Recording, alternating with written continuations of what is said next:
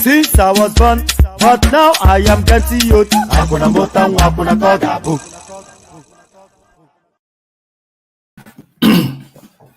And there it is right there. A yendeba. Whatever that means, I have absolutely no clue what that means. But as ever with Igbo music, it just it resonates a certain particular free song. So it's that free song that we enjoy. So a yendeba to you. Hopefully those are nice words. Whatever it means, let me know in the comment section. But certainly a yendeba seems to be where we're going at the moment. So a yendeba to you, as guys, I bring this. So the subjects that we will be discussing today. What are we going to be discussing today? Okay. So let me see. So we're going to be going back to the Naira space. And by the way, the bulk of the conversation will be wrapped around Peter Obi's appearance on Arise TV. So we'll be watching quite a bit of that, and we'll be reacting to it in real time as well. But then, in addition to that, CBN Governor Emefiele privately told me banks should accept old Naira notes. So this is Governor Soludo speaking to that space. But then, it looks as though, and we've always said it here, and it looks as though it is now coming to pass. Because it looks as though Emefiele is going to be the sacrificial lamb for this Naira swap debacle. Because the Buhari space, they're starting to distance from him somewhat. And if that guy does not go to jail, then I'm a banana. President Buhari never told Attorney General and CBN Governor to defy court order. So that is straight from the Twitter handle of Garba Shehu. So now, these are Supreme Court pronouncements that came out near 10 days ago now, that all of the currencies should run concurrently till the end of the year, completely ignored by the federal space.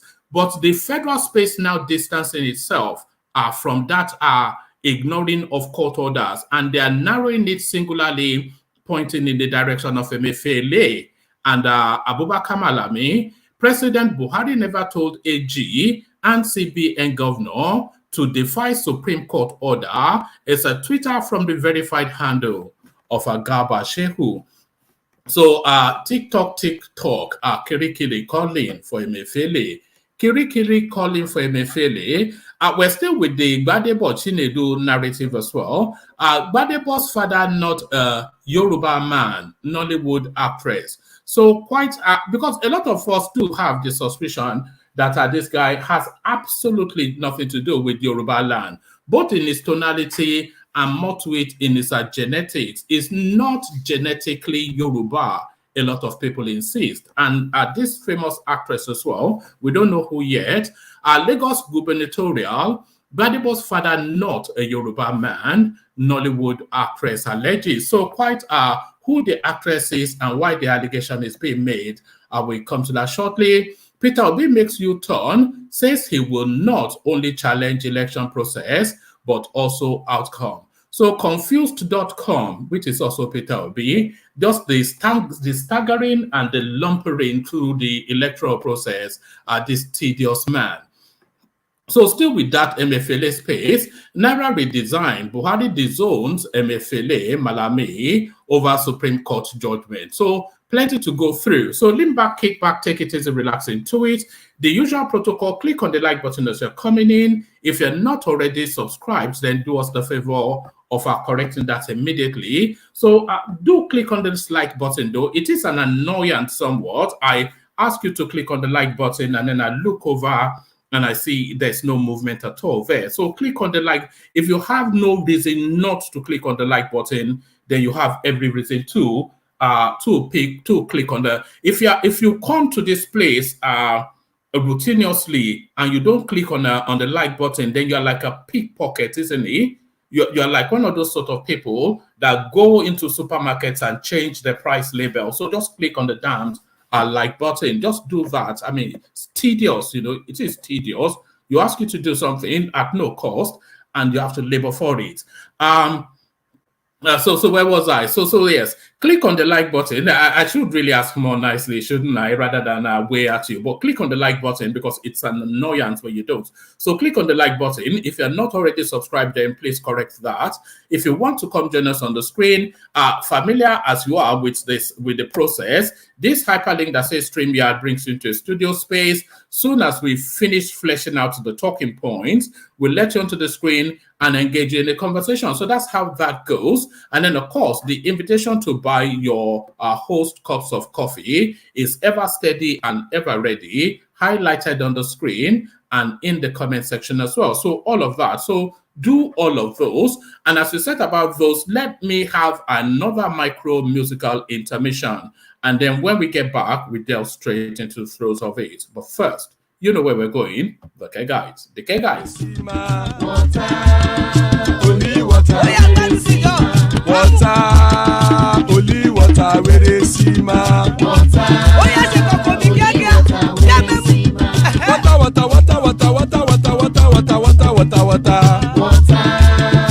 Only water. Where they see ma. Hapa o naido. Hapa o naido. Hapa you don't come o.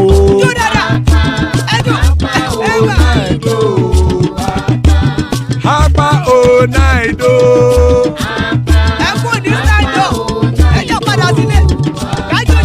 Oro kẹ̀kẹ́ ẹlẹ́mù yé o. Ilé ṣọ́dí kẹ̀kẹ́ ẹlẹ́mù ré o. Bobby Master kẹ̀kẹ́ ẹlẹ́mù ré o. Chifu Wáìlà tí kẹ̀kẹ́ ẹlẹ́mù ré o. Eruku lẹ̀lẹ̀ ẹlẹ́mù dé. Eruku lẹ̀lẹ̀ ẹlẹ́mù dé. jàre o. Eruku lẹ̀lẹ̀ Ghana ti dé ẹgbẹ́ bọ́dì o. Ọmọ ẹlẹ́yẹ ẹyẹ o ó dilé o. Olúyẹ̀lá ẹyẹ o ó dilé o. Petrosonama ẹyẹ o ó dilé o. Petrosodunke ẹyẹ rẹ̀ ó dilé o. Ẹlẹ́kọ̀ ọ̀run mú ìní o.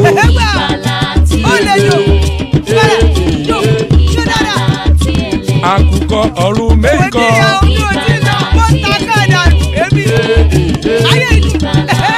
Ikú kò ní ríwà gbéṣe o.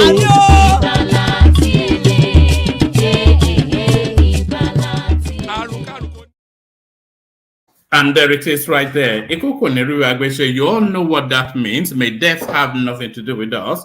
Amen to that on behalf of myself and you, my friends. Of course, the first and foremost prayer. So, so let me just kick it off with some headlines that I had not read out in the opening salvo.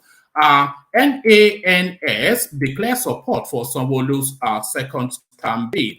So, the National Association of Nigerian Students, NANS, Lagos State, has called on the entire eligible voters amongst the student populace in Lagos State to vote for Mr. Babajide Sanwo-Olu, a man they described as one who is tested and trusted with the best plan for the education in Lagos State. Speaking during a press briefing at the Lagos State University Teaching Hospital, Ikeja, Lagos, Comrade Olushesi Tolulope said that due to Governor Sanwo-Olu's progressive thinking, Lagos now boasts of 3 world-class universities. So I'm not quite sure what the third one is. I know there is Unilag, there is LASU, of course, but where's the third one?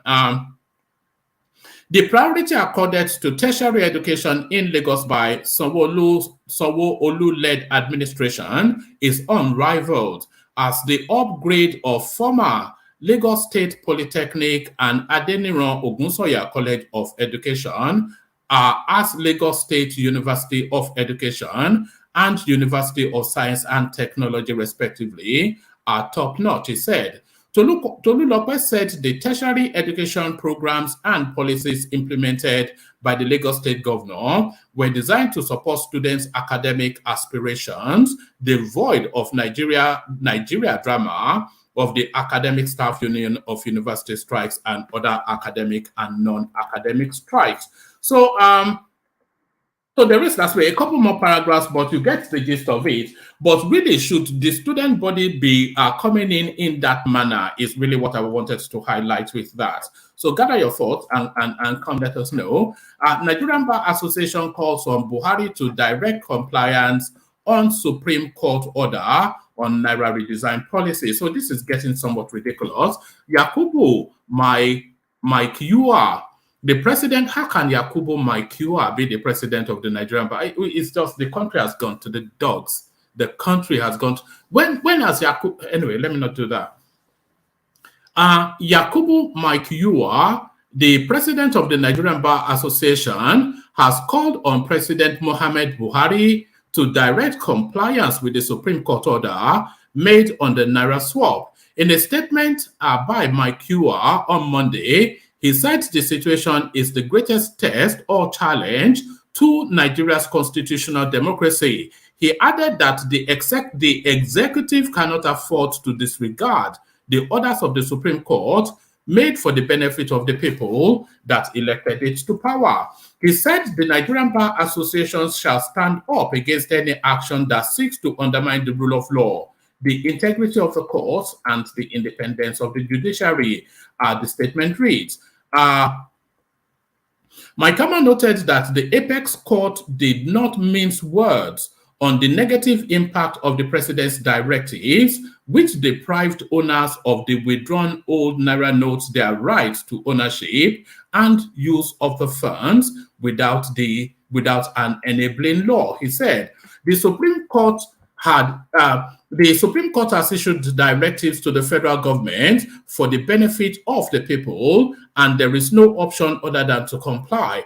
The president is under constitutional obligation to comply and enforce the decision of the Supreme Court. Sections 287 subsection 1 of the Constitution of the Federal Republic of Nigeria 1999 provided that the decisions of the Supreme Court shall be enforced in any part of the Federation by all authorities and persons and by court of subordinate jurisdiction to that of the Supreme Court. We cannot under any guise or pretense accept or tolerate any appearance of autocracy or dictatorship. Our system of democratic governance has come to stay. It must not only be respected by all and sundry, but must also be jealously guarded and protected. This is the greatest test or challenge to our constitutional democracy, and the executive cannot afford to disregard the orders of the Supreme Court made for the benefit of the people that elected it to power. I therefore, on behalf of all Nigerians, call on the president to immediately direct compliance with the terms of the orders made by the Supreme Court in its judgment delivered on the 3rd of March 2023. So the 3rd of March 2023 makes it then exactly 3 days, not 3 days, so 10 days since the Supreme Court made that judgment. But then, of course, total disregard. We've entered one because if this precedent has been set now that you can just abjectly, totally disregard the rulings of the Supreme Court, and if this goes unchallenged and unchecked and more to it unpunished, then our subsequent administrations have no reason to give any accord to the pronouncements of court. I just I've never seen anything, even in a country like Nigeria, you wouldn't have expectation. But here is now the presidential space speaking to that space. President Buhari never told AG, and I'm sharing the screen so that you can see we are taking it directly from Garba Shehu's verified Twitter handle. President Buhari never told AG and CBN governor to defy Supreme Court order. So this is Garba Shehu now, 10 days later, coming out into the space. The presidency wishes to react to some public concerns that President Muhammad Buhari did not react to the Supreme Court judgment on the issue of the 500 and 1,000 naira old currency notes, and state here plainly and clearly that at no time did he instruct the Attorney General and the Central Bank Governor to disobey any court order involving the government and other parties. Since the president was sworn into office in 2015, he has never directed anybody to defy court orders, in the strong belief that we can't practice democracy without the rule of law, and the commitment of his administration to this principle has not changed. Following the ongoing intense debate about the compliance concerning the, I'm not quite sure why they are saying things like intense debate. A court has given an order and you're saying you're having a debate. You simply carry it out. So the debate is only that you have not carried out an instruction of the court. So we're not weighing the merits or lack thereof. We're simply saying that you have not carried out an order of the court. So I'm not quite sure what it means by intense debate. Following the ongoing intense debate about the compliance concerning the legality of the old currency notes, the presidency therefore wishes to state clearly that President Buhari has not done anything knowingly and deliberately to interfere with or obstruct the administration of justice. So you have to understand those words. And by the way, I'm going to post the link. Let me actually post the link in the comment section now. This is directly from Garba Shehu's Twitter handle, his verified Twitter handle. So this is not there's no element of them say to this. This is directly from Garba Shehu's verified Twitter handle. So you can read along if you want to read along. So this is from Garba Shehu's verified Twitter handle. So where was I? Yes, it says the president. Okay, let me take it from here. It says following the ongoing intense debate about the compliance concerning the legality of the old currency notes, the presidency therefore wishes to state clearly that President Buhari has, and you need to pay attention now to this bit now. The presidency wishes to state clearly that President Buhari has not done anything knowingly and deliberately to interfere with or obstruct the administration of justice. So that tells you then that he has not given any directive for them not to comply. He has not deliberately or he has not knowingly or deliberately done anything to interfere with or obstruct the administration of justice. So that is to tell you then that he's absolving himself of that space. So that's why a lot of people are just insistent that he's going to run, of course, Emefiele, but he'll still end up in jail anyway. The presidency is not a micromanager and will therefore I want you to listen to this part as well, because there's an embedded lie in this, which actions have proven to be a lie. The president is not a micromanager and will not, therefore, stop the Attorney General and the Central Bank of Nigeria governor from performing the details of their duty in accordance with the law. So that is telling you then that he has not directed them not to abide by the Supreme Court judgment. So that's what he's saying. He's saying they are acting on their own. So that's what he said. But the bit that I was saying that is an embedded lie is telling us that the president is not a micromanager, but patently he is a micromanager when he made a national broadcast about the currency situation, which of course is the purview of the central bank governor. So that's micromanaging right there. But it says the president is not a micromanager and will not, therefore, stop the Attorney General and the central bank governor from performing the details of their duty in accordance with the law. So it's not stopping them from, so in accordance with the law. So the law now has taken a stance, and he has now told us now that he is not preventing them in any way from not complying with the law. So now that situation now that we have is entirely now down to Emefiele. So you can see now they have thrown him under the bus, so and this guy will end up in jail, almost certain. And as soon as Buhari gets out of position, the law will come after him. In any case, it is debatable at this time if there is proof of willful denial by the two of them on the orders of the apex court. So I'm not quite sure.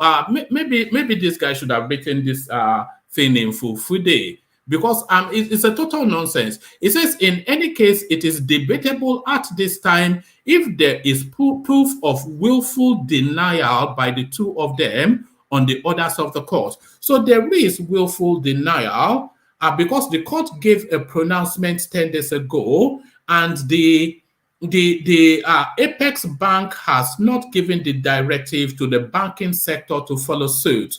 So the banking sector, of course, cannot act outside of the instruction of the Apex Bank. And the last instruction from the Apex Bank to the banking sector is for them now not to consider the 500 and 1,000 naira notes as legal tender. So if the Apex Bank does not send that signal and the banking sector continues to transact in the old currency off the back of the Supreme Court judgment, then they carry the burden of, if the Apex Bank refuses then to abide by the ruling of the Supreme Court, they carry the burden of the expense and the loss of those transactions. So the Apex Bank has to react for the financial space to get the signal. So there it is. It says, in any case, it is debatable at this time if there is proof of willful denial. So there is proof of a willful denial by non-compliance. So non-compliance is willful denial. So it says, in any case, it is debatable at this time if there is proof of willful denial by the two of them on the orders of the Apex Court. The directive of the president following the meeting of the Council of States is that the bank must make available for circulation all the money that is needed, and nothing has happened to change the position. So that is being clever with language, of course, because it said the bank must make available. But then when it said to make available, that was, of course, in the new colored currency. But then, of course, a pronouncement by the Supreme Court has now come into play since those instructions were made. So there's a new dynamism to that narrative that the space, especially the financial regulators, have to respond to. It is an established fact that the president is an absolute I don't know, man. I think this guy, I think they think they are punking us. They must be trolling us. It is an established fact that the president is an absolute respecter of judicial process and the authority of the court. Maybe we should seek their opinion of the Nnamdi Kanu family on that. Just how much these people respect law and order. He has done nothing in the last 8 or so years to act in any way to obstruct the administration of justice. They told him to release Sambo Dasuki, he did not release him. They told him to release El Zakzaki, he did not release him. They told him to release Nnamdi Kanu, he did not release him. They told him that the Naira must flow, he said no. So yeah, I mean, I don't know, man, what sort of special diet this guy is on. He has done nothing in the last 8 or so years to act in any way to obstruct the administration of justice, cause lack of confidence in the administration. Of course, there is lack of confidence in the administration of justice now because the Supreme Court made a pronouncement and the Aboki from Daura made a national broadcast that superseded that pronouncement. So the Supreme Court is meant to be the final arbiter within the Nigerian space, because hitherto they said after the Supreme Court pronounces, it's only an act of God that can change. But now with Buhari, even with the Supreme Court pronouncement, Malam from Duari, he knows better than the Supreme Court. This is a semi-literate guy from the Sahels. He has done nothing in the last 8 or so years to act in any way to obstruct the administration of justice, cause lack of confidence in the administration of justice, or otherwise interfere or corrupt the courts, and there is no reason whatsoever that he should do so now. When he's there is no reason whatsoever that he should do so now when he's getting ready to leave office. The negative campaign and personalized attack against the president by the opposition and all manners of commentators is unfair and unjust, as no court order at any level has been issued or directed at him. So you have to understand the language though, because what it's telling us is that the Supreme Court judgment is essentially abiding and binding to the CBN space, and it's not directed at him, Malam Buhari, purported president of the country, because he is not, of course, the person that superintends. You know, to all intents and purposes, and by the status of legality, the CBN is meant to be an autonomous space. So that is what is saying to you there now. So you have to, this is, if you have ever heard the phrase throw under the bus, this is literally somebody being thrown under the bus right here.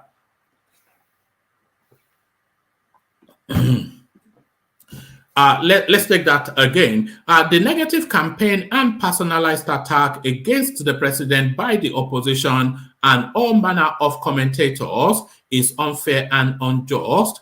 And listen to this. So this is where they throw a McFeely to the wolves. As no court order at any level has been issued or directed at him. It carries on. As for the cashless system the CBN is determined to put in place, it is a known fact that many of the country's citizens who bear the brunt of the sufferings, surprisingly support the policy, as they believe that the action will cut corruption, fight terrorism, build an environment of honesty, and reinforce the incorruptible leadership of the president. It is therefore wide of the mark to blame the president for the current controversy over the cash scarcity, despite the Supreme Court judgment. The CBN has no reason.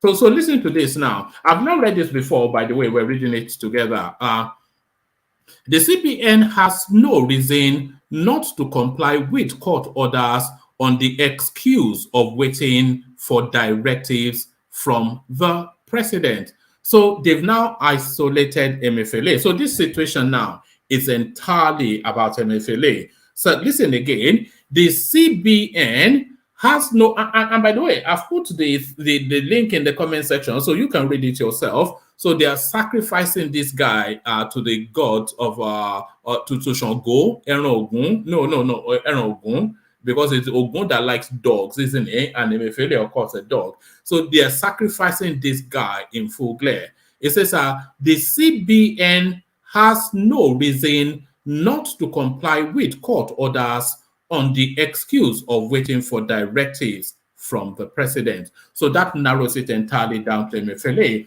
President Buhari has also rejected the impression that he lacks compassion, saying that no government in our recent history has introduced policies to help economically marginalized and vulnerable groups like the present administration. So that's where that rounds off. But there it is right there.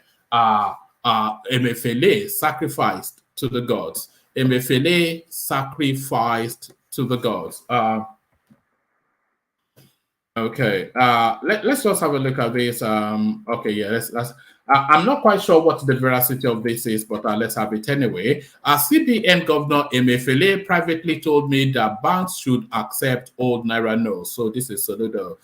Governor Chukwuma Soludo has directed residents in Anambra to use the old 200, 500, and 1,000 Naira bills for their transactions alongside the recolored Naira banknotes. Mr. Soludo, in a statement, said Godwin Emefiele, the CBN governor, personally confirmed the development to him in a telephone conversation Sunday night after the Bankers Committee meeting. The governor of the CBN gave the directive at a Bankers Committee meeting held on Sunday, Mr. Soludo said. The CBN governor, Dr. Godwin Emefiele, personally confirmed this development to me during a telephone conversation on Sunday. So I don't think personal conversations with Soludo is what a national broadcast is what we really need, or publicize the directive to the banking sector and to the Nigerian populace. The Anambra governor's directive was sequel to CBN ordering commercial banks to dispense and receive old banknotes as deposits from customers. According to him, tellers at commercial banks are to generate the codes for deposits, and there is no limit to the number of times an individual or company can make deposits. Residents of Anambra are therefore advised to freely accept and transact their businesses with the old currency notes, including 200, 500, and 1,000 Naira notes, as well as the new notes, he said. Mr. Soludo said Anambra residents should report any bank that refuses to accept deposit of the old notes. Anambra state government will not only report such a bank to the CBN, but will also immediately shut down the defaulting branch. And by the way, there's also a pronouncement from Lagos State as well. There's also a pronouncement from Lagos State as well along those lines to suggest that any bank that does not accept the old notes, someone who said he will shut them down. So let's go on to the next. Lagos gubernatorial. Gbadebo's father, not a Yoruba man, Nollywood actress alleges. So, Nollywood actress Bimbo Akisanya has claimed that Labour Party LP candidate Gbadebo Rhodes Vivo has no Yoruba heritage. The actress stated this whilst reacting to the LP candidate's academic results. Correspondents report that earlier Gbadebo had shared a picture of his MIT certificate, and the name on it were Patrick Rhodes Vivor.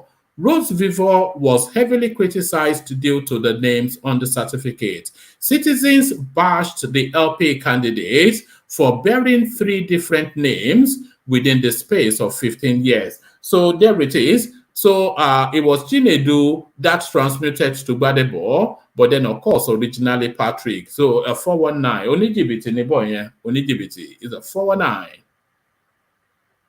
Citizens bashed the LP candidate for bearing 3 different names within the space of 15 years. Reacting, Akisanya insisted that Gbadebo's father is not Yoruba.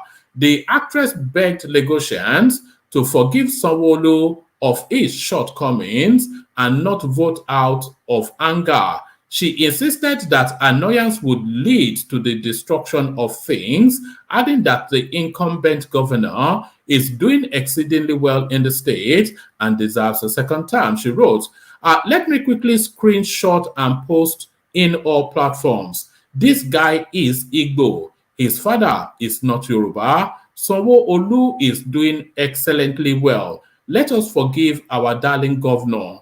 Let us look at his good sides and please vote for him.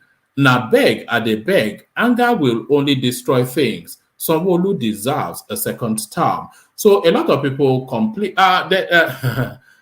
Anyway, I too am of the view anyway that this element is not a Yoruba man. I think we all know that. There's no name in Yoruba land called Rhodes Vivor. It's just and certainly not Chinedu. All right. Naira redesign. Buhari disowned Emefiele Malami over Supreme Court judgment. I think this might well be based on what we already read from Garba Shewu's Twitter handle. So Garba Shewu's Twitter handle. So let's go to it then, and then bring in the panel. The panel. I want to play this clip of because this seems to be the one thing that has been ricocheting around the political space. So I want to play this, but let me bring in the panelists as we have a listen to Peter Obi. But let me bring in the panelists. So we've got Collins, of course, Posh Collins. We've got Ola in Canada. Efe joins us. Maybe we'll hear from Efe today. Joins us all the time, but we never hear from him. The mighty Aden Lekoko, of course, always a delight. Fatai makes his appearance. Lexi joins us, and Igilo joins us as well. So good to have you all, gentlemen. So let's have a little bit of a feel of the Peter Obi interaction with the Arise TV space, and then we'll kick off the conversation from there. So I'm trying to mute you. Let me just. All right. So let's just have a quick feel. Oh no, I don't want to do that. Let me do this. All right, and then let me bring this back. And I wanted to do this so that I can do this. So let's have I'm sure you've all heard it anyway, but let's have a bit of a listen together to Anambra Born and a squeaky voice. So Anambra Born and a squeaky voice. It is not wrong. Okay. Real quickly, I'd like to ask you this. Has Presidential candidate Tinubu, has he called you? Because he says has he reached out to you? Have you spoken?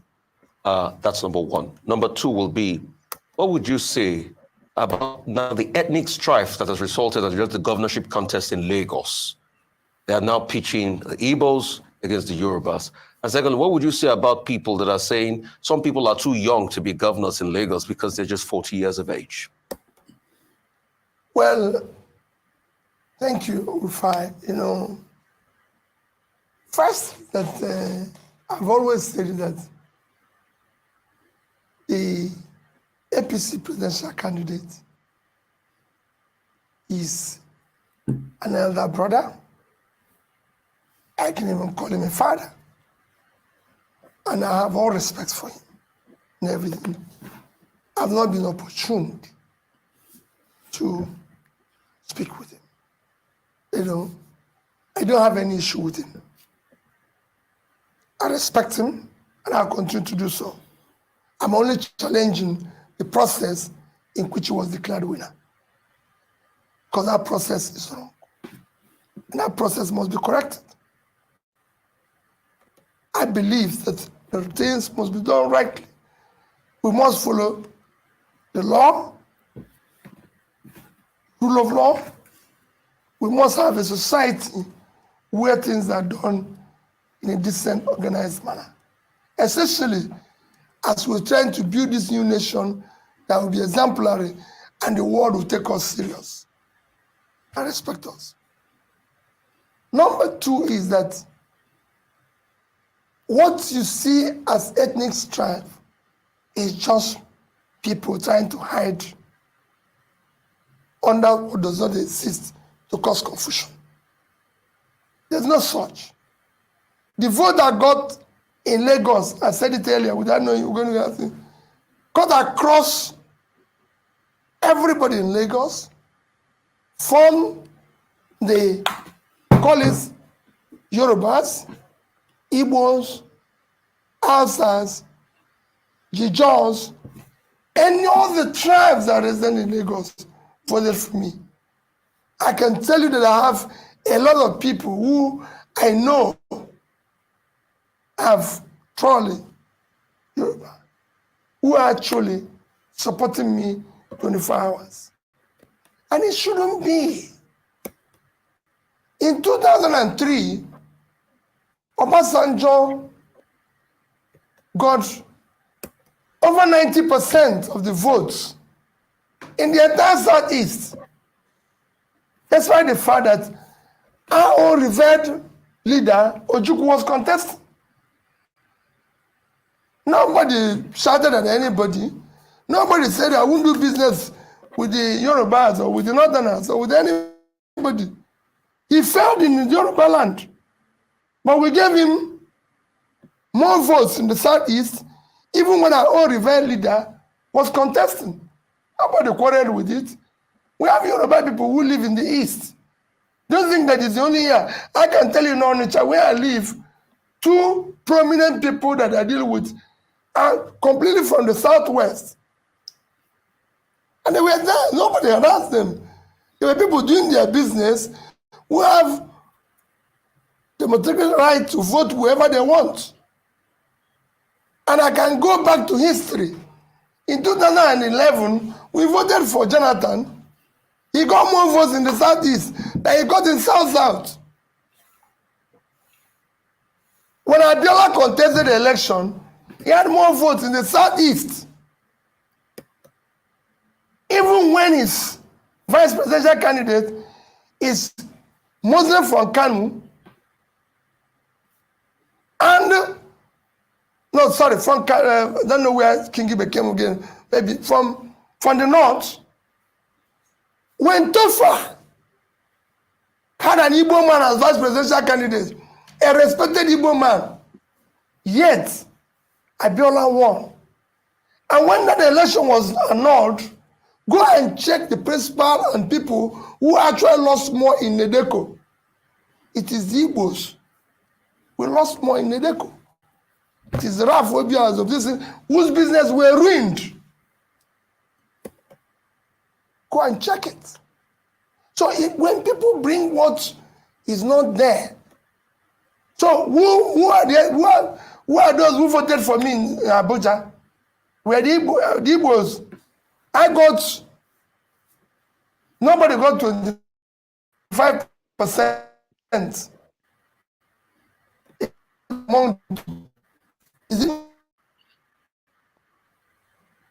Is it the ones in Nasarawa? Is it the Igbos in occupying Nasarawa? The governor of Nasarawa said I won't get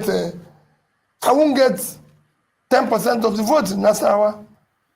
The governor of Kaduna said I won't get 2,000 in Nasarawa. In Kaduna, I got 300,000. So let us not, at 300,000 Igbos in Kaduna. So where does this start? It's just people. I'm appealing to people for the interest of Nigeria. Today, we have a Pakistani as mayor of London, an Indian as prime minister. And they are doing far better than we're doing. In this place that is not even working, we're still trying to divide ourselves based on, and that's what we're trying to remove. It is this rascality, it is this structure we're trying to remove that brings this hatred, which we must remove in this system. So that the system can work. When people can no longer compete based on character, competence,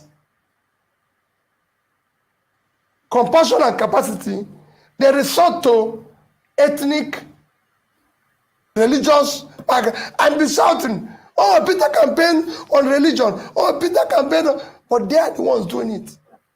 I've never in any way told anybody in any church, in any gathering, vote for me based on this. I've said it, do not vote for Peter Obi based from the Southeast. People voted for me on issue of somebody being young and modern. It's laughable.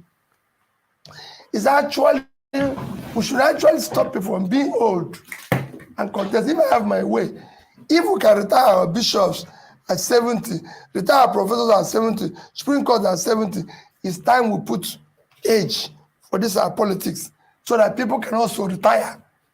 Because there's a reason why we say at 70, 75, people should go and rest. So let us, is these people that are saying it that are bringing confusion? Age of 40 is age where people are becoming or became president in America, the world's biggest economy, 25 trillion. And you're just 400 billion. And you're talking about age. That is the right age, the right background, the right education. We've been talking about the presidential election. But your party, despite the criticism that you had no structure, you had no representation in the National Assembly, ended up getting into the National Assembly. 6 seats in the Senate, 34 in the House of Representatives. I would like you to comment on that. And then second, this issue of INEC not allowing you access to inspect election materials. Now, Yusuf Tanko, the spokesperson. All right. So that session with Peter Obi is an hour long, and I'm not sure that you especially want to see an hour long of it, because I suspect that most of you would have seen it anyway. But we will want to wrap some of the conversations around that. But let us kick off the conversation. Let's kick it off with Collins anyway. So Collins, so Peter Obi's appearance on Arise TV, did you see it, and what were the highlights? What came through for me was when he said that he was not necessarily challenging the outcome of the elections, but he was challenging the process. So the backlash then, he has then added an addendum. But confused.com, this guy, what's going on with him, Collins? Good evening, one man. Good evening to everyone listening and everyone present. Nice to be with you all. Yes, I listened to it, all of it,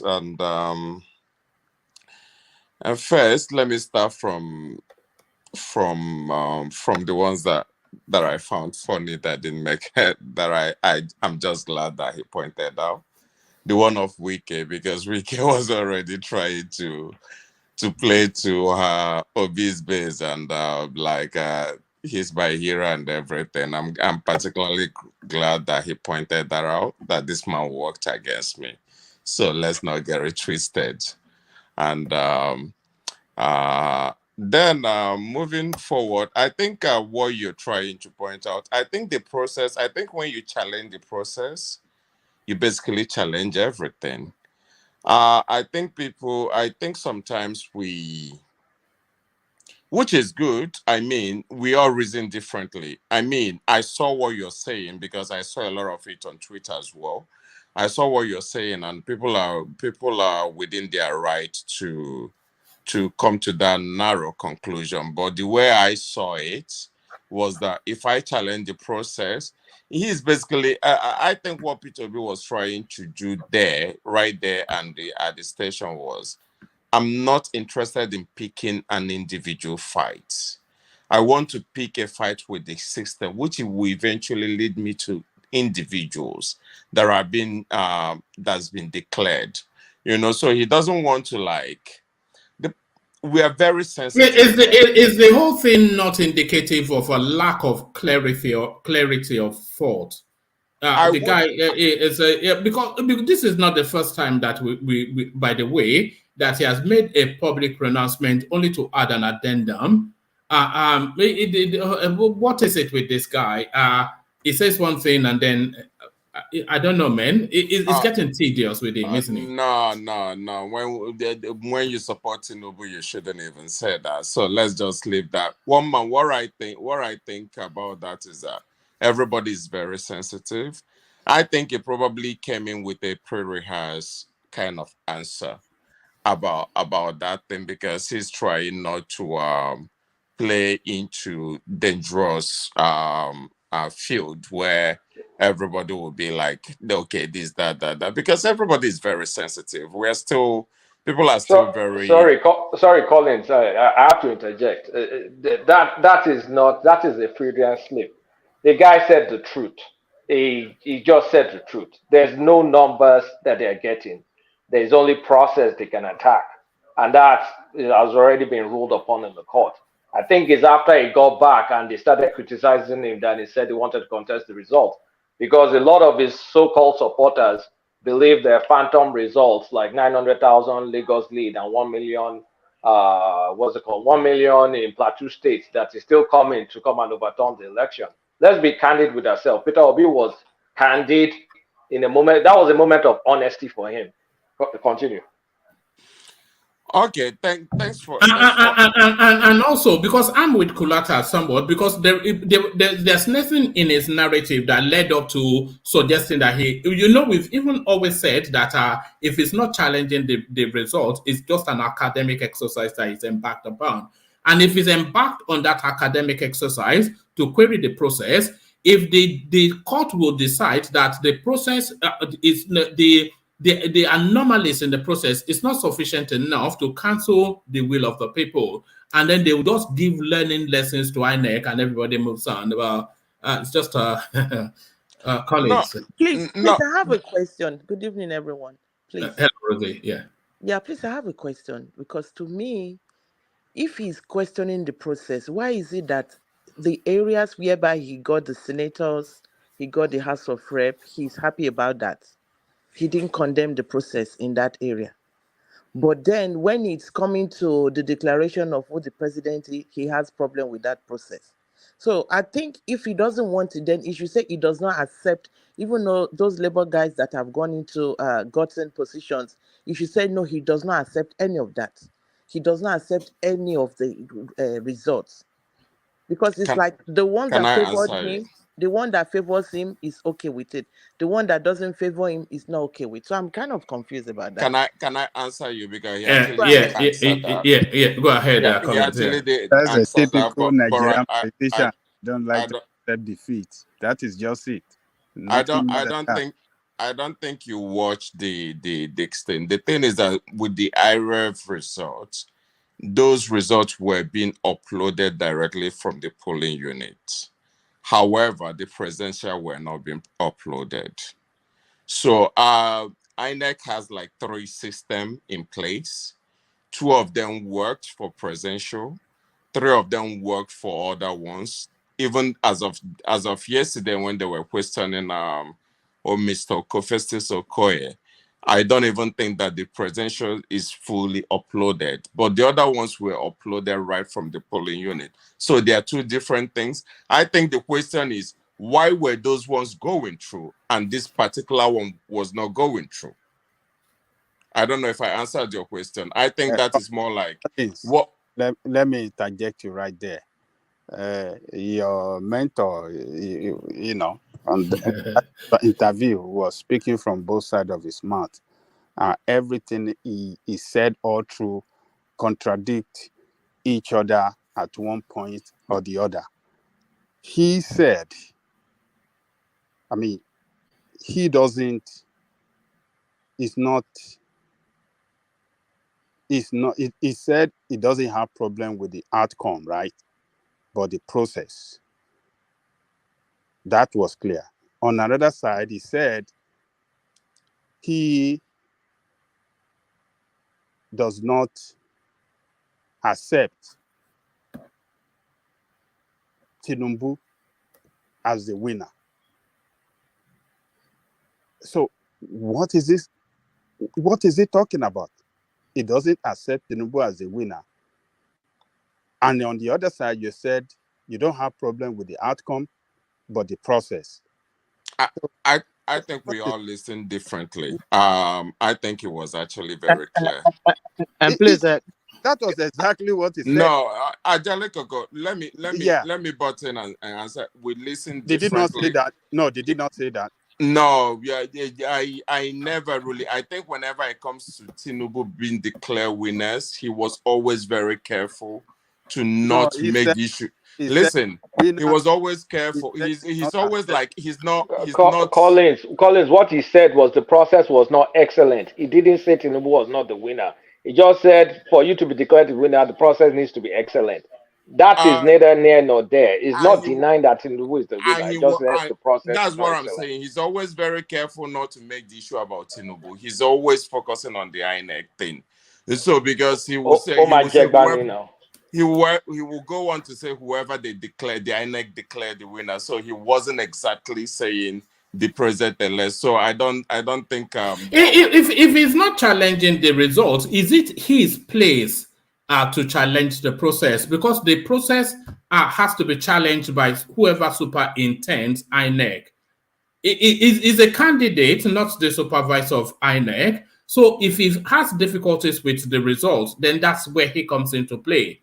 But the process is the process. If he doesn't object to the results, then he has no. It's not the supervisor of INEC. Okay, now let's go with his clarification that he added on the Twitter. He's challenging it. I don't know. Yeah, is that not an afterthought? Which is not a clarity, and it's always yin and yang. No, it's not an afterthought. It's probably a case of I don't want to make this issue about this individual. But since everybody is now like maybe in the process, I kind of made him the winner or something like that. Let me clarify. This is where I stand. I think people are allowed to make clarification. So let's assume that everything that he said on the interview was not clear. He has clarified it. He's challenging both the result and every other thing that goes with it. So I think that much is clear now. Collins, let me say this. I can remember what he said vividly. He said that he didn't actually mention Tinubu's name, but he said he said he did not accept the winner. He said the person declared as the winner did not actually win. That is what he said. So what does that imply? Who won the election? That implies that nobody wins because the process is faulty. No, he said the person that is declared the winner, he is not accepting him as the winner.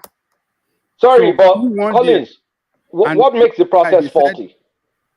And he said that on the other side, he said, the outcome, I don't have problem with the outcome, but the process.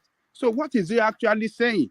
No one is clear yet what B is disputing, If he's saying that it's the transmission, he has already been to court on that, and even pre the election, he's already had a judgment to be clear to him that INEC is not obliged to transmit electronically. So he has a judgment already, which is publicly documented. So what is it? If he's challenging the results, then he should come out and do that. Then we know where we are. What's this scared for? What is this? I mean, what's the problem? What's he scared for? Why can't he just come out? I think he's scared of his base. Ajale Koko, this is what it is. He knows he has lost, but he doesn't know how to tell them. I don't think anybody knows anything. They're already in court. They're going to court. So, Kolata, let me answer your question. The process is faulty. There were a lot of things that went wrong on that day. Either you refuse not to see it, that's okay. So, Collins, a lot of things means nothing. Is the entire whether went wrong? Does it deserve canceling the entire election? And if that it does, that is now for court to determine. I'm not the court. I'm not the judge. These guys will look at facts. They will look at. That is why it's actually good for them to go to the court. This guy will look at facts and look at everything. They will not just be like, okay, Obi said we should cancel. Okay, so in your own opinion, what was wrong then? Let me not. I mean, you be the judge. You cannot make me the judge. If you make me the judge, I wouldn't have pronounced anyone the winner on that day. So you know, Brother, Collins. Yes, sorry, Fatai. I'm actually looking forward to this law case because this thing is still shrouded in ambiguity. So I want to see the itemized list of what he's challenging. Because he's always talking in all this vague and ambiguous language. But we want to know what's your problem? Fatai, you wanted to come in, not you, Peter Obi, not you. You are excellent, Collins, but Peter Obi, yeah, what's his problem? Fatai. Yeah, I wanted to say first of all that I enjoyed the brother Collins, your first jibe at one man. Yes, I let that slide. I pretended like I didn't hear. Collins, you know all these posh people, you know. I was laughing. Well, I think Peter Obi forgot the word first. I think he wants to. I would rather put it like he wants to investigate the process first. Before he will be able to mount a robust debate, a robust challenge to in the petition or whatever. I think probably was overwhelmed or whatever. A lot of things to say, and it probably. I mean, it could be forgiven for if he made a clarification. Everybody makes a mistake, but I think the point he was going is consistent with what they are saying. They want to see INEC's everything, and then they will prepare their petition.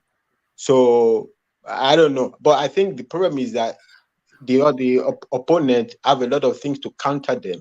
I think that's really the issue. I don't think they will win, but I think he probably made a mistake saying I want to challenge the process, not the win, because in the same interview he's saying no, I don't accept the winner. I know he doesn't win. You know, blah, blah, blah, like this. And then in the other hand, it is confusing, but I think he made a mistake, right? And indeed, Collins is right. If I am a Tinubu supporter, I will forgive anybody if they have a slip, if they make a mistake speaking. But the other issue about where I think this madam, I don't remember, asked a question and he was addressing it. I think when it's my time, I would like. I would like to address that when I have my own time for a long time about why INEC, why the Senate. I mean, at least an alternative explanation why you would have first the Senate, right, and you didn't have the presidential candidate on the IREV. Give us a brief feel of it now, so that you don't hold us in anticipation. Give us a Collins. Let's allow our moment. Okay. Go on, Fatai. Yeah. You see, this is I think this is the problem that that is consumed everybody, right? I think probably people are trying not to understand that organization have a pattern, and technology also have a pattern. That is a minor explanation. It seems minor, but it's not really minor. What we are dealing with is a three-level. In this technology, it's a three-level situation. We have the beavers, we have the backend server, and we have the IREV. Nobody, even if Mahmoud promised you that polling unit to IREF is going to, you're going to see it immediately. It doesn't work. It can never work. Google cannot promise you that. So from the polling, actually what he did promise, if everybody listen very well, is that they are going to upload polling level result, not from polling unit to IREF. There was never that promise. So you transmit to the backend server. At the backend server, they will process all of these things. All this processing takes a lot of levels. Like, let's say, for instance, so you transmit, let's say, one local government, just as an example. So you have a local government, right, with 10 polling units. So 5 polling unit results have uploaded, and maybe there is internet or whatever connection issues with another 5. It's not this thing that is not scattered all over IREF. So I'm waiting for 5, collect these 5 in the system, the way it's going to be programmed before all of that. So you have for the presidential, you have all of these 176,000 whatever processing at the same time. For the Senate, it's quite easy. It's like what happened in Osun. It's one state. It all gets collected to the state level quite easily. But when you have 100 and something thousand interacting with the computer, at least majority of that, it's possible to have a crash. So the processing before it's sent to the IREF, it could take a time. Now we are talking about how long will this take. Mahmoud was saying, if you listen very well, it's more like a hope that they will be able to finish all this processing on the election day, not like real time. You will be seeing it 1 second after in the next second. I mean, I don't think INEC has the latest mainframe. The INEC server is like the latest IBM mainframe, whatever they are using for the area. They don't have the capacity. They will never have the capacity in any near time to, like, in 2 seconds. When you upload it in 2 seconds, the server transmits it to and it's not even about the transmission. It's also about they have to process it.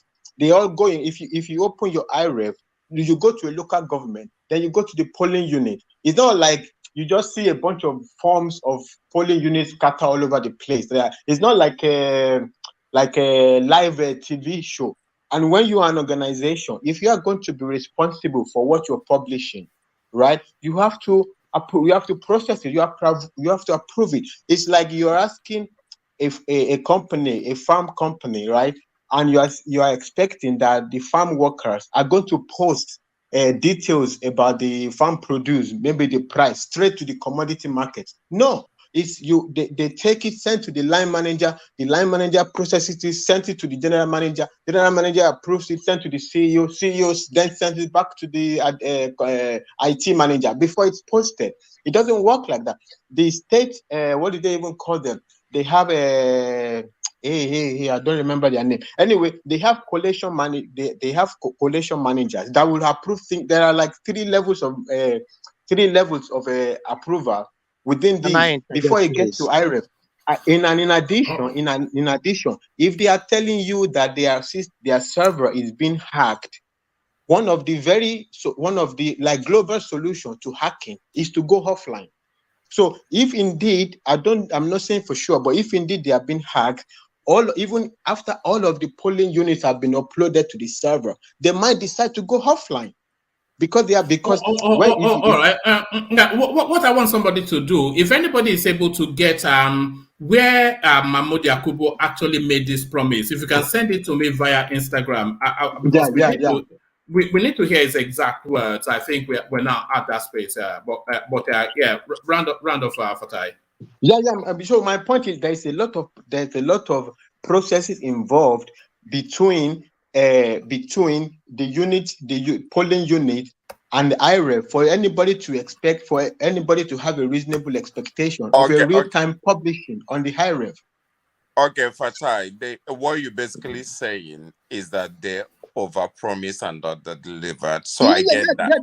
That is acceptable. I get that. However, some of those people were saying that those guys at the polling unit said that they didn't even have the code, or they were told not to upload. So these are the systems that needs to be tested. Are those guys lying? It's not possible not to have the code. Because how do you even open the beavers in the first place? I mean, they are saying they don't have a code to upload it to the server. But how did you have a code to open it? This is the things that need to be tested in court. Are those guys lying? All those are we just those things that I'm seeing? Are they just internet talk, or are there any a lot of facts that? to do? Are there any fact to those things? Because if there are, they have to be explained. Because there's a lot of them that says that those people will tell. Yeah, but is it even substantial enough, all of this, to hold the election to hostage? Because the election is already done, though. The election is done, and the winner has already been. But Peter Obi is still trying to hold the space to hostage. No, he's not. One man, be fair to this man. If anything, he hasn't even gone on street, because if he tells his guys to go on street, they will he hasn't even done anything. He just allowed the thing to continue normal. Let's go to court and see how they interpret everything. There's no hostage that has been held. But it's still as punchy as it was during the electoral phase. Hopping from one sofa to the other as television studios are still constituting not letting the victor have the fullness of the fat of his win. It's just it's unsightly. This is just unbecoming. You wouldn't really want your boss to be enjoying after rigging an election. Who is my boss? Why do you keep? Why are you trying to call me bad, man? I call it. The only boss I have is. After I saw you on Dr. Damages, trying to tell the undecided voter, go and listen to this. Any kind of whatever that I had about where you stood became very clear. Because what did I do on Dr. Damages? Is it because I launched that blazer wearing pretentious fob? No, when you were trying to this, that, I mean, the man was a doctor, for crying out. He can decipher, he can think. But you were trying to, go listen to this interview. That was after we have all this, that Tinubu did very well, and that was his only interview. You know what I will tell you? Go listen to this interview, and that will help you.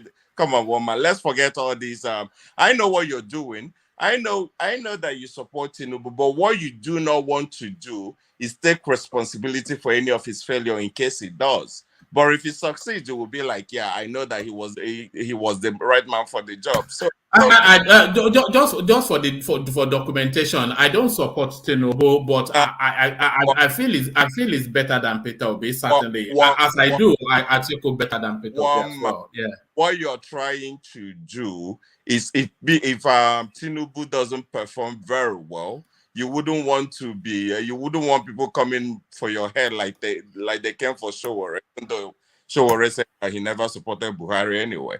So that's why, and it's okay. So because these guys, they are all crook. Like we have nobody of importance should stick out their head for any of these people, because it could come back to haunt you. So it's okay, but you wouldn't. All right. All right, going back to the Peter Obi's interaction with Arise TV, was there anything that especially came through? Because I thought that he was I thought that was the beginning of his reversal into acceptance, because he has fleshed the language out there that is not challenging the results, so I think we are now entering that whatever level stage of grief. We're headed towards acceptance. But did you? No, I just think there's a lot of ethnic tension that Peter Obi too have to be very, very careful what he says, because everything that we are seeing, everything is heightened. And I think in terms of that, he also did very well in trying to explain some of when Ojukwu contested, because when I forgot who it was trying to, when I had that outburst. And I have to apologize for that, because that was on your platform. I had no right to behave like that on your platform. So I'm sorry for that. So, but when that man was trying to analyze the results in the Southeast and everything, Southeast have always voted a certain way. So this is not just the first time. They've always done it in every election. Whoever they support that person 80%. And he pointed it out that when Ojukwu Ojukwu in Igbo land contested against Obasanjo, that this was what happened. And when he pointed out that of Abiola, I see people pulling the results out and trying to counter him. And I went to the result and I was still seeing 48% and everything. Collins, the Southeast elections was rigged heavily. Colot, I won't go there with you. I will go there with you because I have a lot of video proof. You always have video proof about Peter Obi. That's one thing I like about you. You always have a lot of video. Can I please interject one man, please? Yeah, go on, interject. I don't think. Yeah, come in, Igilo. Yeah, greetings to everybody. Yeah, Mr. Kulata and Jalekoko, you people always have a very reserved anger towards Obi. You don't always want Obi's the goodness or the good part of him to show or to be brightened. I don't know why. Obi said, you see, when Obi said he is not challenging the result, that is the most civilized, educated statement ever a politician will ever make in Nigerian politics. You see, he is not as foolish as Tinubu, as Shetima, who will call him a trader, a market boy, that Apop, that Igbo boy, that IPOP boy, that market boy. Tinubu will come on air with his callous and a forgotten mind and be doing as if he's so pompous. He will say, that boy, I will send him to Anambra. You see, Obi is a person who has changed the politics of Nigeria. Agree or deny it, we don't care about that. I am fully, in short, I love that man. Each time I listen to him, his interview today, I listened it from the beginning to the ending. He said he is not challenging the result. That is a very fantastic word. Because he is not contesting election. I mean, he is not on a physical contest with Tinubu. It's just like saying a referee is. If he's not contesting the results, then by extension that means he's conceding the results. He is not conceding one man. He is saying, because if he is already in a court, so he's trying to be very, very careful, because in a court he is trying to do is that, okay, if he is now trying to fight as in try to contest on the result, they will ask him, which evidence do you have? He has no evidence. So that is why he's first of all going to the INEC. Let me check the INEC, the IRF, the ballot, the beavers, and if he has that result, that proof, first, then he can now go to now challenge the result. As of now, you cannot just jump the poll and go and challenge the result without challenging the process. Let me ask you this. Are you saying that Labour Party doesn't have copy of the result across the federation? They don't have the copy at hand? Labour Party are the only party that has all the results from all polling units in Nigeria. Is the only party that has the only they one. Are not foolish. They are not foolish to come and publish it. It is a backup. Look, what they have on ground, what they have in stock is the last result where they will bring, and when they bring it out, everybody will marvel. Believe me or you, just leave it. They have everything. They have all the polling units, all the local government where there are no elections. They have all the videos. Obedient movement are everywhere. We have it, all the videos, they have it. So Obi do you know that they did not have agents in quite a few polling units? Yes, they have already said that. Obi said it. So how can they have? So then, how can they have results where they don't have? They do not have agents, but they have representatives. They have people who are volunteers. Who does that? They have it. Obi will not come out and tell you, look at what we have. They have it in bulk, and they are keeping it for the last resort, and they will use it. Thank you. Well, all right, back to you, Collins. It's still pretty much as we were during the election. So some people in some highly fantasized there's no fantasy here. You guys are making it look like the election is still going on. The man is already in court. You guys are trying to interpret everything that he's saying to get something. That's for the court to interpret. I mean, all he had was interviewed. There were some very important issues. Let's leave what is challenging or what he's not challenging. The court will decide that. But there were some very important issues that he had touched on. because there's a lot of tribal or everything going on. So he talks about, Southeast have always voted in a particular way. And he say, with the caliber of people that when Abiola contested, I didn't know that the man that was with Tofa was an Igbo man. An Igbo man was the vice president, and Abiola was still getting 48%, 41%, 44% in Igbo. Because when people say things at times like, wait, he lied though. Abiola lost the Southeast. Abiola lost the Southeast. That was a no, lie. but I'm telling you from the result, the Obi percentage lied that I'm seeing there. today. He lied. He lied. Forget what Obi said. Hold on, Obi we said don't that have he to won. forget. Listen, He lied. Obi It's said only that he Anambra that Abiola I'm not won. telling you. The Listen, guy lied. I'm lied. not And telling the you liar that he is won. not good to lead Listen, the why country. why do we just like to argue? I'm still Not saying something. argument. We are stating. I did not say that he won. Obi said that he won. But I'm telling you but that that's people a now lie. started That's pulling what out. they are saying. Listen. Ajari Koko, you know this thing, you were there. People now started pulling out results of that time. So I started looking into it. I saw that in my state, Enugu State, that Abiola got 44%. Obviously, he Abiola didn't lost. win. Oh, he lost your state. And He lost in. lost, but he got It is only in 44%. Anambra that he won. Listen. So, in overall, Igbo did not vote for him. He voted against him in overall. Or Ajale Koko, someone that got 44% did not He lost. win. You had 2 states. Hold on. You had 3 states then. Abiola lost 2 states. He only won in Anambra. So how do you want? Why did he interpret that to mean that Abiola won in Igbo land? Listen. I'm not saying that what Obi said was right. Okay. I'm not arguing. I'm not here defend. I'm saying that when I now saw results, I was not there. Okay, I was born. Let me not make it sound like I was not born when that election was held.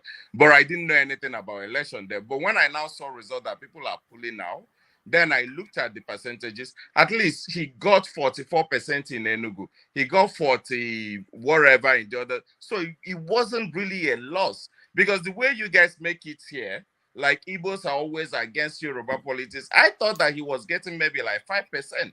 That's where I'm coming from. I'm not saying that he won all of them, but it's today now that you're telling me that it was 3 states and he won 1. You never said it because actually. No, I've always said that. If you have been following me. Okay, maybe I missed that because I was going to the man that I respect that will always say the truth. No. Hold on. Don't try to turn it around against me because of your Obi that is a liar. Look. No, I'm not turning it against you. No, I'm not turning it. No, I have said it here several times. Okay, I didn't. During the time of Obasanjo, Abiola won only in Anambra State. Okay, I didn't hear that. He lost. I said it several times. Okay. All right. Overwhelmingly, Igbo, he won in. He didn't win. He lost in overall. He lost. So that's. All right, Colin, speak to us a little bit about Peter Obi's commentaries on Yemsen Wike and also Chinedu Vivo. Because it touched a lot of those, yeah. Like I said, I like the way he started off with the Yemsen Wike thing because that was because Yemsen Wike was already going around and trying to play him like he didn't know what happened and every other thing. So he came out and be like he was against me and stuff like that. I like that he spoke out. That he spoke out in public space, like I know, so this is not true of us talking behind whatever. So this is what he did. I know everybody knows that. So I like that. I like that he addressed that. When it comes to sorry, Collins. Do you think Yemsen Wike would need the obedient vote if he's able to for him to be able to hold on to Rivers State House? Because his body language is telling me that he's trying to cut them somewhat, which is to tell you that he feels he needs the obedient vote if he's going to hold on to that state house. The thing is he going to be able to repeat what he did 2 weeks ago? If he's going to repeat it, he doesn't need them because he knows exactly what to do. But being that he has already played that hand already, is it possible to be able to still play it again? And not, would that mean that there will not be any kind of system put in place to checkmate that? I mean, that would be another failure of INEC if they just allow everything to go exactly the way it went. And people that also believe to Kolata, another man I respect as well. I'm not doubting that there might be rigging in Southeast. These people rig. It doesn't really matter, because I even heard somebody in my village who said that they will tell people when they're voting, we are voting Labour. I mean, that's people are not supposed to be saying that when people are voting. But to go and start writing result and something like that, I don't know. I'm not there, so I can still not speak. Okay, I have a video of someone in the Southeast destroying votes of people that voted APC. I actually sent it to one man. So it went to that extent. Okay. So when it comes to these people, I'm not sticking out. I will say, okay, this is who I support and the reason, but I'm not going to go all out and be like over zero. Some followers will not do what they feel like they need to do. So people will do stuff. Am I saying that Tinubu has a hand in everything that happens in election in Lagos State? That would mean making him a god. He's not that powerful. He's just one man. Some people take some decisions that they take on their own. So that's by the way. So when it comes to Chinedu, I actually like the name Chinedu. That's my nephew's name. So maybe I should start calling him Chinedu anyways, since you guys want to discard him now. When it comes to the guy, it was quite glowing. It was quite glowing about him, Peter Obi, telling us that he went to MIT, telling us that he comes from a stellar Lagos family. But a lot of those things, actually, they're like albatross around his neck, because a famous actress now is actually questioning if that guy actually comes from Lagos. Yeah, I was going to address it from her, this thing, because that's the lady, that's one of the people that I actually love in that Nigerian Nollywood industry. I started watching her from, from only God knows when. So I like her a lot. However, I suppose she's taking that narrow view. I mean, somebody that said that he's been in that his generation dates back to 400 years or wherever into Nigeria. Obviously, I don't think he has hidden the fact that there were slaves that got brought back to Lagos, but they've been there for years and they've contributed and every other thing. So saying that he's not Yoruba or he's not Lagosian, that I still find that somewhat hard to digest, especially when it's coming from people that I kind of respect, because I actually do respect that lady. I wasn't expect. I can understand that she likes APC and she wants to campaign, and I believe that if these APC people, if not for answers that they believe that is where what the whole anger about the youth is about, they should be campaigning on based on what this man has done for 4 years and stop attacking people's personality. I mean, he is who he is. We are all who we are, without any making of ours, really. Collins, do you think we're at that point where we have to sort of demand a DNA test of this guy to see if there's even any Yoruba blood in him at all?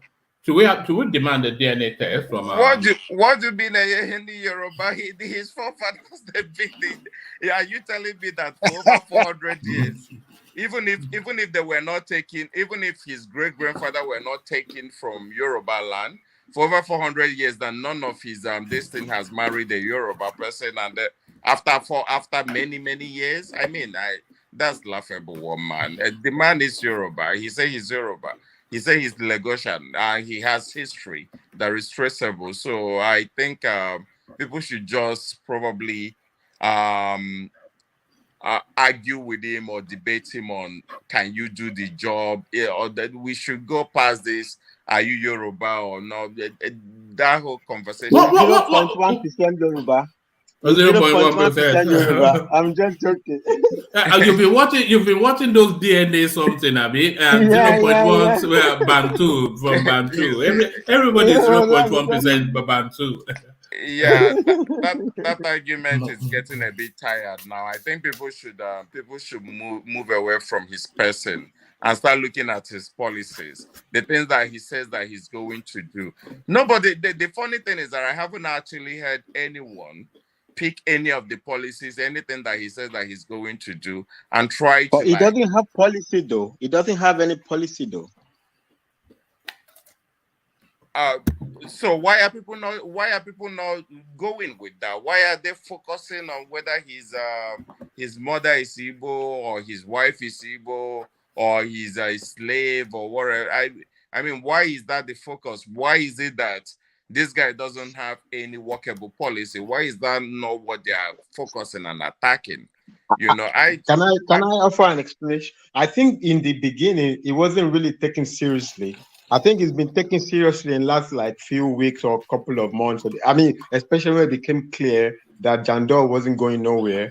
So he became, all of a sudden, became like the ultimate rival to Sanwo-Olu. And by the time he got on stage, it's become the debate about Yoruba and language and all of this. And the ride was just going on like that. But I don't know. I haven't heard a coherent policy. Maybe that's just me. Maybe I'm not just following quite well. Yeah, I just think that the argument should be about his policy really, or that and if he doesn't have any, he should be called out on that and be and be made to explain himself. But other than that, if it's just about his heritage and everything, I think I think it has happened in every election where whoever Igbos are going to support in Lagos will be disowned. Igbo supported Obasanjo, he was disowned. It was a few years ago, I stumbled on YouTube where people were trying to analyze Obasanjo, Dixon, and how his father was an Igbo. I was like, that was 3 years ago. You know, it wasn't during an election. So any person that Igbo people tend to support that is a Yoruba man is not Yoruba enough.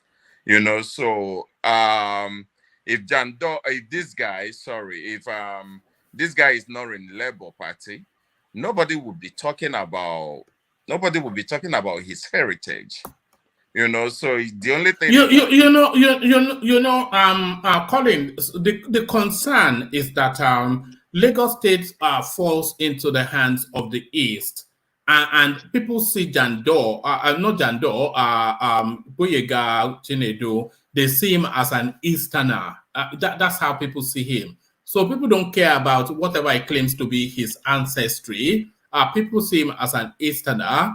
And I don't think it's unreasonable that people should be concerned that Lagos should fall into the hands of the East.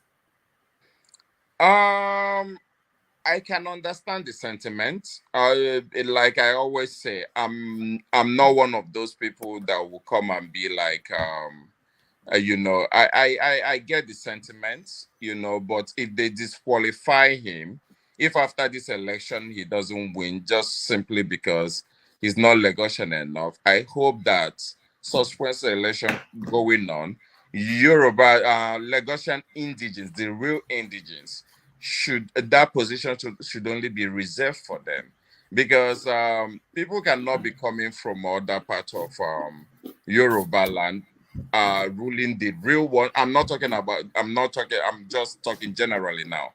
Ruling the real, because there's still indigenes there, whether we like it or not. There are people that all they know is there, and it's actually not fair because those people might not be able to come to Enugu, for instance, and be governor.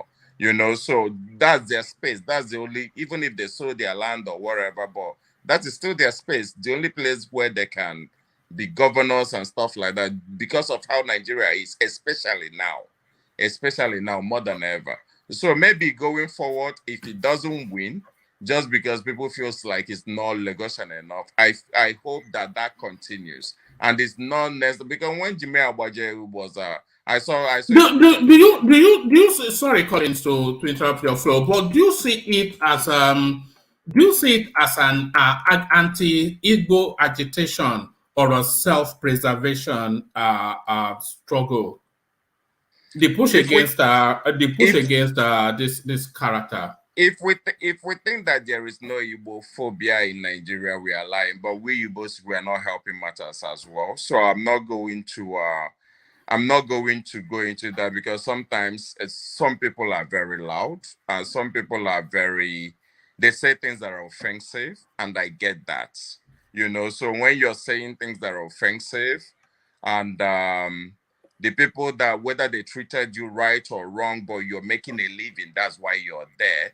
You say things that are offensive. I get why people are very wary, and this whole IPOP thing as well hasn't really helped the Igbo cause for within the last 2 years or thereabout, or the last whatever.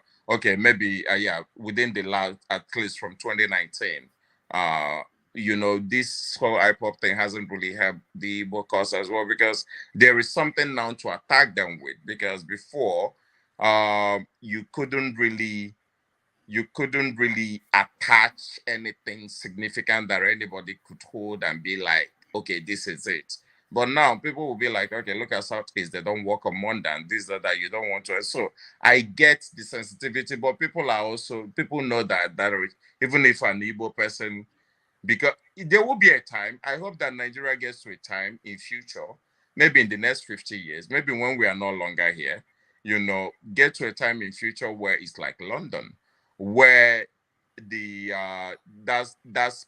Lagos will actually take. Peter Obi made that reference to what's it called, Khan, whatever his name is. I was watching a lot of YouTube video, and I see the amount of Black Americans and white Americans moving to Ghana to buy land and everything. And that's a real thing. That's a real thing, I'm like, why always Ghana? Why not Nigeria? But who is going to come with all these things that we don't even, we don't even accept, I'm always, whenever I'm watching those videos, I'm like, why Ghana? Why? Because I've been to Ghana, like every time that I've been in Africa, I go to Ghana, and I'm like, what is this Ghana thing? I don't get it. But that's by the way. So maybe in the nearest future, in the next 20 whatever years, if Nigeria stays one, that Lagos will actually, I believe that even if Nigeria is not one, Lagos is positioned to be capital of West Africa. Whether anybody likes it or not, nothing is going to change that. Some places are destined for greatness, and Lagos is one of those places that is destined for greatness. And I hope at some point they will not let certain things hold them back from taking the best, and whoever that may be. But this whole Igbo thing is not really, it's every election, whoever the Igbo support is always going to be somebody that people are what they're going to use to campaign against that person. So it's not new, but all right. Are you doing poor me? Look at this guy. No, poor me. Look at that. No. I don't. You know what? Yeah, I don't even feel any kind of way, because it doesn't matter to me who is governor of Lagos State. The same way it doesn't really matter to me who is president of Nigeria, if they all know what they're doing and they're doing their job. But when I say it doesn't matter to me who is governor of Lagos, I rephrase. I have interest in Lagos. It does matter, but it doesn't have. Yeah, well, you own half of Lekki, as we all know. Yeah, look at that. It doesn't have. To somebody has been offering me land. Quite a few people in Ibeju Lekki, which seems to be the next space. But carry on. Yeah, it doesn't have to. It doesn't have to be. It doesn't have to be an Igbo man for me to feel like I just want someone, whoever that is there, let them make policies that are transparent, wherever it is. If I'm paying for things, and stuff like that. And the Aboro thing, yes, I will also like somebody that will cut out the Aboro thing, because not only will you get a property, or where each trip of sand that you're bringing into your site, you're still paying people. Except if you're in an estate. Every time, if you bring an empty tank, you're paying people. You bring anything, you're paying people. I mean, at some point, it gets a bit tiring as well. So all that, whoever the governor becomes, I hope that they're able to put policy that is acceptable globally, that people outside Nigeria can actually come to Nigeria and bring in their money and invest in Lagos, because where else are they going to go? When somebody is coming to Nigeria to invest, and their first point of contact is Lagos. So if Lagos is in a way where everything is transparent, people know exactly what they're getting, when and how, the place will boom. Whenever I see this Accra and Ghana, I'm always like envious or annoyed. I don't even know what to call it. I'm like, why not Nigeria? Why Ghana? But that's by the way. No, I think I'm with you in sentiment on that. But let me take you to safer grounds. I think we can all give a kick into this space. So Malam Buhari now distancing himself quite sharply from the Naira policy situation. So what Buhari is telling us is that he has not instructed either Abubakar Malami or Emefiele not to carry out the Supreme Court instruction. So he's told us that. But more to it, he said they have no reason to wait for directives from him in order to carry out a Supreme Court or any court pronouncement. So this is Buhari now serving this guy up like a dog at the Ogun Shrine. So what are you then making then of this tweet by Garba Shehu casting Emefiele adrift? Yeah, in your readout, you said that the guy might go to jail. He might not. But one thing that is clear is that Buhari has finally failed in everything. Everything. Just when we think that he couldn't go any lower. To be honest, I kind of supported the cash policy. I have to raise my hands and be like, I supported it at first because I was looking at it from the Western point of view. I saw that it could reduce kidnapping, certain crime, and every other thing. And when the election things started coming into it, I saw that it could also help curb that. And once Tinubu spoke against it, I supported it more. So that was even the funniest part. That's why it's taking me this long to actually come to see how disastrous the whole thing is. Because immediately Tinubu spoke against it, I was like, okay, if these guys are speaking against it, this is a good policy, and stuff like that. But the truth of the matter, I was just talking with my woman today. The truth of the matter is that it doesn't matter who you are. People are really, really suffering in Nigeria right now. Collins, you remember that Obi spoke in support of the policy? Yeah, he did. Yeah, he did. And like I said, I supported it too. Until Blunder on his side as a leader, as a visionless leader, a man that cannot see beyond his nose when it comes to a real issue that affect Nigerian people and the country in general. Does that not like that? You could also say that anything that comes to Nigeria is where any kind of policy comes to die anyway. So it doesn't even matter. So because some people might be looking at that from what's happened in other places and think that we could do it and do it fairly. Because by the end of the day, the money that they said that they printed, few people took those money and kept them anyway. So it was still not circulating. Up to today, I was asking everybody that I asked was telling me that it has got worse than it was before even.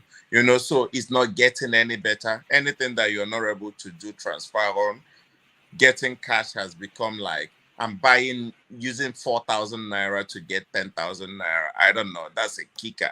I would probably cry. You know, Imagine that you work hard for your money, and you are not buying the dollar, so you are buying naira at 75%, a 25% commission. I've never heard it before. Yeah, that's I'll have a breakdown. I wouldn't know how to deal with that. And this is a country where people minimum wage is 30,000 naira. Imagine somebody getting their 30,000 naira and probably wanting cash for some reason, and 12,000 is taken from that. You know, it's just no. I don't know how to. I just don't know how to explain that, but that is what it is. For the fact that it has taken Buhari this long to try to disassociate himself from the policy that he created, because we can blame MFLA for all we want. We know that Buhari has done this before, you know, so maybe this is his thing, you know, he likes to do. So going out, he wanted to do it again, and now they want to throw MFLA, you know, in under the bus, like you rightly pointed out. But I think they are all criminals. They know how to resolve things among themselves. But the truth of the matter is that people, everyday people, are suffering. So wherever, if MFLA goes to jail, even if Buhari himself goes to jail, it will not help how many people that probably died. I read was it yesterday or the day before yesterday, that a man was trekking to work and he collapsed and slumped. Yeah, that was in Ibadan. It was actually a prominent radio personality, you know, and he was walking to work to go and do his shift, and then they were waiting for him. And he just collapsed and died. Yeah. Empty stomach, not because of lack of money, I suspect, you know, a radio personality. One man.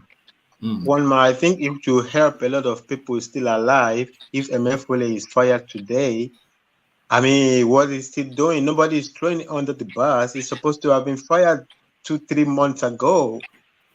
They should fire this guy. I mean, I don't understand.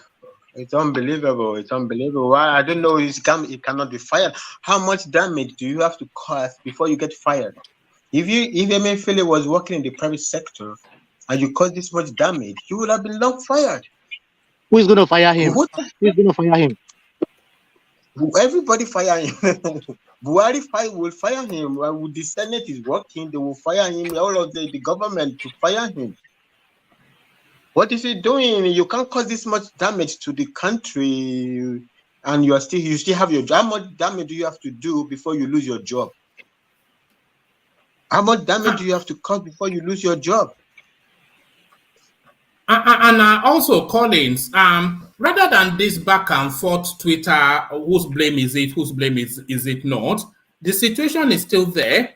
Why don't you resolve the situation first and abide by the Supreme Court pronouncement and free up the economy, which has hemorrhaged, when we were checking yesterday, 20 trillion naira, just off the back of what Emefiele has done, 20 trillion naira hemorrhaged, because he has contracted it, because we're the cash economy. So why don't you resolve that first, rather than writing some long-winded tweets doing the blame game? The situation still subsists, and you are telling us Emefiele is not the Buhari's fault. Nobody cares now. Free up the money first, and then we do the blame games later. One man, they don't have money. They printed 10% of what they mopped out of the economy, and they burned what they mopped out. They don't have cash. They don't have. I'm not sure that they have burnt it. Is where the question is. Well, that's what somebody was sending me a clip of shredded naira, but I'm not sure they have burnt it, because what El Rufai was telling us was that most of those monies, if not all of them, they're still in commercial bank vaults. Yeah, the ones in commercial bank, the ones the commercial bank is sent or back to the CBN, they don't exist anymore. This is the problem. There is no sufficient money.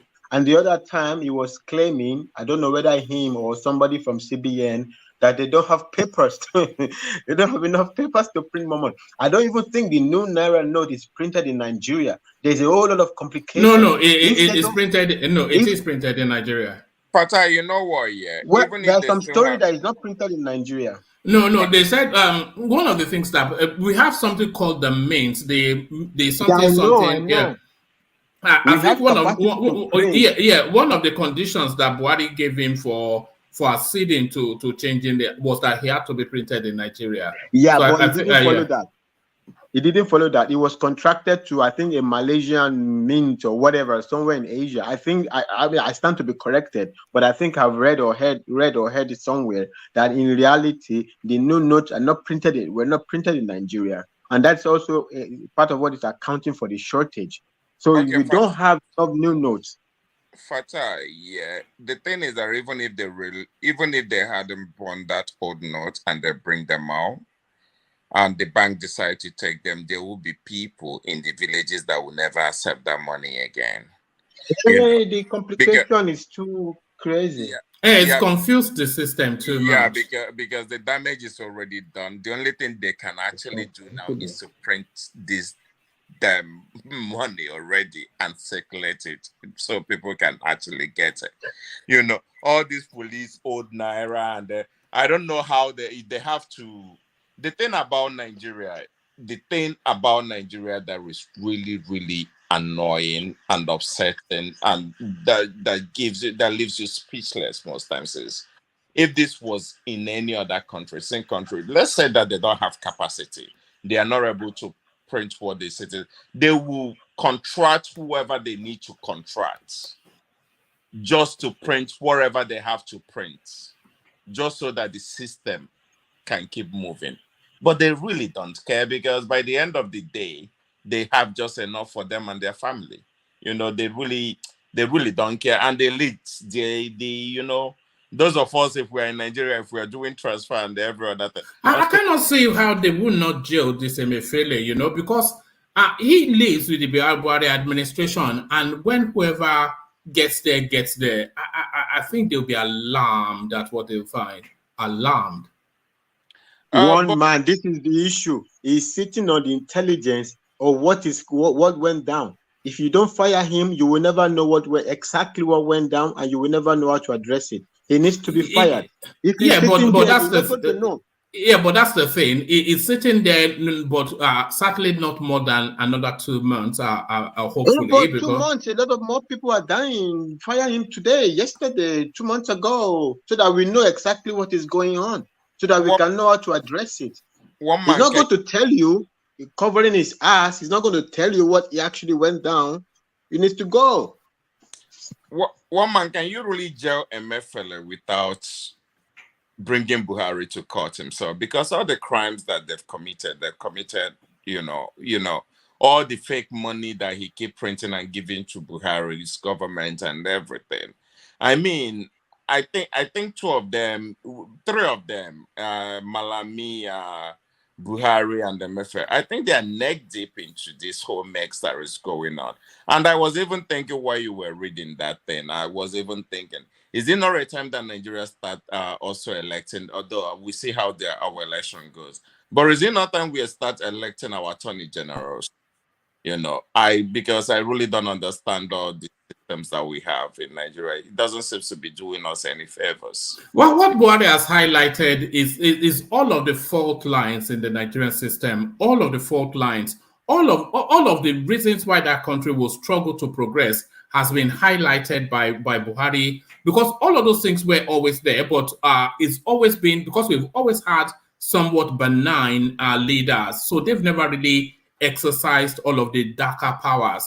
The Supreme Court gives a pronouncement, you go on national television to override it, which then puts the Constitution in abeyance. So it puts it in abeyance, and then you have court judgments, you ignore it, you flout rules. They said it had no. There was a lot of people that he should have taken along before this currency change. The Council of the FEC, the Finance Minister, all of the synergy that would have made this thing work, all of it completely abandoned.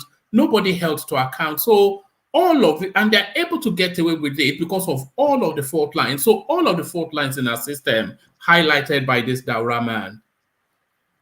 Yeah, it's a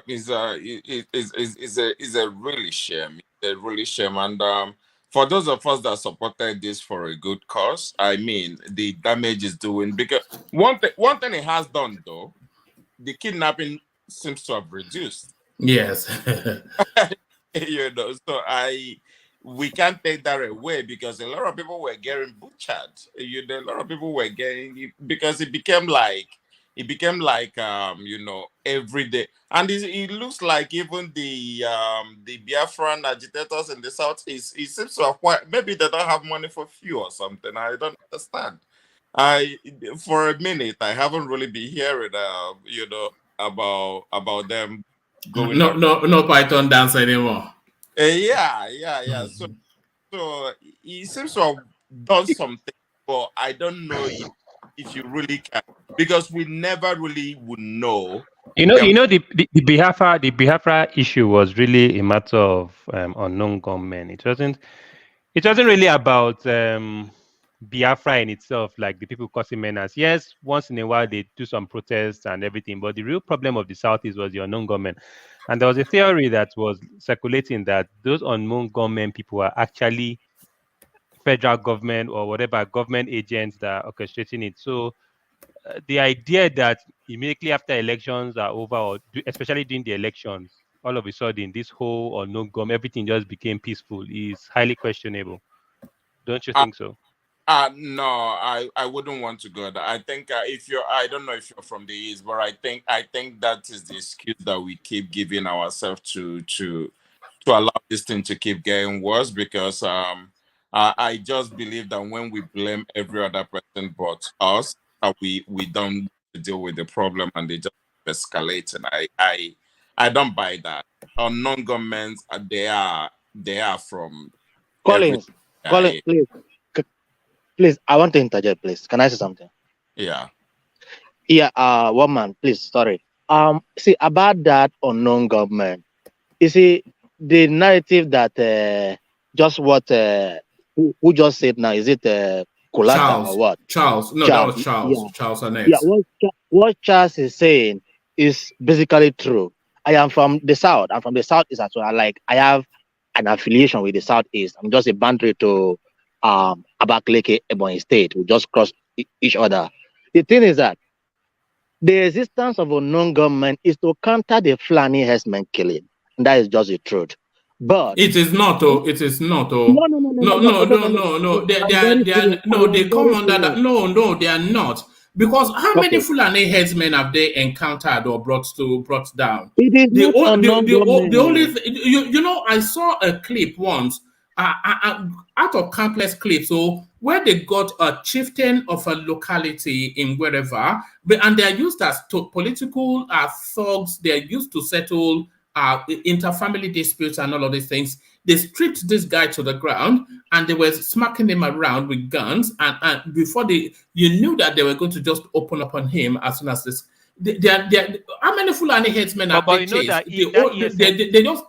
They terrorize the East. ESN security network and unknown government are two different. No, don't be silly. Of course, they are the same thing. They are the same thing now. No. One man, look. I told you I'm from the South.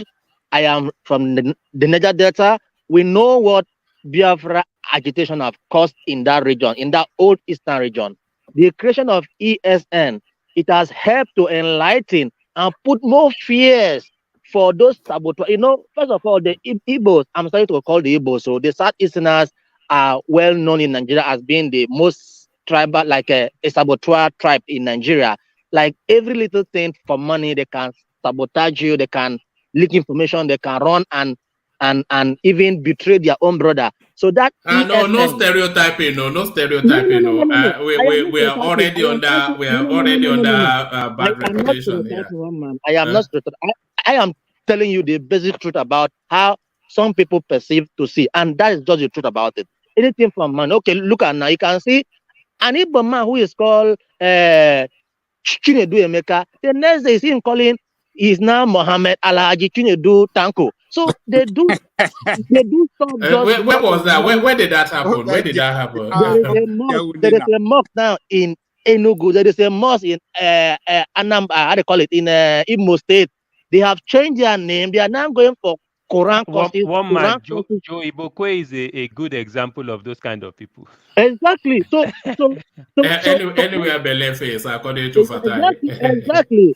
To end, even Uzoje Kalu is part of it. You see, to end my this thing, ESN has helped to put more fears to sabotage in the south, which we like. But the unknown government was created to counter ESN.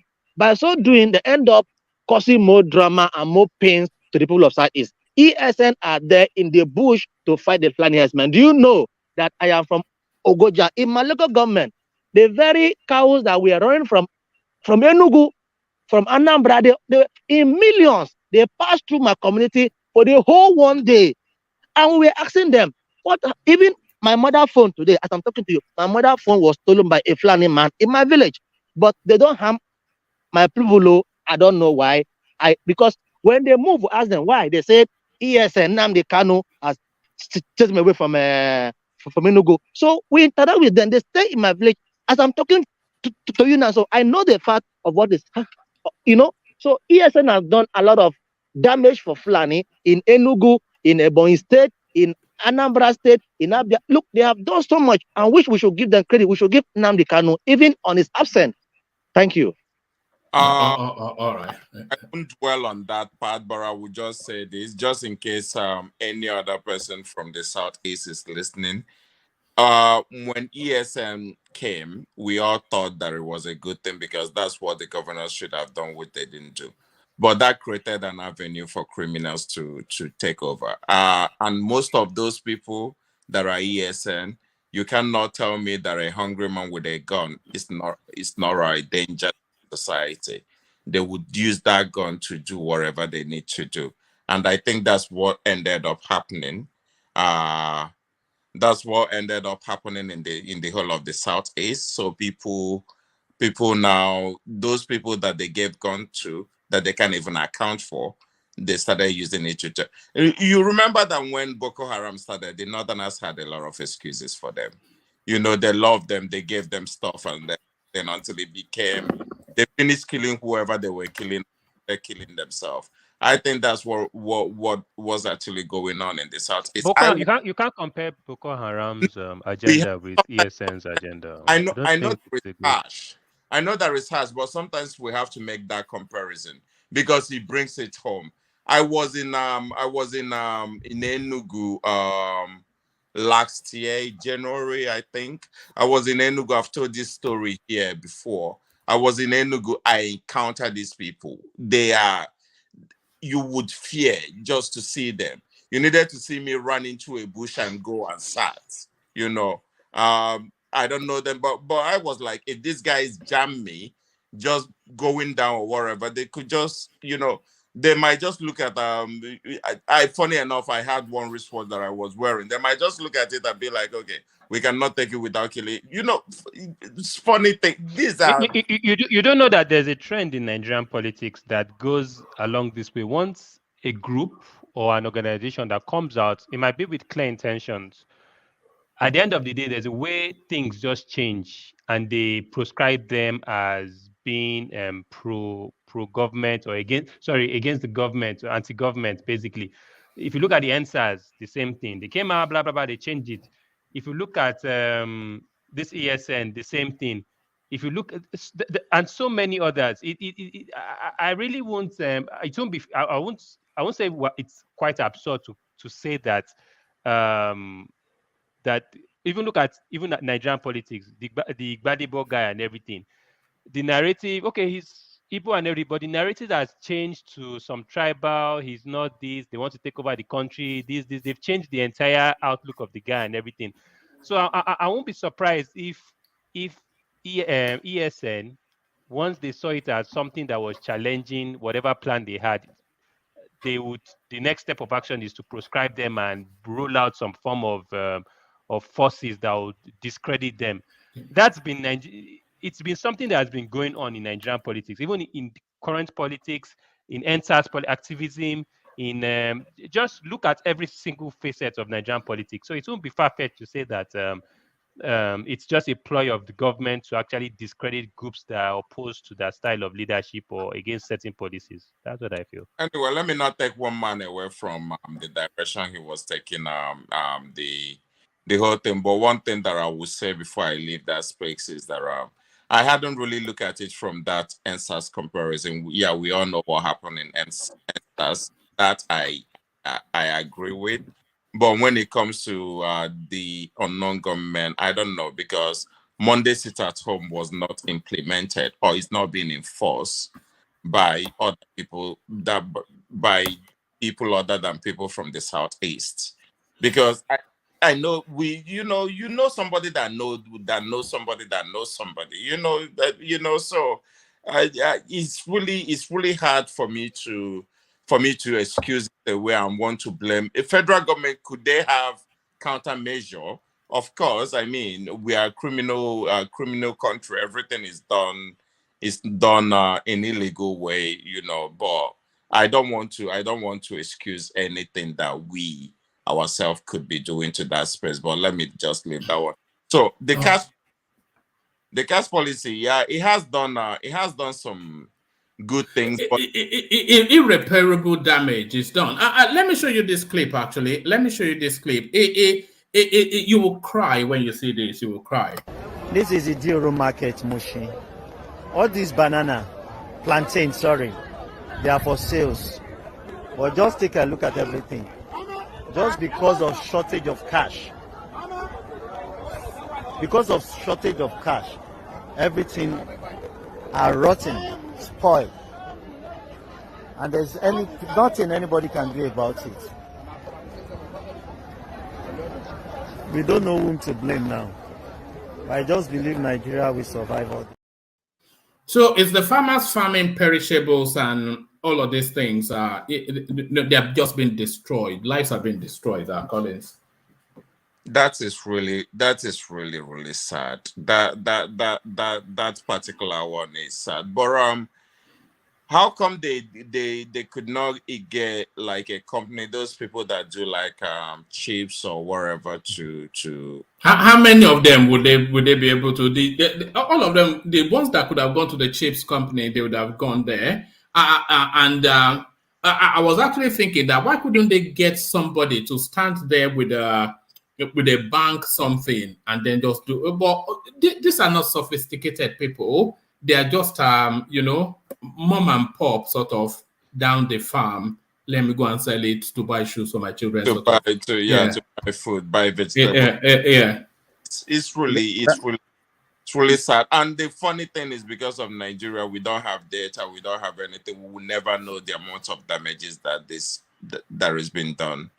Is there any positive that can be taken from this Naira swap? I really don't understand. No. One of the positives was actually highlighted by Collins earlier. We're seeing a real drastic lesser reports of kidnapping. Because are you going to kidnap and then tell them to start bank transferring? So all of those activities, and ultimately that might work, but the money has to be in circulation still. It's just the thing, Some people were kidnapped recently, and they asked one man. There is no positive.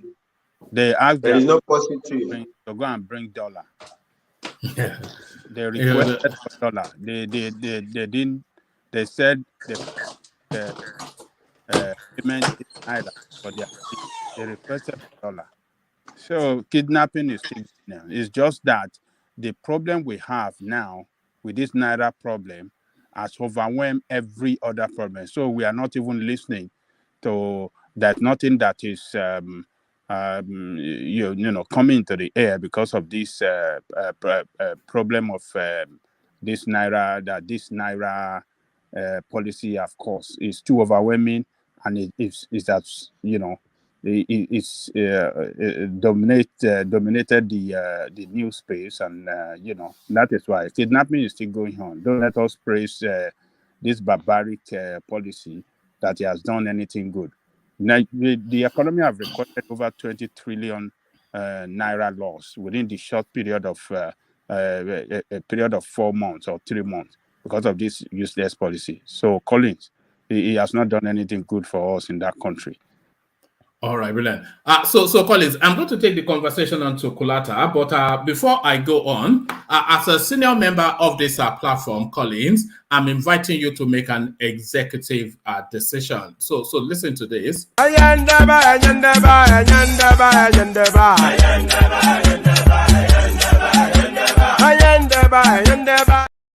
So I'm thinking that should be the new opening theme for the platform. So what do you reckon? So you make that decision and also tell us what does it mean? I don't know what it means. One question: why do you always use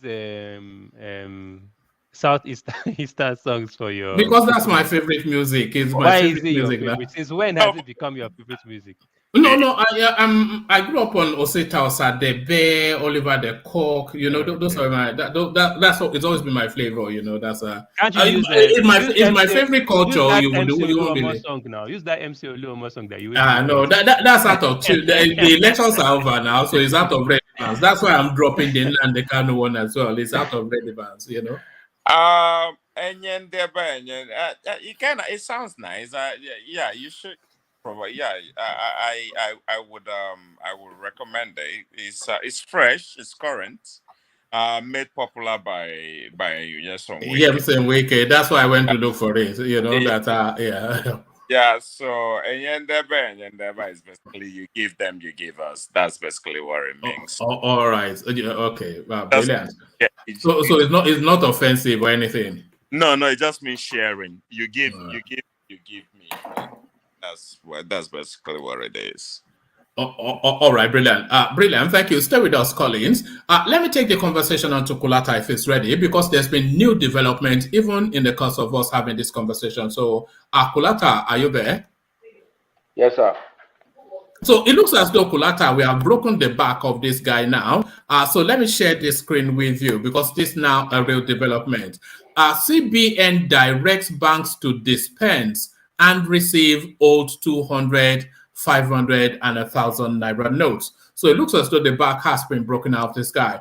The Central Bank of Nigeria has directed commercial banks to dispense and receive old Naira notes as legal tender across the country. A statement by the acting director, CBN Corporate Communication, Issa Abdul Mumin, says the Apex Bank gave the directive at a bankers committee meeting held on Sunday. So this was what's his name was actually saying. Soludo. Banks have now been authorized to dispense and receive the old Naira notes. So read the statement below. So here it is. The logo and everything. Old 200, 500, and 1,000 Naira bank notes remain legal tender CBN in compliance with the established tradition of obedience to court orders and sustenance of the rule of law principle that characterize the government of President Muhammad Buhari, and by extension, the operations of the Central Bank of Nigeria as a regulator.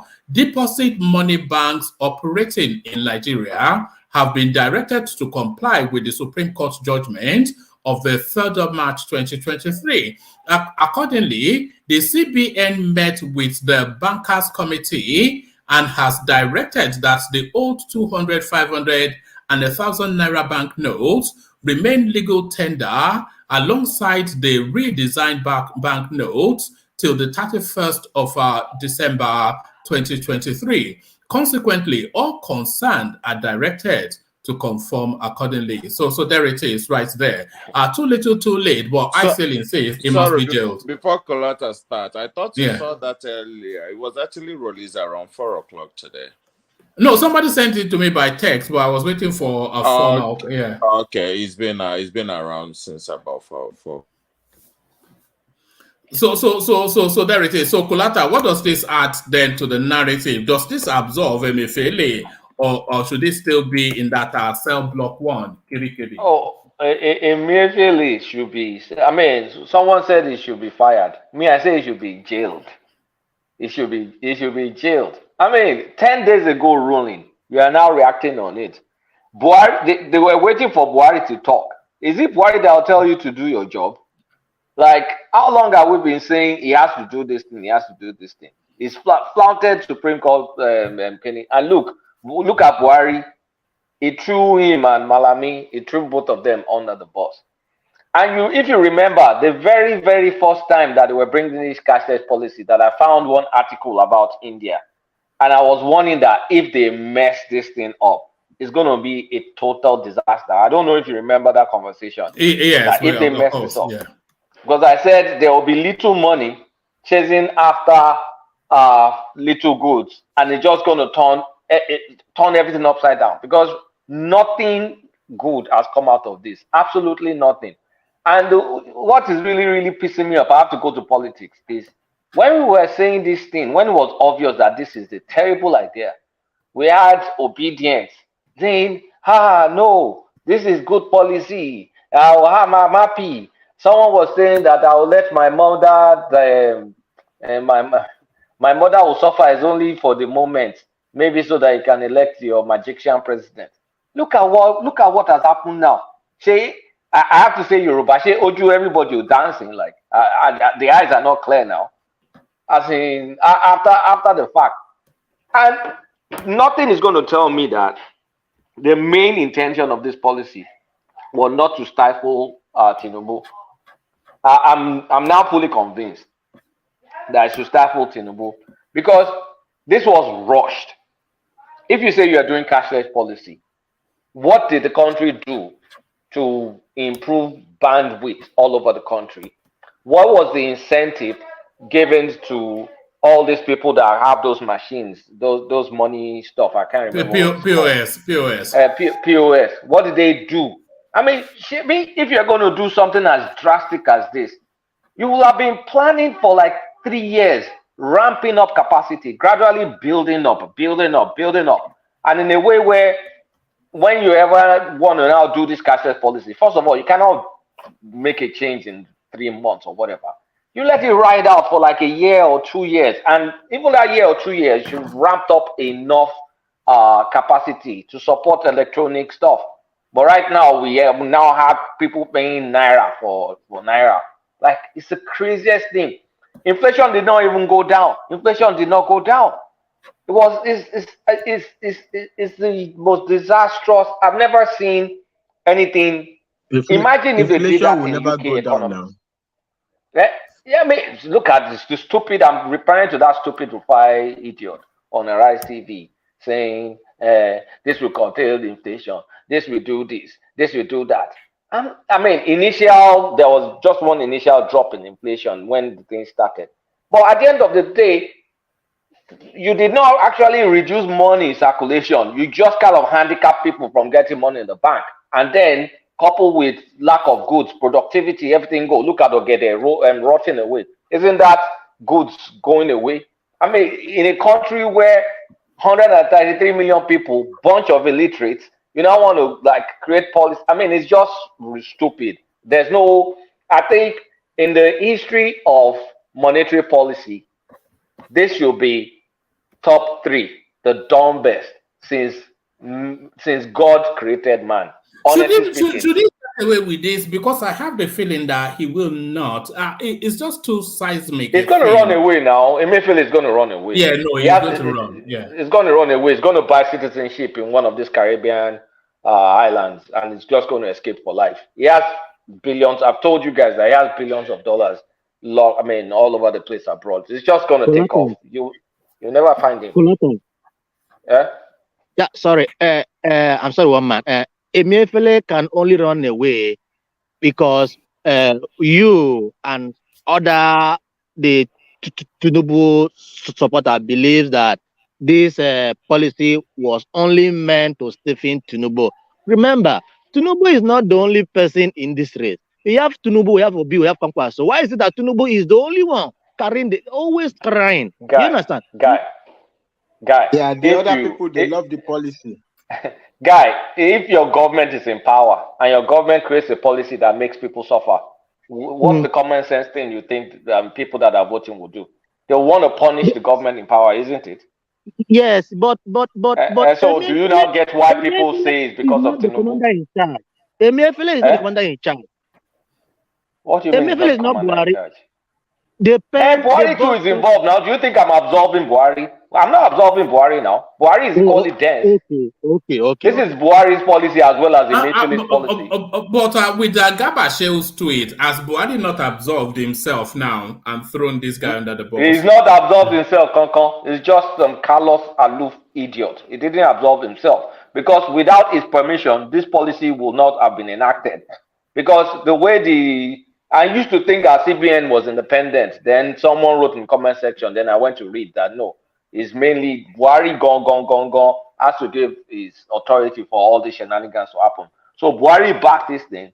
The reason why I backed it, I don't know. Maybe he backed it thinking it's going to create the perfect election. But sorry, how will you create the perfect election? How will you cheat your own party? He cheated his own political party. In what pretext will he do that? For what? And I don't think everybody can imagine the decline in GDP we're going to see. The reporting may take 3 months or 6 months before they report it. But you see how bad this thing really affected people. No, they will manipulate that figure now. They will manipulate the GDP figure to reduce this one. I don't think they can manipulate this one. It's drastic. But if I might ask, in the US, if this had happened like under a Bush administration, people say it is who is responsible? Is it the attorney? I don't know how it works in the US. Would they put the blame on the president? The Fed. Okay, the Fed. Would they put the blame on the presidency or they'll put the blame? No, because in the US, the Fed is totally independent. And one thing in the US, even when Trump was in power, Trump bullied the Fed. And when Trump bullied the Fed, because he was trying not to make them increase interest rates. And so the Feds actually listened to him. They should have been increasing the interest rate under Trump. But because Trump was bullying them, so his economy could be artificially booming. They did not. So after Trump left, they now start. That's why you see them increasing all the time. It's something that they should have been doing a long time ago when we had capacity to absorb it more. But it was because of politics, and they were scared of public shaming that Trump will have done. They did not increase it. But in Nigeria, our CBN Act ties it to our president. If you go and read the CBN Act, you'll be ashamed. It's time we need to revisit that CBN Act. Like once that Fed chairman is nominated and Senate approves him, the president should have nothing to do with whatever he does. And they shouldn't be doing any sort of drastic monetary policy. You don't do that before elections. Nobody jacks up interest rate like 3 months before election in the US, because things like that will affect the election results.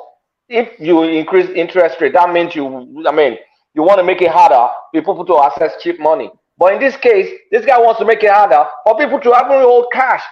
You make them give you all their money. You now say they can't withdraw more than 20K, and then you didn't print enough. You didn't print enough naira. Now we're hearing they try to order paper somewhere in Germany that there's no paper. It's on back order. Wanting.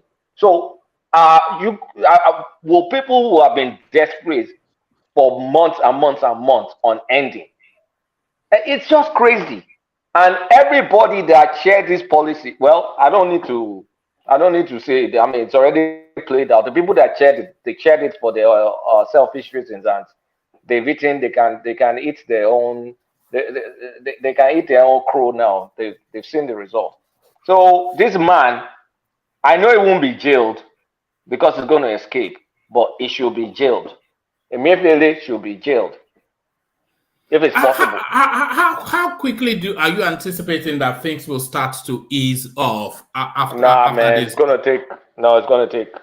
Before we go back to normal, honestly speaking, it may be like a year. No, people being able to access money, not the economy recovering. Because of course, if we are to believe that those monies likely are still in the vaults of the commercial bank. This thing is so catastrophic. Because first things first there's the education part. You need to educate the public again that the money that we told you can't spend anymore, all of a sudden now you can spend it. So there's going to be that confusion, that frustration. And then I don't know how much money has been destroyed. I don't know how much money the bank have in their vaults.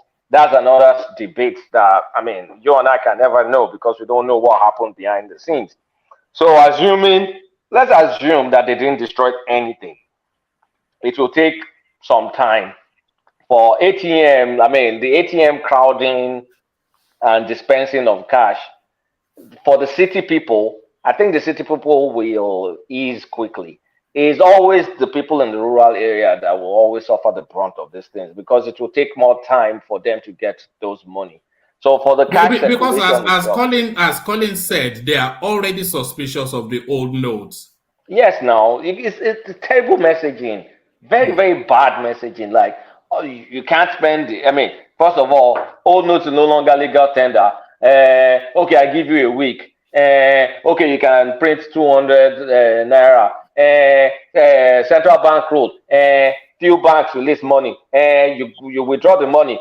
You want to deposit it back. The bank's not taking it. All of a sudden, the bank said you can now take it. Immediately now said you can spend it. It's crazy. Like, if you're running a project, what kind of change management do you want to put Nigerians through? As in, how many town halls can you run to make people? It's crazy. It's crazy. The confusion is just going to be terrible. And up till now, as people are going to be discriminating against those old currency. That's just a fact. Because people will have some hidden preference for the new notes. It's just the way we are.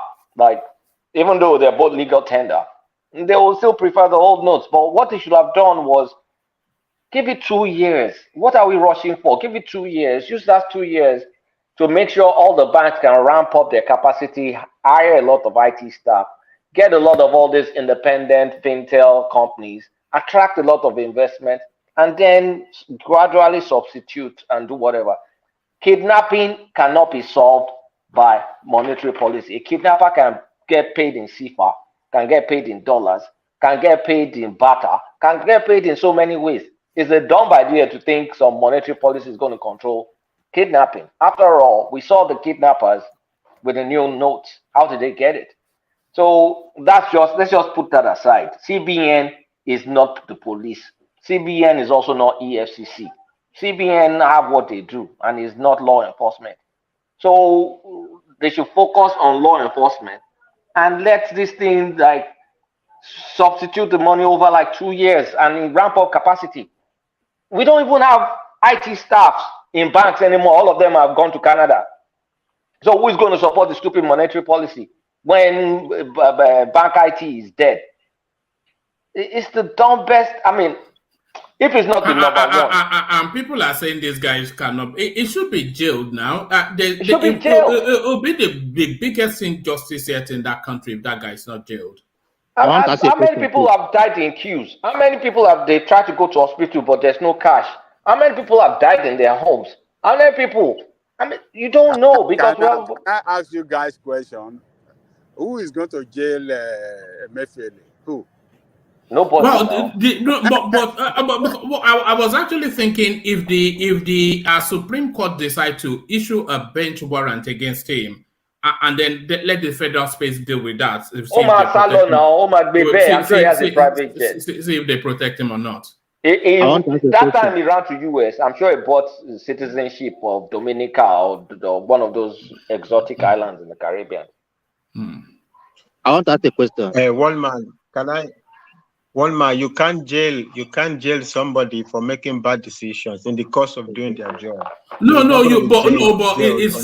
If it's flouted the Supreme Court law pronouncement, that would be the basis. Yeah, but that one they haven't filed for contempt of court. They haven't filed. They gave them deadline of today, Tuesday. So if he hadn't done that by today and they go ahead and file the contempt of court, then the court will deal with that. But you don't jail him for this now. There are many other trumped up charges on Emefiele's head. Like, for example, funding. Okay, for other things, but not on this. They can't jail him for making bad decisions. Nobody will ever take the job again. No serious person will ever take the job again. He needs to be punished. I don't think it's justice for that man to walk away free with the level of damage it's caused. The only person that can punish Emefiele is if Tinubu becomes the president. Tinubu will go for him as a revenge on that bad policy during the election. Nobody is paying for anybody. I've told you this thing has a political undertone. But nothing will happen. Nothing is going to happen to this guy. Will happen. And secondly, why will you jail somebody what's the appropriate step of action? Is it not first to sack him, then jail him? You can't just, in a democracy, you can't just No, walk he into his has office and cases. He has cases in the House of Rep that I need to answer for, unrelated to this. Okay. All right, brilliant. So, Kulata, let me take you then to the Peter Obi space and his interaction with the Rights TV when he told us that he's only interested in INEC's process. He, of course, being the supervisor of INEC, now quickly reversing his position, confused as always with Peter Obi. But what were you making of his interaction, that thing that came out, and all of the other pronouncements that he made in that space? So, Peter Obi on the Rights TV, Kulata. I mean, I saw the man, almost like a hollow shell and at the mercy of rabid supporters. The man knows the result. Is what's it called? The coalition, whatever that they run, the war room. Each of those war rooms, they all got copies of the result. The night of the elections, that all of us were freaking out. That because we were first looking at the early polling units and all. At some point in time, you could see PDP and Labour freaking out big time and APC keeping quiet. So at that point in time, the results, all of them were seen in the coalition centers were the exact same copies they all had, and they were not going to win. So there's no magic result coming out from anywhere, and he knows it. And the people close to his war room know it. So all this stuff, maybe it was a Freudian slip that when he talked about the process, that was the honest truth. There's no result getting manufactured anywhere. It's hard, very hard to bump up numbers in an election case. It's easy to cancel polling units. It's so hard to increase numbers because INEC will have to tell you that they are guilty, that the result that they sent is incorrect. And INEC will have to tell you that this is the correct result. Because if you listen to Pa Clark, the lawyer Clark, he said judges by default trust that INEC will do their job. So they automatically trust INEC's numbers. That's the default position of the court. You now have to prove beyond a reasonable doubt why those numbers are incorrect. And in that case, an INEC person will have to say they cheated for the numbers to increase. If they find wuru-wuru, because there's a lot of wuru-wuru in this election, they just cancel that polling unit. It's simple. So it's almost mathematically impossible. I mean, everything is possible one way or the other, but based on the reality, it's almost mathematically impossible to overcome a 2.7 million vote deficit. That's number one. Number two, how do you now also get your 25% in an additional 8 states? You have to be number 2 before you can even chase number 1. This guy is number 3. So whatever he's saying is not tenable. It's just gone to fire up his base, and they're all going wild, saying our mandate. Which mandate? You don't have any mandate. You're behind. You're number 3. Number 3, Okon AG, ETA. That's where you are. So there's nothing. He just went there. Did he even cry? Some people said he cried. I didn't finish watching it. I can't No, really watch that. his voice was quaking at some point, even though he has a squeaky voice anyway. But his voice was quaking. Even though he was amongst our friends, as you know, I could see Rufai pitying him. Rufai had this mopey, soapy face. Like he wasn't in that attack mode. It was almost giving him tissue, saying pele, nobody attacked, nobody questioned, like, okay, what is the veracity of all these claims you guys are making? Didn't your agents have the exact same result? Like, what are you guys talking about? So in realizing that I talked about process, going back on Twitter to now reverse himself, he knows he messed up. Because if he only said, I'm not challenging the result, I'm only challenging the process, the elections that they hope to win in the coming election, they will lose. But of course, even the coming elections, they won't win anything. Because for so many reasons. I've not really talked about this Gbadebo thing. I was traveling last week. There's no way they can win Lagos. There's just no way. People are even overblowing it on this Yoruba sentimental stuff. There's just no way. The election, I mean, politics is local. Sanwo-Olu is not Tinubu. Look at the result that came out of Lagos State. Olata, you said that before the presidential, that there's no way Obi will win 25%. In what? In Lagos? Hey, I messed up that Lagos now. That's fine. He came to defeat your candidate. Now you are my candidate. I don't get candidate. I'm for Nigeria. You started boasting again. There's no way. I'm for Nigeria. This is what you were saying before the presidential. He cannot win Lagos. He cannot win Lagos. But what's the chances of LP? Who wants to bet? Is there Who any wants to state bet LP again? can win? Is there any states that they can win? LP? Is there any hope of winning? What states are likely for them to Abia. They can win Abia with a lot of people. I think Alex Oti will build Abia. But that Lagos, forget that Lagos now. How about now? Forget Lagos. Okay, look at the performance. Forget the presidential in Lagos. Look at Labour and APC were 50-50. But check out the Senate and the House of Rep result. Except Labour did not field any candidates for those offices. APC won almost all those things now. So you know that all that election was simply about Peter Obi. That's all. So if you isolate it look at also his performance across the country. He led his party. Obi led Labour Party. Because as Labour Party won 12 states, at the end of the day, they got 7 Senate seats as of today and maybe 34 House of Rep. That is lagging Obi. Kwakwanso won 1 state. He had maybe 18 House of Rep, and I don't know if he got any Senate or whatever. Out of 1 state, Kwakwanso, you could see Kwakwanso's was about NNPP. Obi was just about Obi. So any candidate in Labour Party that is not Peter Obi, that thinks he's going to ride on that Peter Obi wave after the presidential election, even during the presidential election, you are joking. The people that voted wanted to vote for him.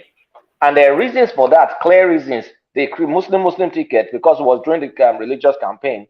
The fact that he's from the southeast and they've not brought anybody else.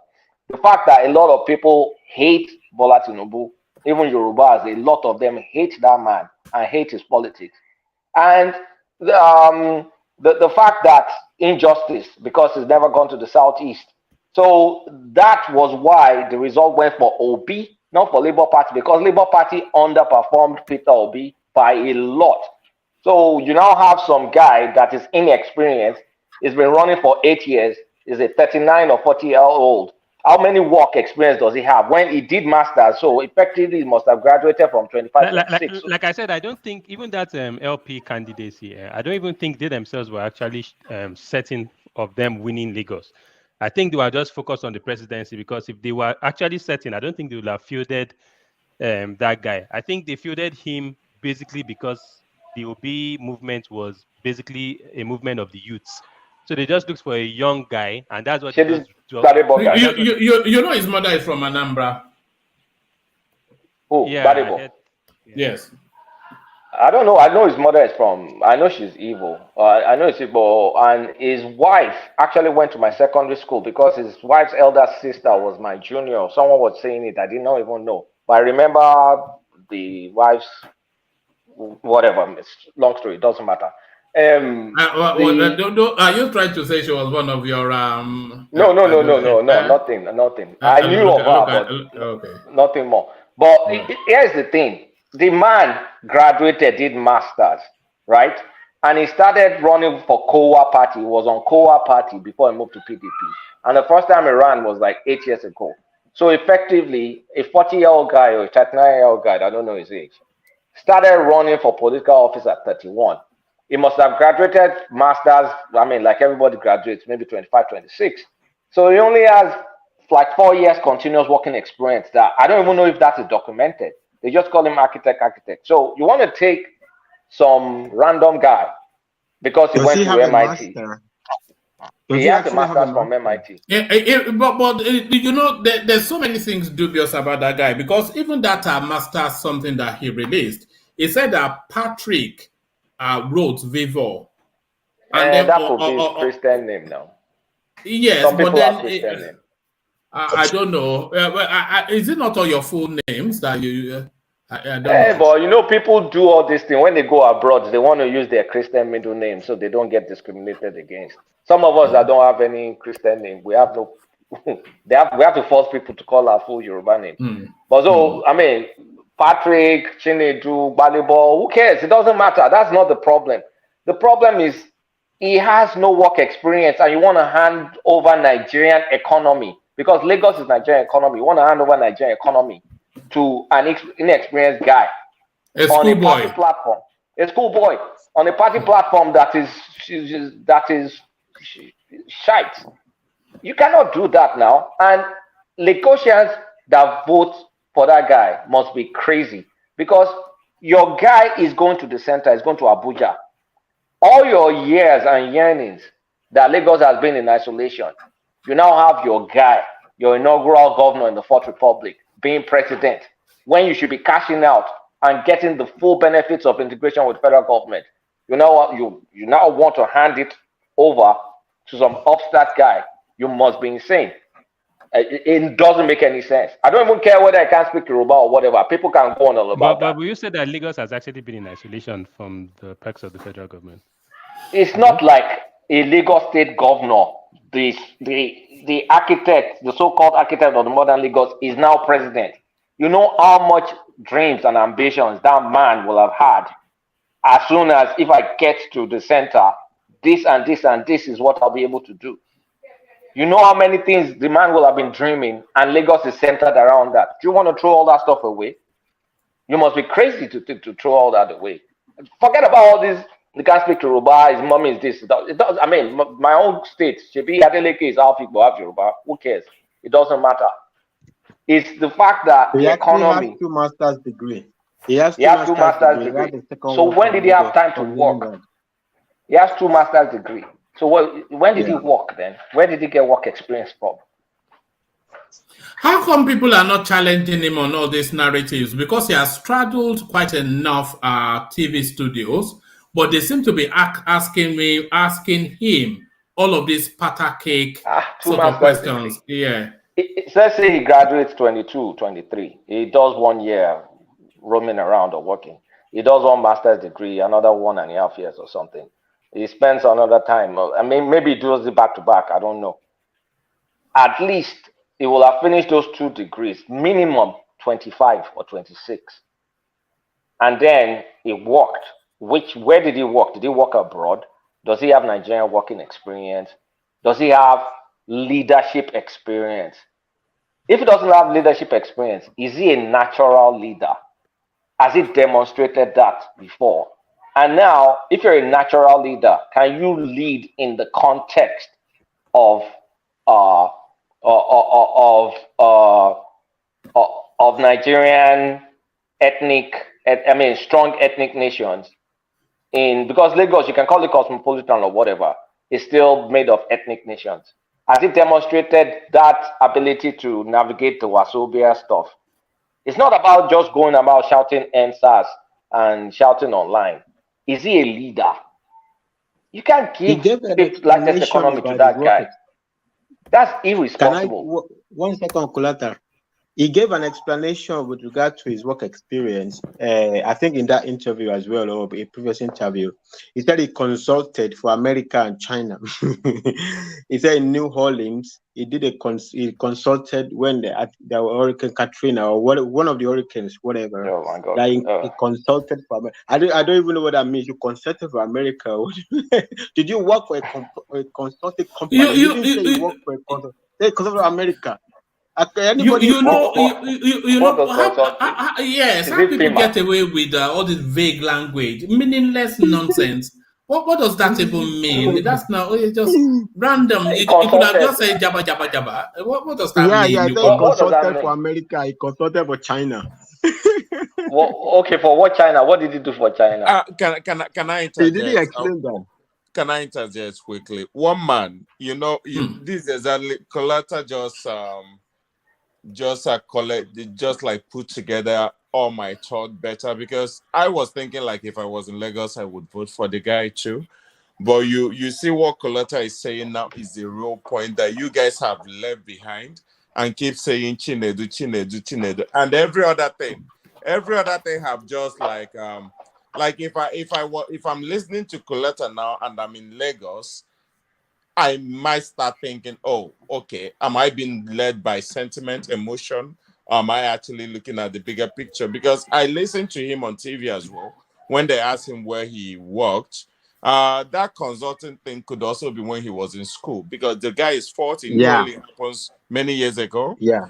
So I think that's just the thing, because people would think that once they say Igbo, this Igbo phobia thing, people let it get carried away instead of questioning the guy on a real thing and be like, man, go get some real job. Maybe next 4 years, come back or something like that. But anyway, I'll let you continue. I mean, we're talking about obedience that tell Showore to go to local government.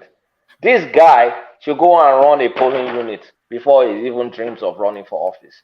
Because if you have the audacity to tell Showore that he has no work experience, then what do you call this guy? What do you call him? Honestly speaking, we're getting to stupid levels. If you're thinking some random, I mean, look, it's a Lagosian. Let's not play all that nonsense. It's a Lagosian. Sierra Leone, then Yorubas full Sierra Leone, Akus, even among the Creoles, they're Yorubas, returnees. All of them found their way back. A lot of them are not originally from Lagos. They're from Malaysia. They're from many places.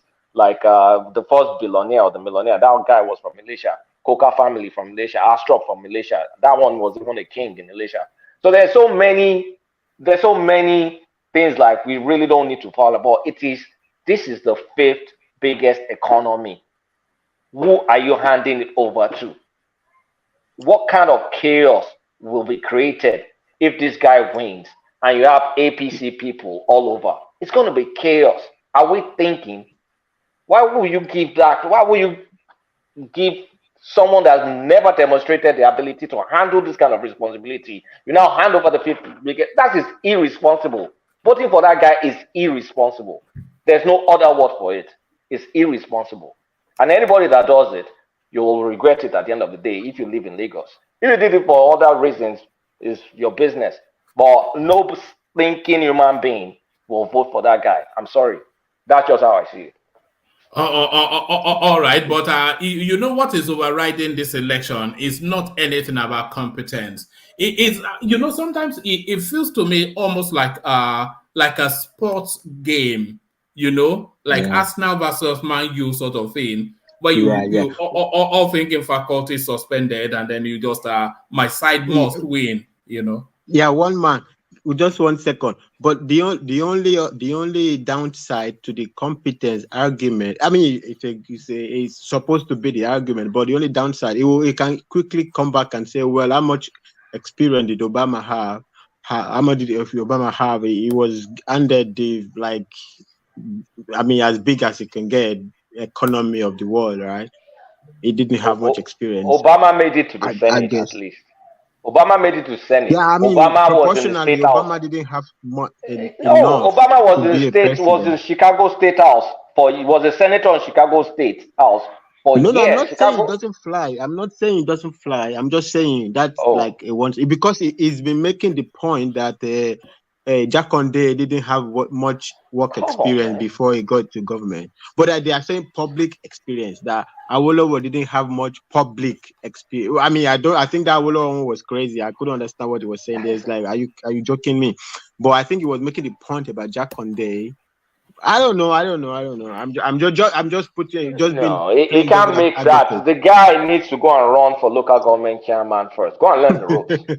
He needs to go. If they can tell Showore to do local government chairman, he needs to go and do local government chairman. He needs Showore's treatment. He needs Showore's treatment. Why would you treat Showore like that and you now give this guy an exception? Is it because he's an Ajepota? I mean, do people have that automatic, what's it called? Automatic preference. Do you think it looks Yoruba? Forget all that, one man. My kids are not full Yoruba too. My own kids are not full Yoruba. So I can't relate to all those full Yoruba, half Yoruba. It doesn't matter to me. The main thing is this guy is incompetent. No, I'm not saying incompetent. This guy does not have experience. This guy has not demonstrated the capacity and the ability to lead. Why are people being irresponsible? It's a matter of responsibility to me. The culture thing, fine, and all that stuff. I'm not too big on that. Because he has to be able to prove you can run a state as dynamic and as complex as Lagos. And then you're going to run it when you're going to be in the opposition. You're also going to run it when you have a lot of deep-rooted APC folks in Lagos. They're not going to disappear. Why do you want to just do that when Lagos should be enjoying? That's where I'm coming from. All right. We're still with the Peter Obi space. I want to hear your take on how he positioned regards Yemsen Wike. And I feel Wike is now trying to schmooze the obedience space again for the governorship election. But let me play you this clip first that somebody sent in. I think it's signs of things to come for the future, but what's this? Today is 13th of March, 2023. Mazinokan start home is 100%. I want to go home, you want to go home. MNK is coming out. Thank you for keeping it at 100%. It's awesome, it's beautiful. No election in Biafra land. We are thanking you. And spokesperson by person of Mazda Samuel is greeting you and thanking you and also telling you that 16, 17, 18, and 19 of March 2023, total shutdown. When we get freedom, will you use the freedom to play? It is nowhere. We are going home and nothing can stop us. Yes, we are going home.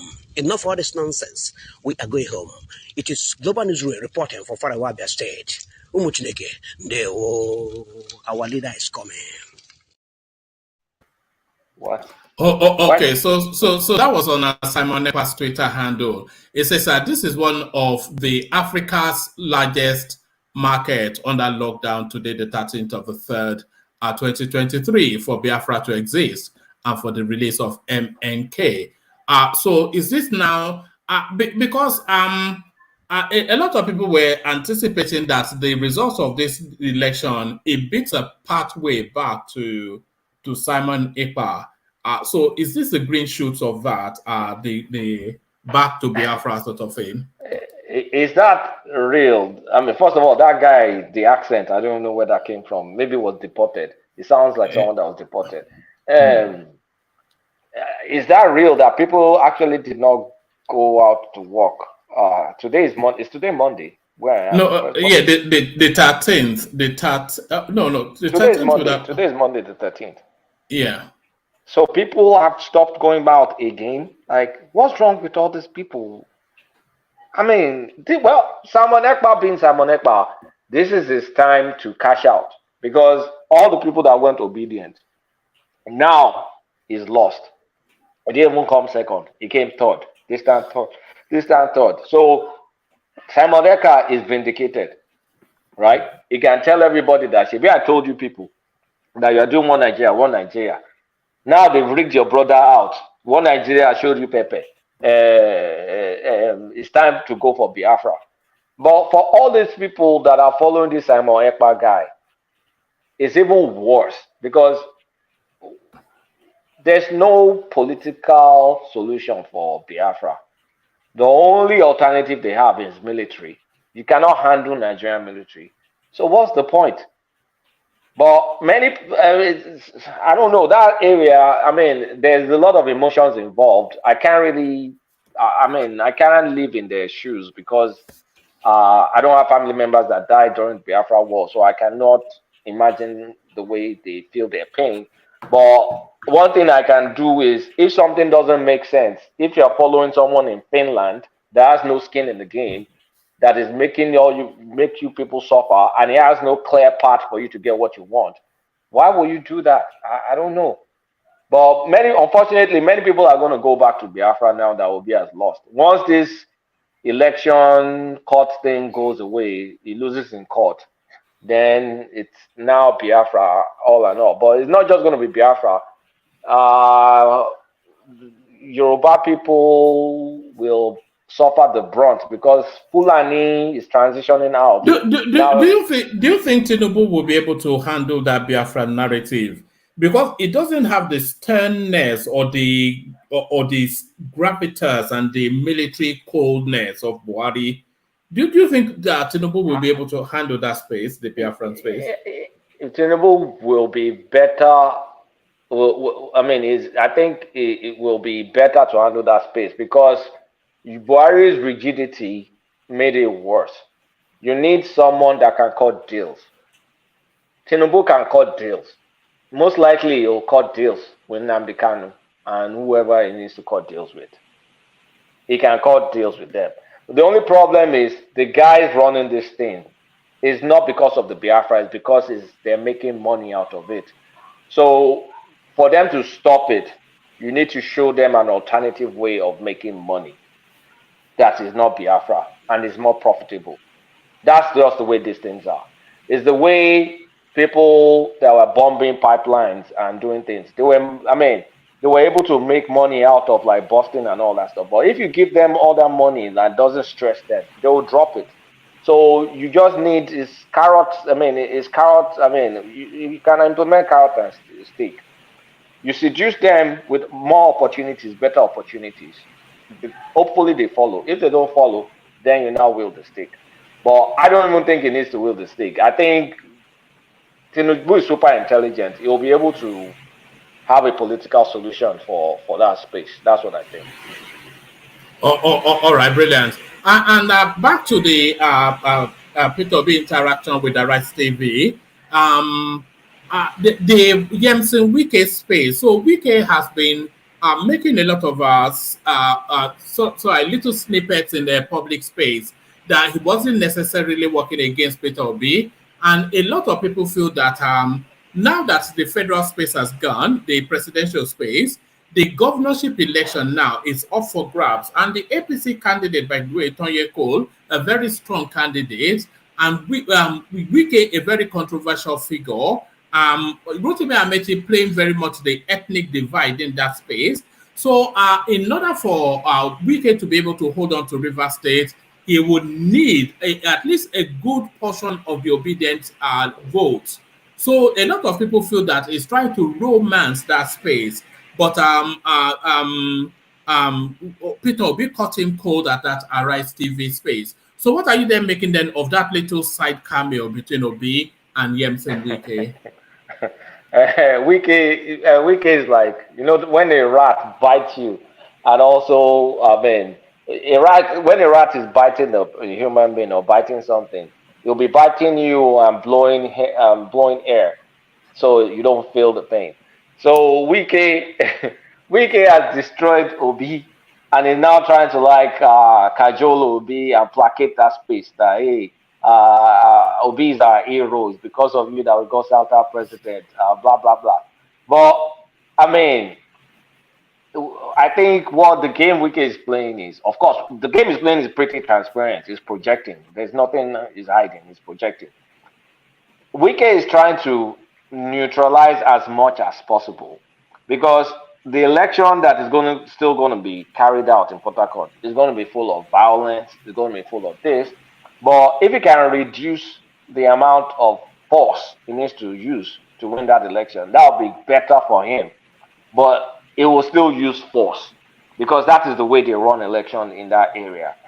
It will still use force. Now, can he, because a lot of obedience, especially in his area, they're hurt. Because apparently a lot of them came out to vote for Obi and Wike rigged it. Let's not lie, Wike rigged that Port Harcourt. There was a lot of shenanigans in Port Harcourt, especially that Obiakpo area, local government area. So Wike will still do what he has to do because this is survival for him. But he's just trying to see if he has to put full pressure or maybe less pressure. Because at the end of the day, they will do whatever needs to be done to get the results that he needs. He cannot afford to let Tonye Cole win. And another thing is the APC votes are divided because you have Tonyeko, you also have the SDP, you have Magnus Abe. So there's no way PDP is not going to win that Port Harcourt. So what he's doing is just trying to cajole the obedience because he knows it's already hurt them. And you know the important obedience when they're hurt, they really hurt. You can see from the treatment some of us even get for talking about issues. So Wike is just fooling himself. Obedience are hurt, but Wike will do what Wike needs to do. All right. I don't think we've heard from you when we were discussing this space, Kulata. So I think in the previous session, we were discussing how slots will be filled in the Tinubu administration. And we were speculating as to who will be the Senate president. Tinubu has now come out to say, because a lot of people are saying government of national unity, that's supposed to be considered to the southeast. But Tinubu has now come out today to say that he has no preference in any of the slots and the politics should play out. So what's your anticipation for that space? Speculations also that the secretary to the federal government is between El Rufai and Ganduje. So those slots, how do you see them filled, Kulata? It's just going to be on maybe my own preference, right? Because I can't really tell what Tinubu will do. But the Senate president, I really don't want it to go to Orji Uzor Kalu because he's an ex-felon. Apart from that, it doesn't look like someone you can trust. If anything, maybe you should give Akpabio from the South. But then you're now cheating the Southeast. That's what's going to feel like. But there are other APC senators from the Southeast that are also tenured, but they don't have the figure that Orji Uzor Kalu has. So maybe some of these unknown senators from the Southeast that are APC, I think there are a few from Imo State, if I recall. But I just don't remember their names. They're just under the radar. They're under the radar people. So I would prefer Fabio. From a chief of staff, the two candidates, I heard Bajami Alewo wants it. I think it should go to Fashola. Do you think he will want it? Because a lot of people, including myself, I think Fashola might just want out of governance. There's a sense that he has had enough of all of the nonsense. It's sending that vibe. And Gbajabiamila is sending the vibe that he wants, that Gbajabiamila wants it. But Fashola, you can see it's kind of like pulled back. Well, who knows? But for my selfish interest for Nigeria, I would love to see Fashola do it again because they did it in Lagos. It worked. So maybe it may work in the federal space. Who knows? But I would like One that. man. Yeah, Fash. Well, can I tell you? I don't think he will want to use Fashola because he won't trust Fashola. Why? Yeah, they've been having problems for long. People don't know. People don't know. They shared Lagos State for them, Tinubu produced the governor, while Fashola produced the deputy governor in Lagos State. That's how they have to settle Lagos State for them. Many people don't know this. This war has been going on. Fashola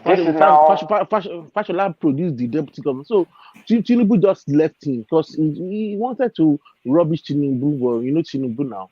He just said, okay, if I should allow you to, after Ambode again, it will be another, So he just left him. So that's why he gave him the slot of the deputy governor in Lagos State.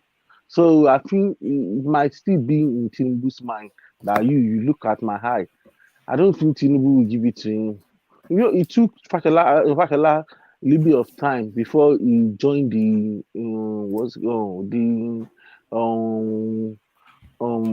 Tinubu mandate train. It took him a while. They having their own issue as well, but I don't think he may use the speaker. Gbajabiamila, I think we trust Gbajabiamila more than Tinubu at this point in time. But APC has a Muslim problem, though, a massive one, because Gbajabiamila Gbajabiamila is a Muslim. Fashola is also a Muslim. I know. Fashola too is a Muslim. And if people are saying Secretary of Government that they should give El-Rufai, that's also a Muslim too. Yeah. It's gonna be a weird one. I personally don't care. It's Our just Christian. optics. What's happening to our Christian? I didn't know. Yeah, because they're playing useless politics. Useless politics. Pope sọ pé, Daddy sọ pé. Okay. They're following Daddy Gio all over the place. And one man. Sorry, you know what happened about the currency? I wanted to tell yesterday, but I couldn't get the video. You know, I think it's Tinubu that caused all these things. Because if you watch journalists hangout on Sunday, Babajide Soluju, he was all out on Buhari on Sunday. I was even scared, like, don't allow them cancel our mandate too, because it was just, you know, all sorts of language on Buhari, like what is shameless, you know. So at the end of the day, I tried to get the video. I wanted to send it to you, but I think he edited the video before posting it. So he went all out on Buhari, and the next day, you know, and you know one thing about Buhari, he doesn't like to talk, and he's very, what would I put it, very shy. He doesn't have the confidence. He's not a man with confidence. He likes to do sneaky things, do things behind. So I think the attack, maybe it might not be so, but that Sunday, I was scared, like, don't allow Buhari, don't go for Neo. I know Babajide can't do that thing if Tinubu doesn't know about it. Anyway, I know Tinubu might know something about it. But the video, they edited the video. I don't know why. But anyway, maybe for the Babajide is not a PA to Tinubu now. My brother, Babajide is not a PA to Tinubu now. Who owns TVC? Hey, boy, it doesn't matter. It matters a lot. But Tinubu doesn't have editorial oversight now. They don't. Do you think he has editorial oversight? You won't have time to be discussing with Babajide what are you going to say on journalist hangouts, Abi? No, I don't think so.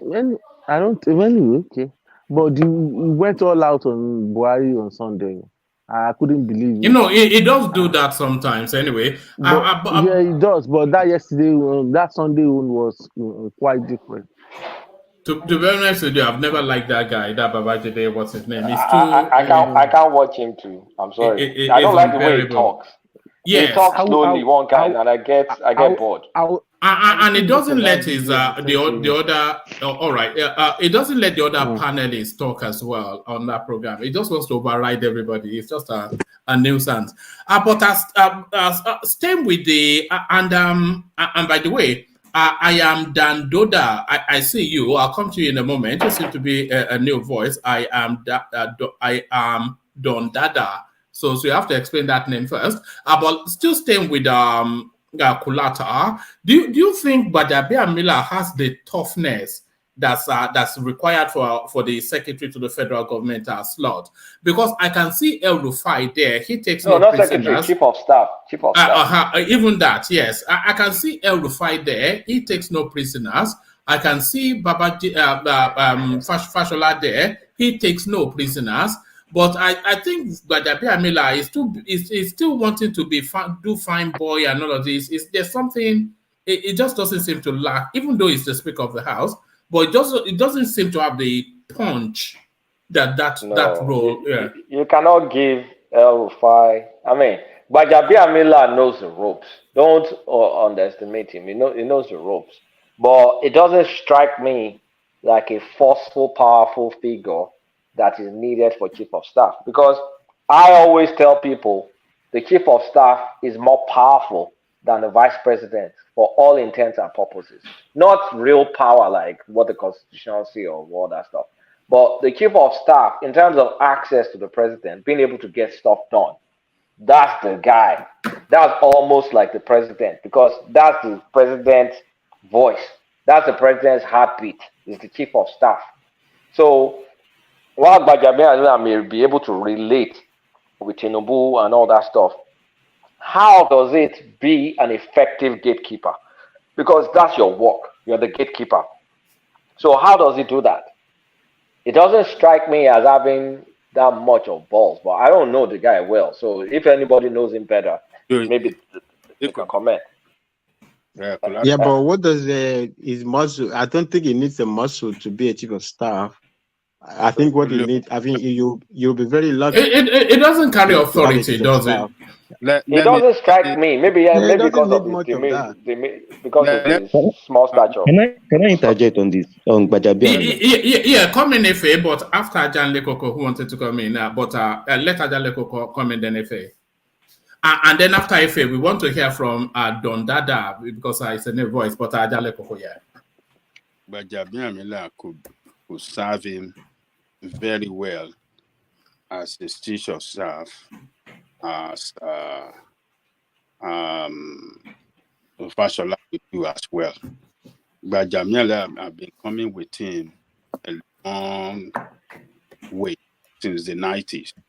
They've been coming together, and I know them. And remember the position of Gbajabiamila in the present administration as the speaker. Is the head of the yeah, actually that's a perfect thing for him. He'll be able to relate with the house and do deals. You're right. So that position, he could, he'll be able to work well for the president on how to maneuver things and with the legislator to get some of his walkthrough policies rather, passes it through as quick as possible. So, and I wish you guys can remember this video that we watched during their primary when Tinubu snubbed Osinbajo. Yes.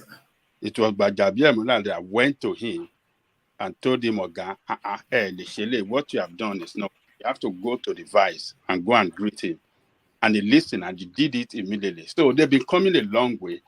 And I believe that Gbajabiamila is one of those that he respects so much. He listens to, it's one of his inner caucus that no decision they are making in Lagos that Gbajabiamila is not involved. So, and it's instrumental to Gbajabiamila too, becoming where he is today. He was pushing for, was doing everything. So they are, Gbajabiamila is an inner circle, and he knows him very well. He can work with him. They can work together. But I would still prefer Fashola. I believe that just like I said, they did it together when they are in Lagos and did it very well. So I believe that they could do it. But the advantage that Gbajabiamila has over Fashola is that Gbajabiamila could be able to influence the legislator. He'll be able to get some work done quick with the legislator because he understood how things work in that legislative arm of government more than Fashola. So both of them are good, but the advantage of Gbajabiamila being the vice, what do you call it? Chief of staff. Chief of staff. The advantage is that he can do the job quicker than Fashola, in the House and Assembly. That is just it. Thank you. All right. Do you mind if I come in 1 second? Yeah, you can come in. Oh, okay, go on. But be very brief because I think Efe wanted to go before you. But yeah, go on. Yeah, very briefly. I thought you already finished the talking now. I don't think Fashola is fit for there, but Gbajabiamila is the perfect fit. You'll be very lucky to have a chief of staff, somebody you have so much camaraderie with. Gbajabiamila is almost like a fan boy of Tinubu now. Tinubu is a fan father of no, there is too much melting between both of them. And if anybody is going to be chief of staff, if it comes down to the two of them, it's going to be Gbajabiamila. He's a very intelligent guy. Actually, he's very Gbajabiamila is very well underestimated. But actually, he looks like a very intelligent person. I think it's going to be, if it comes down to the choice between both of them, I think Gbajabiamila is more loyal to Tinubu than Fashola. And that's really what you need. Not really, it's not even the speakership experience, like, it's really the loyalty, because you're going to go to sleep. You can sleep with your two eyes closed if you have somebody that loyal to you. You will be very lucky if you have somebody that loyal to you, that you can go to sleep with your two eyes closed, and your calendar, your everything, whatever it is not messed up. There's no what is happening with Buhari now. He doesn't even know. You can't even trust the next person that speaks to him. All right. If I come in, we've lost Don Dada. Don Dada, come back. We want to document your voice. But if let's hear from you. Yeah. Good day, everyone. Good evening, everyone. On the issue of Gbajabiamila, the reason why this rumor is actually going around is because he didn't go to pick up his certificate of return. And if we remember very well, 4 years ago when he was elected also, he wasn't able to go pick up his certificate of return.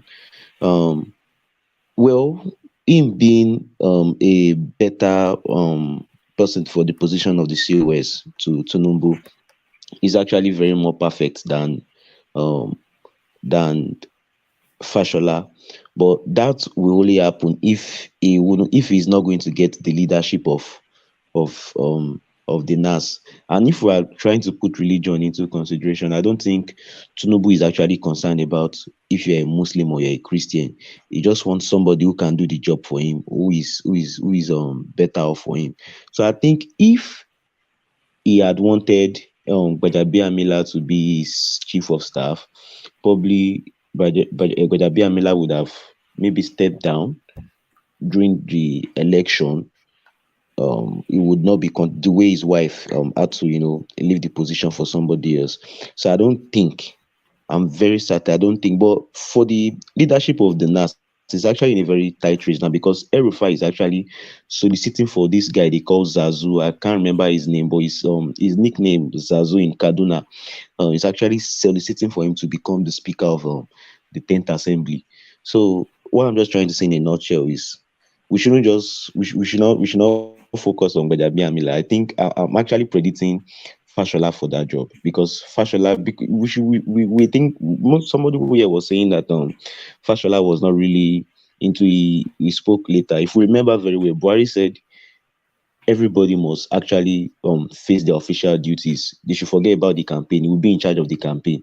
So at that time, you have somebody who is in charge of 2 ministerial office, being Minister of Works and housing. So he had a lot of workload on him.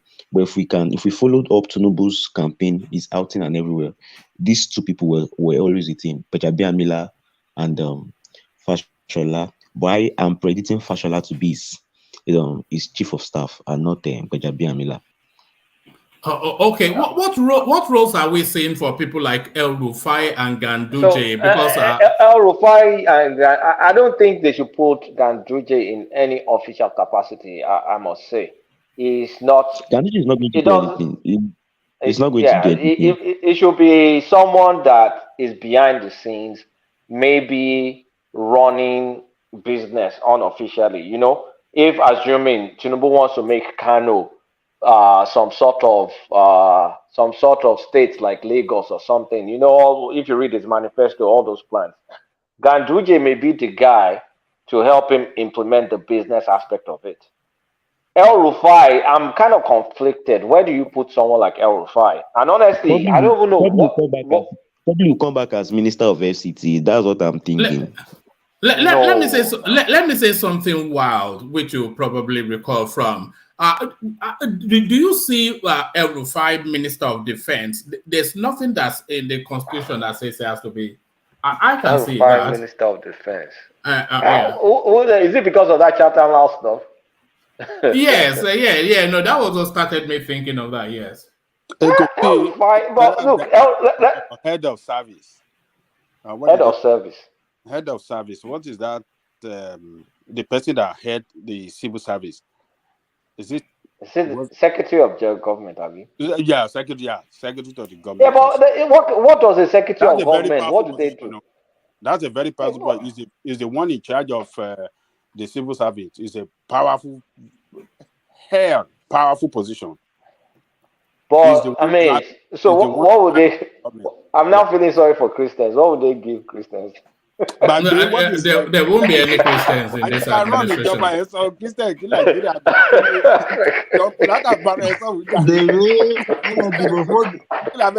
go and vote for Obi now. Obi will give them appointment. Obi will give them appointment.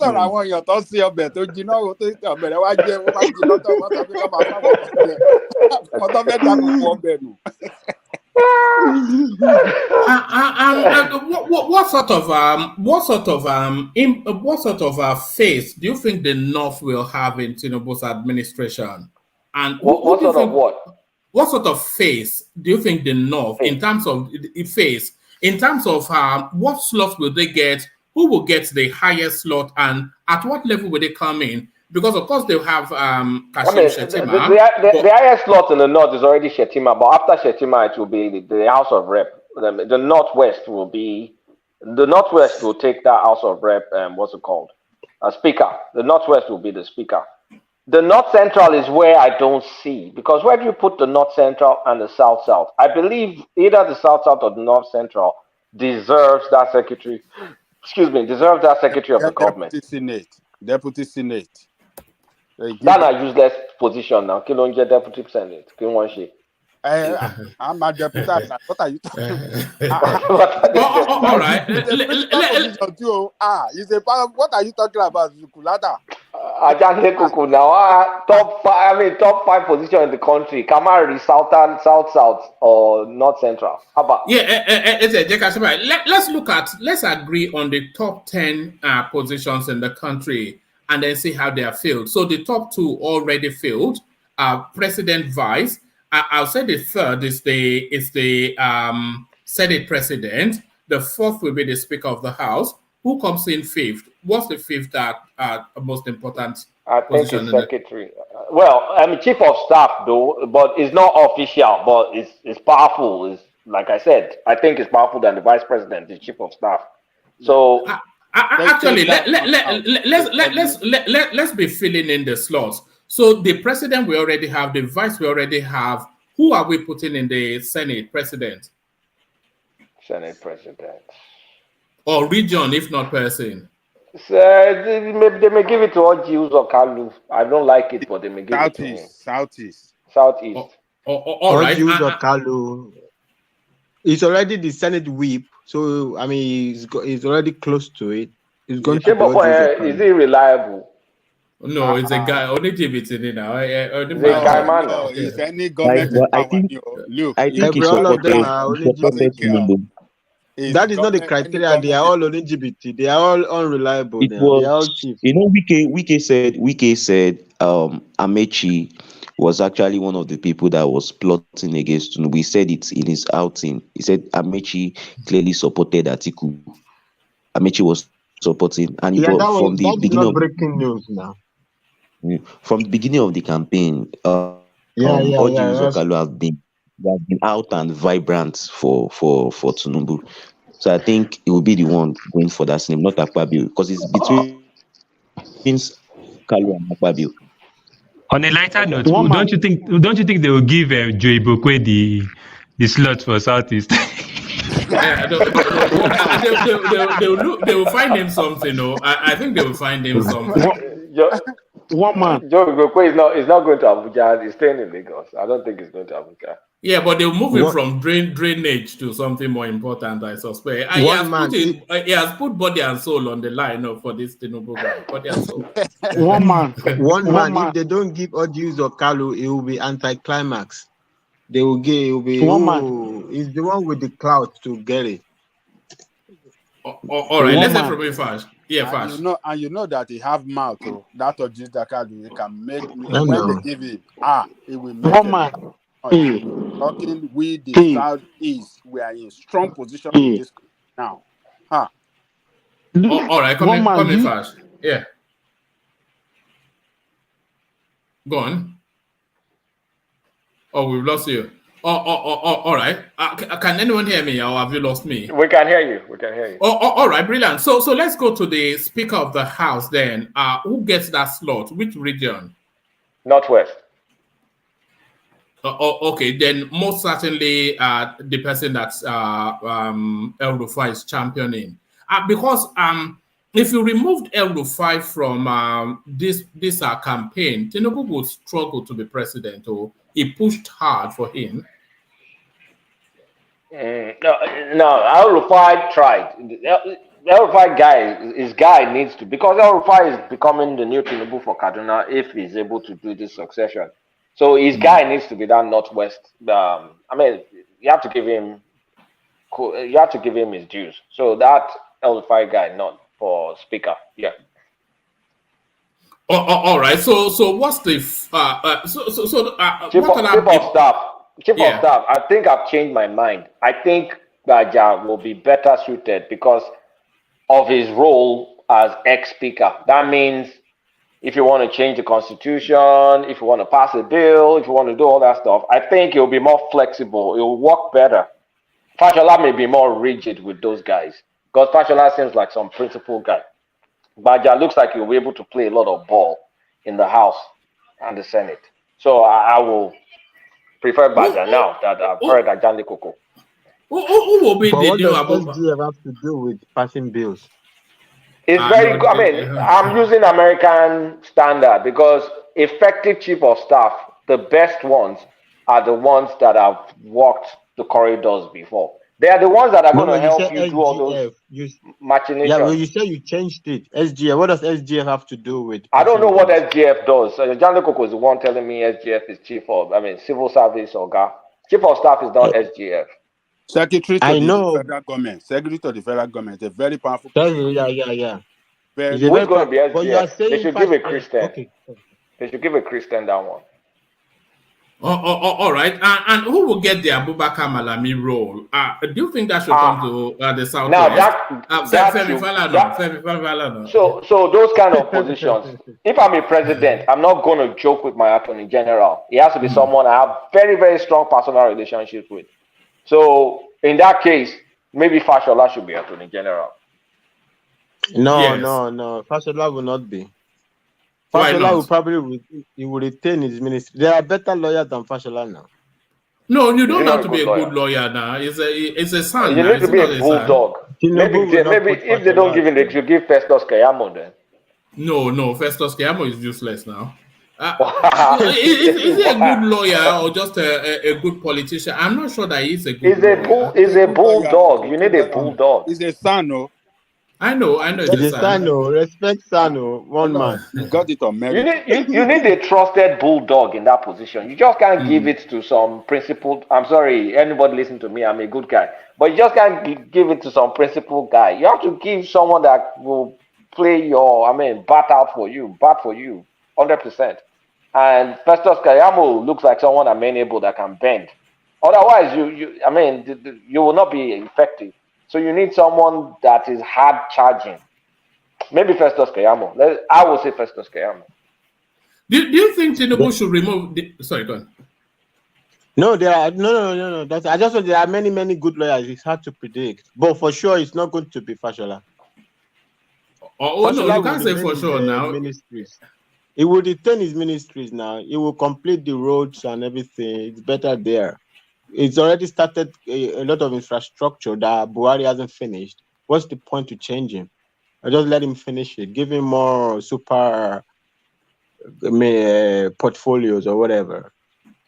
Do you think Buhari should fire me? So some people will have just to be abandoned. I'm not sure that. I don't see any value in fire me, Joe. Yes. I think Fayemi is scheming for that. What is that position? Close to the president. That internal position. What is it? Chief of staff. The chief of staff. Chief of staff. No, Tinubu can never make him. This one is no. It's too slippery. You can't trust him. Man. You can't trust him. No. I heard that he's scheming for it too. But that guy can write policy. Maybe he's gonna be the policy writer. Fire me may not even get anything because Fine, he may not get anything It in might this be government. advisor to the president. It might be appointed as an advisor of some kind of way, maybe on mineral resources or something. Because Fayemi was Minister of Mines. What did he do? He did not do anything. Or So defense, or advisor on military strategy and defense strategy somehow. You know that he speaks you grammar. have PhD I'm not a fan. military- I'm not a fan of him. You know, you have PhD in military Studies. Strategy.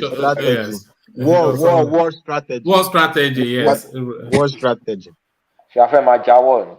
Who's supposed to take a PhD in that? To what end? To what end would you take to what end in ambition would a Nigerian take a PhD in war studies or it's just ridiculous. Without going to military college. Yes. You know, outside of Jaji, there's no employer for you in Nigeria. You could go to defense headquarters. But speaking of defense headquarters, do you think Tinubu will remove the guns from the north? That is to say, the chief of army staff and all of those guns, because their greatest potency has always been control of the guns. And Tinubu will be looking over his shoulders if it doesn't remove. Do you expect Tinubu to remove the guns from the hands of the north? That's a tricky one because the North put him there. So you can't just shit in their faces like that. I will expect that one is tricky because I don't know too much about the military in terms of like the people that are the top brass. Okay, one of my classmates. I don't know. But I don't know. I don't know. He needs the North to be top brass in the military. But what I will expect him to do is when he's recruiting military people, he should try and recruit more people from the North Central, especially that Plateau, Benue, that area. He should try and bump up a lot. He should try and recruit a lot of people from that place. One man, can I say something? Yeah, call me rational mind. It's my Well, I do. Rational mind. Welcome, my day. Good day. Good day. How about NSA? There should be somebody that's a very key position. NSA. National Security Advisor. In fact, it's I would say it's even more important than Chief of Army Staff and Defense. Well, that one you need a professional. Maybe he's an unknown person to us. Yeah. You can't put a politician in NSA. But what I'm saying, you can't. You can't. I mean, enough of this northern domination of that NSA. So there should be somebody from the south. So I think Burutai. I know he might want to use Burutai, or maybe still give Burutai that immunity that he has through his being a diplomat. So, but I don't. Yeah, but we're talking about Tinubu as someone that can hire the best brains. Burutai the best brain for NSA. Olorun Shaki is still there too. So it might either employ him as the Minister of Defense, civilian Minister of Defense. So what are you going to give El Rufai? Well, if you're saying that El Rufai is going to be, is it the SGF? El Rufai is going to be SGF. So there are 3 people now in that. How many SGFs can we have? What's the payment answer?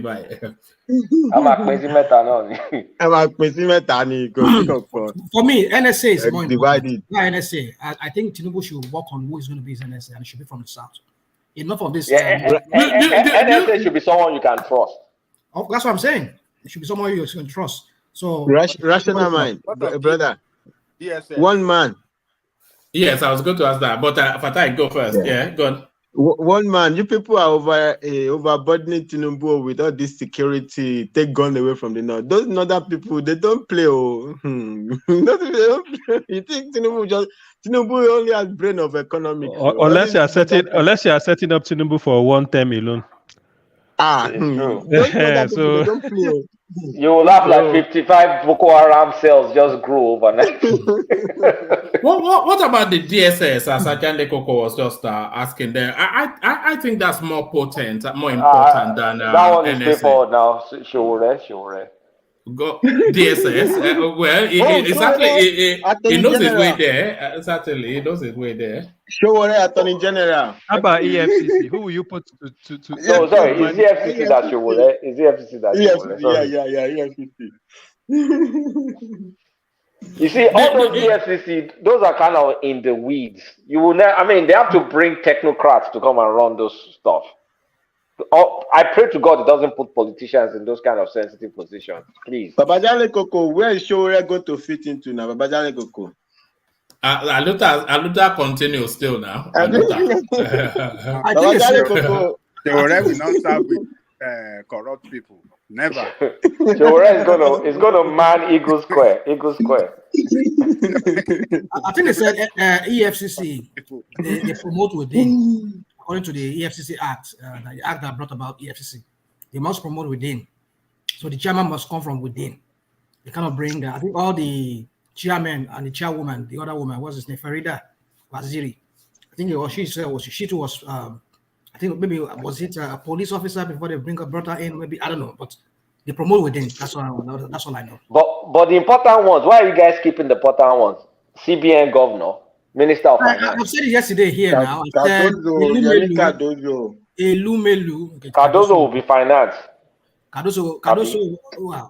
No, Cardozo will be more fit for CBN. Elumelu might be CBN or Cardozo. No, Elumelu is an investor now, not appointee. Well, he's an investor. I mean, not no. I just believe there's something more to that. No, Elumelu can't be. It's too big to be coming to take office now. It's too big to become a technocrat now. What are you talking about? It's too big. What? No, he will not even take it. It's like saying Bill Gates should come and be Minister of Education in America. I know he's worthy, but I mean, that's rational mind. For sure. Secretary for Science and Technology in America. That's a different thing. That's a different.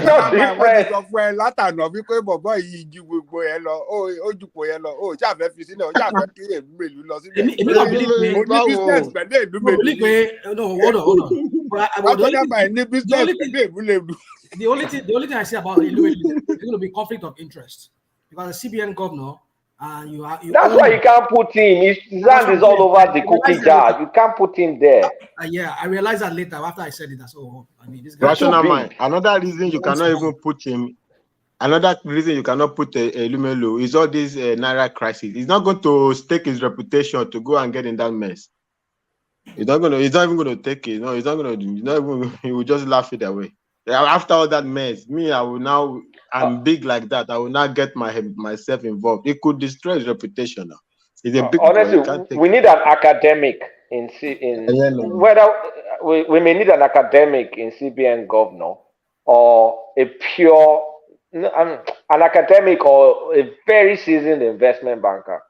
No, were you not advocating for an economist, Fatai? No, sorry, academic. I would have said economist. Well, when I say academic, professor of economics. I'm advocating only for Yemi Cardozo.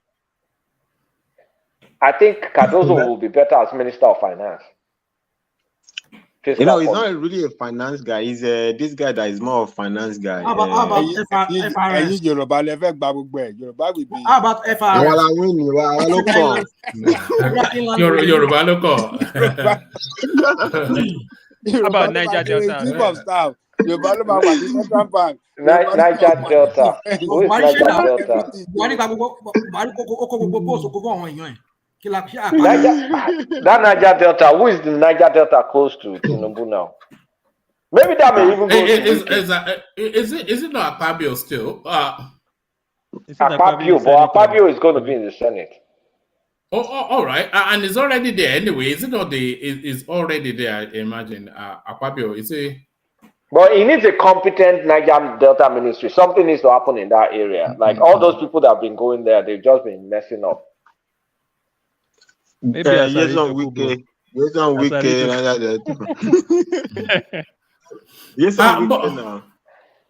But in terms of our dead political career, so Yemi Osinbajo, thank you, and just take the left turn back to Unilag, and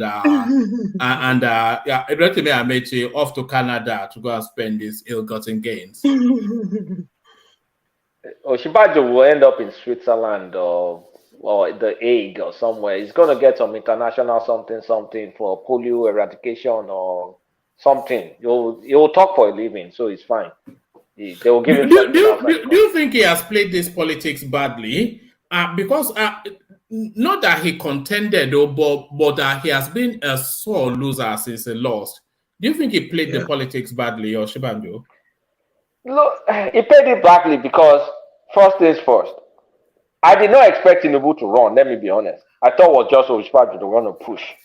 But as Tinubu ran, he should have withdrawn, because I mean that's your benefactor, that's your political benefactor, and based on our culture, Yoruba culture, he automatically becomes is he Olote or what do you call it again?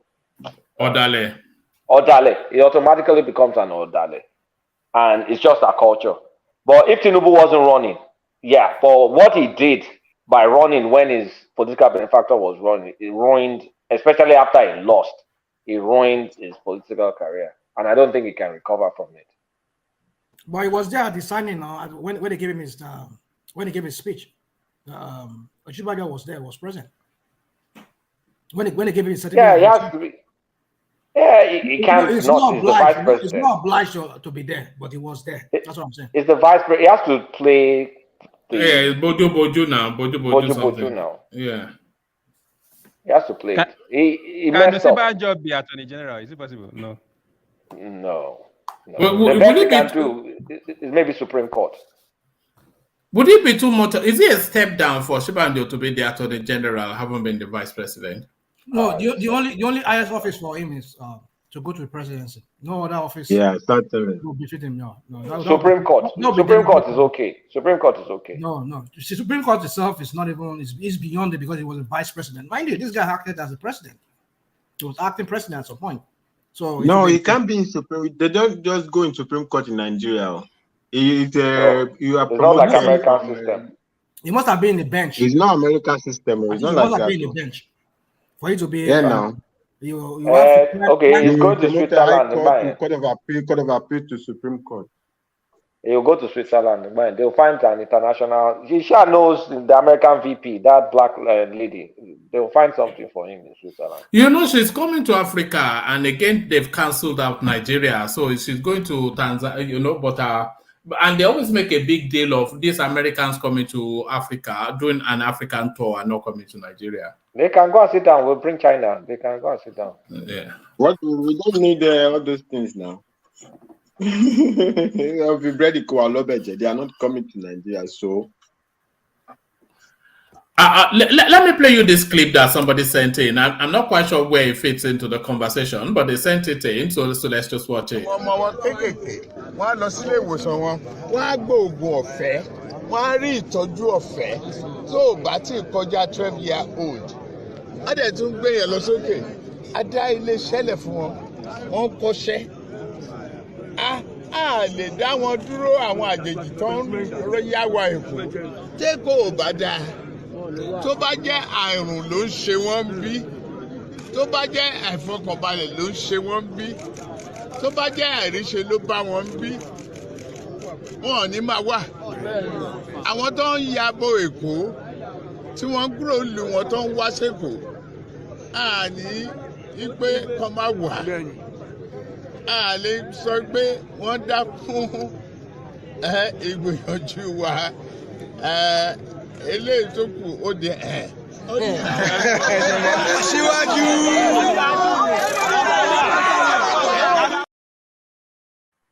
So what are you making of that? Is that a dig at the Balebos? What's all that about? Well, is it a dig? Is saying, well, the migrants to Lagos, I mean, that they're taken care of, or something along those veins. Some part of it I did not understand, but it is someone that understands better can talk. But I got the gist that he's talking about people that migrate to Lagos and they are taking care of them or something like that, something along those lines. All Yeah, right, but brilliant. is it a recent? Is it recent? It's very. No, it didn't seem recent. It seemed like a couple of Yeah. years old. Yeah. Yeah, it's very. No, Kolata, don't say migrant to be careful. Oh. No, I didn't say immigrant though. I said migrant. I didn't say immigrant. I know what I pick my words carefully. You know, Prestige has been using those words to chase enigmatic up and down social media. He says, and he has this disciple called Enigmatic, very racist boy. My God Almighty. No, I was careful though. I said migrant. Me too. Yeah. When I was in Lagos, I was a migrant from Osun State. I think the proper word would be non-negotiations. Maybe that would be the proper word. Okay, non-Lagosians then. I'll be political correct. Non-resident, Lagos resident. I don't know. Non-indigens. Let's be politically correct, Abi. What's the proper pronoun? Since when did we start getting politically correct? What's your pronoun? Are we doing what's your pronoun now? I identify. Let me not get in trouble. I identify as a non-binary Lagosian. Non-binary Lagosian. I identify myself as an Osun State Lagosian. Yes. And that is going to preclude. Oh my God! It's we are getting into weird territories. Yes, yeah. What Tinubu was saying in that place, what they call let everybody pour into Lagos, but the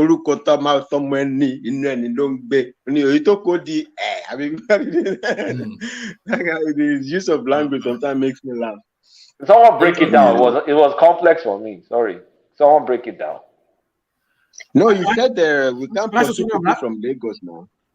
You say Lagos is good, that's why they're coming. If Lagos is not good, nobody is going to be coming, and we can't pursue them. But the rest, we know what to do. But within the context of it, there's no context there. It's self-explanatory. Chinedu Kulata. Yes, there's a bit of Chinedu. I'm in the busy.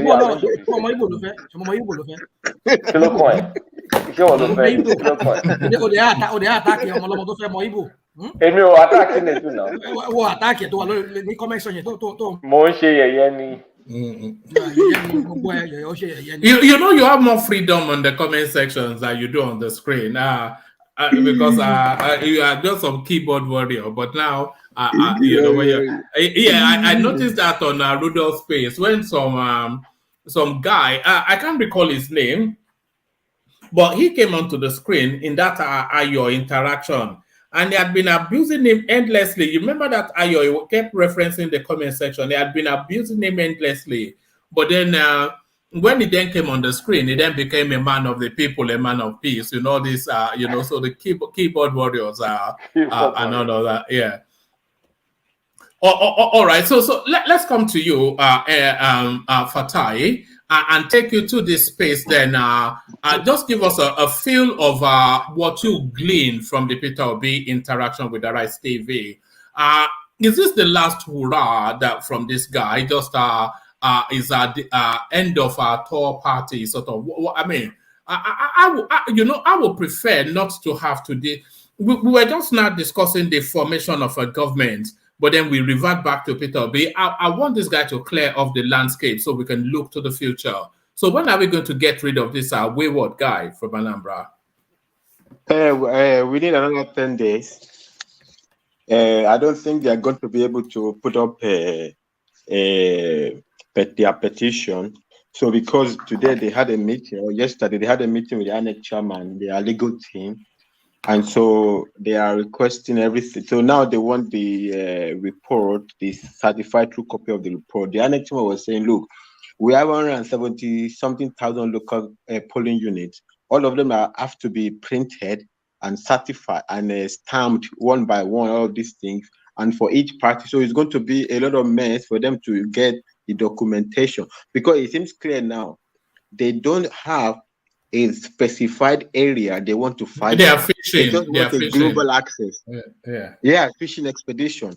Well, they are running against time to do all this fishing expedition. You have to have, okay, in this particular, like for instance, if you take Lagos, as they are claiming that their agents former Lagos, and Lagos is now around something, and Plateau is 1.2 million. Well, that's already a good fight. You could have started your petition with those two states. That's a lot of numbers. But of course, it's ridiculous now. So Tinubu got 100 in Lagos. Peter Obi got 900,000. And Tinubu got 100. How ridiculous is that? But Peter Obi got 97% in Anambra. I mean, those ridiculous. They have no case. They're not challenging the. They have no case. They know, but they want to find a fault in the system, and they have. And it's a good strong point for them because it looks like you could find a fault in the system. So, but to how long that would, how much that can take them, that I don't know. I mean, and that you know, Peter Obi keeps doing all this hopscotch, doing this tango in Paris that he won an election and all of this that was tweeted. You know, but a lot of what he's saying is still quoted in language of ambiguity. He's not yet said anything that you can hold on to that. This is what he's saying. He's telling us that he wants to interrogate the process, but which part of the process? He certainly does not want to interrogate INEC not uploading from polling units, because INEC had already told him, the law courts had already told him that INEC is not obliged to do. They've told him as far back as last year. So he cannot, is it that not double jeopardy already, a judgment already in place? So what is he asking for? He's just there, just screeching and squealing like some charged up banshee. Just what does he want? This guy is just is this just nuisance? One man. You know, when Tinubu's election was first announced, I said I will always remember it. Tinubu's victory will always be looking better day after day. It's like a fine wine. Every day we go there. Peter Obi is about to find out. It's about to find out Tinubu is not Ngige. So you will be pursuing a mirage. What is really going to be pursuing is a mirage. It's better for him to quickly understand, let it go. You know, when it's good. Actually, in that interview, he was making a point. I think whether it's Dr. Rubati that asked him whether Tinubu has called him. And he said, no, he hasn't spoken. Tinubu hasn't called him. So if you're going to keep fighting, right? Keep fighting. Tinubu is not I look at it, I say, okay, feels like a Tinubu that I could reckon with. You know, if you're gonna keep fighting, okay, I'm not calling you. I mean, you can't pressure me. I win. No, you're not gonna you're not gonna pressure me. So I think it's better for him to quickly, you know, it's high time we get past this and go to nation building. But if he wants to keep going, he's going to discover that in the end of the day, you need to leave the stage when the ovation is highest or whatever is the expression. But as it is now, I don't know, for whatever reason, the lawyers who are making a whole lot of money, but Peter Obi is very rich, right? And when you surround yourself with a lot of sons, they will always convince you that you have a case. But it's going to be pretty clear to him that there is no case. There is no case there, right?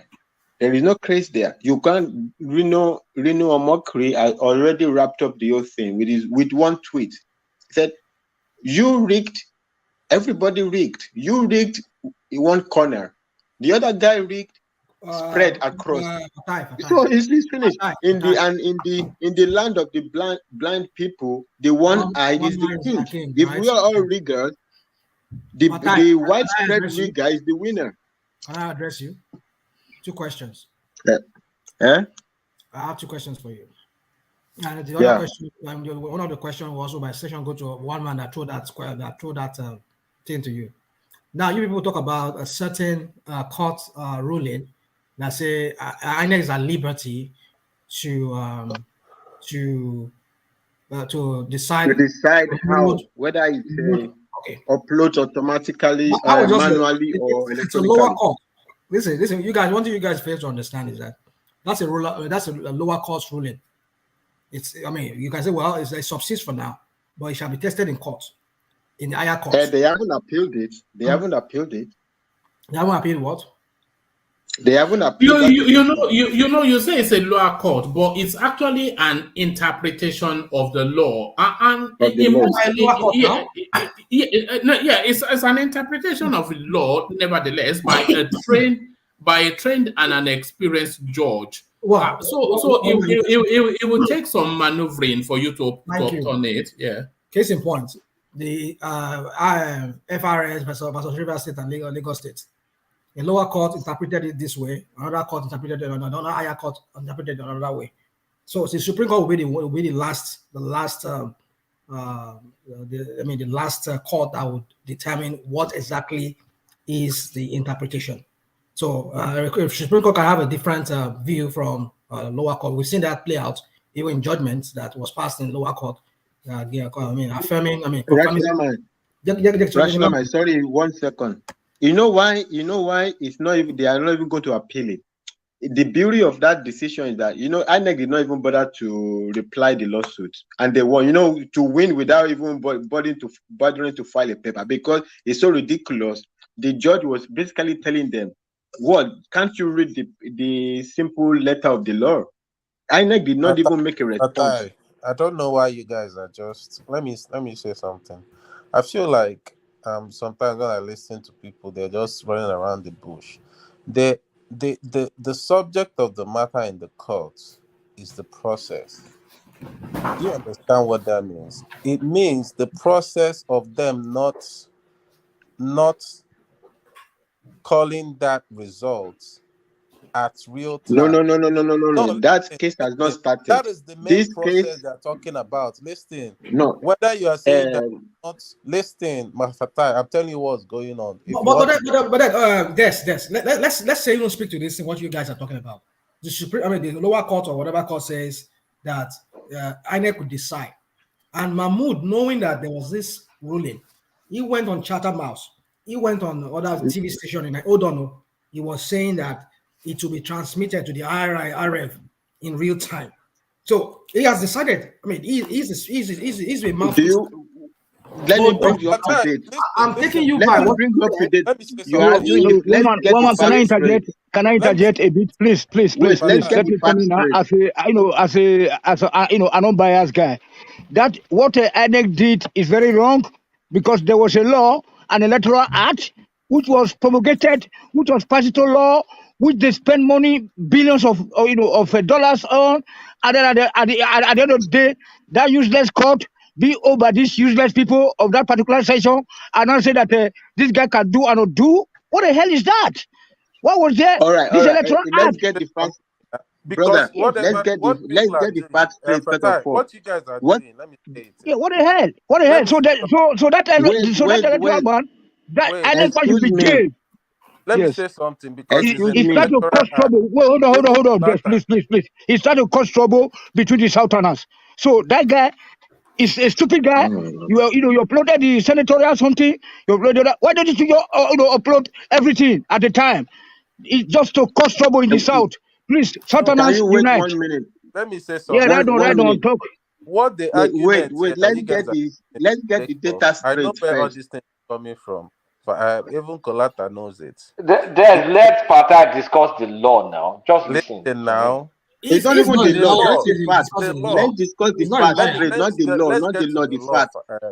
Sorry, the fact. Sorry. Let someone discuss the fact. Let them discuss the fact. Here is the fact. So we can all learn.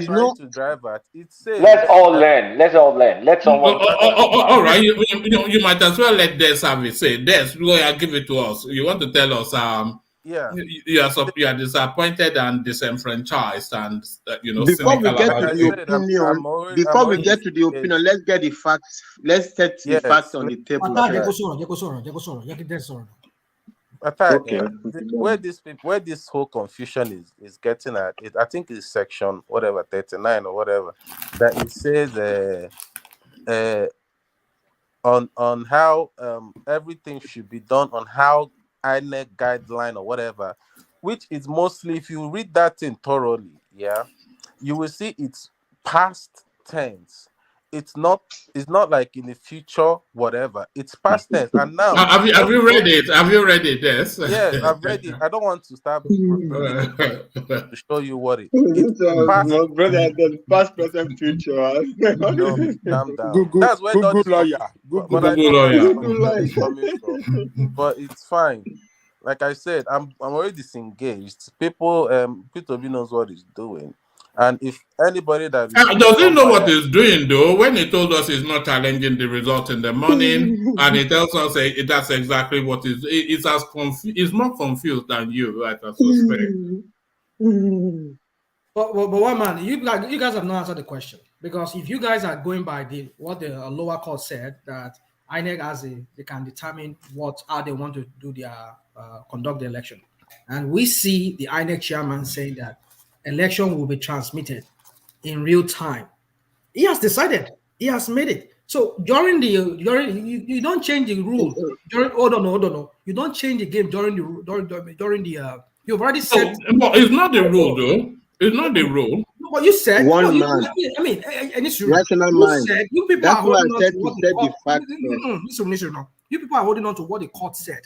The lower court said, INEC would determine how they want to conduct the election, right? Now, and Mahmood at Chatham House in Lagos, he has said it when he was giving a press conference that it will be transmitted in real time. And so why? I'm still looking for the clip where he said that. By the way, if anybody has it, I want to hear. Yeah. One man, rational mind. Can I please say something? Can I please say something? Rational mind, we are still getting this thing wrong. The data, because someone, I don't know if it's even an INEC official, someone came again to clarify.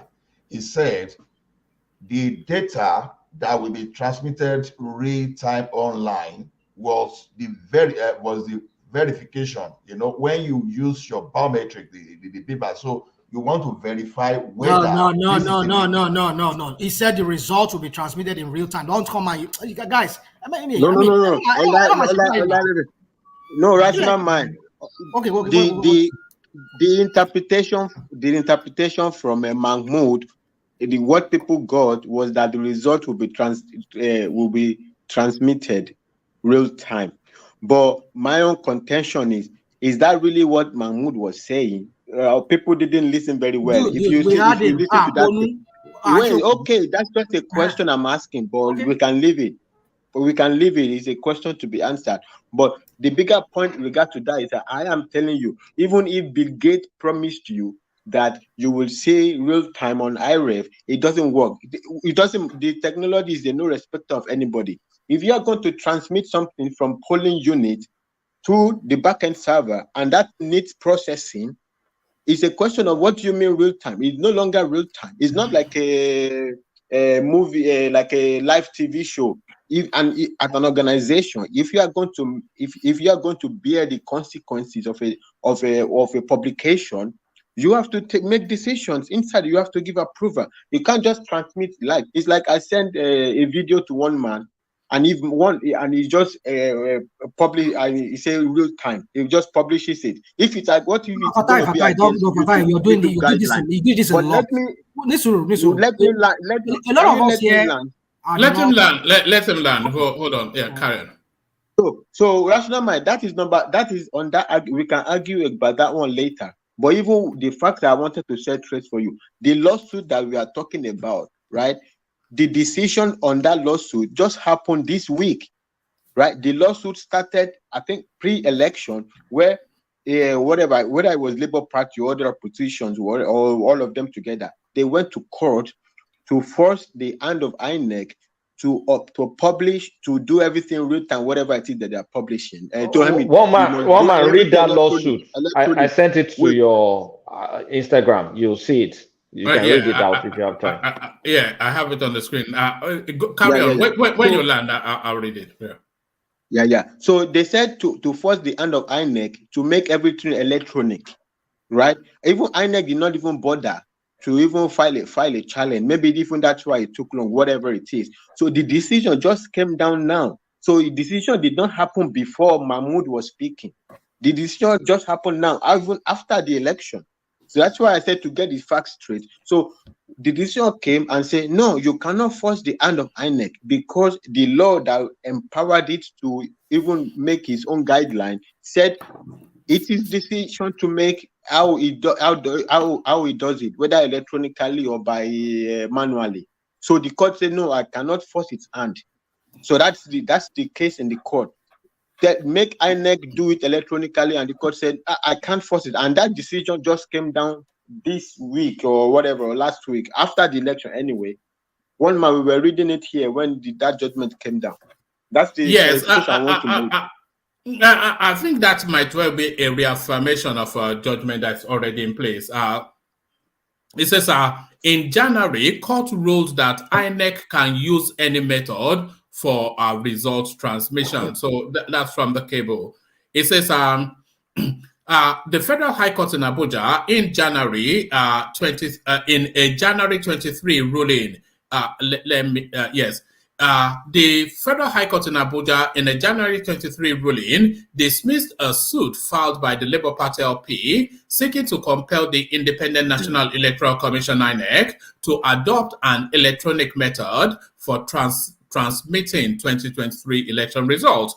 Delivering the judgment in the suit marks XYZ and filed in August 2022, Emeka Inwite, presiding judge, held that Section 52, subsection 2 of the Electoral Act 2022, cited by Monday Muwa, counsel to LP, provided for voting and transmission of results in accordance with the procedure to be determined by INEC. According to the judge, the commission is free to specify or pick the method of transmitting election results. The LP had sought a declaration that the respondent has no power to opt for manual method other than the electronic method provided for by the relevant provision of the Electoral Act 2022. The party prayed the court for an order directing/compelling the respondent to comply with the Electoral Act 2022 on electronic transmission of results in the forthcoming general elections. INEC neither responded nor filed any process in the suit. In his judgment, Inwite said, the provision of Section 60, subsection 5 of the Electoral Act 2022, as cited above, has provided for the transfer of election results, including the total number of accredited voters from the polling unit. Section 62, subsection 2 of Section 62, subsection 2, on the other hand, provides for compilation, maintenance, and continuous update of the register of election results as distinct database for all polling unit results as collated in all elections conducted by the Commission. This is to say that the Commission is at liberty to prescribe or choose the manner in which election results shall be transmitted. So I think that's really the sentence we wanted to land on. So they had that judgment. Is that's what the decision I was referring to? Maybe I missed the time it came, but I knew it came after the.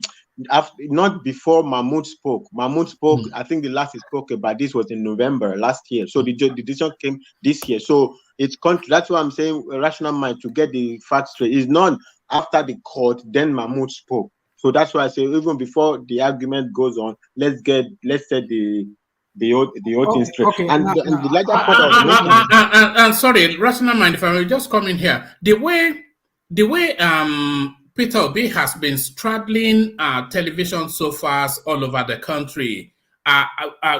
Just all this righteous faux indignation, as though he was caught off guard by something that he did not anticipate. So he was already in knowledge that this was where the law stood. But he's acting as though something has come to him as a surprise, that he was caught left field. He went to court, they told him what the law is. So You know, it's just it's but just then it's you just said palongo dancing, Lolo. It's one just man. One man. it's just One man. it's just acting, isn't it? It's You an said actor. this judgment was given after the election, after the presidential election, right? So No, it was given in January. Okay, I missed the time. It was in January. I missed the time, but I know that it's not before Mahmoud spoke. That I know for sure. In January, it was delivered in January. So it was in January before the election. What are you talking about? Mahmoud was in after Obi went to what's it called? Chatham House. Chatham House doesn't matter. Rational mind. Can you rational mind? Let's follow this thing logically. Okay. We have a device, transmission device. It can fail. So if it fails, do you mean no election? Of course not. You can't do that. This is something that goes to a server. It runs a batch process. Like Fatai said, it's not an API. It doesn't go immediately. It goes there. It runs a batch process before the images are where you can see, where the UI that you can see it. So, and also anything like that that's electronic can go wrong. So you cannot write a law that says, it's like saying I write a law that my cell phone will always place the call to Nigeria. It doesn't make any sense. But then it defeats the purpose. You know the purpose of why the electoral. Yeah, but it's technology. I mean, when you write a contract, there's areas in the contract. I mean, come on now. There was no purpose defeated. There was no purpose defeated. That one is 20% of the whole thing. 80% of the purpose was the Beaver accreditation. Now, one voice. Go on. He said he wants to leave a legacy. That was why he signed the electoral law as part of his legacy. And why did he do that? He wants to use that election to make sure that the election is conducted properly. And that was why this issue of the beavers that has been being championed by INEC, Mahmoud, and then they were making noise everywhere and there that it's a game changer. It's going to hinder people from being able to rig. It will do accreditation. It will transmit results live. One man, you read it now from that judgment that you said you read now that the judge said, and he was quoting the relevant section of the constitution. I mean of the INEC of the Electoral Act, saying that they would determine it, but they would transmit results, accreditation in real time. He said it in that. I heard you when you read it. So I don't know where this whole narrative of saying you people here say or other platform says that there's no part in any electoral law that says they can transmit it in real time. He said the act doesn't say real time. The act says transmit. No, transmit, fine. Okay, yeah, fine. You cannot guarantee real time, right? That's what I'm saying. You can't write a law to say I'm going to place a call and the call is guaranteed to go through. Okay, then what happened to the mock test election? I'm surprised too. What does that have to do? Okay, if I do a mock go live, and it works, then in my go live it fails. Then what do I do? Do you just on that question? Do you know that they did that mock thing? I think it was in Ibadan, which would be one satellite attempt. But you are talking about nationwide. Suddenly results coming at the server. Have you done a technology implementation before? Yes, because I asked that question. Hold on. Let me respond. So, one man, thank you, sir. Batromi, Konyagbadamo, so I just contribute small. So that test will show them the direction. Let me speak like Ogajani Kokona. It will show them the direction at which they will be headed toward the direction to avoid all this commotion. At least whoever is leading will lead. You know what I'm saying? So that we don't have to be fighting each other. No. You know what that test is. That test was just really to test that the system works. But the only time that you would know if the system can handle the volume that it needs to handle at the presidential level, the only time you would know is in real time. You cannot test that. And the example people cite is that Obamacare thing that overwhelmed the system just because of the volume of. Yeah, so the only opportunity to test the capacity is in real time. Yeah, I get you. Hold on, man. You don't get me. You don't get me. Yeah. So I get you, sir. But during that test, there should have been some signals You know what I'm saying, sir? So That what? That things might not work out properly. No. Hold on. No. I want you to understand what I'm saying. You may disagree, but I understand. Okay. What I'm saying to you is that the only time that INEC could have been able to know if their system is able to handle presidential elections being transmitted to their server nationwide, the only opportunity for them to know that is on election day. So if they do a test run in Ibadan, that's different from doing a real-time polling in half a million. Yes. So they cannot test run that. The only opportunity to test that is in real time. Yes, I get you, sir. And then to the question of election, they will be better. Next election, they will be better. Now they have the experience. Now make people let me speak. My battery don't go. So Ogawaman, thank you very much. So you know that what I'm trying to say is like just to avoid all this commotion that is coming out, that where all of us are now going, against each other. So it's an ugly situation that I'm trying to avoid here. Then meanwhile, to that currency space, where they said that the president said this or said that, but how come that the president did not come out by himself instead of sending Garba Shehu? So all these kind of things just to make somebody decrease. Like why and all of us were speaking from because he's dead now. He's Jubril, really. It's a clone. Is that not where we are? It's a clone now. I don't want to say that. I don't want to say that. Then to the South State, we're gonna take time because if not talk too much, we will block the oil. You know what I'm saying? So when you put are not factoring us into the vital positions, it's very bad. So you know what I'm saying? That is it, man. So the country is a lawless country. So it's the survivor of the fittest.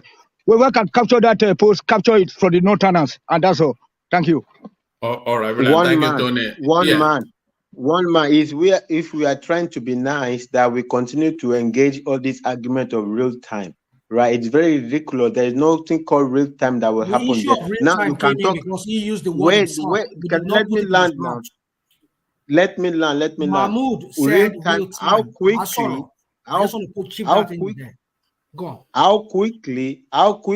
it can happen is a question.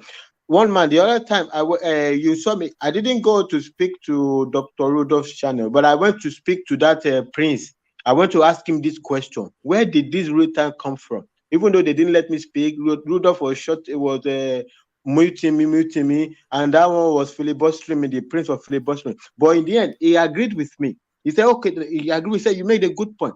But he said, and where I agree with him is that they should have, and before announcing the winner, like the winner of the election, they should have been able to fix everything and upload and publish to IREF. Okay, I said that I don't have an argument. But if you're saying that by fire, by force, or it must be real time, well, excuse me, real time is actually is meaningless expression because you will never have real time. Because can I ask you a question? Yeah. Why was it that the House of Rep and the Senate was transmitted, and there was no flop? Was what? No glitches. Was what? The House of Rep and the what's it called? The House of Rep. Okay. First of all, it was not real time.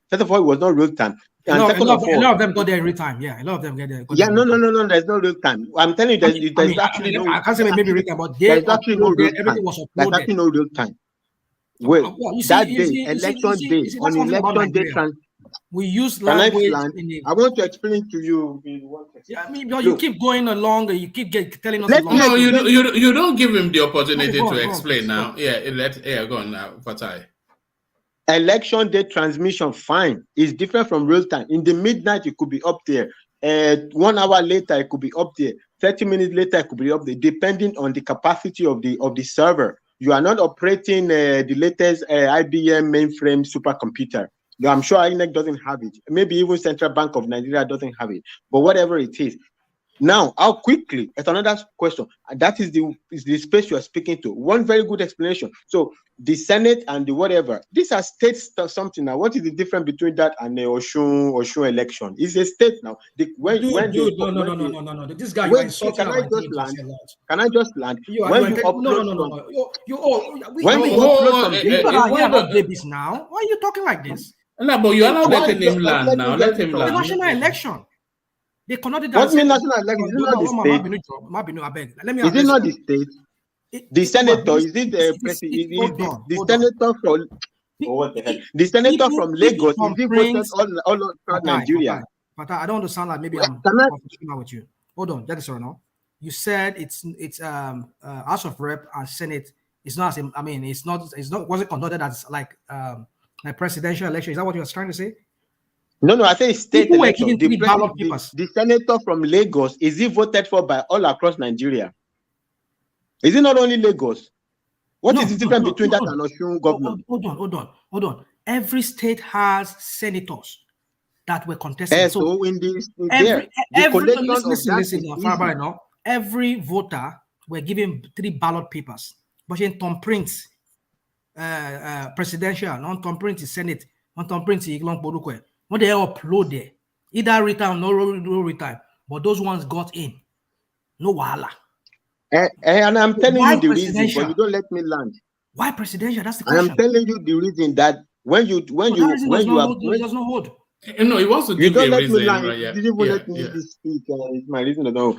Look, the senator from Lagos is voted for by only Lagosians. He's not voted for by people in Anambra. The Senate, whether it is the same time with the presidential, but the president is voted by everybody all across 170 something polling units. The people that voted for the senator is not 170,000 polling units. So the amount of the volume of the uploading to the backend server is less. So the collation, it's the same. What is the same? Excuse me, let me land my point. You can take it, you can leave it. Let me land my point. So when you upload to the backend server, the compilation of the polling unit into one local government in this and this is less work than 170. How many polling units is in each state? That's what would, or in many cases, it's not even a state, it's local government. How many local government the senator covers? Can I answer it from an application perspective? So maybe it will be clear. It's very easy to understand. Let me see if I can explain this. See, these things, they're batch processing. They're using Amazon AWS servers. That's what they're using. They bought capacity. It should be expandable and all. So I don't know the exact package INEC bought. But the reason you can get all these other senator and co, because they're smaller batches. If I'm going to process a batch for Osun State, I'm going to process a senator. It's going to be maybe like 3 local governments. But if I'm going to process, run the batch for presidency, I have to run it for the entire state, right? 170,000. Yeah. So when you run that, the performance, you may get a performance hit, and there's no way you'll be able to find out. Except the simulated test they did simulated the entire load of the country. So they could not have caught it under when they were doing user acceptance testing or whatever test they did. So it's technology. It fails all the time. When you are doing an implementation, you can run successful test cycles. But when it now comes to the actual go live, things are not exactly the same because the load is 100%. I agree with you. So you should. Hold on. I agree with you the way I'm going to explain it. Sometimes we might test something on a small scale, but when you do it on a large scale, it might not really work. I get it. But the narrative that this guy is spewing here is just alarming to me.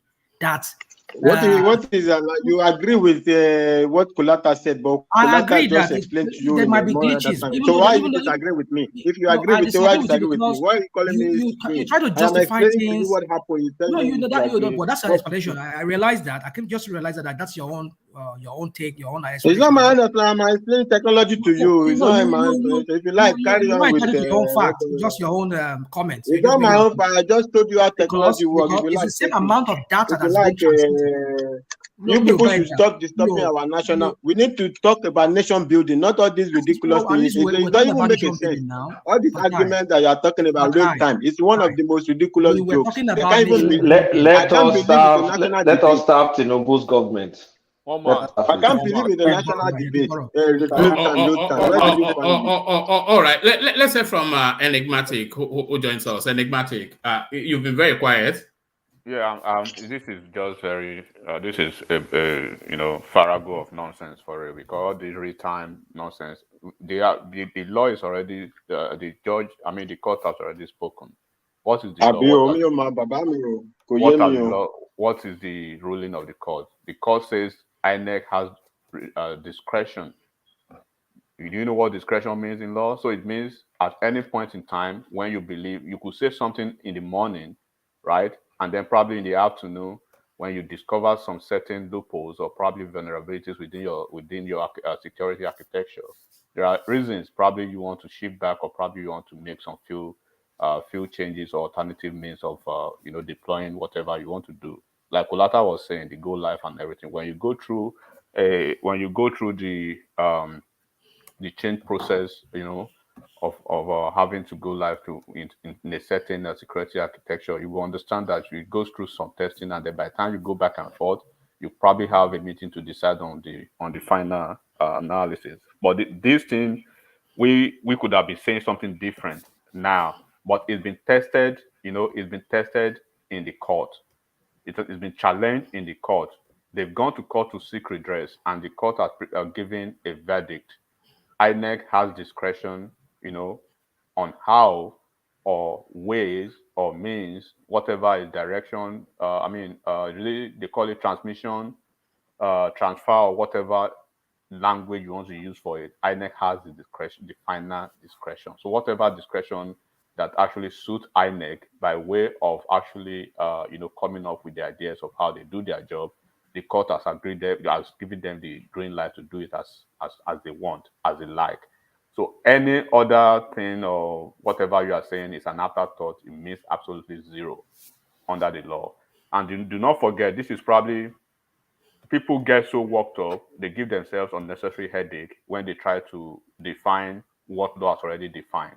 When the law has made something categorical, we were on this platform maybe 4 weeks ago or 3 weeks ago, when personally myself, I was telling you what will come out of this Supreme Court and then the currency jamboree of Emefiele and Buhari himself. Even when we had some presidential candidate with the Enigmatic brother, just 1 second. Just give me 1 second. Yeah. Just to add to what you're saying, as one man was saying, that court decision came after Mahmoud spoke. They chose to ignore the court this thing. They chose to go with Mahmoud.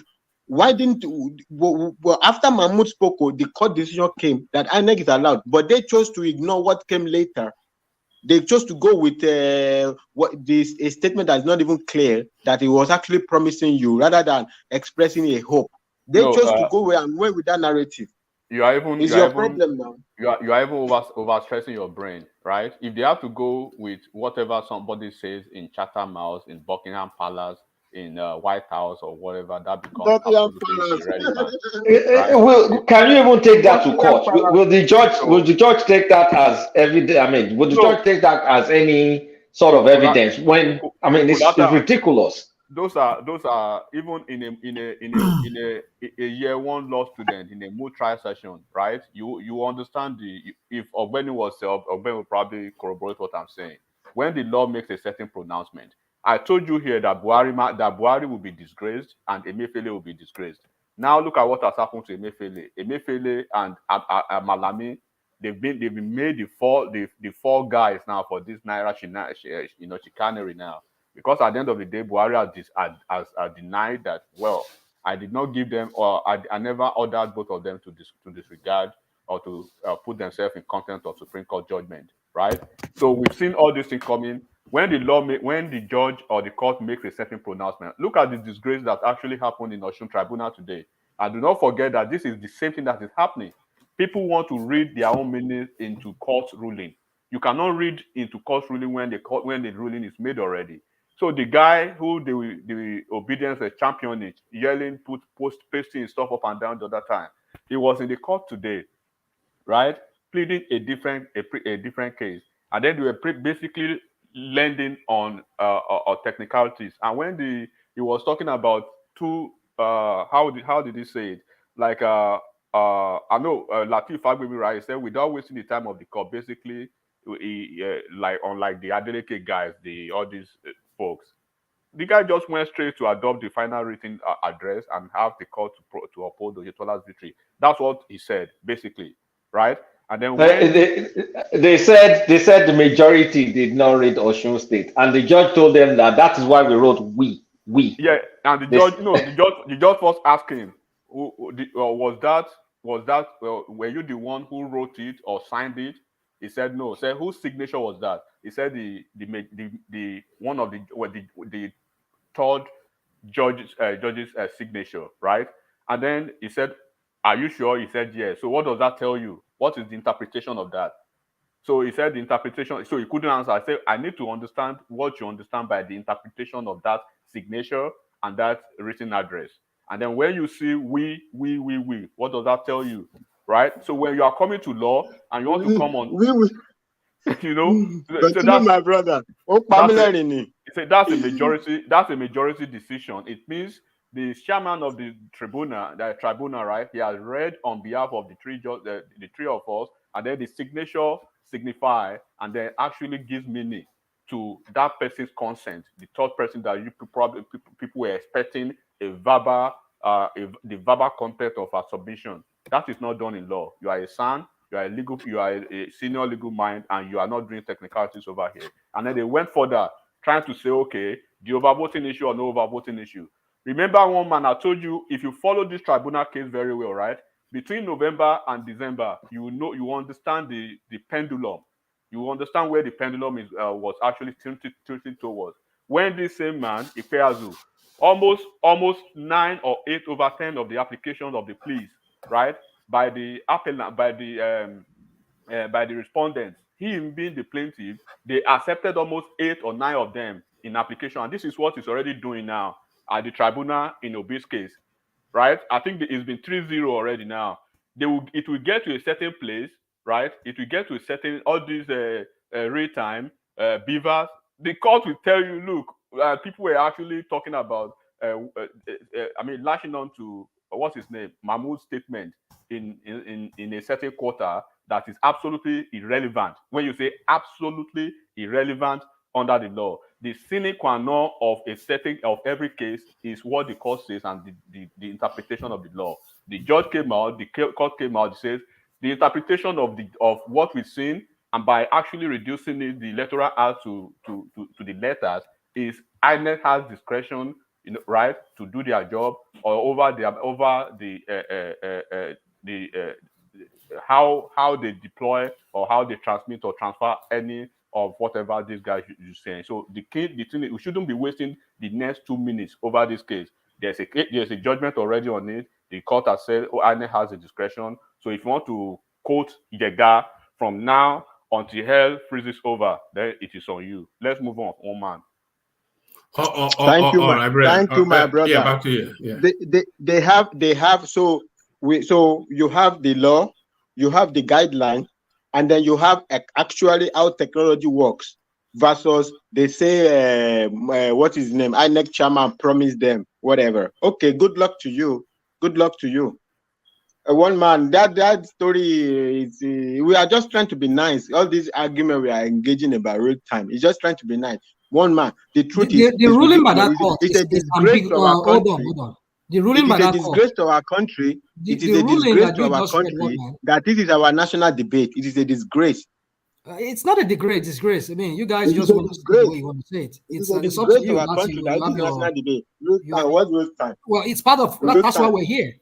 We're here to discuss everything that is up for discussion. It's not up to the level. It doesn't mean that we're wasting our time. Some people think that it doesn't rise to the level of a national debate. It doesn't rise to the level of a national debate. It's currently because it's a matter. No, because some people made it so because they are. It's because you being biased by reason of What your. bias? I just explained to I'll you tell how you. I'll to tell you. Hold on. Just hear me out. You're being biased because of where you lean to. Your candidate is the announced. I mean, is the a candidate that was announced to have won, but we shall see how that plays out in court, and that's what we're You talking can about. say it's the winner. So sorry, Well, sorry. I won't say it's the winner. I won't say it's the winner. It was allowed to have won. It's the winner now. Okay. Rational mind, court of public opinion is different from court of jurisprudence. Yeah, court of law. You need to, public opinion, and it's different from food courts. It's different from food courts. Your arguments will sell. You'll buy you pizza in food court. We are all idiots. It's not idiot. You are conflicting what people feel versus the law. The law is different. The text of the law. You know that, Rational mind, you know that word transmit. I can say I'm going to use a pidgin to transmit a message, and in law, I'm correct. No. The transmit is not even the debate. That was electronic transmission. I know. There's no. They keep saying electronic transmit, and I'm saying like. Yeah, the law said that, but the law said electronic is not there. No. Go and check it. It's just transmit. Electronic is there. No, electronic it's not. is there either in the guideline. They said transmit. When we live in a backwards country like Nigeria, whereby we have duplication. I'll check it again, but I did not see electronic there. I saw transmission. But the constitution, there's nothing like electronics. Osimbe. No, in the guideline. No. Even if you go to constitution, I think, if I remember clearly, it's the electoral act. There's no electronic. We're talking about electoral act or the guideline, whatever they call it. Yeah. No, the INEC guideline. In the INEC guideline, there's in the act itself, there's nothing like electronics. It's not electronic in there. It's just transmission. Rational mind. See. Like the learned person already told you. What you are trying to do is you are trying to hold on to guidelines, not the law. The law is what is important, and that's what they call. No. They are trying to hold on to Mahmoud. Hold on. Have you had? They are trying to hold on to Mahmoud. Hold on. There has been sons that have argued that the guideline, because you just read, one man just read to us. Sound go chop now. Sound must buy BMW now. Can I say something? One man just read to us here that the court ruling says INEC would decide how they want to run the election, right? Yeah. Yeah. So even that judgment in itself is ambiguous because he has not taken any side yet. It's just trying to. There is no ambiguity there. Any sign cannot be above the court. See, there's ambiguity there. Rational mind. Whatever any sign says, it can never be above. I know. Let's clear the ambiguity. Rational mind. Let's clear the ambiguity. Look, I'm only telling you preference. That you and I, who are arguing here. There are sons who are arguing among themselves that it can be proven. Rational mind. Let me tell you this. Whether you are a son or not, I can read English. Fatai, hold on. Let me ask Rational Mind this thing. Who were those attorney generals of those states and the sons? I want you to tell me one of those prominent sons in Nigeria who advised 6 or 7 states to proceed to Supreme Court, and within 3 hours they pull back the case. They withdraw it. Do you know the son? Do you know the prominent son? I'm not. Well, I heard that they withdrew, but I don't. If you don't know this, say I don't know. Yeah, go on. Who was it? What am I saying now? Hold on. Hold on. I'm trying to answer his question. He asked me a question, right? All right, maybe no. He asked me a question, right? Hold on, Rational Mind. Let me tell you the name of the son. In addition to 7 attorneys generals of those states, one, the son's name is Mike Ozekome.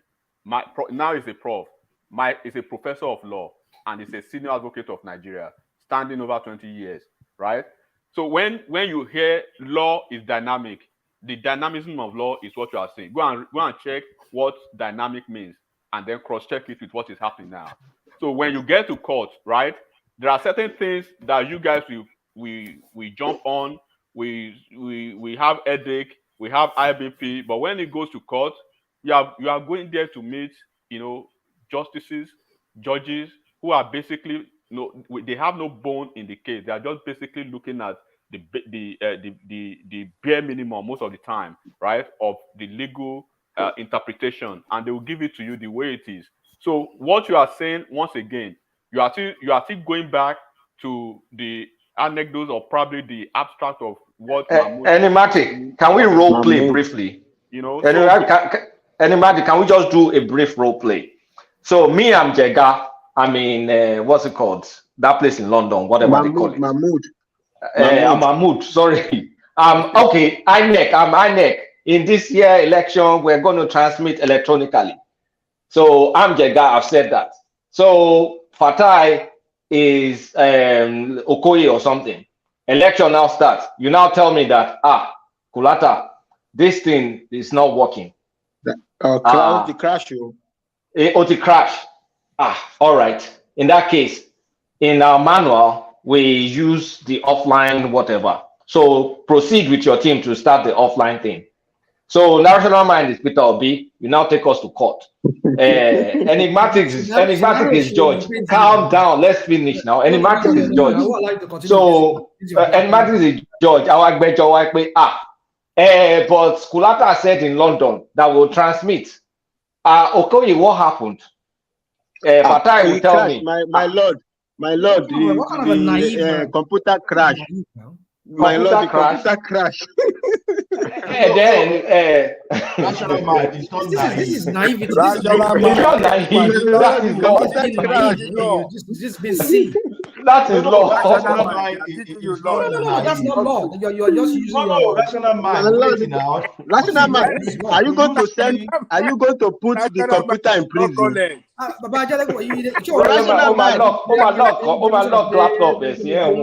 my love, computer. You are going to lock up computer in prison.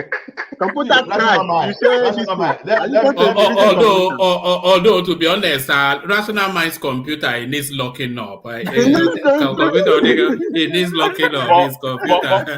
But Kulata, let me tell you one thing about this. Kulata, so let's even Professor Kulata, let's even assume, man. Let's even assume now that okay.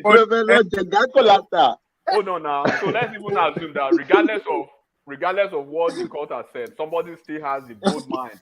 Like somebody still has the full shares to say, okay, let's even put this thing to test. And then do not forget that INEC they have their information technology division, probably the department, right? So okay, can we summon the maybe chief security expert in INEC to some certain questions?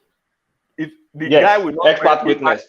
Your expert, if I were in his shoes, within 2 minutes, the court will make another judgment that will embarrass all of them now.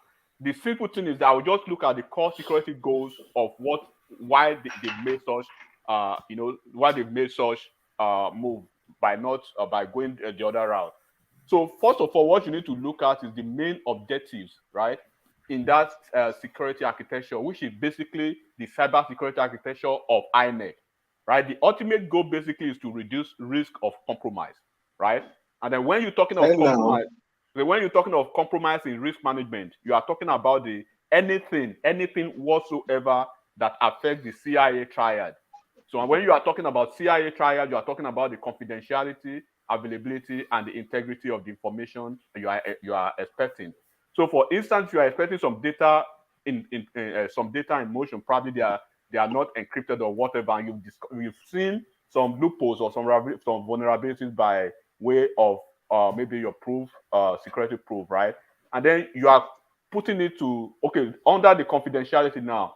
You are looking at the encryption and probably the access control and the steganography and the obfuscation not being strong enough. And then you are putting it to integrity test by way of hashing, non-repudiation, digital signature and the certificates generally.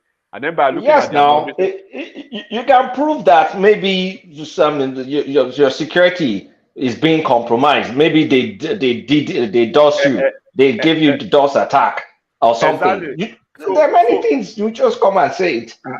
So by the time you put everything on the table and it's okay, the availability that we have at the end of the day, after looking at this, we tried our patching, we tried our backup, we tried our redundancy and the fault tolerance, and we see regardless of all these, initiatives, security initiatives, we're basically very sure that there are security, there are security allows that we needed to probably put on hold, and then these are the reasons why we've taken Can this I say route. something? At the end of the day, at the end of the day, it will justify what they've done. I'm just saying, of course, by hindsight, if somebody wants to challenge that, this is what will nail everything and they will put it to rest finally.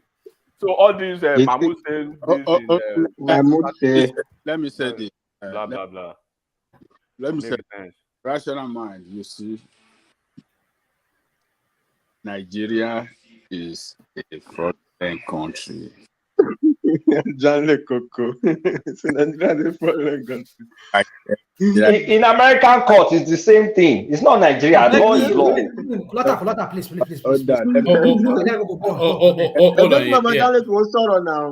Let me. What you are saying is right. Look, and created a loophole for INEC to manipulate the results to the advantage of whoever that they want to favor.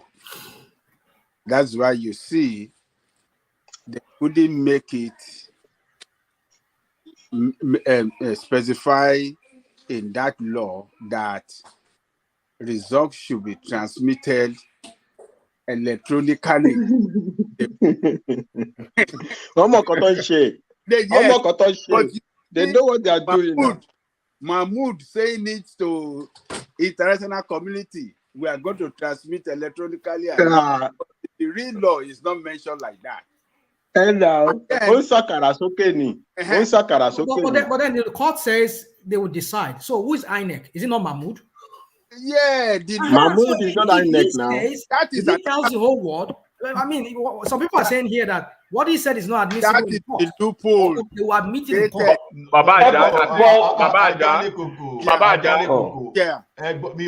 disagree with you, and I will tell you this. Look at what Rational Mind is saying. You open a store. You said, okay, I will be using POS to service you. People don't give this kind of anecdotes. Waiting now. It doesn't really make sense. It makes sense. I'm an IT person. I will tell you, you don't have the main plan without the contingency or the DRC. You have your disaster recovery plan. So don't say it doesn't make sense. If you are so solid, if you are so rigid without flexibility, that's a recipe for disaster. Just get that. Of course, now. Thank you, my brother. You say we are going to service your customer electronics online. And all of a sudden, you have link downtime. Your link is down, your POS is down. And customers now want to buy food, item in your shop. Cash. And you are saying you are not going to do cash. It doesn't add up. So you are saying if the devices, if you cannot connect on the election day, so there should be no voting in the entire country. So if they postpone it to the following Saturday, if the link is down, there should be no voting. So they should wait. If it's going to take 1 million years for that thing to be on, that is the only time you are going to conduct voting. What you are missing there is this. All these devices are just to enhance the process. But the end goal of it itself is to vote and to elect the person. You have a requirement that is so compulsory that everybody will see to the credibility of the election is all the all the party agents will sign, and they will take the picture and the sign. That's the credibility of it. All you are seeing is just transmission to back this up for postmortem. Also, sorry, my brother. Also, Jara the main course. Also, Jara display. The main argument. This thing can be done better without, the way they centralize it is the problem. If they decentralize it to the state level, where the state, INEC is the state, will conduct the election, they will have their own server right there in the state.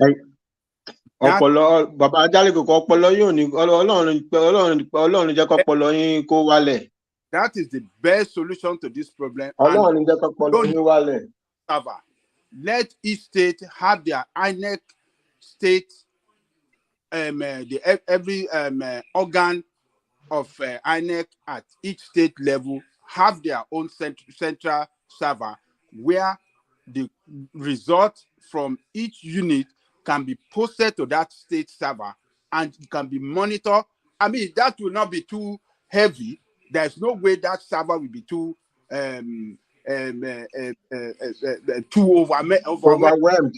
overwhelmed for to take the result for the whole state. That is the best way they're supposed to be. You see, Nigeria like somebody to be at the top of affair that can control it. We amass so much power and control large resources under him. That is why he cannot work. It should be broken down into America does what you are saying. You are already talking into the technicality of the IT there. Nobody is so sure of the server architecture the way it is. See, if they are no. America runs what Babadale Koko is talking about, though. America runs the election. I understand, but it doesn't guarantee anything, Fatai. Even though if the regional at least not all of them will fail at the same time. Maybe a couple of states will fail. No, Fatai, even if you are using cloud, because if they are using cloud, we don't know whether they are using cloud or premise on the premise as server infrastructure. See, even if you are using cloud, yes, you can say it's not going to fail. But if your link is failing, there's nothing you can do about that. So a lot of things can make this thing fail. So make it work. No, Babajale Koko is not arguing about that. Babajale Koko is arguing for decentralization. Yeah, even if some parts fail, not all of them will just fail at one time. Maybe we don't get some state results here. I know, I can guarantee you, even without seeing INEC infrastructure, that will never be only one server. If you are using cloud services, you understand what I'm saying. Those people that knows about cloud services, because these are no, I'm not talking. Products. No. Whatever it is they are using, they are all working for one central INEC processing. They are all working. Babajale is talking of 36 servers in each state. Each state can have also their backup servers, whatever they want to. Each state conducts the election, right? You see in your state what happened already. The high rev of your state already posted there. You already know what happened in Ogun State. You know, so even if 5 states fail, there is a crash in 5 states. It doesn't affect all the countries. Fatai, you know, that is just hypothetical, right? Let's focus on the Nigerian situation now. No, we are talking advanced. Okay. This one is the better discussion than all this one they are having about. I understand. Nigeria is still America's electoral system. I believe is over 200 years.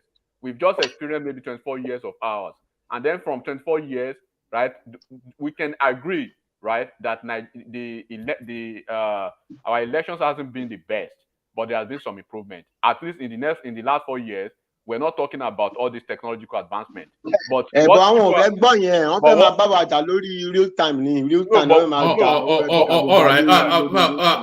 Fatai, give me a moment. Only to say my goodbyes and swap myself over for Thomas, who joins us. But carry on as Thomas joins you. So what people need to understand is, when you are talking about the basic concept of security risk or basic risk, basically, a vulnerability is a weakness that nobody can ever envisage in information technology generally, right? And it can be a weakness in anything. It can be hardware, it can be software, it can be configuration. It can even be. And INEC said they got attacked like 160 something times. If what I read is correct. So what does that tell you? That means they have a threat. They have a threat in their hand. And when you have such threat within the security architecture, it means any circumstance or event that has potential compromise. You know what, Kulata? If INEC had declared that they had an attack, they would have cancelled that election. They will have cancelled right there and then. Yeah. No.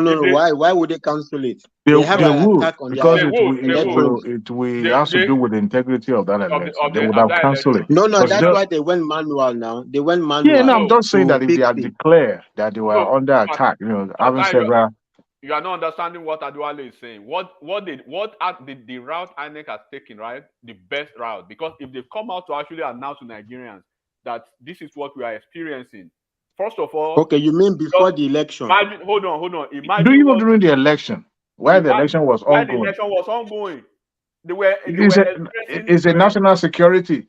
Yeah, they were experiencing. Do you know in the United States here, right? I don't know if you guys are aware of that. Those who live in the US. Now, even within the White House, they have a budget of over $1 billion now, over $1 billion to harden the cybersecurity space within almost every federal institution. Now, because of this, a cyber attack that is happening almost every time. So when INEC was actually in the thick of action, and they were having vulnerability threats, to their security architecture, if they come out at that moment to announce to the Federation that this is what we are experiencing, guess what will happen? The obedience will go on the street. The integrity of the result is already compromised. It's already compromised. So there's nothing you tell them, there's nothing that comes out again. Already, don't forget that we've 2 months before the election, we've been saying they are laying a foundation of excuses. What will happen? Are they not doing it now? If Peter Obi does not win, nobody wins, or it's a rigged election. Okay, when they go back to the court, already they are in the court, right? They are losing gradually, and eventually when they lose, because this thing is a precedent, it's a phase. You are building. It's like you are building a block, right? From the appellate court, from the tribunal, it goes to the appeal. The appeal, we see what they will basically, take some few fraction of what the nitty-gritty of the cases, and then when it goes to Supreme Court, the Supreme Court will watch them again, and then at the end of the day, they will focus on the institution of the court, lambasting them and then putting them under threat. So it is already there. So you will not expect a Mahmoud, right? Okay, look at Buhari now. Buhari was the best thing to them maybe 4 weeks ago. Buhari is the worst thing to them right now. So they are not consistent. So you cannot expect an institution that is running an election, and that election right time is facing some vulnerability threats to its infrastructure, and you expect that to actually make that pronouncement. Already, that has basically, countered the integrity of that process ab initio. So anything going forward from that, nobody will take it. So the best way they've done is actually enigmatic. Good evening, everybody. Good afternoon from here. I think what we are not getting is, do you remember Mahmoud came out 3 days to the election and told us that they are not going to transfer through electronics? Thank you, my brother. Thank you. What is all this hula baloo? Where did he say that, Thomas? Where? He said it. He said it. Actually said it. He came out 3 days. He said it now. What are you saying? Will not be transmitted. They're going to do electronically. He said it. Yes, that's not mine. He said they are going to use the manual. What kind of a country? What kind of countries? Snapping the picture and sending it to the portal. He said they are not going to transmit it. He said Baba, I think in addition, I think he even mentioned that all the political parties sent their representatives, or probably their representatives were aware, and probably they signed some document to that effect. So look, when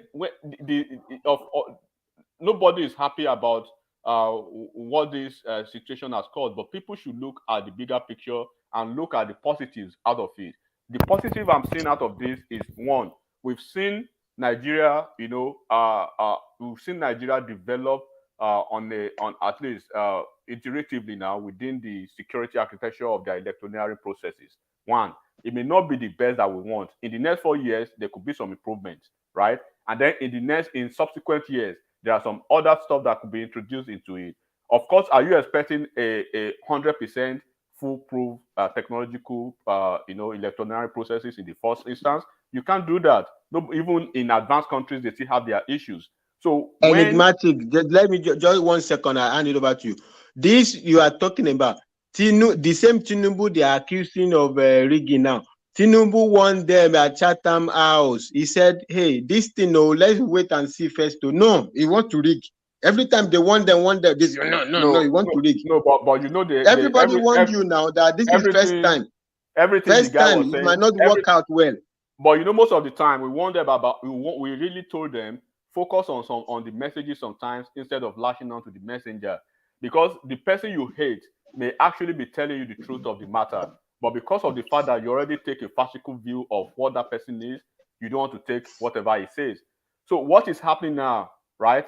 One thing I'm happy about is that they are basically exercising their legal franchise in court, right? Everything we are saying now, basically under the law, is sub judice and sub judicial as of now, until the court makes a pronouncement. Like I always say, right? There is a process. A process has been conducted, right? A winner has been declared. There's a president-elect. A president-elect shall, right, be sworn into office on the 29th of May. The court processes will be going on one side. There will be declarations. There will be admittance of. There will be pleas. So they're already pleased now, right? People are already considering some this. When you look at Mahmoud's body language today, what we've seen that we've not seen before in our electoral system is the obedience factor. You guys should understand that. 4 years ago, Atiku was in court. There was nobody was hearing about this noise. 8 years ago, when Buhari 2015 election, similar situation happened, but people were in court. Jonathan was not in court, but people were cursing out Jega. People were cursing out Jega for doing some certain things, right? He told them to go to court. So the instrumentality of court will actually put everything to bear. And then while this is different, we see the whole hoopla and the noise and all these screaming almost on a daily basis about these processes or not these processes. A court made a pronouncement maybe sometime last week to INEC, and within 24 hours, that something they've not seen INEC do. And I think INEC came up to give an explanation. The next thing, you see Kenneth Okonkwo, talking, demonizing INEC.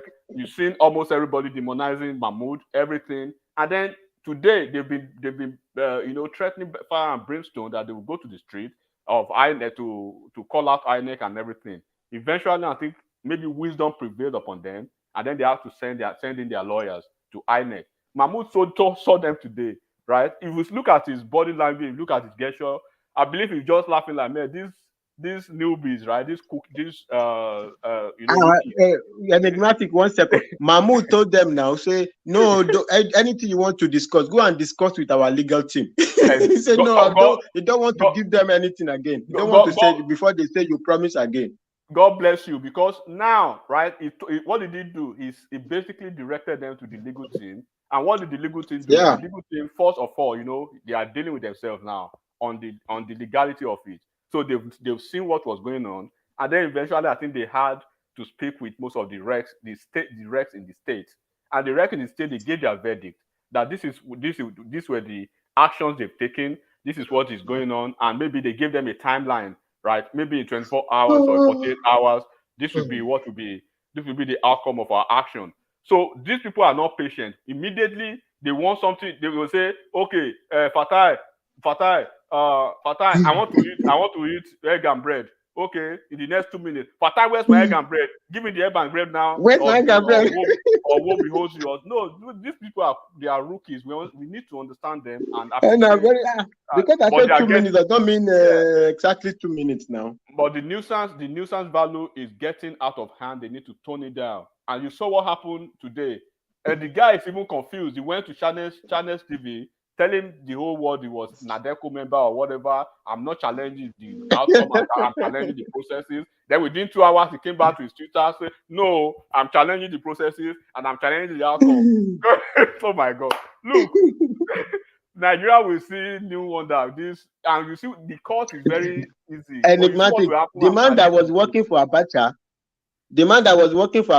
say he's talking about NADECO. It wasn't working. We didn't say he was working. He was chairman of Tinkan Island, working for Abacha. He's not talking about NADECO.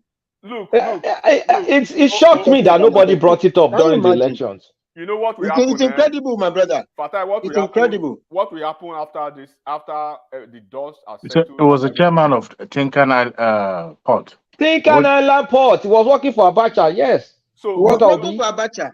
You know, I said He was it one working time. for Abacha. I said it one time, maybe a long time ago. But that time, you know, of course, their usual, you know, tantrum, enigmatic, And they come and say it's the Moses of our time and stuff like that. But they fail to always fail to stand on the. Moses called Elijah. And they always fail to stand on the point. The point is that this guy is a typical Niger politician. He's a guy man. Peter Obi is a guy man by every. Yeah, he's gonna do. Okay, look at Fatai. Look at what is happening in Lagos now, right? When you see what is happening in Lagos, then you will want to draw conclusion that what are these guys actually doing, right? Because when you see politicians, take politicians for who they are. Do not attach any special sentiment to politicians. Look at what is happening now. The election is gone, and I believe most oppositions, they try enough not to drag the guy here and there. He will use his own mouth to eventually reveal the kind of person he is, and he has started already. He will use his own mouth to reveal who he is. A lot of the people who are probably his apostles now or his disciples, they don't even know who he is. All they want to say is, want to take Nigeria back. Nigeria is this. We're taking Nigeria back from where? Are you taking Nigeria back from Anambra to Lagos, where Lagos is functioning? What are you guys? So we have to be careful. Let the court do their job. Do not gag the court. Do not threaten the court. Do not try to. There are processes. If the court makes a ruling, if the court makes a pronouncement, do not try to inject your own understanding or interpretation to court ruling. There's a court ruling. Court is not ambiguous. There are dynamism in law. So when the dynamism in law actually precedes and then prevails, and the court says, this is how this is how we're gonna do it. If I tell my son, hey boy, on Sundays we're gonna have pounded jam in the mornings, right? And then by virtue of one thing or the other, on a Sunday morning, on the second Sunday, we can't have pounded jam. We go for waffle, right? But at the end of the day, we add the breakfast. We couldn't have our normal, quote unquote, promised breakfast. You cannot hold me to that because I provided you an alternative. Right? I provided you an alternative. But when you want to go on the tangent to say Mahmoud Jega went to Aso Rock to say this. But I mean, I can't believe anybody with an education is going to say that Mahmoud Jega said something in Chatham House. Then that's the evidence in court. If you don't understand law, at least you watch Law and Order. You watch TV, Netflix. You understand legal. And I gave you an example. I gave you an example now, Kulata. Even a son that was trying to quote something about in the appeal court today. The judge told him, look, what the pleading in the tribunal is different from what you are pleading. So it's not objective. We are not going with that. We are moving forward. He's trying to plead that they should cancel. It shouldn't be overturned by virtue of overvoting. But there was a plea to that. The plea was accepted. The appellant, they were not pleading for a cancellation of the election or whatever, or cancellation of the election, or probably upturning the outcome of the election. We were basically pleading for overvoting, and the overvoting was actually eventually accepted because they won them on that argument. So that's what we are dealing with. We are not dealing about cancellation so you can say whatever you want to say. When you go to court, the judge will put you in your space, and that will be it, period. Yeah. Enigmatic, they don't, we are all just wasting our time. They don't want to go to court. They just want to be campaigning, right? This is their strength. They don't want to go to court. Well, if they go to court, they don't want to go. That is why they are doing all these things. They want to hold they don't want to go, and then they are in court. Then they are meeting with the INEC chairman to get the go ahead, the green light for him to allow them to. They just want to be causing commotion. What is commotion? Why do you have to spin commotion they are causing? This is the reality. That is the truth. They just want to be causing commotion. Who is getting jittery here now? Because it sounds like you're the one getting jittery here. Because if they are in court, nobody is in court, they are making noise. We want to discuss who will become the next CBN governor instead of we've been discussing. We want to discuss the next CBN governor. We are tired of all Despite, this real time upload. Misuru.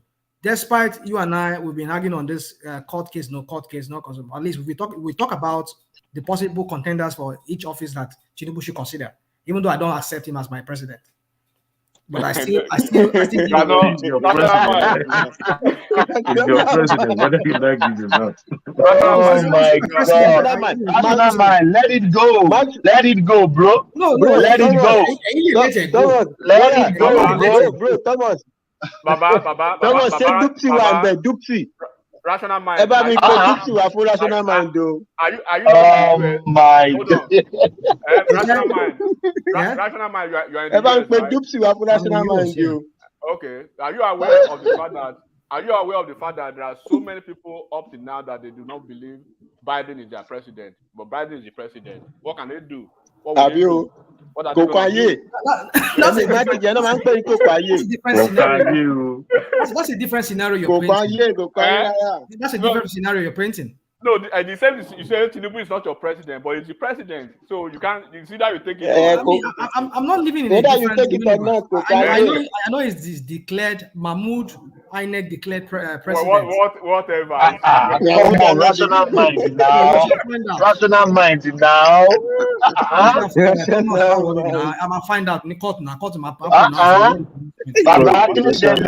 know that rational mind. So do you think that courts will overturn the election and say, okay, go and take another 400 billion to go and conduct another election? Go and spend another 1 trillion because of Peter Obi. Peter Obi want to become president. Go and tell him third. Are you noticing that even Atiku and the PDP, they are not even talking too much? Are you aware of that? I'm aware. They won't gather evidence. He's doing a little continue. If they conduct that election 10 times, Obi is not going to win. Whether you at the end, we shall find out. We shall find out now. Tàbá sàdá sókè ní gbàgbà bẹ́ẹ̀ ni ibi pẹlẹbẹ ló máa fi lélẹ̀ ìkan náà ní Tinubu lómìnira. The difference you are seeing, the difference you are seeing between the articulated and the obedient. Who is that? There's noise somewhere, please. The difference you are seeing between the articulated and the obedient is the maturity in the camp. The articulated, they are more mature. They've gone through several electioneering processes. They've gone through tribunals. They know how it plays. Look, what will happen? You know, what they are taking to, the main focus on the case is transmission, electronic, whatever, which has been defeated. It's 3-0 now, if you guys do not know. 3-0. So that has been defeated already. If they take that to... 3-0 already, enigmatic. So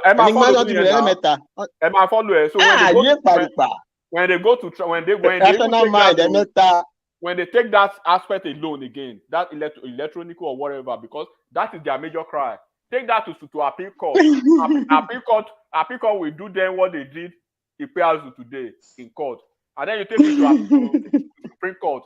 You know, Supreme Court basically. They said they will go to the World Court, to International Court of Criminal Justice. They said they will go there. They should go to Hague. They will go to food court. They are going to Hague. They'll go to Hague. They'll go to food court beside Macy's. Food court in the mall. Guys, someone was updating me about the Osun State election today. It looks like the Oyetola might win that appeal, though. No, of course. He will win. He will not mind. I don't know. The guy was just giving me updates step by step. I was like, what is going on with this? Man, this is interesting. Baba, you know what happened in that case, right? I've said it here before. There's noise somewhere. Who is that, please? Man, I don't know, man. That's it. Enigmatic, you know even what Adeleke the judge tó fi mú judge tó máa ní pé there's no golololo, forget golololo, pé ó ti clear bàjẹ́ nìkan tó clear ló ń sọ yẹn pé ó lè ní bọ̀bọ̀ yìí o. If you follow the proceeding today, almost all go and check the lead that council now, that guy that Obi is using now, Peazu. Almost everything he brought to the table were almost everything trashed. Fagbemi was just coming like a 10-time Ballon d'Or winner. To bat he just he just dribble. The guy will just put one small leg, he don't counter you with that. One small leg, he don't counter you, and then the judge will respond. Then where Kò sẹ́jọ́ ń bẹ̀, kò sẹ́jọ́ ń bẹ̀. Where it was very clear, ìgbà tó sẹ́jọ́ ń bẹ̀. Ìgélégó gègé kò sẹ́jọ́ ń bẹ̀. They were holding on to thread, illegal thread. What you call legal threads, just anything that could hold you from sinking, right? We're talking about the no majority declaration, no majority, and then the judge was telling you that signature, was that your signature? Whose signature was that? When he took through the tangent, the guy said no. So what does that imply? What does that imply? What is the implication of that? What is the interpretation of that signature? What is the interpretation of we? When the chairman, the number one person of the tribunal, is reading the content, saying we. So when he was saying we, are you part of the we? He said no. So what are you talking about? So when he came back with the order of cancellation, upturning, and everything, he said, was that the plea at the tribunal level? He said no. So what the plea? The plea was people were arguing about overvoting and no overvoting. At the end of the day, it came to a logical conclusion that they were overvoting. He pays himself. You out of almost 10 of those pleas, you admitted to almost everything in evidence. So at the end of the day, you cannot say here in tribunal everything you've admitted and you're coming to appeal to do otherwise. No, everything we are not doing that here. What we are doing is that the merit of what you brought, and then the merit of what you probably brought to the appeal was everything basically trashed today. So when you go to Supreme Court, guess what Supreme Court would do? To follow it's just a precedent now. So enigmatic, sorry. Is dancing on. Enigmatic, sorry. I just joined you guys. I've been listening. Who has spoken? Who hasn't speak? I don't know who has spoken. I think Ajani Koko did. Who else? I have spoken. Enigmatic, you as well. How many people? I just interpreted. I've not spoken about. Yeah. Okay. Yes. You haven't spoken. Yeah. Finish your thoughts. Yeah. Yeah. Whatever you want to. Rational mind has not spoken. Rational mind. I only intervene. Are you sure National Mind has not spoken? I've been hearing National Mind's voice since morning. Your interjection is even more than speaking. I want to go and sleep now, sir. Rational mind running. Rational mind is speaking. So maybe you can. All right, Baba. Yeah, finish your thoughts. Rational mind too low. Rational mind too low.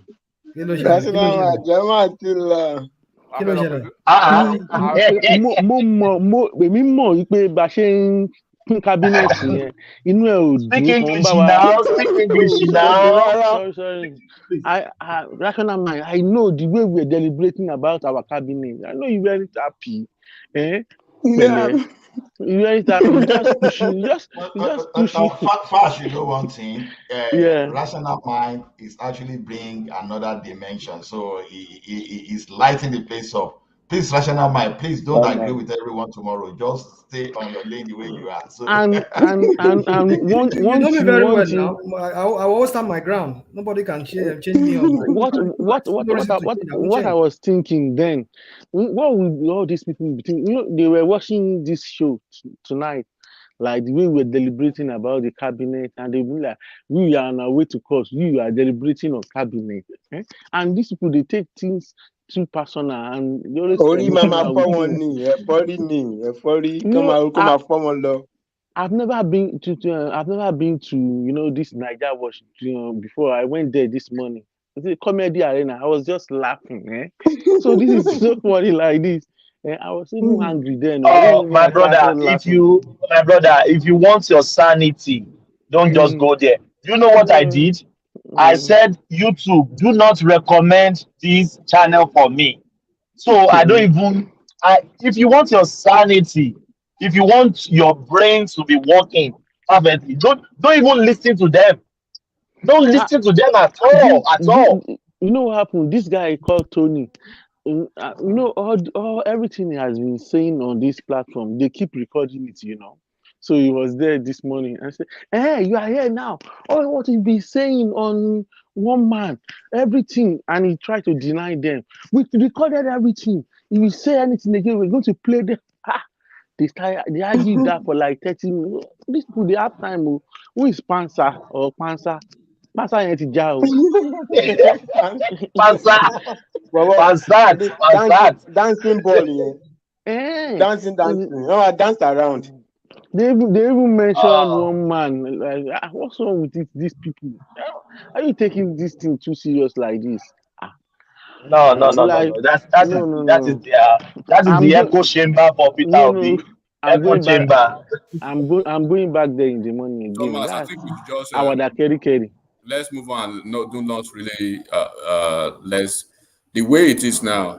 You know, I don't even know you guys have discussed some positions in the coming cabinet, but what I think some people say the chief of staff is a people are really believe they are flying some certain names now, but Falike is not going to be the chief of staff. The chief of staff is probably going to be. There's every possibility that the next chief of staff will be Fashola. Falike is going to be. I think they are touting him for Kogi governor. So, but enigmatic. Why is Fashola is not contesting for anything? Contesting for what? Like what? He doesn't need to contest. No, like senator, no, like executive. No, Fashola sees himself more as an administrator and administrator, right? Technocrat, yeah. And that's why, and then he's among the Tinubu. One thing about Tinubu is that he knows the capacity and the strength of all his core men, of his men, right?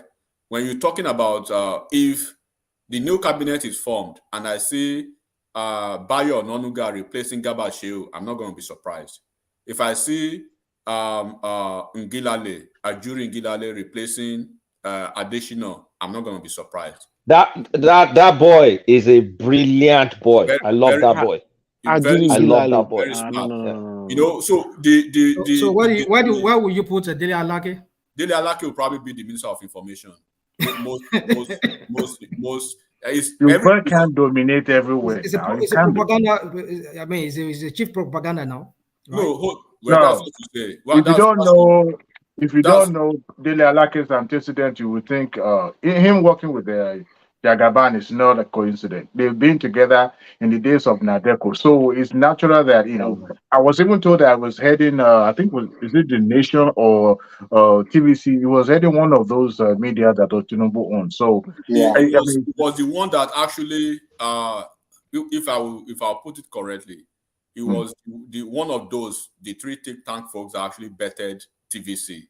Then when they situated TVC.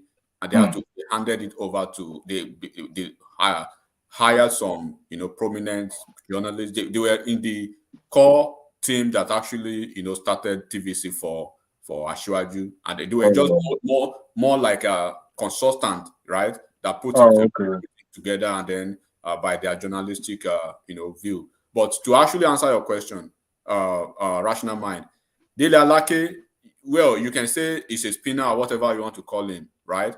But when you look at the ethic and the decorum of journalism, you see if he's following the ethical practice or ethical expectation of that. If he does, unlike what you see in other journalists, he will not call you out unnecessarily. He will basically respond. The manner of responses, the tone of his responses may not suit your expectation. But there's go and look at the recent one. There was something that happened before the election. It was Fani Kayode, himself, and then Keyamo. There was a TVC lady who asked certain question. And then when you see the maturity that Alake, right, the maturity and the professionalism by which he actually handled that situation, you understand that even regardless of the Fani-Kayode Ode's height, quote unquote, and Keyamo, is more or less like a natural leader between them, right? He put that lady in her space professionally. He answered the question and he told everybody, look, regardless of how fallacious or how ridiculous the questions look, let everybody ask their question. They have the say, right? Why we have the right of response. So that is journalism for you there. So we are just permutating now who could be this or who is not going to be this. So who can enigmatic. I don't understand why would this is part I don't. Why would you take Fashola out of the infrastructure that he's building? Why wouldn't you leave him to continue building the ministry, whatever the ministry? Let me answer a question. They've asked that question, but when you do not forget, right? Fashola is not the best man that can handle anything. There are so many other people who can do that. And that's why you see this expansive team that they've had. Then the chief of staff to the president, the chief of staff to the governor, or the chief of staff, even in a C-suite level, right? In a C-suite level, the top man, they have their chief of staff. The chief of staff at some point will probably be one of the biggest partners within that fold at a point. So the position of a chief of staff, if you understand what it means, the chief of staff is like the clearing and forwarding guy, right, within the administration. So are you aware of the fact that chief of staff, right, gets reports?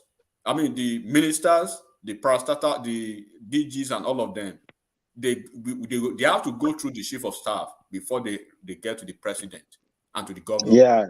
But enigmatic, that means chief of staff is even, you can say, even powerful than the vice president. No, chief of staff is more or less like a de facto governor, de facto president. Is the president actually? So that's what it means. So that is a very powerful position. Did this guy win his election? Femi Bayamiamila. He did. So which means he will still be in the house then. He will be the speaker. So if he's going to be the speaker, no, he will not be the speaker. He will not be the speaker. Oh, being the speaker, I can't speak for that. I can't really. But he will step down. He will not be the speaker. He will not be the speaker. He will not be the speaker.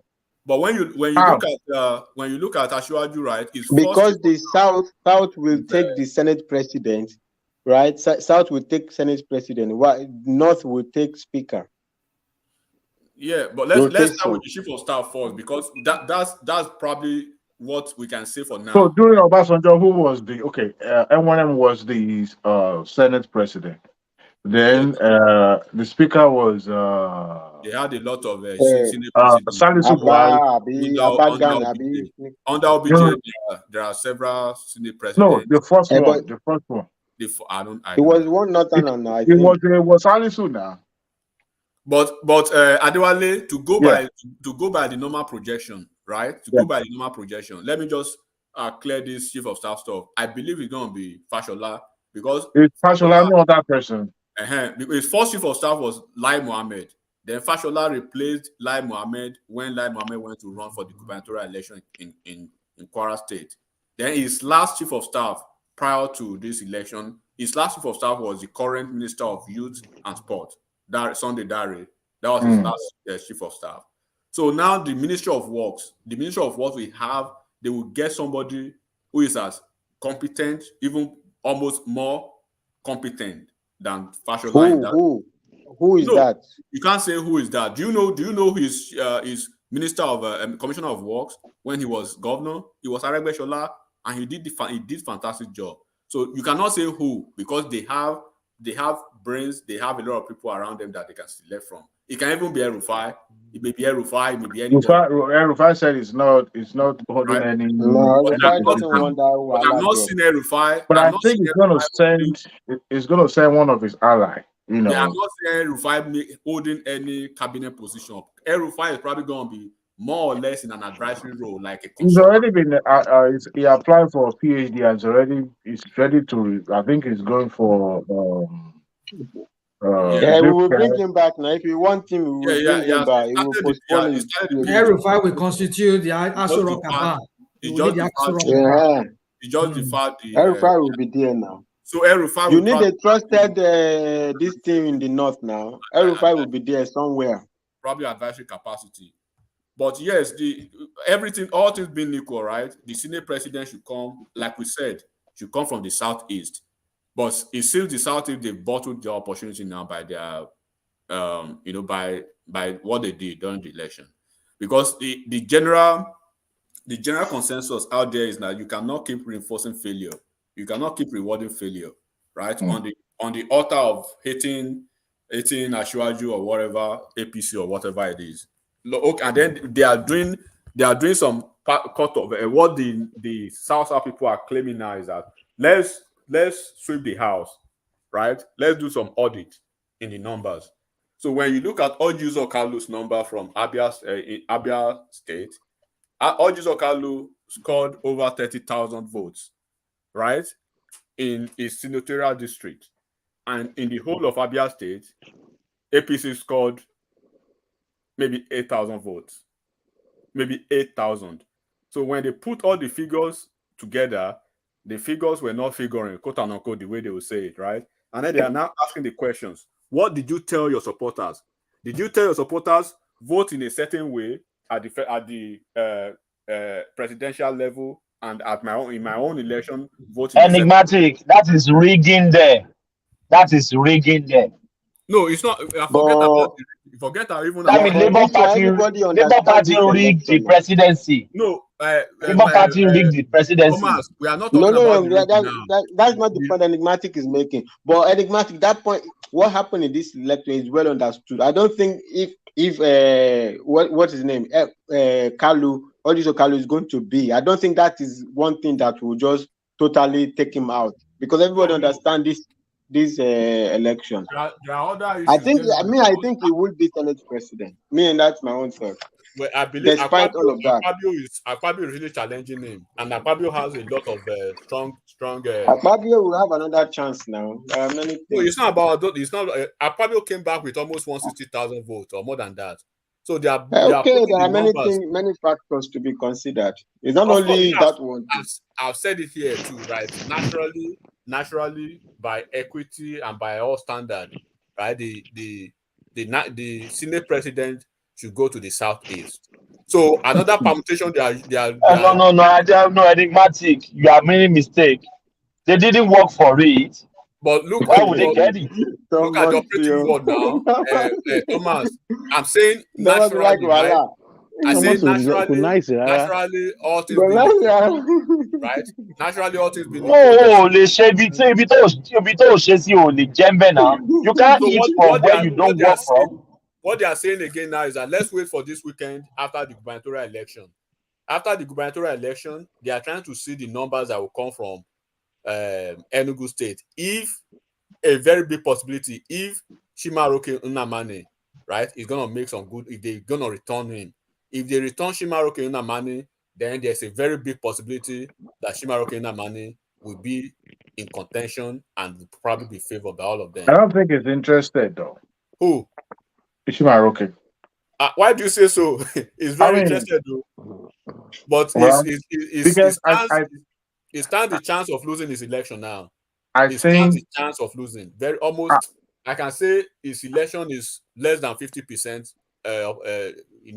The possibility of him not losing now in Enugu State, because the guy who was supposed to be running against him died mysteriously. He was murdered, right? He was murdered mysteriously, and then the younger brother of that guy has been given the ticket now.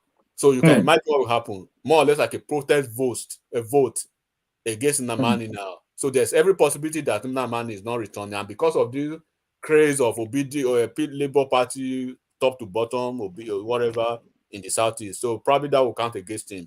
So they are using that as a yardstick to say, okay, because Nnamani is very close, very very close to Asiwaju, right? I mean, I think they are all the same set, first in 1999. Yeah, first set of governor, and then even on his personal note, he's been campaigning he was even I think suspended or expelled now from PDP for anti-party activities because of his campaign for Asiwaju.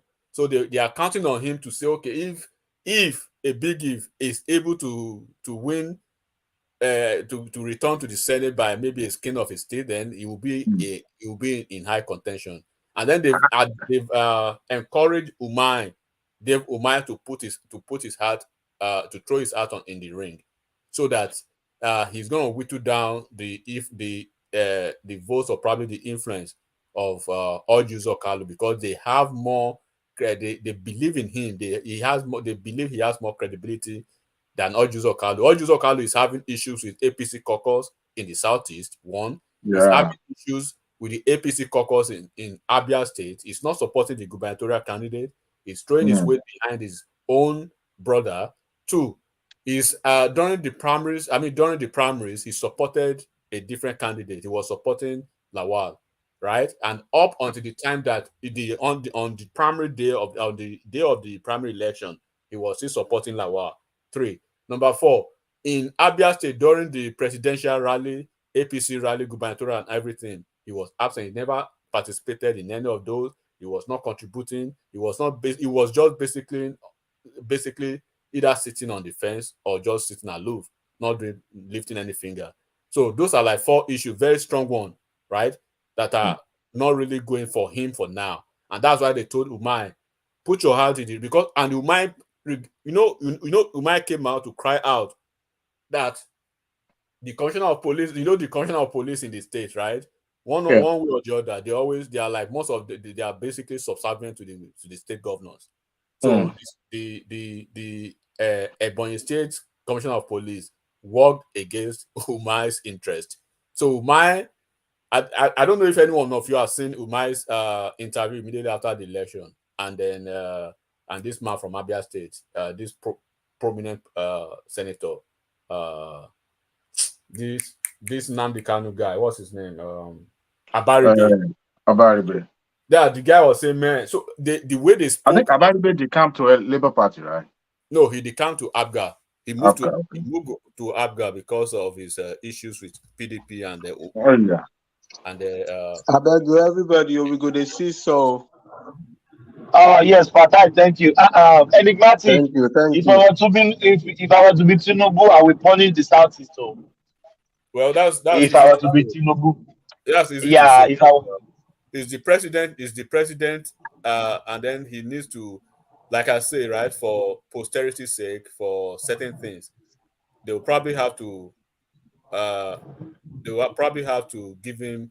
They will have to cede the Senate presidency to the Southeast. So maybe, because look, Thomas, irrespective of what you do, right, irrespective of how you perform, irrespective of how you try to bring them together, it is very clear now that the Southeast will not send you. They will still go by what they will still vote against you. Buhari tried it, right? They don't send them. So Tinubu, so you can't satisfy them. No, Tinubu, let Tinubu give them 10 Senate president seats. Let him give them every seat, very prominent ones in his administration. When he runs for second term, that will not stop them from still voting against him, right? But you just have to go beyond that. You have to go beyond the pettiness of their politics down there, and you have to go. If they go lower, you go higher. Yeah, so you are the leader now. You have to show the leadership. Just throw it in their face. Okay, regardless of what you think about me, regardless of what you think about my personality, my administration is still right extending that olive branch. So it is up to you now to reflect on that and reciprocate in good gestures or otherwise. But as for me, I would prefer that the Senate presidency, right? Naturally, it should go to the Southeast, but if you want to say by political conjecture, it shouldn't go to them. But at the other hand, Martin, that's what I'm saying. It shouldn't go to them. I've not landed. And I say by putting human face to it, right? It should go to them, but I don't want it to go to Orji Uzor Kalu. I want somebody else. If Umahi can get it, or if there's a possibility of Chimaroke Nnamani making it, then they should give it to either of them. But Right? Nnamani is the junior senator to Kalu now. No, but it doesn't really matter as long as you are successive, right? But it's not actually in the constitution or in the books of the National Assembly as to how or who. No, I understand, but sometimes they use that, to pick their leader. They use that, but when in times of in a contingency situation or in the times of situation, or when, okay, for instance, if they have to have a very weighty allegation against Ojuzo Kalu, and for that reason they don't want to have another Saraki in their hands, right? They will go with the one regardless of the qualification, as long as you are a senator, right? And it's not in any constitution, it's not in any rule book that being a first-time senator, because Akpabio was a first-time senator when he became a principal member in the Senate, same as Ojuzo Kalu himself, right? So for doctrine of necessity, by virtue of APC's in-house politics, now then it could be handed to Umai if Chimaroke did not make it. But enigmatic, ideally, president shouldn't have anything to do with how the Senate or the House select their leaders. But then, but you don't want to be like Jonathan and Buhari, who just sit down and let things go to south. And at the end of the day, you now start, because whether we like it or not, we have a diverse legislative body this time around. I mean, the APC is still the majority, but we have it's colorful now, unlike before, where you have a straight APC and the down, which is the PDP. So, but I know if Tinubu is involvement in the picking of the leadership of the Senate should be limited, not like completely throwing his weight in every decision being taken, because it will be too much, it will be too overbearing. You remember what happens to Obasanjo during his era, when he was completely involved in who becomes president, who doesn't become speaker, and all that. So, and sometimes there's a limit to everything. But Adewale, they do to have interest. Who wants to be the president of the Senate, because of they protect themselves as well. They protect themselves. You know what I mean? Of course, but you don't want to be like in your face, because what Obasanjo did there, he was more or less in charge of National Assembly. But unfortunately, we're in a country where nothing really, what you fail to understand, or probably what you are not seeing, is even when this guy was governor in Lagos State, go and look at the composition of the House of Assembly. Go and look at the leaders of the House of Assembly. Olorunniyi Mamora, I think, was his his speaker, I think, in the first term or thereabout. So, and then at the time he was but when you look at it, what you are missing now is you cannot compare OBJ, right, when it comes to political understanding and then political management, right, and politicians management, how this guy will manage them.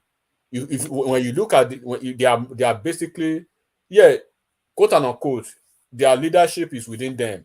But when you look at what is happening now, they are marching on to him now to see his body language, to see where his head is, and to see what he wants.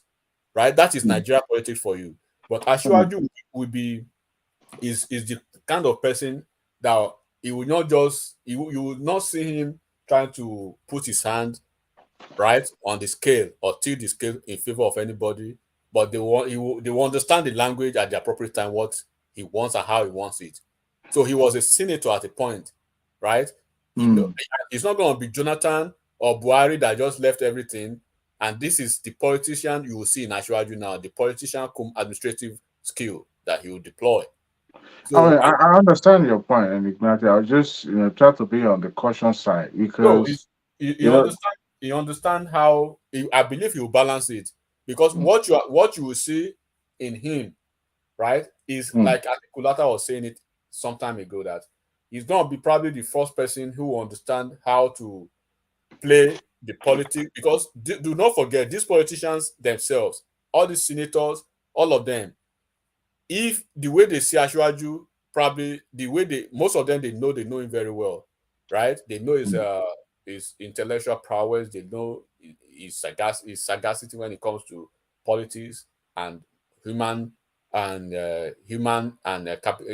financial and human resources management and stuff like that. Basically, he knows how to manage that.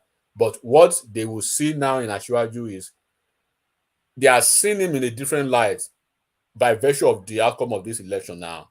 Like, this man basically won a battle of his life. They threw everything in his way, every obstacle, every encumbrances, that most of them have failed to actually even win now. Most of them lost their elections.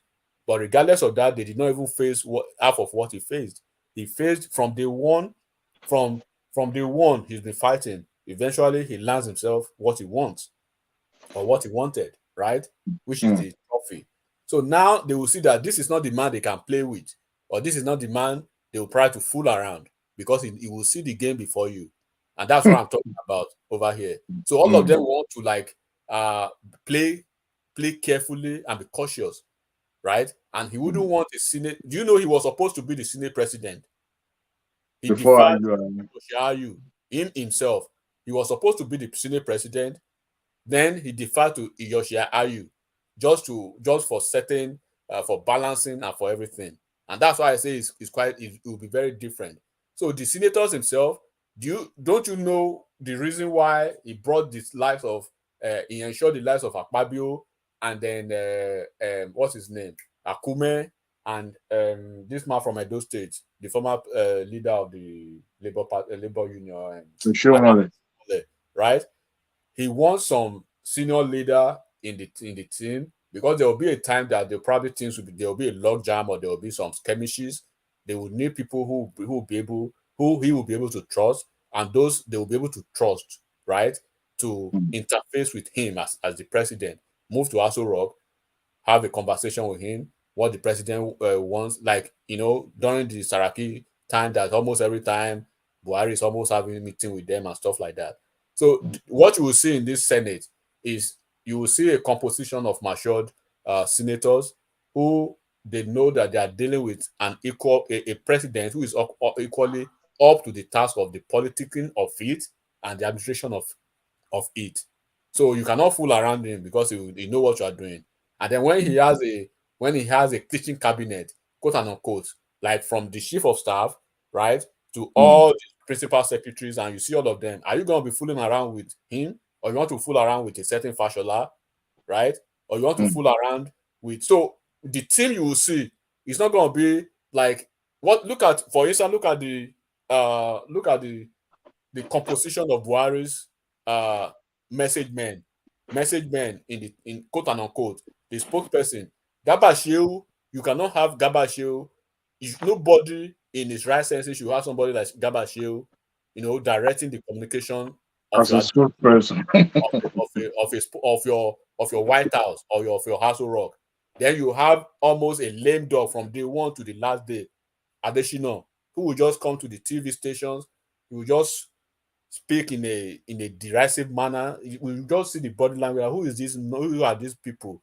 But when for instance, we're just permutating just now that when you see like Bayo Nonuga replacing somebody like Garba Shehu, and you have like Unjulale Ajuri, right, replacing somebody like, so, and then when you could see what they did during the campaign period, if not for the savvy manner and nature, these three guys, Ngilale, Fanika Ode, Dele Alake, right, deployed against the Obedience and the PDP, because each time anything comes out, within 2 hours, within 3 hours, they're already distributing themselves within different channels. Somebody will be on Twitter, one will be on Instagram, one will come to TVC, one will come to channels, one will come to TV to Arise News. So they are basically debunking and then putting their own strategies on.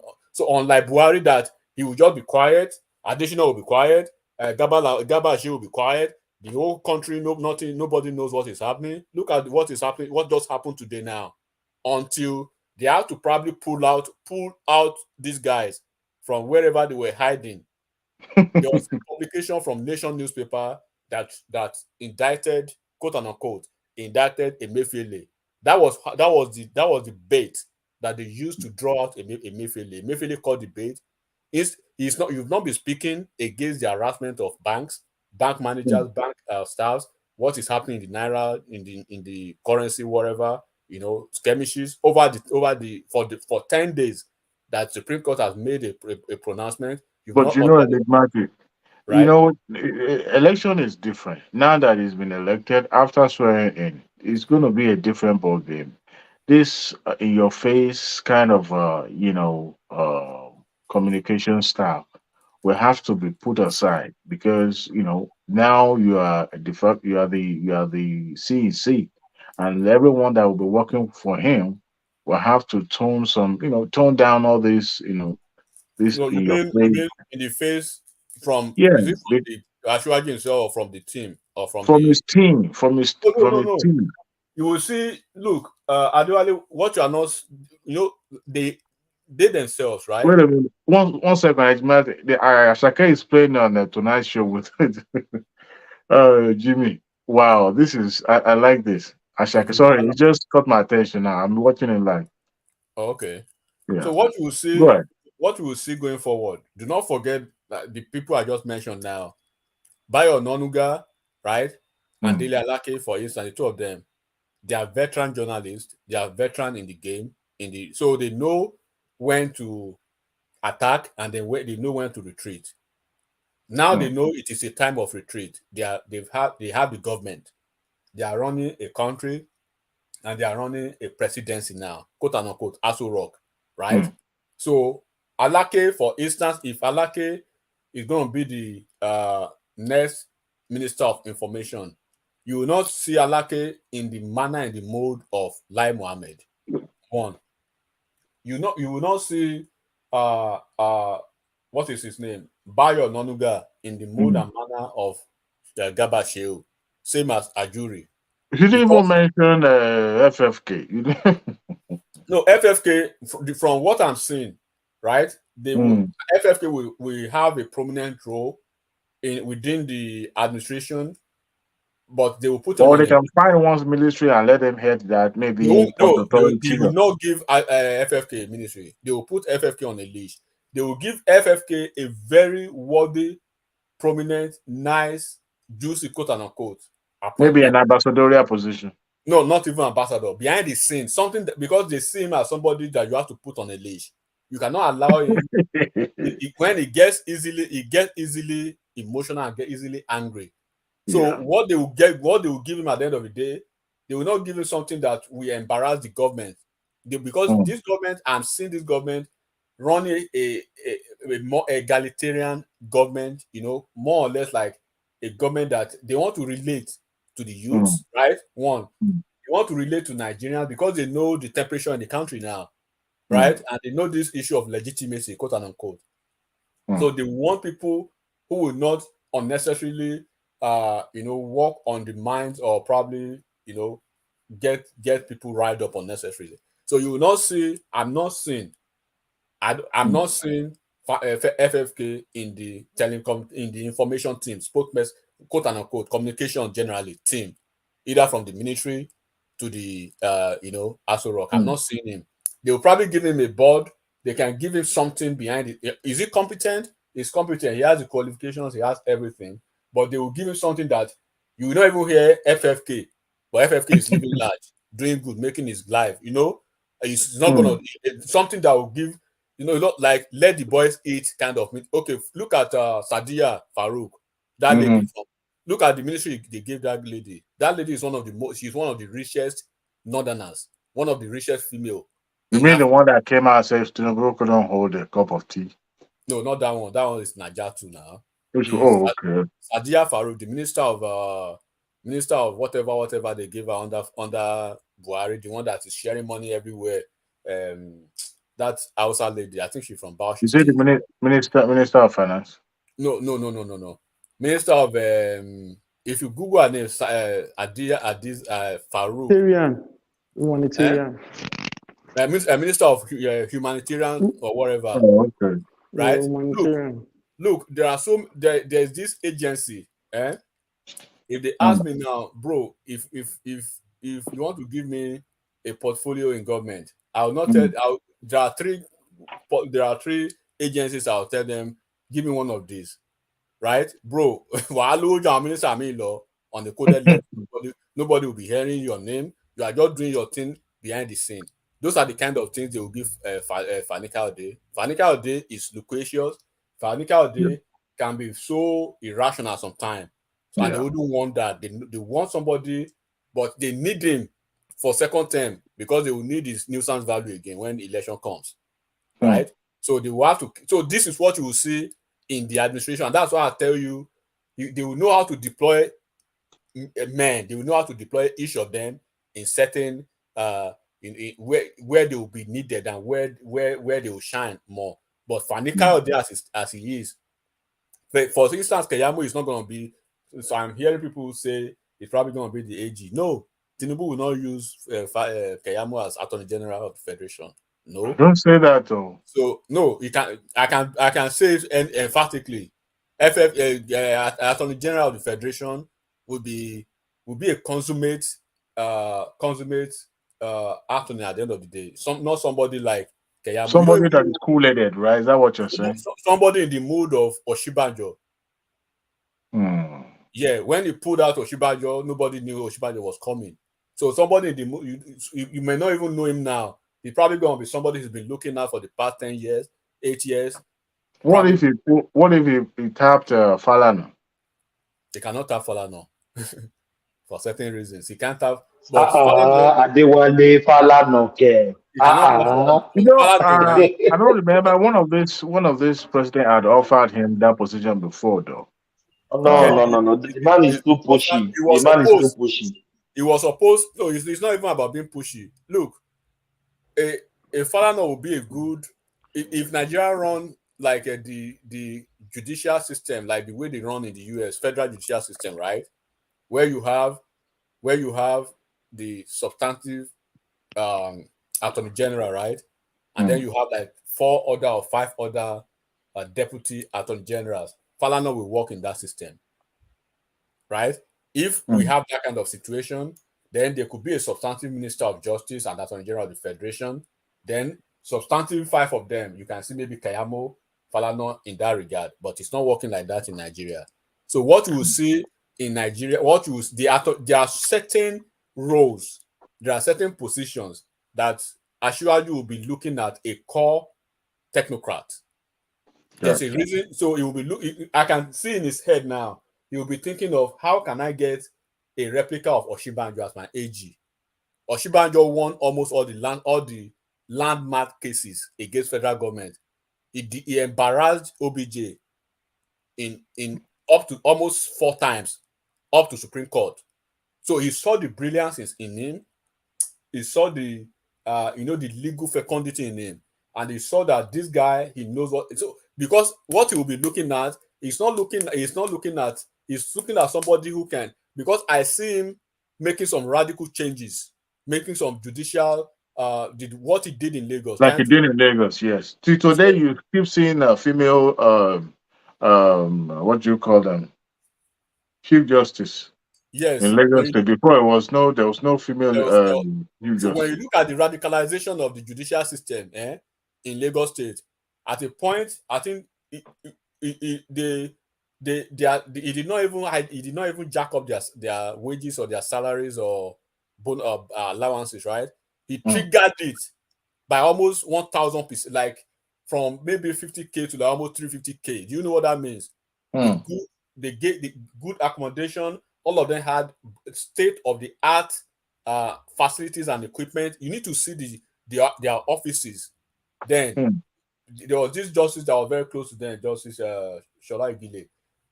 Their offices, brand new e-technology. I think we started online filings and all that. Yeah, so he will be looking at an attorney general who would have that capacity, right? And that's where you see him that you cannot even up to the magistrate court, they were well taken care of. the magistrate court, a lawyer, a magistrate court that probably has an experience of being appointed as magistrate court maybe 10 years in the bench or 9 years. They are making almost 350, 400K in Lagos. Now, as against other states, when you go to other states, you see that when you come to Lagos State, you'll be looking at yourself. Am I in this same profession as these folks? So when it's not going to be looking at, because do you know? Look at the body. Look, Prof. Yemi Oshibanjo is a professor of law, right? He was immaculate, but there are so many prominent Lagosians or prominent people he could have appointed that time. He chose this guy because he wanted a radical change in the judicial system. With the way Nigeria is, the current Attorney General of Nigeria, incumbent Malami, he has desecrated the AG's office. You're talking of Malami. You know this guy called Anduaka. Yeah, Anduaka. He's even worse than Malami, in my own opinion. Well, I did not really pay attention to him, but maybe because I pay so much attention to this one. But this one right here, up to the point that Buhari now today, right, through Garba Shehu had to release an op-ed, an official memo that. So it's like now your president calls you out eventually, right? That I've never given him any instruction to disobey court orders. That Buhari does not micromanage. When I give you a job, I expect by virtue of your professional qualification, right? You should know what to do.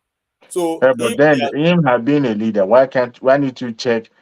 You can't be a leader and pretend to be oblivious. I'm not gonna absorb Buhari or everything. When you hear the buck stops, on your desk, that's the definition of that. So trying to pass that blame to Malami is also a slap on your face, being a shambolic leader who does not have the grasp of his cabinet and administration. So there are several positions that you see in the coming administration that what you will see. There will be politicians, but he will not appoint politicians in certain roles. I can tell you that. If he's gonna give somebody like Ganduje a ministry, he's not gonna give Ganduje a ministry that will be. You can see Ganduje being given a ministry like maybe ministry of like this humanitarian, right? Or housing or whatever, something. You cannot see them get them close to where he needs to make certain, laudable reforms in the country. You won't see him do that. So that's where you see the politics and politician in him. And then they will be very careful, right? These folks, they will be very careful to go on it, to go on the wrong side of him, because they know you cannot play with this guy. This is not Buhari. This is not Buhari of that you just. He knows what he's doing. He understands the game. So from the legislative aspect, right, to the governance of it, to the administrative of it, and then to human management himself, he knows. So if he has been able for over 20 years, let's say over 20 years or 25 years, if he's been able to keep at least 80% of his men, he's been able to maintain them, they are still within the fold. That's the but politics won't let that be. It's always going to be, reshufflement and all that. Politicians will always second their people to this administration and all that. I mean, it's because this time around it's not going to have a free hand, just like the way he handpicked. Yes, he will probably have an input in terms of the compatibility of who they will second to him. But what you are not getting again, it's not going to be run by a cabal, right? So let me tell you what will happen, because I saw this at a time in Ondo State, right? One of the most brilliant governors that Ondo State have ever had was late Segun Agagu, right? Segun Agagu. What will happen is, regardless of how he wants to make some political patronage, right? He will not. There will be a boundary to the patronage of that. Tinubu, we are seeing, will not take political patronage to the point of having somebody like Malami as Attorney General of the Federation, having somebody like Timi Presiva as Minister of Petroleum, having someone like the current Minister of Finance as the Minister of Finance. You know what I'm saying, right? Mm-hmm. So his political patronage, you will see them mostly at parastatals agencies, Director General of this, right? Mm. Then what you will see, he will second them with a fine civil servant, a top-notch, disciplined civil servant, right? That will guide that that will drive the policy. Or because all you do as a politician is just you are the figurehead. So when you have the good policy drivers, right, who can do the job. So when he says, okay, because of politics, because we need you in the next election, or we need somebody from Anambra State, he will not say because we need somebody from Anambra State, and then say because of that I want to put him in a major ministry. That's it. But that person that we need him. Okay, there's like I told you. Do you know in this Buhari's government, over 5,000 agencies and parastatals are vacant now as I'm speaking. Wow. Over 5,000. That's why you see most APC people are not happy. Because even the ones that he rewarded, he rewarded failure. Like all the cabal now that contribute that coordinated themselves at the cabal in Aso Rock, none of them wanted him as president. None of them worked for him. So there are some. Okay, look at this Sabitu, this young guy that we are talking about, right? That is a major political appointment you can give somebody. That's a political patronage, right? But do not forget that when you give somebody like that, if Fashola is the chief of staff, right? The sweeping house in Aso Rock, you have to defer to Fashola. You have to deal with Fashola. You are not dealing with Ashwaju now, so you have to deal with Fashola in that regard, and you cannot boo-boo Fashola. So that is where you see the semblance of. I think Ashwaji Bola Ahmed Tinubu is going to bring that, that corporate settings where every project is measured, by the performance and all that. Remember when they showed these video clips where Professor, what is his name? The one that is following Obi now. Pat Tommy. Pat Tommy was, I think it was during the sister birthday of Tinubu when it was, giving testimony about how they usually organize, quarterly retreat for all his cabinet and commissioners and to check on what's going on, where they need to. And he said he was firmly in charge because make sure that everyone give account and all that. And to me, that is bringing, corporate ideology to public service in which people are held accountable. At the end of the day, if we can do that during his administration, that would be better because unlike the one we have now, where anybody just do any way they like, give an assignment to go with it. Adewale, I believe you work in the corporate America, right? Oh, don't you yourself, as you are speaking, I'm putting you on the spot now. Don't you have a performance evaluation quarterly in your company or in you yourself? Of course. Then you have more or less like it may, I don't know how your team is structured. You probably have daily meetings, weekly meetings. I have more early mama tomorrow. Okay, so you know what I'm saying. So it means, for instance, imagine yourself being the governor of your state and you've worked in the corporate America for over a decade, even less than 2 years or even a year, right? So there are so many innovations you will bring into that office. Yeah, and even the agency was synchronized, will be able to speak in uniform. It's not like one is speaking one and the other one is saying something different. So and then when you listen to most of these folks who were commissioners during his cabinet, right? They say it's not the type of God. Look at what Fashola said now when he said, "Look," and then Fashola made some. He doesn't talk more, but when he speaks, he's speaking fact. He said, "Look, Fashola, Ashwaju fired me every day, almost on a daily basis. Fashola, you know what? You are fired. You are fired. Then in the next 3 hours, hey, Fashola, can you? But you just fired me 3 hours ago." They will be laughing, right? So and they said when you take Ashwaju for granted, probably something he said something like that. Let me probably paraphrasing, when you take him, is You telling do it at your own peril. You at your take own him for peril. granted at your own peril. Yes. Yeah, that I work with him at close quarters as his Yeah. chief of staff, right? Yeah. For It was several hours, attesting to his smartness. it's It's more than in 14 hours in a day, and then we subject every policy in the state, every policy in the administration. We subject it to, you know, marathon discussion, marathon conversation. Most of the time, or most times, he loses out in that conversation because for the fact that he's the governor doesn't mean he has the right idea. So everybody will have, so they could be discussing it. So that is the passion that you see from Buhari that want to basically, you know, shove Ruga down the throat of every Nigerian. You know, so and then you just see, okay, look at this currency Enigmatic. Enigmatic. That is what I'm saying some months ago.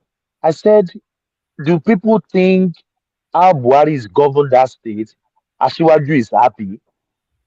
He's not happy, but he just do like, you know, if you want to take a monkey, you will behave like a monkey. Yeah. I said, can Asiwaju, let me finish. Can Asiwaju sit down now and the Fulanis are killing Yoruba as a president and they will not hurt? Continue. No, just look at Adewale, look at the security architecture, look at the composition of that. You are having a security intelligence meeting, and then the only minority is one man from Edo State and one man maybe from Southeast, right? Out of the 16 available offices. So basically, you might as well be speaking Fufude or Kanuri or Hausa language in your. So the National Security Advisor, a northerner; the Inspector General of Police, a northerner; the Minister of Defense, a northerner, right? So when you look at all those slopes, okay, look, let's just key forget about the security architecture now. So, but when you put that security architecture as a yardstick to examine this government, and then when you look at their policy ideas and how they disseminate information, and you see the failures, then you can basically point to reasons, right, why those failures are basically out there. And then when you look at, for instance, in the technological and communication space, the Minister of Technology, the Minister of Communication and then Technology, whatever they call it, right? Pantami from the north. The Director General, the terrorist guy. The terrorist guy. The Director General from the Director General of NITDA, that Nigeria Information Technology Development Agency, right? A northerner. The Director General of Nigeria Communications Commission, NCC, a northerner. NCC, the incumbent minister, the Pantami himself, the incumbent minister of communication, he was the NITDA DG when he was elevated to the ministerial position, right? He ensured, I know somebody who was supposed to be the NITDA DG. That person lives in Dallas, right? Wow. He has worked in 4 of the 4 big 4s, right? He has worked at Oracle. He lectures at Oracle University. He's a top-notch guy. They bond that guy for a man from, you know, that place. And the same thing with NCC. So when you look at all these guys and you look at the policy ideas that they shone out, because everything is basically clannish and nepotistic to him. And then when you go to major ministries, look at the Attorney General of the Federation. Are we supposed to have somebody like Malami as AG of Nigeria, for instance? Look at that. How many sons do they have in this administration? Fashola could have been the Minister of Justice. As a matter of fact, that was what people were expecting. Even if you put Keyama there, people will still understand. Keyama would have done a better job, right?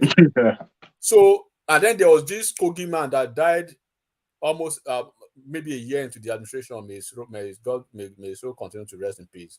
What's his name? I think he's a Shosho. What's his name? from Edo State, from Kogi State, SAN. He was supposed, he had like almost 7 or 8 SANs in the administration, but he shows Malami 1. So when you look at all those kind of things, look at his chief of staffs, right? Look at major appointments. So when you look at all those things, and then you look at what is probably going to be the next cabinet, right? So imagine you have a Malami that even people that are not following the administration now, even the laymen, right? The laymen and the talakawas that are not following the administration, they've been forced to follow the administration by this currency shenanigan. Because now you understand how Supreme Court works, how Malami and Buhari, right, disobeyed Supreme Court order, how they are not spending their money, but now they know people that does not even know Emefiele for almost 8 years. They know Emefiele now, a BKB, they know who Emefiele, right? So, and that is what you get when you have people like this in your administration. Incompetent. Okay? You have a Naira policy or a currency policy that was not properly thought out. Do you think this would have happened in a Tinubu's administration? Do you think so? Even if it happens by accident, they will find a way to roll it back, to find God bless you. Because a government that is engaging, you always find it easy to carry people around. But when you don't, most of your assistants do not even come to they don't even talk to the public. You have to beg them before they even show up. You are not. Nobody says Buhari. Look, Adewale, I'm not going to be surprised if Tinubu does not speak to Nigeria for 4 years, but you will see communication on a daily basis from the administration. Do you know what I mean? It doesn't even need to. I believe it will speak, but it's going to be, minimal or limited communication. Yes. But most of the time, you will needed. When it's highly because it is obvious that is the style they are going to adopt. Going by what they did during this election period. So, but with that, you're still going to be seeing them being proactive or reactive most of the time and coming, address the people. I mean, it won't take anything away from administration to, continuously, maybe every 3 months or 4 months, address the nation, talk to people. Just like Obasanjo, when he started, he was doing these media chats things and all that, but everybody knew it was just a gimmick. But then it works because at least even a little one can say, "This is my president." I'll talk about somebody who will not even hear from, for a long time. So it says a lot about, the technical or know-how about, of Buhari and the likes. It's just terrible. We've gone beyond the military rule where military will not even bother talking to people for days or for months, and nobody will do any or say anything. But nowadays, we want to be seeing our president. A president should be able to roam around in the street. Just like the American president would do. Occasionally you see them going, to the street and, handshaking or talk to people generally. You stay out of the bubble. You just feel the pulse of the nation that you are governing. That is how it should be. But, Tinubu may not adopt that style, but at least it will go a long way if all his assistants can, be engaging. More than we witnessed during this Buhari's shenanigans. For instance, when you look at in the US now, you see they have a White House media spokesperson, right? That speaks almost on a daily basis or whatever, or how many days in a week. So what you see mostly is you will not see a situation why Buhari's administration is different. Buhari will be airy, silent. Then the two mumus there that were supposed to be doing the talking for him, Gaba Sheu will be there doing his own kunu, drinking kunu, sleeping all over the place. Then you see Adeshina, who is probably when it comes to that man was just, I don't know. Yeah, when Adeshina comes to the studio, you see this body language of they are forcing him to come and speak. Yeah. And sometimes you engage in your face kind of a thing. Yeah. Can you see Ngilale doing? You want to see Ngilale? Okay, look at the conversation Ngilale had maybe a week ago or 2 weeks ago with that channel, CNN lady, right? So what you will see in this administration? Yeah. Oh, So no. Zayn. That, yeah, I remember. Yes. Then Asha, what's her name? Asha, yes. Yeah. So nobody is saying, because people may probably get it wrong or get it twisted, that we are praising Ashwaju. No, we are basically doing, because take it or leave it, Adewale, we have a president-elect, right? Oh, yeah, of course. All things being equal, president-elect will be sworn into office as president, right? So all things being equal, everything until there is, of course, we understand the court process, but as of now, right, as it is the president-elect is going to be the president sworn in, right? So we are speaking to that fact. We are basically speaking to that fact, and we are trying to compare and contrast what his administration will be as against what we have. Buhari's administration would have been the best administration so far. But when the people who brought him into office, right, what he was supposed to do is we will get you the right tools, which are the right men to work for you. All you need to do is he was supposed to face the security, basically. Oshibanjo was supposed to do the administration and the coordination and the governance of the team of the administration, and then Tinubu will face the political part, face the politicians, face the House of, face the National Assembly, and put everything. But he excused himself from the administration. He deliberately chose not to get involved with the shenanigans because it would affect his chances during the election. During Tinubu. No, you can't. Tinubu, they excused Tinubu before he excused himself. People who do not know what happened, right? Do you know immediately after the election was won, right? Immediately after he won the election, before he was sworn in, they've completely ostracized Tinubu, sidelined him. That's the fact I'm telling you today. Wow. Now, right? Tinubu is president-elect. Immediately when Buhari was president-elect, they've been working against Tinubu. So from that so the day of the swearing in, that line that he read, I belong to nobody, I belong to everybody. He was passing a message, and people who don't know here what Ashwaju did immediately after that inauguration. Do you know that inauguration night when he visited him in Aso Rock, he flew out of Nigeria that very day. He flew out of Nigeria that very day. After a week, he summoned all his team. When I say all his team, Dele Alake, Bajabia Mila, all of them. He told them, look, there's a new sheriff in town, and I believe you guys can see the handwriting on the wall. So from that moment, he started changing his own plan.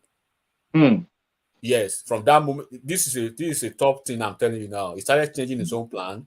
Look, anything that you do, those of you who have been lucky to win your elections, stay close to the grassroots so you can win your second term, because we will need you at a certain time, and then you yourself. But he came back to campaign for him in the second term now. Yes, that's part of the game, and that's the long short game he was playing. He was. Do you know Ashwaju's wife himself? I don't know if you've seen the tape. If I see it again, I'll probably share with one man. He said they shot out my husband for 6. She was almost crying. They shot out my husband for over 6 years. Even Buhari's wife attests to it too now. Buhari's wife, she cried out and said the husband administration has been hijacked. That's why she was so sympathetic to Tinubu's cause, because Aisha is Buhari's padigon. Yeah, you could tell the what you get the get together she organized for the APC aspirants. Then it was mainly for Tinubu, but there's no way you can say that to the everybody. So I mean, that tells you how politically yeah, they are not. That team was just, they're not competent. They're not politically competent. They are just, opportunists that see the opportunity and think they can. Because there's no way you can ostracize the machinery that put you in power. You have to bring them closer. He completely. So because what this guy did that was very surprising to everybody was, and then look, they laid so many landmines for him, right? Oh, yeah. I mean, look at, even if anyone is not even in the public, look at this Naira notes thing. This was just the climax of everything. A lot of people that never believe they were, but now people who never even loved him or liked him, right? They can see now that they never wanted him with this last game that they played on him, right?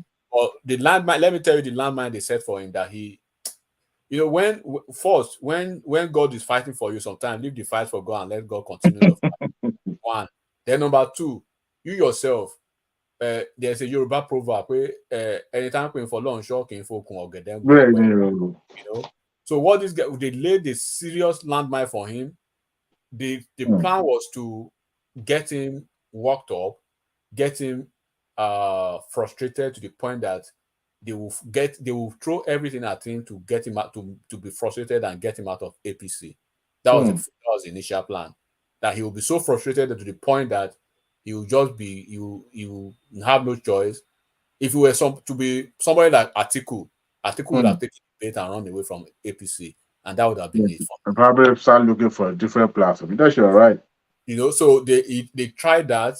They see it wasn't working out. So instead of that thing working out, he was just there, minding himself, doing what he was. If somebody like what does it call him now, Atiku, him being the former vice president, probably won't take that chairmanship of the party. But if somebody who is allowed to that really, let me stick around here so that I can get something to eat, Tinubu would have taken the chairmanship position of that party. I mean, who else fits that position more than him? But he chose not to. That was why they were bouncing it around. APC chairman. Yeah. No, he won't even take it. He had his candidate. His candidate is the current. No. I'm just saying that if it were to be just a regular politician, the APC leader, right? That they gave him. It was not. Nobody gave him that stuff. It was just. It was just nothing like the party's national leader in the. So it was more like because all this what is it? All this ministerial list, all this board and parastatals list, they threw everything in the trash.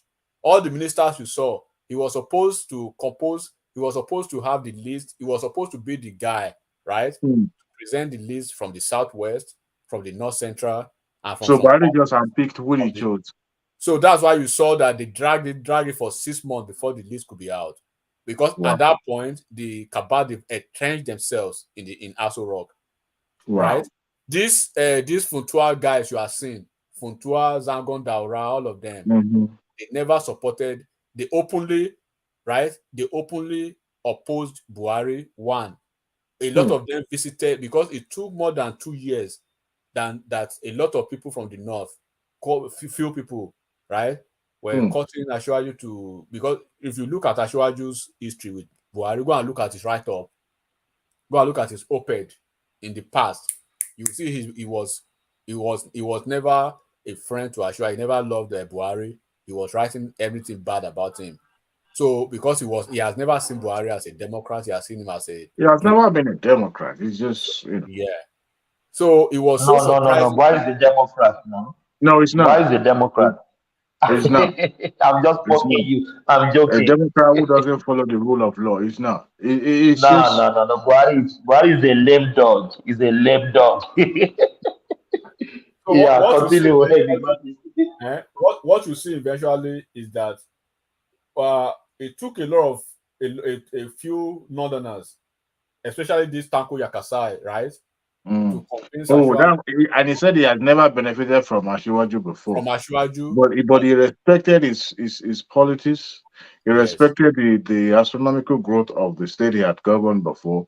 So that alone kind of endeared him to him that, okay, if this guy could do this, and if people said a lot about this about him, then why not, take a second look at it? Maybe it's just a round pig in a round hole, people will be looking for. And I watched that interview. He said he has never for once for benefit one material things from him like this. I bet he has maybe met him maybe once or twice in his lifetime, never, And Yeah, I think it's better watching him. What we just see now is that we are all Nigerians. We have no other country. So first of all, But enigmatic. As we are being optimistic about what Tinubu could, we're pointing to it and president now with the hope that will mirror what it will be able to do at the national stage. This is a national level. This is a national stage where even somebody with the pedigree, with the qualification, can still have his plan derailed. But it will take a bigger, bigger board for him now to be able to work things out, because unlike Lagos or in the Southwest, where Southwest is still like a lot of state to control. But you know what first Because of all, saboteurs are everywhere. Yeah, of course, but what you will see, and let me tell you, the first positive I see from this now in 2023 is that any one of the aspirants or the candidates, any of the candidates will do a better job than Buhari. Fact, right? Let's agree on that. Shuore will do a better job than Buhari. One. Number two, none of them will be so none of them will be as clannish and nepotistic as Buhari. Don't forget that is what killed Buhari's government eventually. Number two, even as much as Tinubu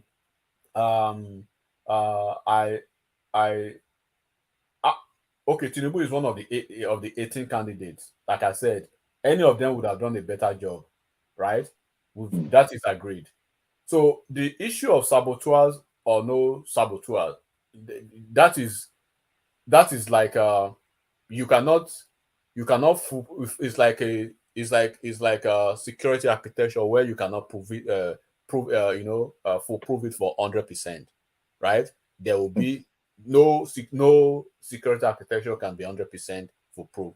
There will be some lacuna. There will be some vulnerabilities. So, under his administration, can I say something? Yeah, go ahead. Now, you see why Tinubu will not be like Buhari is so simple, because if Tinubu truly believed in what he was doing as the Lagos state governor, what can make him to succeed very fast is what those items in the exclusive list. If he starts democratizing them in such a way that it reveals the real federal system. You take electricity out of that and you let the state participate. You take so many things out of those places, because those are the items that makes the president of the Federal Republic of Nigeria so powerful. And at the same time, those are the items holding the country back. Instead for the state of the federation or the geopolitical region to start executing all those things concurrently to the advantage of the region, this person at the center wants to make sure he corner everything and become the most powerful. So once you can take some of those things out, I think the development may be very rapid. So to me, if for someone like him that knows how to do the right thing, I don't see why it's not good. I expect him to be far better than Obasanjo, not only Buhari. Look at it this way: if by June, 1st of June this year, if it takes out that subsidy alone, you know how much is going to be saved. Yeah, people are saying, oh, people will feel the impact. I say yes, I know. We said more than that during the diesel period. Because one thing about Nigeria is, even with subsidy or without subsidy, as we speak today, they are still buying that thing beyond the market price, where it's supposed to be. So whether you want to buy your kerosene or you want to buy even your gasoline, somewhere in the north, you still find it so expensive. Because taking out that subsidy alone, I can tell you, we guarantee that smuggling will be reduced. So if smuggling is reduced, so it simply means that our product will no longer be so attractive for smuggling, and people can just find their way to invest in Nigeria. See Dangote Cement today. See now, I think Dangote today is the largest producer of cement in the sub-Saharan Africa, and the same thing can repeat itself in the petroleum product, whereby if you don't encourage unnecessary importation of finished products, or you don't encourage some kind of pricing regime that we encourage smuggling, the same way I think our petroleum industry, if it start performing, and whatever we save there can be rechanneled to some kind of social infrastructure. So to me, I expect something like that to occur concurrently, like is Agbado and cassava. And I think I know people laugh at Agbado and cassava, whether we like it or not, with proper policy, many people will go back to farming. And some people actually believe that farming is not the right way, it's not the proper way to prosperity. It's just because we don't have the right policy. Now, how will you say, okay, when you go to Illinois, for example, there is a small town there called Urbana Champion. When area like that can compete very well with Nigeria in production of corn, Agbado, do you know what it means? That if Nigeria really wake up, if you have some kind of price floor, you know, you make the farm produce, you make farming attractive to people in such a way that government can guarantee pricing. That okay, even if you have this thing in excess, don't worry, I'm going to buy from you. I heard it that Awolowo did that for cocoa, for example. Okay, produce this cocoa, I'm going to buy from you. When the price goes down, I will not sell. When the price goes up, I will sell. So I think Awolowo at that time guaranteed the minimum. He was going to buy cocoa from the farmers. So if you do those things to Agbado and cassava producers, before you know what is it, when you see Agbado farmers, you will see them start writing Jeep. So yeah, but you know, at the same time, sorry to cut you short, he has to make sure that he jealously guides the distribution of fertilizer to the farmers. You know, before it used to be about party affiliation. If you don't belong, you won't get it. But you know, if the farmer are able to have access to funding, at the same time they are able to have access to fertilizers and all those chemicals and mechanical instruments that they could use, I think it will go a long way, you know, to solve hunger issue in Nigeria, and Nigeria will feel it because I think they've sort of stopped importation of rice, and the other rice processing in Lagos and the one I think in Kano, I'm not so sure, but there's one in the Kano as well. People have not felt the impact of it because, you know, there's still little smuggling here and there. But if the administration can pay close attention to, you know, how those things are being distributed, I think it will go a long way. Yeah, because that's one thing about a price floor we guarantee, right? When you say, okay, now maybe about rice now, let's say it's 30,000 per bag of rice. If you maintain it at that price, but you make that in surplus, even by the time the price starts falling, Nigeria will have get accustomed to. Yeah, but price doesn't even fall in Nigeria. See, once price goes up, government doesn't care. They don't really. That's why you have price gauging in Nigeria. Government doesn't really care because people like. We understand. You know why price won't fall in most cases is that because number one, not only you are looking at the price of commodities, but you have to look at price of other services too, like education, like some other aspect. Okay, a farmer want to pay school fees for his children, so it's not going to fall. There is a minimum that price can go down to. That's just it.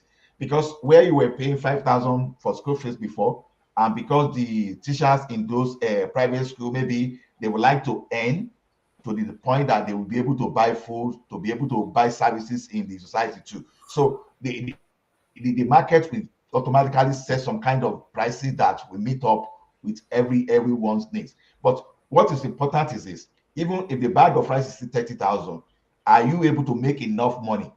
You understand? Instead of you having like 30,000 minimum wage, will your minimum wage now go to like say 100K, and with the guarantee of having those products available in surplus and getting those price stabilized, the price of those commodities stabilized at let's say 30,000, and you still maintain. But Ola, when you raise the price, Ola, you know what? Everything you are, probably this will be my final analysis before I leave, because I'll be leaving soon. What I would just say is everything you are saying now, it boils down to the operational and functional effectiveness of any administration. I believe we should agree that Buhari so far, it seems to be like, of course, there's this general belief that Nigeria's presidency or presidents are probably the most powerful in the world. But in the hindsight of it, Buhari has been the most vulnerable president Nigeria has ever had. If anybody will agree with me, it's the most vulnerable, because and that's why you see all these because of his mindset. Because of his mindset, and that's why you see the dysfunctional capacity of his administration. First of all, what I believe will happen in the coming administration of Tinubu, there will be a lot of reform. If he's able to work, at least, even if he's able to achieve at least 50% of that Oronsaye civil service administration reform alone, bro,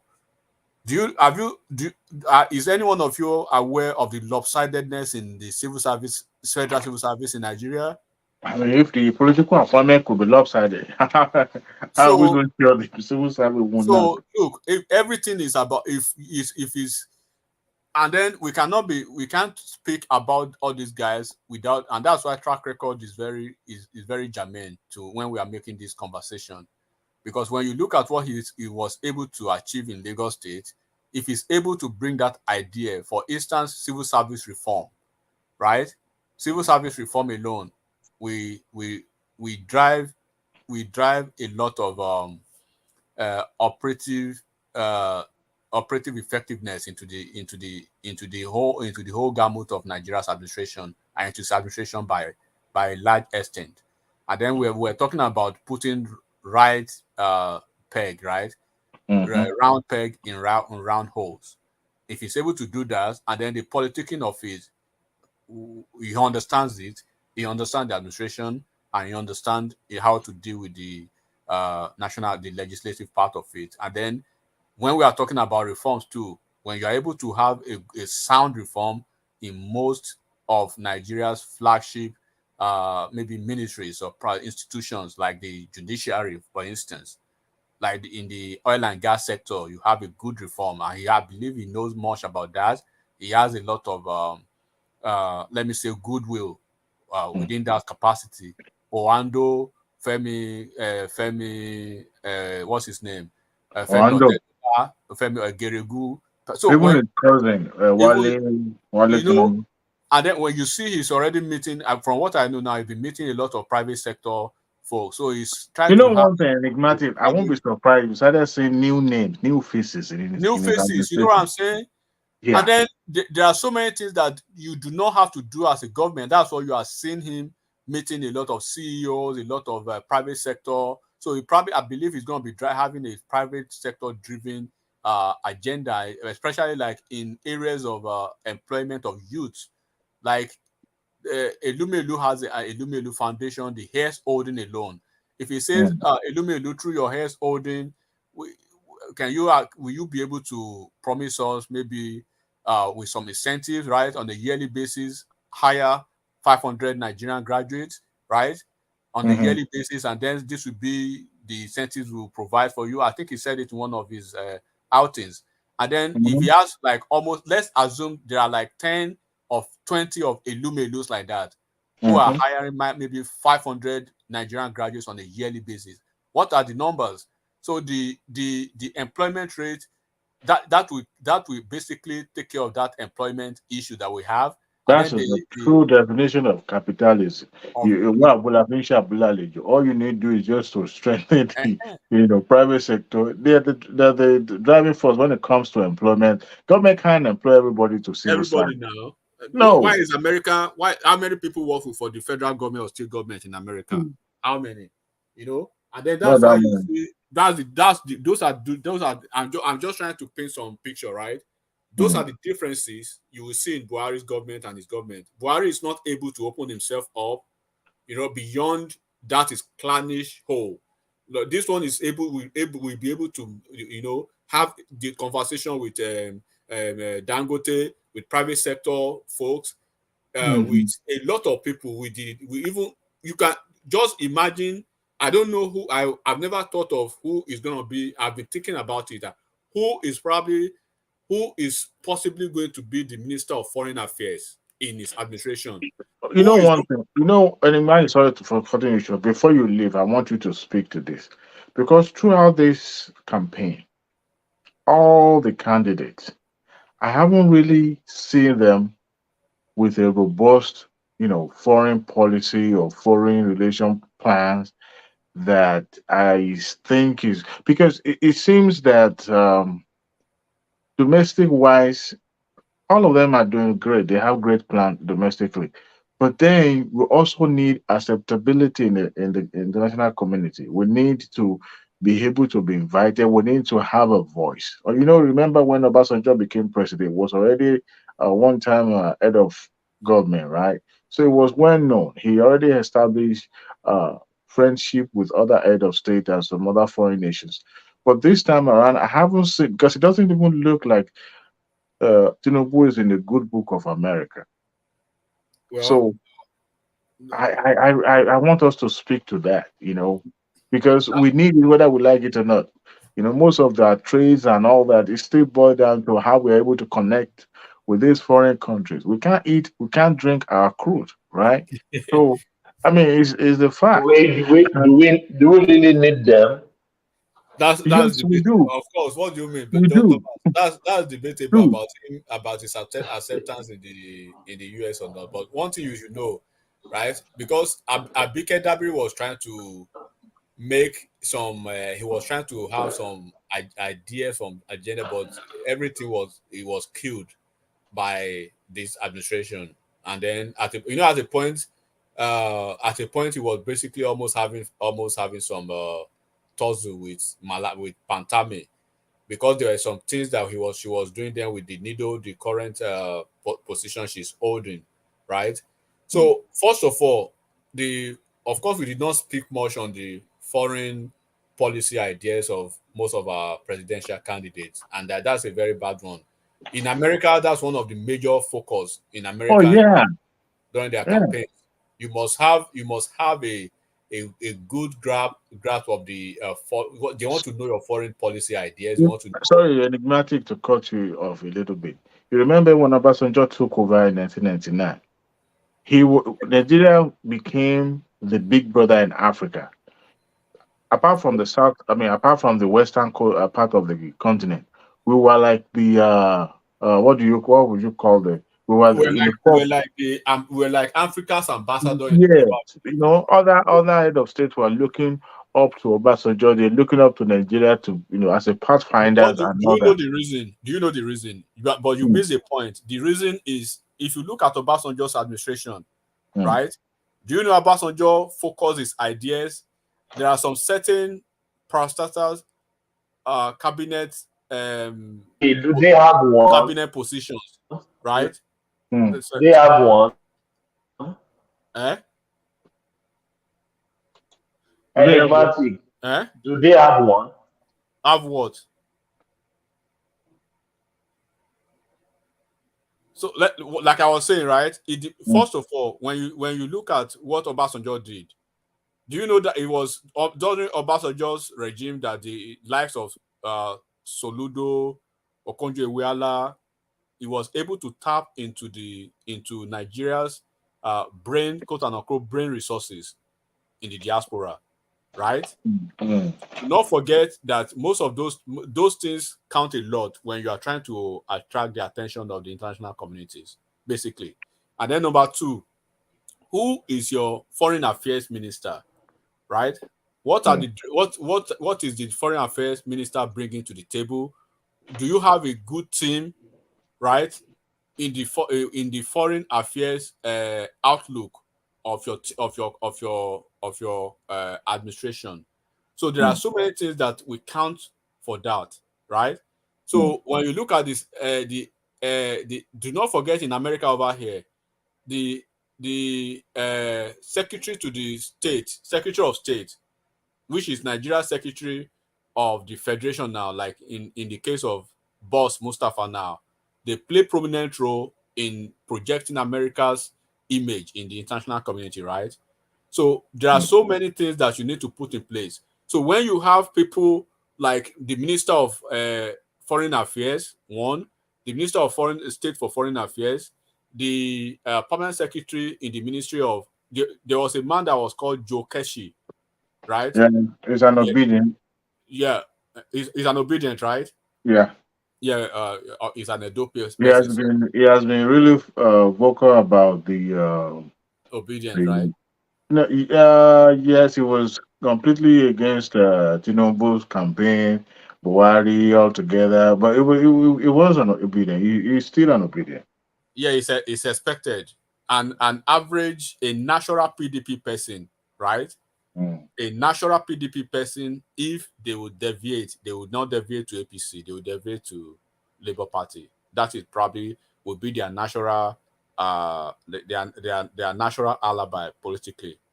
So when you see somebody from PDP, a core PDP person, right, in Labour Party, don't be surprised, don't be taken aback. It's just that would be their natural political alibi, basically. So don't be surprised about that. So yeah, you have to always look at that. Where are they coming from? If you see somebody who is very vociferous as an obedient or Labour Party person now, go and look at their trajectory first. You will see they are coming basically more than 60% or 70% of the time from PDP, national PDP, right? So yeah, that's what it is. But what I will say is that it depends on the composition of every administration. The administration that missed it, and then that was the reason you saw that even OBJ took a step back from that administration. It was Gage, Jonathan was supposed to be the best administration Nigeria could have had, but it was Yaradua. Okay, Yaradua stroke Jonathan, right? Because Yaradua started on a good note, but by the time Jonathan came up, Jonathan was doing it to his own thing or whatever. It was Did Yaradua really start on a good note? Because I believe Yaradua set some bad precedents that still affecting the country today. From my own perspective, right? It wasn't great, but it wasn't bad. That's the way I would say it. Look at it this way: that man, all the privatization that will have probably seen the like of Otedola and Dangote be producing, refining our oil locally, I think reversing those policies was very terrible. Then we may celebrate it because this one will divide opinion. The fact of trying to compensate militancy instead of doing the right thing in that community, I think that indirectly gave signals to some kind of criminals that, to the point that Nigeria now was now saying, okay, you should not be granting amnesty to criminals. But those things you may underrate all those stuff. But no, I'm not underrating them. But look, in the military, right? When you have emergency situation in your hand, right? Emergency situations sometimes call for contingency plans most of the time. You want to nip it in the bud, quote and unquote, in a temporary level, then you can have a permanent solution to it going forward. So I believe that was what why I said it was a bad precedent. It is the tools that some people are now using now that during the South militancy period, they got them amnesty. That they should not be granting some kind of criminals. No. I disagree with you on that. You cannot say, look, what if it managed the situation well at that it was political solution though. Time. It was a political solution that because Nigeria was losing, right? In what Buhari did by granting amnesty to confirmed terrorists, Boko Haram folks, but that's his job. He wouldn't have granted amnesty to those folks if they were coming from the southeast. Let's assume that those folks he was granting terrorists, amnesty to in the north, right, are from the southeast. The Igbo, they are Nnamdi Kanu, all of them. You would think he would have done that. He wouldn't. Or they are Igbo. He wouldn't have done that. That's part of the nepotistic ideas and the clannishness of Buhari we are speaking to. So I got your point, but it gave some people idea of how to get something out of the state. That's the point. Now, no, you can't address that to be a precedent. What is South militants? When you say it's a precedent, just a second. What is South militants are fighting for?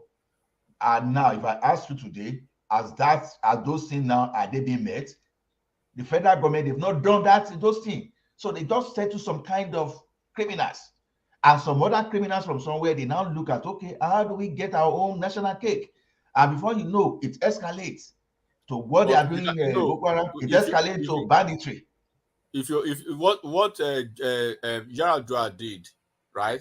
That time, I believe he even had some encomiums from the international communities for how he was able to stem the tide. Enigmatic. One of the most difficult things to do is to turn the weapon against the subject that you are, governing. It's very difficult, very, very difficult. That's why every successful government always find it difficult to use forces against whether banditry or what do you call them? The terrorists and because this is a domestic issue. And then, even though it's criminal in nature, you still want to subject it to, law of the land by being tried and all that. But they always try to, because most of these things are not organic. It's usually politically connected. So the politicians use it to destabilize and to have control. So at the end of it all, the president will have no choice than to listen at the same time, trying to find a political solution to it. And that is why it's always it's hard to explain to, ordinary person like you and I, that sometimes this thing is not what it seems to be. I mean, not like the government doesn't know where Sambisa is, but how do you take ammunition and, bombs and bomb everywhere? I think they are scared of being subjected to some kind of interrogation at the international, because they don't really have power per se. No, Adewale, when these people wanted to get to the point of grabbing land to compensate all those crooks, what happened? All of a sudden, the governors, everybody, they woke up to the rest. They stood up to the responsibilities, because these people, they were winning. All they wanted to do now is just to grab lands and just be living among you. See, when our government, whenever they want to do things, they do acts of compensating criminalities. It brings some kind of evil innovations, and people want their national cake. I see, because I know that there's nothing you do as it's going to have when you get your targeted good intention, the consequences, you always have the negative. No matter how good was that intention of Yaradua, it escalated to the point that we started seeing what we're not seeing. If Abacha were to be the one there in 2007, do you think the situation in Niger Delta will be there? Or the same bad Obasanjo that used to be there? He would have found a way to settle all those stuff. But when you compensate criminality, because since Yaradua compensated criminality, what we find out is that people started finding their own way too. Now, look at what the government, okay, look at what Emefiele quickly did when it was the time of political the politics. That is time you suddenly realize that, we have to change the currency. You could have done the same thing to discourage banditry. If they took, but the federal government of Nigeria, they were even paying bandits. Those are the things we are saying. So this thing is the willingness of the government to do the right thing. That's the point. Okay, it's only in Nigeria that you see the government say, okay, they'll be threatening to name the name of the sponsors of those people. And up to now, they've never named anybody, except for those people that United Arab Emirates tried. So to me, I don't think no matter how we see this thing, the Niger Delta people, they wanted good infrastructure, they want good environment. Till now, it has never been implemented other than that the federal government of Federal Republic of the federal government of Nigeria, they settle criminals. They prefer to pay criminals instead of tackling that thing from the source. That's just the way I see it. And Matrix has gone. It looks like it though. So that's the way I see it. I think it's the political power that the president have. Sometimes they want to use it, but at the same time they are being measured in how they apply it. So domestic issue is a very, very complicated issue in the sense that no matter what decision you take, it's still going to affect your subject, either positive or negative.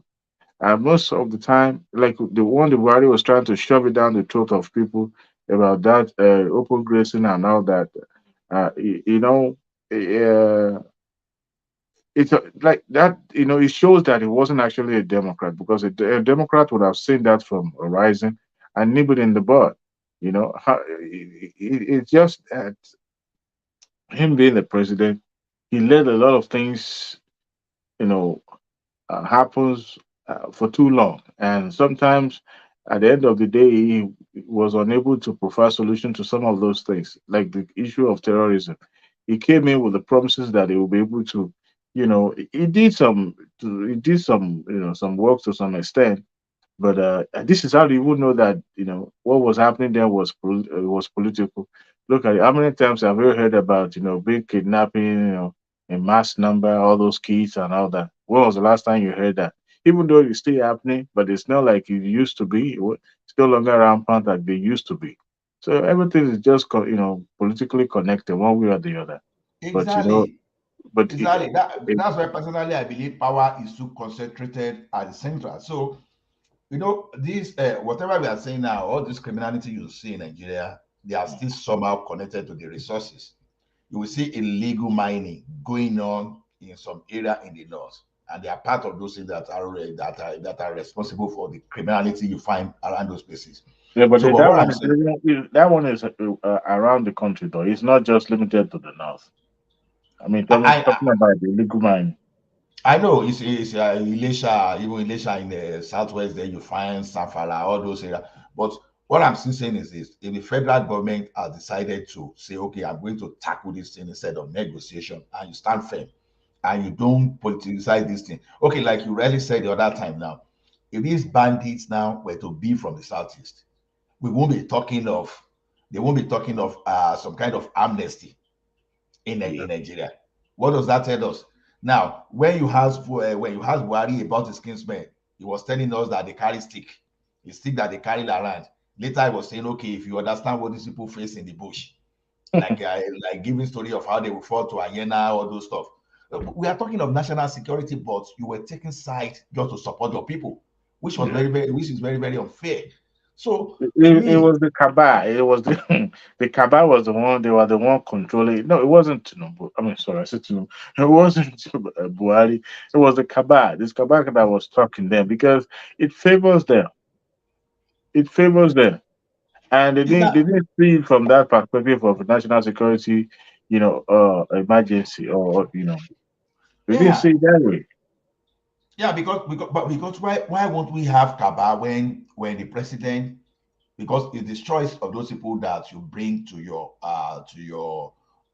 cabinet that will dictate whether we are going to have Kaaba or not. He decided to go for those people with low mentality, with poor mentality of national building. At the end of the day, the result is what we are having. So even when Aisha Buhari even shouted that even those people that did nothing to bring his husband to power, they hijacked that power. So it simply means that all the while that people were trying to fall upon one another to cause a ceremony among themselves, just to bring this Buhari in. Buhari had alternative idea already. Even weeping or crying at Chatham House that time, it was just when Nigeria thought he was actually crying for them. Probably Buhari was even crying for his kinsmen that moved from one country to the other, maybe his kinsmen in the bush, and Nigeria now mistaking that one to mean passion, to mean that empathy, So to me, we've seen everything now. Just like I keep telling some of my guys that you were poorer than what you used to be before 2015, and you are still supporting Buhari to date. You are still exonerating me that it's not his fault. Then you probably don't understand what is happening, because many people supported this guy. They tried to exonerate him. At the end of the day, they were running away from the country. It's first time. Why are you guys kicking me out? Nobody kicked you out, man. You don't get that power. I'm just joking. Yeah, continue. Yeah, So I would I like, think yeah. his first time was full of promises, but when he started, getting a little bit out of touch is when he started, uh, some things that are supposed to be a priority is now no longer an issue to him, like that of, cattle rearing issues and resettlement and all that. And then the incessant kidnappings and all that. He wasn't naming anybody. He wasn't showing, even when there's any incident, to even come out to address the nation becomes uh, issue.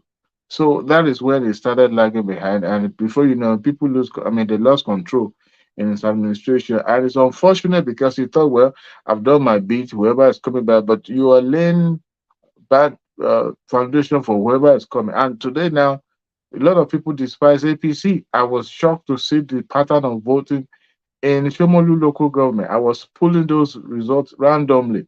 And places or areas where naturally used to be APC controlled area, I was seeing the Labour Party in trove in numbers. I was completely shocked. That tells you that Buhari himself, even in up north, he lost in his own state. His party lost in Castina. That tells you that his party he purposely, I don't want to use that word, but I think he purposely uh, wanted to disrupt the platform. So maybe because of one person that is coming in, or he just felt that, well, you know what, I've done my bit. It's none of my business. If the party go into a sense, it's none of my problem. But that is not how a Democrat behave. You will leave a good legacy by making sure that your successor is somebody, or you build that platform for your successor to be able to come in. But it just shows as if, what, it's obvious that he's tired. He's completely out of it. It's just a matter of days, But at the same time, you still to the last day. Unfortunately, he did well. He did well in areas of infrastructure. But infrastructure being put in place, and yet there's no security. No matter how you put security, the bandit will still strike, and that was what they did.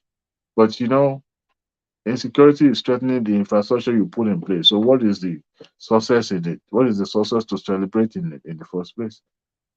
Is it worth celebrating? Because naturally, right? Naturally, when you are even building infrastructure, what is it supposed to do? It's supposed to even reduce criminality. So this infrastructure we are even talking about, we can see, but sometimes even though I agree that he has done so much in that area of infrastructure, but at the same time, I'm skeptical.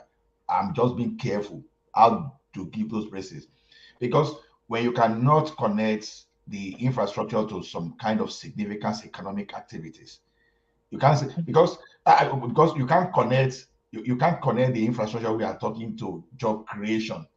Then when you don't have job, what happens? People go back into criminality. But because look at it, like I used to. No, it doesn't happen overnight though. It's something that is built upon and upon. Then it does now get connected in the future. Just like with the way the Fourth Mainland Bridge, see the rapid development in the Lekki area, and then see how those the bridges is going to connect. It's like you are projecting the future. I'm even talking of the short term. I'm even talking Oh, of okay, the the short short term. time. Okay. Because okay, now I can let's assume Buhari has done infrastructure work, let's say 10 trillion. Now 10 trillion is huge enough to see the impact in the type of job creation. That's exactly what I mean. It's either the infrastructure we are creating is making China and those countries that gave us those loans, it's either that is making them richer. Okay, look at this analysis now. Assuming you are getting $10 billion from China, look at the type of policy Obasanjo put in place. If I remember very well, or maybe let me just put a figure. I can't remember the particular figure. It's supposed to be like 70% local content. And the local content simply means that you may be getting your kind of iron from Ajakuta, and you build some kind of company there that you train people and you use them to implement. But now look at it this way. In a situation now whereby they now take your raw iron and they take it to China, or they take your they take the design, everything you are supposed to do in Nigeria, you take to China. Let's assume the part of those things they take to China, we consume about 50% of that of that. That means that you are borrowing money from China instead of even servicing the loan only. You are even servicing the economy. You are creating jobs for them than what you are supposed to create in Nigeria. So at the end of the day, what you bring to Nigeria is just some kind of you come and dump your product here. While in Nigeria you are supposed to develop, you are not developing them. So that's why I'm skeptical. I think they're using those foreign companies as a cover to embezzle money. Exactly. You know, that's the way I see it. And you know, this is another thing. The influence of Chinese companies and their personnel in Africa, especially in the West Africa now, tells you about the China's foreign policy, how it has changed overnight. Before they used to look at Africa as it's not their cup of tea, but look at it now. It's like they are what do you call it? They are cocoa, they are hot cake because they are coming in and they are raking in. These generations, talking about two generations, will be paying the debt that Nigerians and other West African countries have accumulated over the period of years. Because at the end of the day, the money spent or the money borrowed to build all this infrastructure is something that we could have done internally. There's money. You put people to work, you generate money. But you know, in a country where nobody even pays taxes, so we want free money. We are so used to those social handouts and all that. So the government is spending money, borrowing money, building infrastructure with the hope that it will be able to be able to recoup the money in the nearest future. But before we get to that nearest future, generations have passed.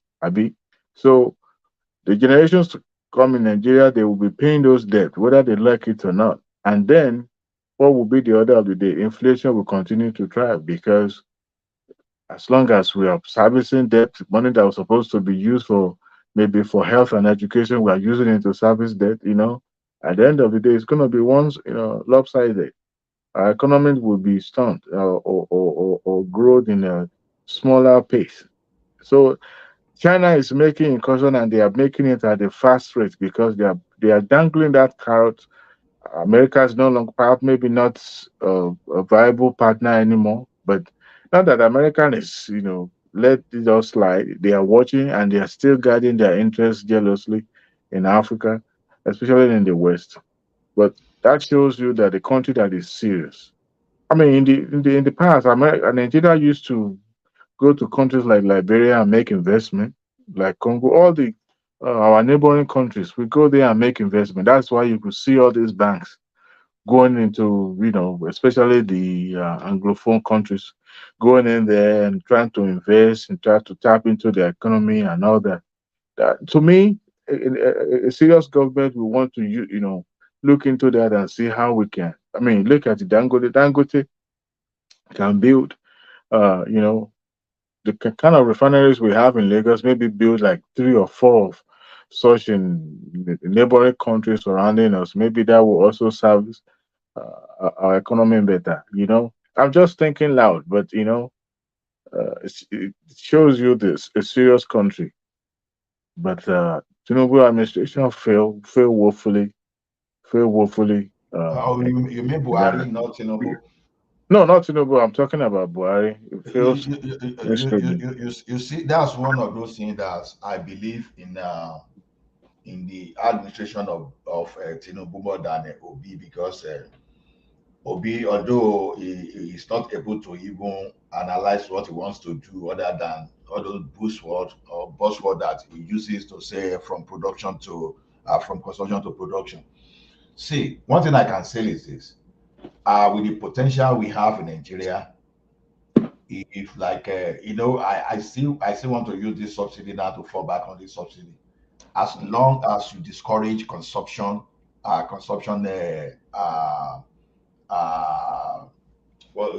you do not encourage consumption, then we can always get ourselves okay.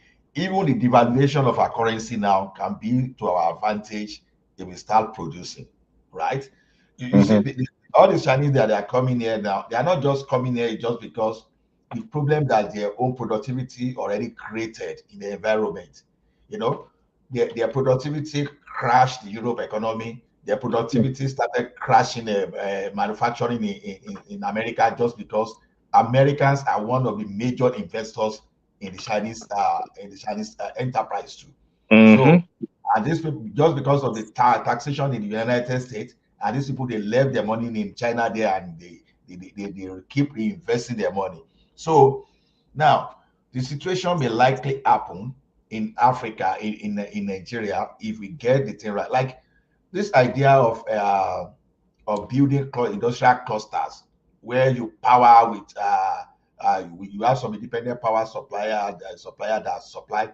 So that thing can easily, you know, let's say with proper tax break, you know, proper or subsidy to the manufacturers, whatever they are, all this Unilever that are around to Ghana, you know, it's just in the no matter of time they will come back, because the capacity, the value of our currency will make our products, you know, will be attractive, because after all, you know, when you are bringing your, if your money, if your currency is stronger than us, that means that you can buy more product from us. All we just need to do is to produce more. So if we can produce more items at cheaper rate than what you get in Ghana or what you get somewhere, it will take the local policy to go against the importation, for us not to get there. And any country that even want to do that kind of Donald Trump's against us, we have a lot of battle with, because look at Ghana. Nigeria banks are dominating in Ghana. You go to Sierra Leone, you see Nigeria banks there. Are you saying you want to push all those things away? If you try those silly things, then you are likely to have problems. So it's just like Dangote now. Can you stop Dangote? Dangote is the largest manufacturer of cement in sub-Saharan Africa. So that's the way I see all those things, globe as extended to West Africa. So if we get our economy right, what you just find out is that Nigeria start annexing the neighboring countries. Even despite the fact that we don't have power supply in Nigeria now, we still supply some African countries with power. But it's easier to sell than to consume, because they don't see a viable market by consuming it. So we rather sell it to the neighboring countries and make money than to be, you know. Exactly. So personally, I won't deceive you. Why is it that I'm taking interest in Nigeria as it is going? I can tell you that I'm looking for every little opportunity. If I see opportunity in manufacturing as I'm speaking to you, go back to the world of IT. Even if they say yes that Tinubu is going to spend there, if I know that I have an opportunity to produce there and sell, even for example, if it just to be doing some kind of small scale tomato production and be selling, see, I will go there. So to me, where am I saying this? The same way I'm thinking, I know that many Nigerians are thinking those way, because all of us, we like to become multi-millionaire overnight. If you ask me to, I want to become multi-millionaire overnight, but how I want to become multi-millionaire is to do the right thing, is to kill into the right thing. You know, the likes of Obi and some people that benefited from the past administration by focusing on importation more than manufacturing. And I wonder what they were thinking at that moment when licenses were given out left and right to people to import. I mean, it is a known fact. Even when we look at it in a micro level, in your own household, you can't spend more than you are making, right? So, in as much that you can't even produce of what we are consuming, you limit it.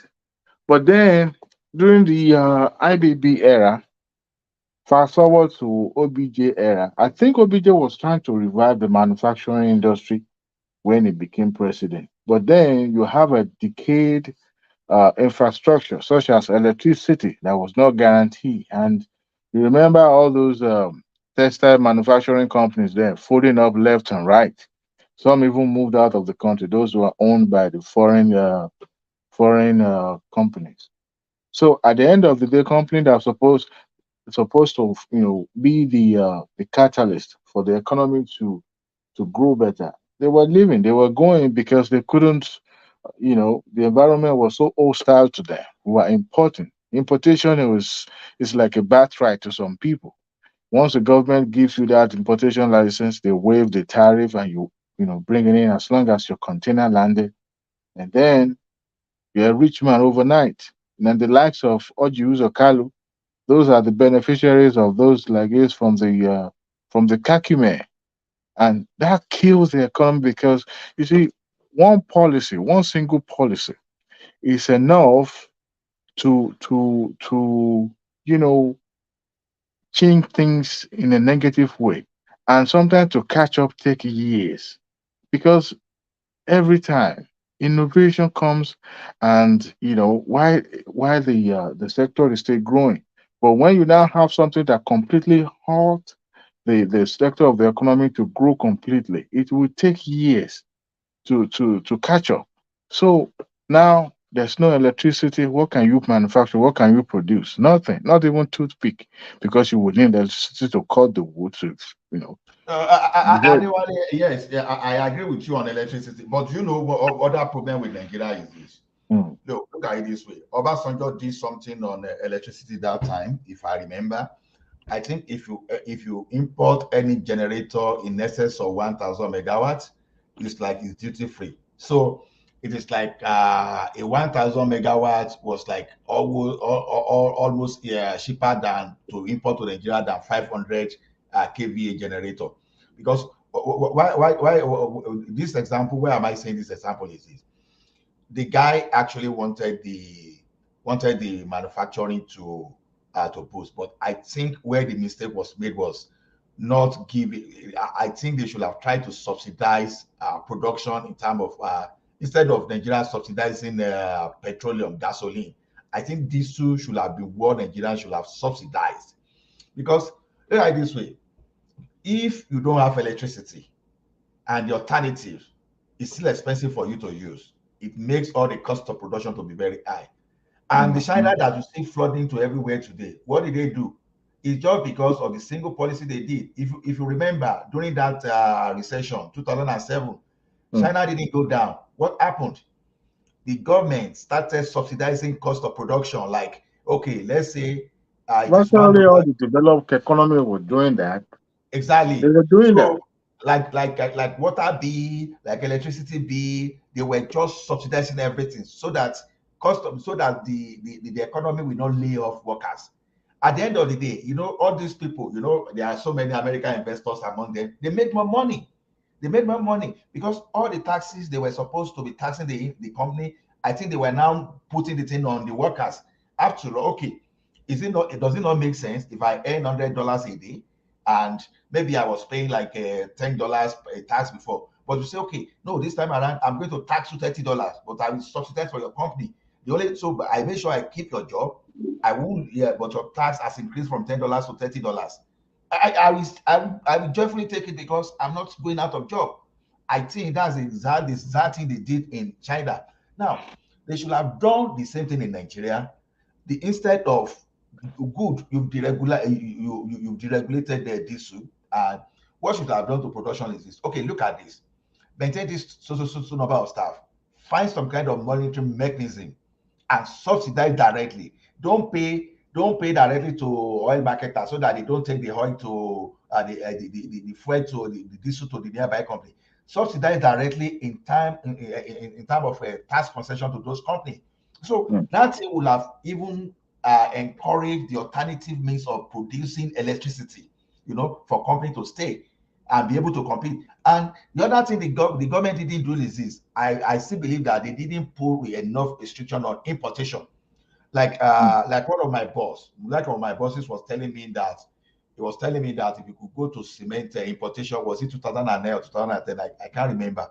It's like he was telling me that if I know that the landing cost of cement that time, but did they call it around 200? If you were importing from China, the landing cost, then we come to Nigeria and rebag. Then this is the same cement that you take to the market and go and sell for like 3,000 naira. So look at those things now. It took Jonathan.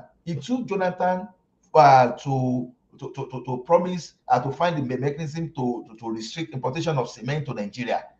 before Dangote now took over. Otherwise, Dangote too would not have even grown to the level like Dangote is today, because Dangote is a old asset to us.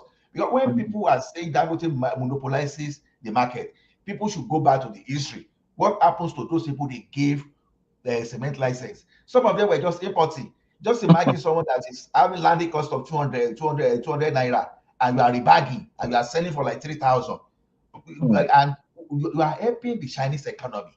That's exactly what was happening there. So when people, when my sentiment goes to Dangote, people think that maybe I'm just Dangote is a Fulani or Hausa man, for goodness sake. So if I want to be tribalistic, and then definitely I will be supporting Dangote. And you will see one thing about me is this: when you see our entrepreneurs, when you are talking of like Adenuga and all those Otedola and those people that are even putting something in Nigeria, they are putting their factory in Nigeria, I tend to defend them. I'm not saying they are clean, but the fact that they believe so much and they contribute to employment in that country, I'm ready to argue against anybody that is trying to criticize them. I'm not saying they are the best. Others that are criticizing, what are they doing? They are just importing and dumping it. Now, what is supposed to create maybe 500, 1,000 jobs for us, you just employ like 20 people, and you now go and help some manufacturing in the foreign country and dump in Nigeria.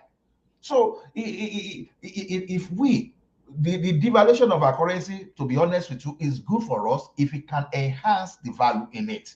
Because what we need to do today is we produce. With time, people will start negotiating with us to say, okay, even if you don't want to allow our currency to get strengthened, people will start telling us, please strengthen your currency. They can tell you to destroy your currency when they know that they want something from you. But when we start growing, it's just like if China say they want to devalue their currency today, I believe the Western world can go to war with them, because they won't allow that, because they know the implication. Because already look at China, their second world war today. They are the one that created crisis in the Europe. They are the one that created economic crisis everywhere, because people go and produce there. They manipulate their currency though. Exactly. They manipulate their currency. But just because the cost of production there now, people are moving their production to China, what they now do is that to dump to Europe, to dump to America. That's exactly what they are doing. They don't want that. So Nigeria can get to that stage. You see, the foreign influence is still not on Nigeria now until Nigeria starts developing. And I'm telling you, if we get the economic value right, people will be interested in will now start coming in. Exactly. So I believe, you see one thing, by the special grace of God, if we get the economic policy right, look at all those bandits that you see. All of them, most of them will even prefer to do a factory job and enjoy themselves. Why am I saying so? With my experience in Nigeria. Bandit is lucrative. No. No. Why do you say it's lucrative? Why do you say it's lucrative? When you have millions of dollars being exchanged for ransom and all. But we shouldn't promote that. We shouldn't promote that. It's just the reality now. I got your point. But at this stage now, we can nip it in the bud, because look at it this way. Now let's put demarcation there. Now that going forward, we want to target the next generation of Nigeria in the next 30 years. That we are going to make banditry non-attractive to them. How do you do that? When the federal government start doing the right thing, you start prosecuting, you start doing the right thing, then you can restrict that. So then, if they are working, why am I saying people will prefer to do legitimate job and enjoy themselves? While I was busy installing the IT equipment up and down around the country, I traveled across so many states in Nigeria, if not all the 36 states. At least I've tried. So now, there was a time that I used to travel to Kaduna. If I made a mistake, if I did not book my hotel before I go to Kaduna that time, honestly, on Friday, I may not likely get a place to sleep. What am I trying to say? People must have booked all those hotels. People, they book all those hotels. In Kaduna, when we are talking of Agbere, they do a lot of shit and Agbere there. They must have filled those hotels. And you will see them carrying guests around up and down. So some people are likely to prefer such life when you give them the economic environment to get all those things than to be sleeping in the bush. Some people will prefer to drink the ogogoro and all those stuff, and don't allow religious law. Just maintain the same law. Don't allow people to use religion to manipulate people. And you see, I don't believe that all those bandits, give them proper environment. Honestly, they won't become bandits, even though they are making millions there. I think my hypothesis or my theory or my propaganda is that they will prefer the little they earn and to enjoy themselves and to stay in the city without the fear of being pursued by the security men, right? So they prefer that than banditry. So it's just a matter of getting our economy right. The same China we are talking now today, it's not the same way the China is today. It's just like this environment we had to when there are economic crisis, when we have a huge number of unemployment. That's when you will now be looking at burglary. At least there was a time they carried something from my garage, my compressor and some other things that they took it away from my garage. Normally, during the economic activities in Canada here, you can put your item in front of your house. You can travel for 1 month and come back and find your item there.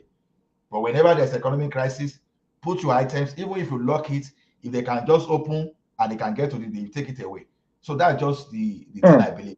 So I strongly believe, because where I know that politicians can fail sometimes, but I so much believe in the brain that the Almighty God has given to Bola Ahmed Tinubu, because that guy, because I know the difference between when I was fully techie, I was fully technical without having business knowledge so much, and when I even had formal education in business.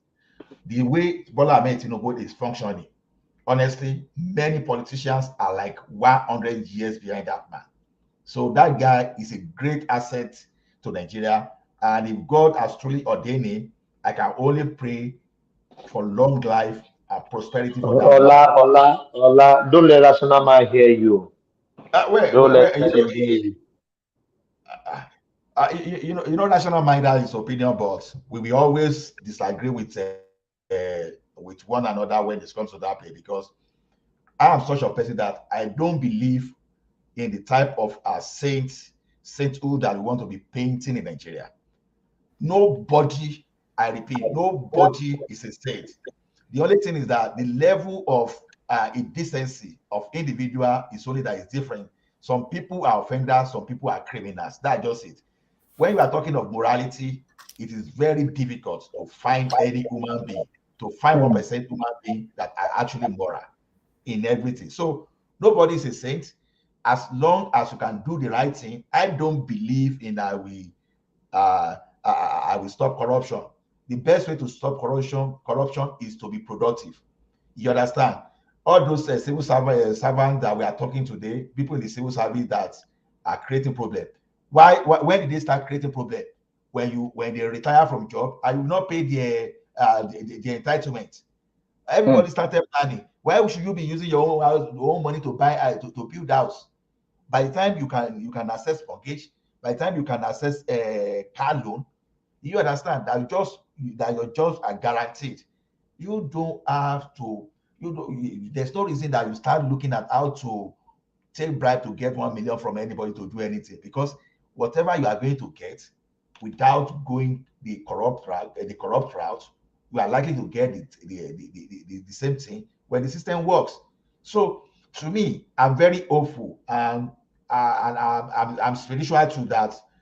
In the next 4 years, God is not going to disappoint Nigeria, and we are going to have every reason to thank God, and to thank God for the like of Bola Ahmed Tinubu. What is going to happen after him is the only thing that we should even be praying for. Because what happened post Obasanjo, if you ask me, I don't like it at all. Because Obasanjo was actually moving us in the right direction, but everything started going the reverse way when Yar'Adua came there. But that's just my opinion, though. I could be unfair. Maybe I'm unfair to Yar'Adua. But then Jonathan, the so corrupt human being, still managed to do something reasonable. But the anti-corruption person has killed the economy of Nigerians.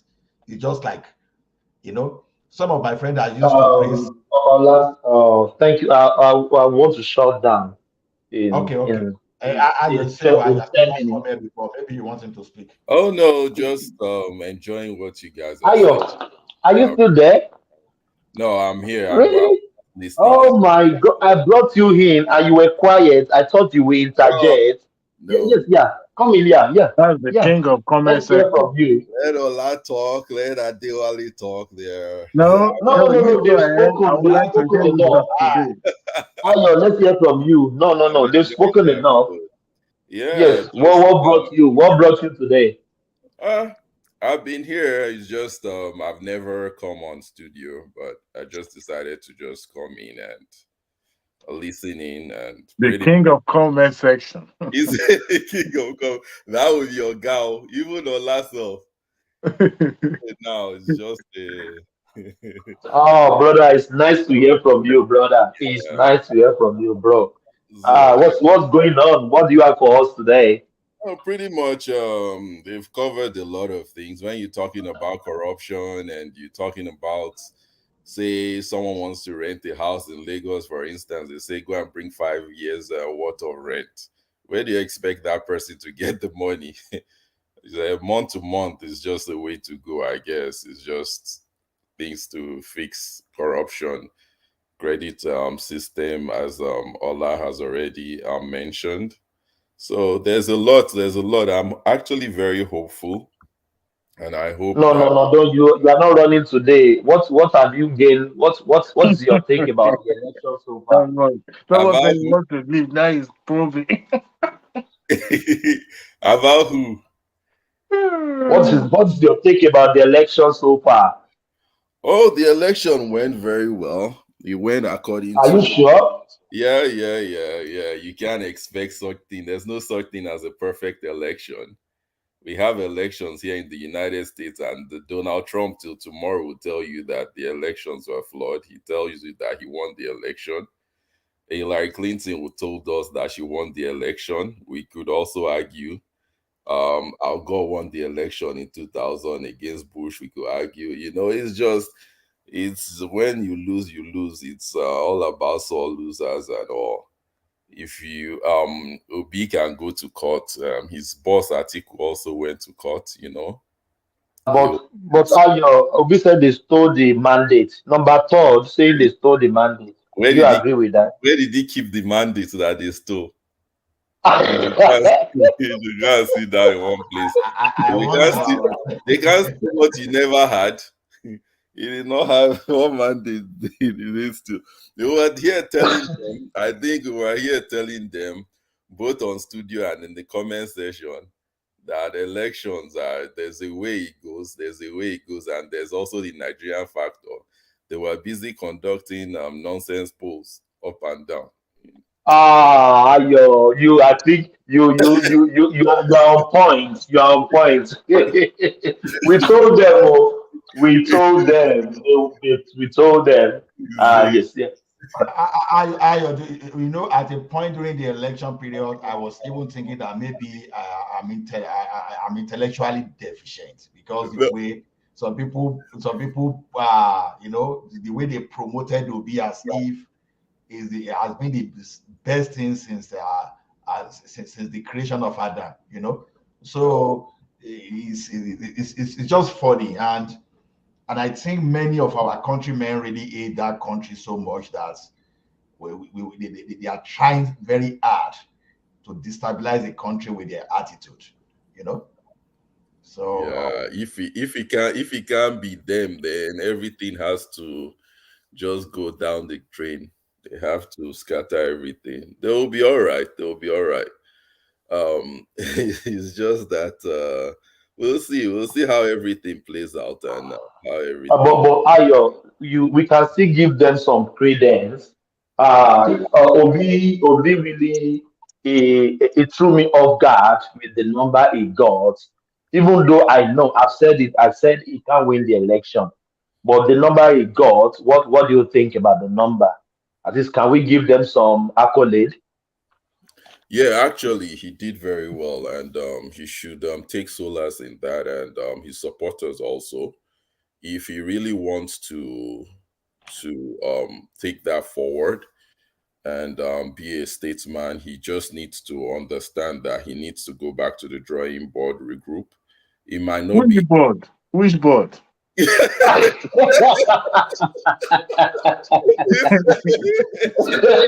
not nice, are you? You are not. Borrow them from board. In the next 16 years, the next 18 years. Yeah, no. That's what I was saying. I said that it's not him specifically. I don't think it's for him because by the time he will be coming back, it's 2039. I said earlier in the comment section, he will be 77 by then. Then hand go they shake, and leg go they shake. So since then, but Ayo, do you think this is the only chance for Peter Obi to win this election? I think this is the only chance for him. Yeah, to win. this is the only chance for him to win this election. He could actually go down in history two ways. He could go down as a hero or a villain. So if he wants to go down as a hero, like I said, he might need to go back to the drawing board if they have one, and then they have to start prepping someone else, or someone else comes up, and he has a followership. A lot of them would, a good sizable chunk of them will go ahead and go back into agitation. They will give up on Nigeria because they can't. My brother, that power is going back to the north in the next 8 years. So. Oh yeah, that's why I said 16 years. He has to prep for 16 years. He's not. No. This is the only chance he had. If there was ever a chance, because it's not. At the level the so are you deliberating? Maybe is even there is a chance at all? No. There was never a chance. Are you sure there was never a chance? Why do you say that? Because he never had the spread, and there was just so much that the Nigerian factor is there. That's why I was surprised when Chief Obasanjo was supporting him and going up and down with him. I was very surprised that he actually staked his neck out for a Peter Obi that didn't have a chance. He didn't have a chance. We could see it now. We could see it from afar. But I said it. I analyzed it here. I analyzed it on some platform. But they think we don't know what we are saying. I'm politically educated to know for you to win an election, you have to have the spread. What do you think make Tinubu won the election? He has the spread. You win the election. Well, that too, but that's 30 years or more. The biggest rigger rigged the election and out-rigged the other riggers. Did IBB said something about, and it's common knowledge for anybody who's a little bit astute in politics. In order to win in order to win a national office in Nigeria, pretty much the presidency, in order to win that, you need to have made friendship all around the country. You need to have stretched your tentacles all around the country. And he said at the time, IBB, before this whole electioneering process started, that the person that is going to win will have to be someone who has friends in every corner of the country. Peter Obi forgot that fact. He was busy making friends in churches. He was busy holding on to. You cannot win elections. But Ayo, give it to him. No. 8 months. 8 months is not that. I mean, in politics, for someone who's been doing for 15, 20 years, 8 months, and is still able to wait those sentiments up. Let me ask you a quick question. You said 8 months. So if you give him, how long do you think you will give him to be able to have won this election? Maybe 2 years. Go ahead. Yeah. When Obi John better crowd, Obi no build anything. He John better crowd and electricity. Now Obi John better. When they talk truth, na truth be that one. He not build any crowd. He not build anything. you think in 2 years he will be able to make the phrase? I mean, give and take, give and take. You know, if he's able to maintain his relevance in 2 years in politics, that make him, you know, at least he stand a better chance. But how many politician is able to stay relevant for a decade in politics without somebody overshadowing, so or overtaking that individual? That's why I said maybe just 2 years. The 2 years sentiment will have been able to spread more than what was able to do, you know, with the ethno-religion politics that he played. But that's the reason why I gave him 2 years. You So know, in 2 years, do you think he will have been able to meet the spread? No, not exactly. But you know, some people that were holding out probably would have, you know, voted for him based on the message that he was passing around. Remember, he was a populist candidate, so that's why I gave him that 2 years. That at least if it's not, you know, spread, but at least able to spread beyond what he had now, probably maybe have some number, not necessarily win some state, but maybe have some higher numbers in some states, you know.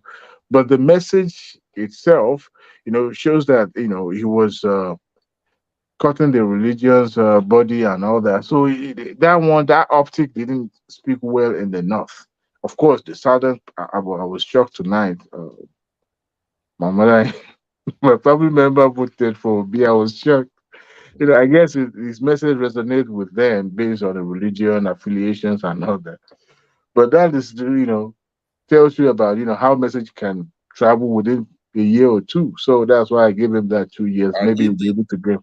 And he successfully did a lot of rebranding, the image laundry, because there was a time at the height of the electioneering process, I went back and looked at some certain articles about how when he left office, and I saw what people, supposed indigents of Anambra was saying about him at the time.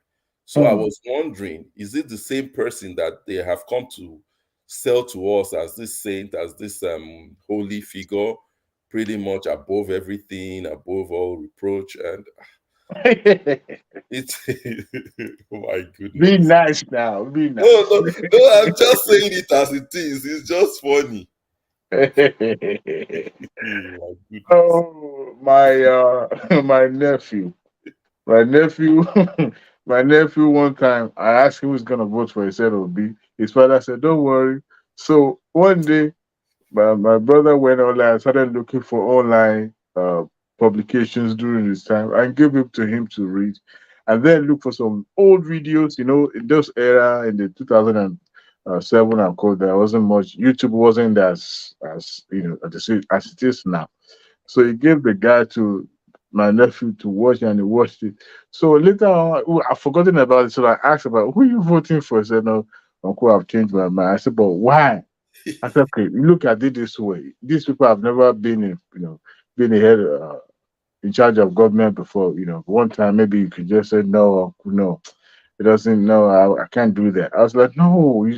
I tried to convince him, but he said no, that he's not going to vote. As a matter of fact, he said he's not even going to vote because he didn't like Tinubu. The fact that Tinubu is old and shaking and all that. I said no, it's not going to vote for any one of them. They're all together. But you know, that message go far, really, really travel, and it resonates with a lot of people, especially those people in the religious circle, especially Christendom. Yeah. So they pretty much rebranded him as some new wine, and everybody trying to run away from this corrupt set of politicians, find solace in his own space, saying how he's this mosaic figure. It was just so nauseating at the time. But well, we're here now, so that's all good. You know, somebody in the comment section said, "Who played religious card more than Tinubu?" Well, it's one thing to play it, is another thing to make it glowing and be glowing. Way with it. Or to stay putting it in everybody's face that this is what I'm doing. You have to be subtle about things. And he did what he had to do to win. This guy was going from church to church to try to tell us that, oh, I'm a Christian candidate. Hello? That's what he was pretty much doing. I'm a Christian candidate. And then can I contribute? One second before you contribute. Somebody in the comment section said he had been governor for 8 years, vice president for donkey years, and then also how that he's not the newbie 8 months. It's not just 8 months he has been there, but we're talking about the current the past election. When he joined, when he bought the form, when he decided to go to Labour Party, that was what I meant by 8 months. That was how long it took him, to get this little spread that he had. So it's not that, how long he has been in politics. Of course, as a matter of fact, I learned something new today, that Peter Obi was once the chairman of a Tinkan Island port. Apparently they went to meet Abacha, and Abacha appointed him. He's one of those. He's one of those guys now. So he's not a new. He's one of those old guys. I was shocked because not like a lot of people also took appointment during Abacha era, but just to tell you how long he has been in the corridor of power. That means it was around 30-something years when he took that position. That's a long time. That's a long time. Go ahead, sir. Who no and call her small boy. Go ahead, please interject. Me too. I will soon go and sleep. Work today tomorrow. Go ahead. Yeah. I just wanted to salute Asiwaju, because during the process of this election, I will use the word the Christians, the so-called men of God, they think they can fool everybody. They think they can fool the way they fool their members. That is how they can fool everybody. Because when you watch how things was going, they started shouting that they won't accept Muslim ticket. But the reason why they are saying they won't accept Muslim ticket, if he pick Muslim Christian tickets, they will not vote for him. That is for sure. So even me, I knew that was their plan. So they can't just think that everybody is being everybody can be stupid, just the way everybody in the country can just be so stupid to their own narrative of maybe sometimes some of them will come out, they will tell you, if you don't do this, you will die. Out of fear, so many people will just be running. So many people will be fidgeting. Because, like for me, even if I were to be Asiwaju, I would do the same thing. I am the one spending the money for the election. I will take my decision. It is better for me to go with Muslim. When I lose, I know I lose honorably. Because if he picks a Christian Muslim now, if he loses, who is going to lose with him? Nobody. So you just come out and be saying we won't take as if Christians and Muslims are fighting. No, they won't even vote for him if he takes that Christian as a. Yes, that was their initial. That was why they were hitting on Muslim.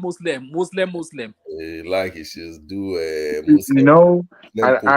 When that debate came up, when people were castigating me about picking a Muslim vice president candidate, and I asked people, you've had Osinbajo in the Aso Rock for the past 7 years, and he's a pastor.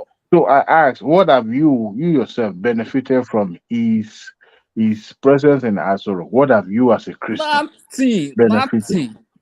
They say, oh, the way the Christians were being persecuted in the north, that was the reason why. I said, look, even if you bring Jesus Christ today, it will still not say a word, because this is politics. Now, you can sponsor people without being partisan. You can say, you know what, this person will want you to go and represent us. We will campaign for you. But not like, we are doing this because we don't want this particular candidate. It's unfortunate that we for the first time in the history of this country, religion takes center stage in the election, in the electionary period. It takes center. As a matter of fact, he put his own chair in the front and sat down. I'm talking about religion now. And Tinubu, what he did shows how good it is as a politician, because Muslim would not have fly with any candidate, not Any even with Atiku, not even with Obi, not even with any of the candidates. But he did it knowing fully well that there's no option. Even Ganduje himself said they don't even have option. That is the only choice that they have. I'm talking about candidacy of Tinubu.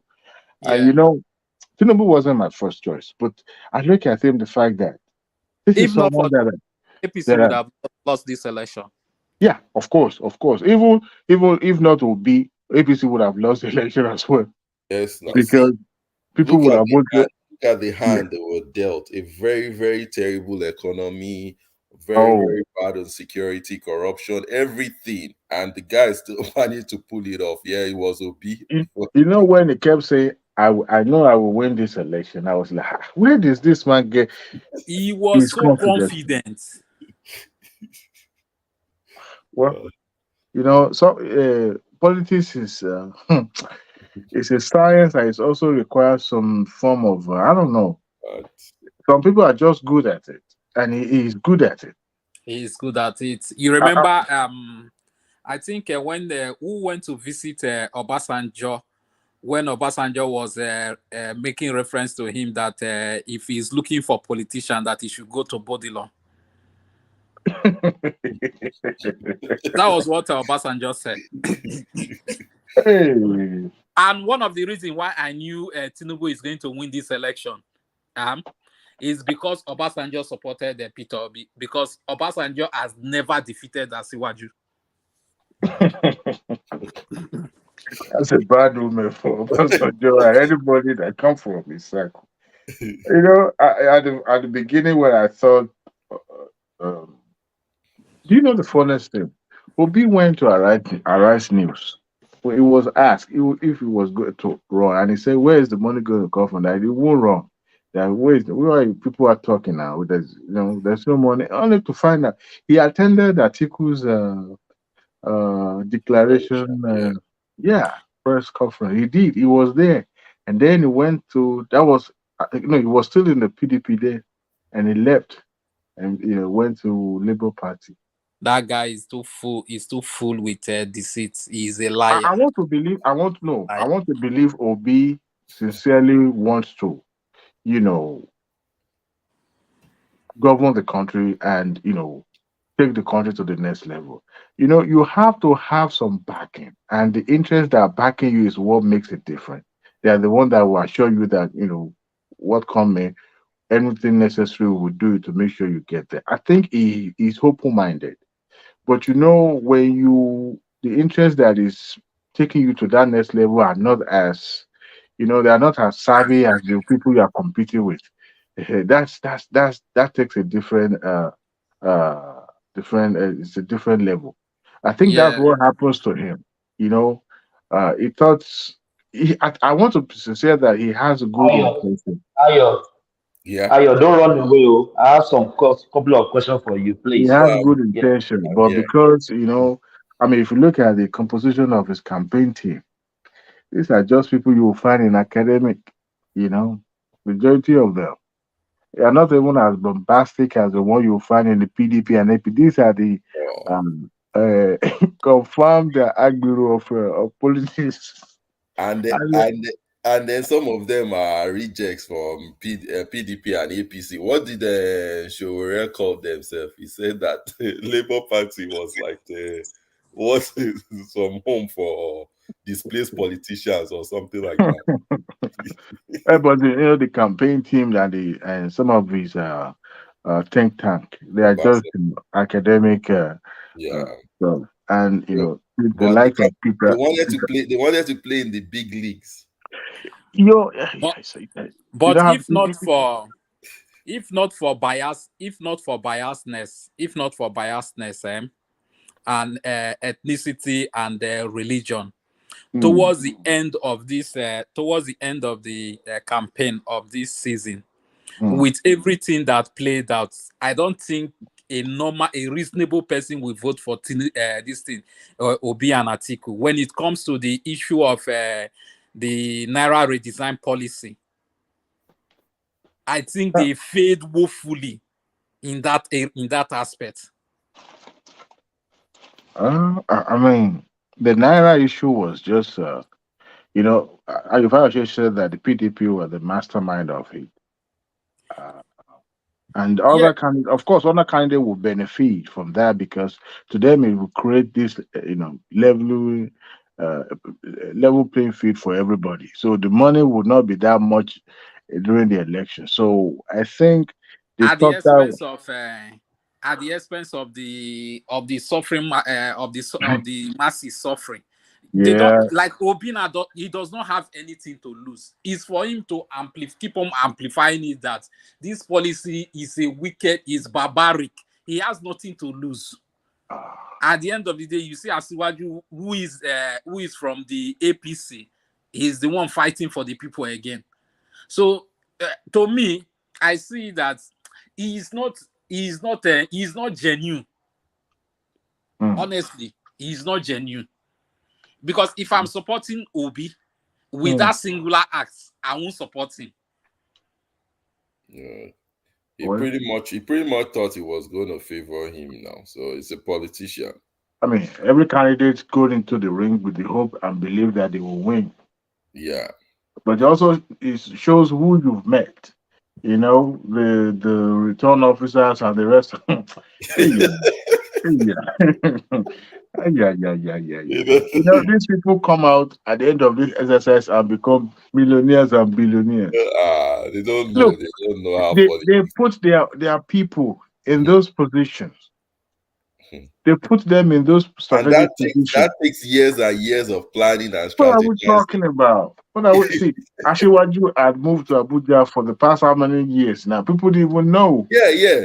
I just it was just recently that it dawned on me that this guy, they keep saying lion of Bodilon, lion. It doesn't say Bodilon. He has been the lion of Nigeria for a very long time. Where you have to go and take residency in issue residence. He's permanently moved down to. What? I will stay in your neck. I will be watching every single one. Why would he even move to Abuja in the first place? But he moved there. Man, look, I don't. This time around, I don't even care what people say because it shows somebody who is enemies necessary is going to get this because there was no reason moving to Abuja. It can be in Ogun State and be contesting for election. After all, Buhari was in Kaduna, right? But he moved to Abuja. He moved down. He bought a house. As a matter of fact, I was told the house belongs to the state government anyway, but he bought the house. Wow.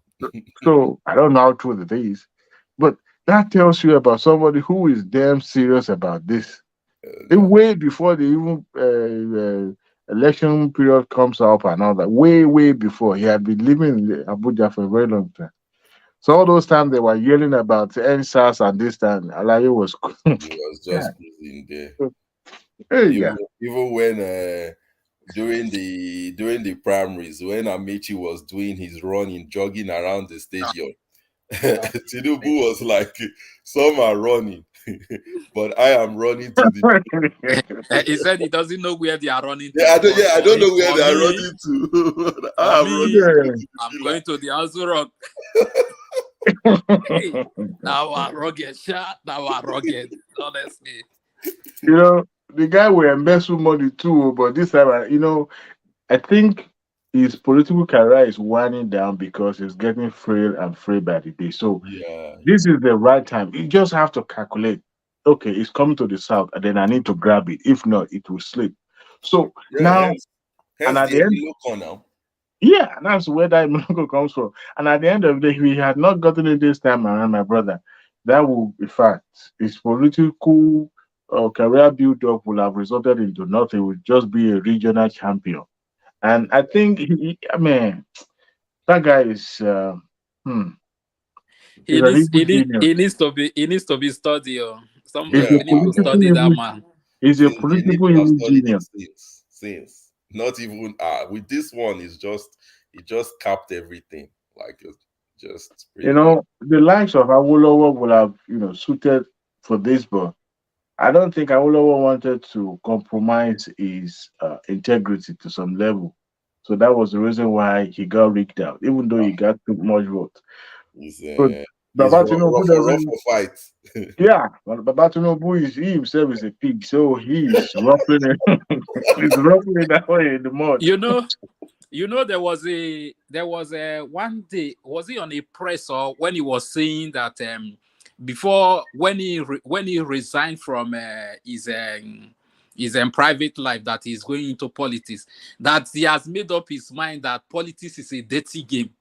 That in order for you to play politics, you have to go into the mud, and he's ready to go into the mud with them.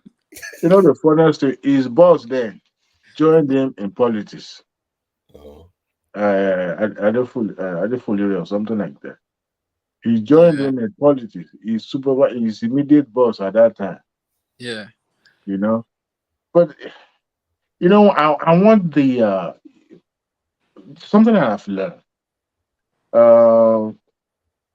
8 years ago, when Tinubu won when Trump won the election. Yeah. My brother, I was so much into it as if the heaven is crashing. Yeah. But one thing I've learned, that I have a friend, a very good friend of mine, who supported Trump. And I kept asking him, I said, look, what do you see in this man that I didn't see? He said, look, I like him because it was a no-nonsense. This in your face kind of qualities, attitude is what he likes about. And I said, but that's not gentlemanly. How would you like somebody with that character? That's a flawed character. He said, no, I just don't know. I like him because everybody is against him. To be honest, I despise Trump. I still do. But you know what I realized? The moment he won the election, everyone is going to fall, but nothing happened. Every single day, this man's face is always on the television. And then he lost the election and Biden become president and everything becomes boring again.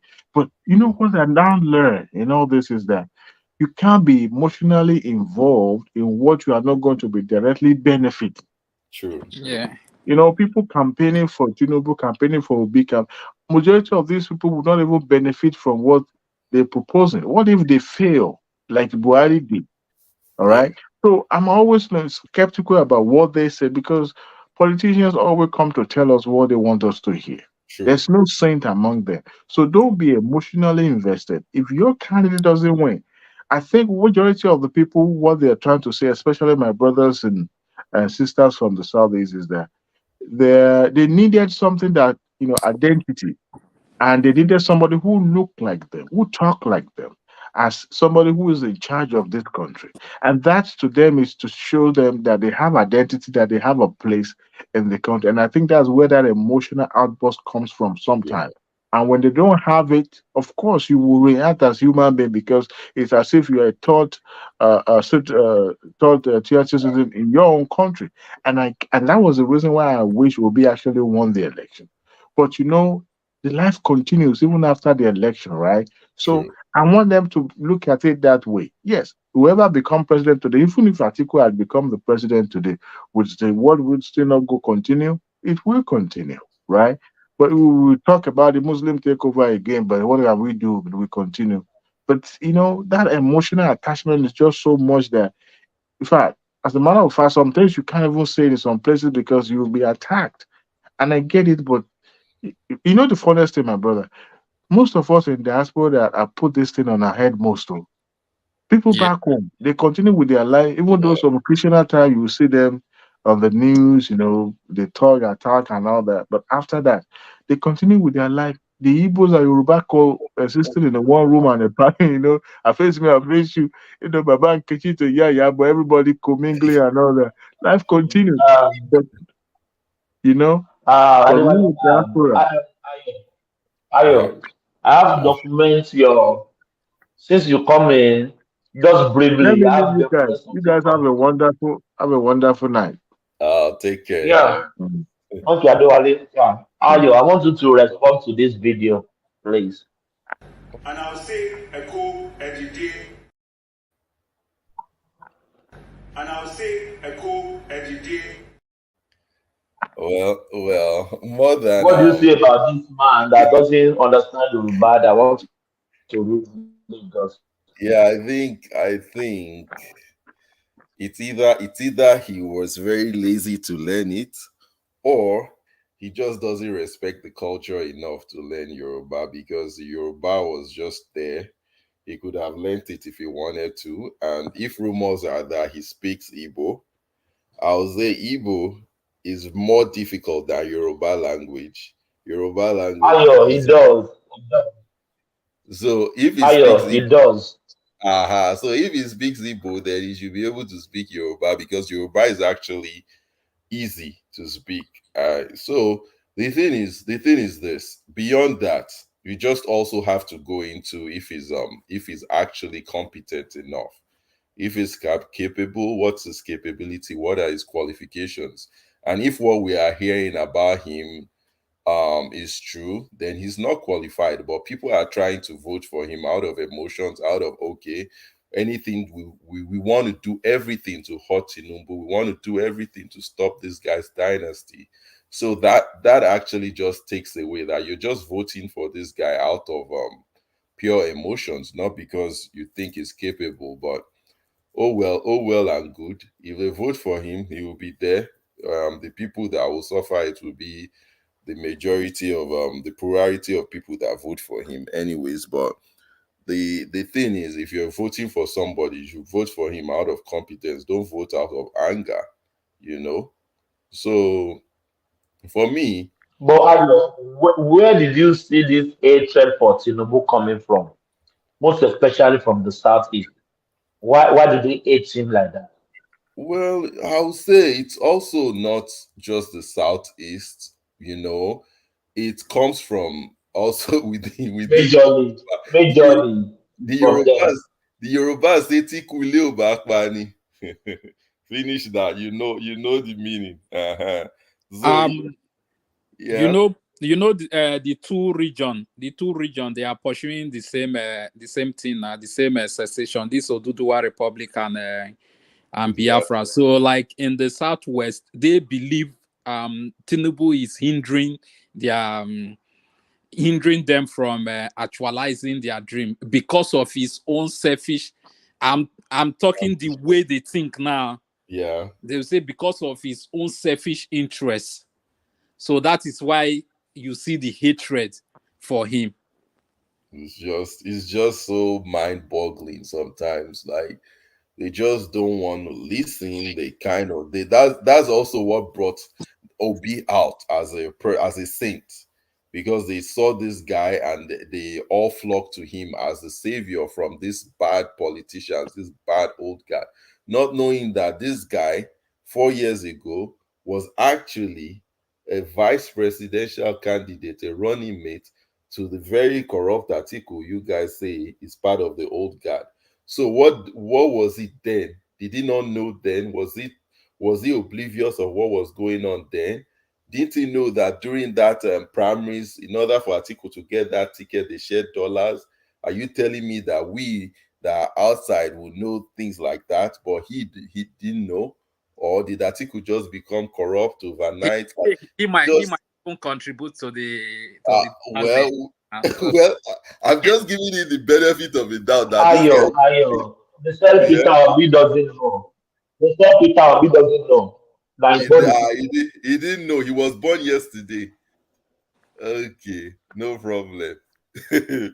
People just like to, sometimes when we are emotionally attached to, and this has happened over the years to me as well, when you are emotionally attached to a political candidate, and you look at that candidate and invest all your interest in that candidate, you put all your hopes, everything, and you try to see them as this very holy person, and then you try to. That's why when they ask people over time during this election period, you ask like a Peter Obi supporter about things. Oh, he said this, and then they will now start talking about things that he would do, like all this pie in the sky story, building castles in the air, talking about him as if he's this saintly figure, and then making up stuff as they go along. This guy doesn't represent any of these things that you guys are making up. You guys are just making all these things up for the guy, saying, "Oh, he's going to put all youth. He's going to do this."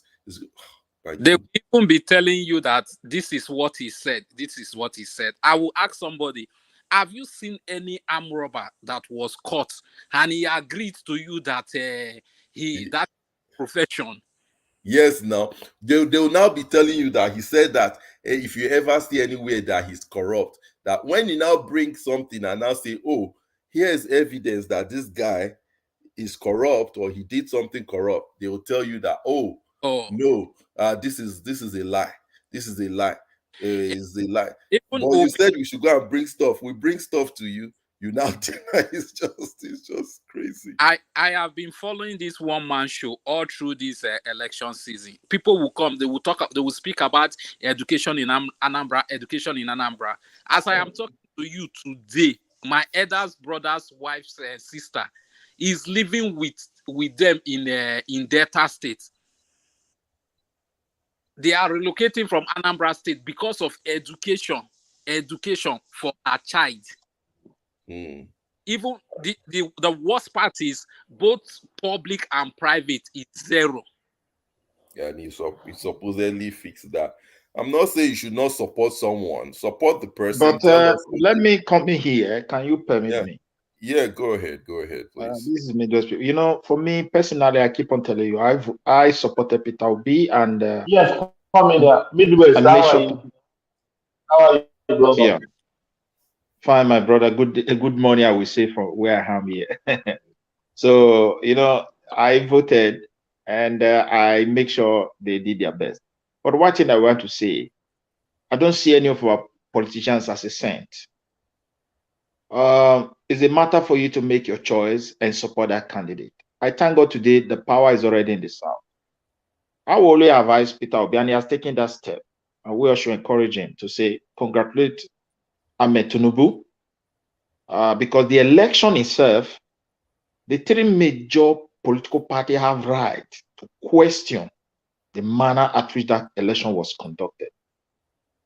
It was just, for me, is that it was an election between Nigerians versus CBN Governor Emefiele and the INEC chairman themselves.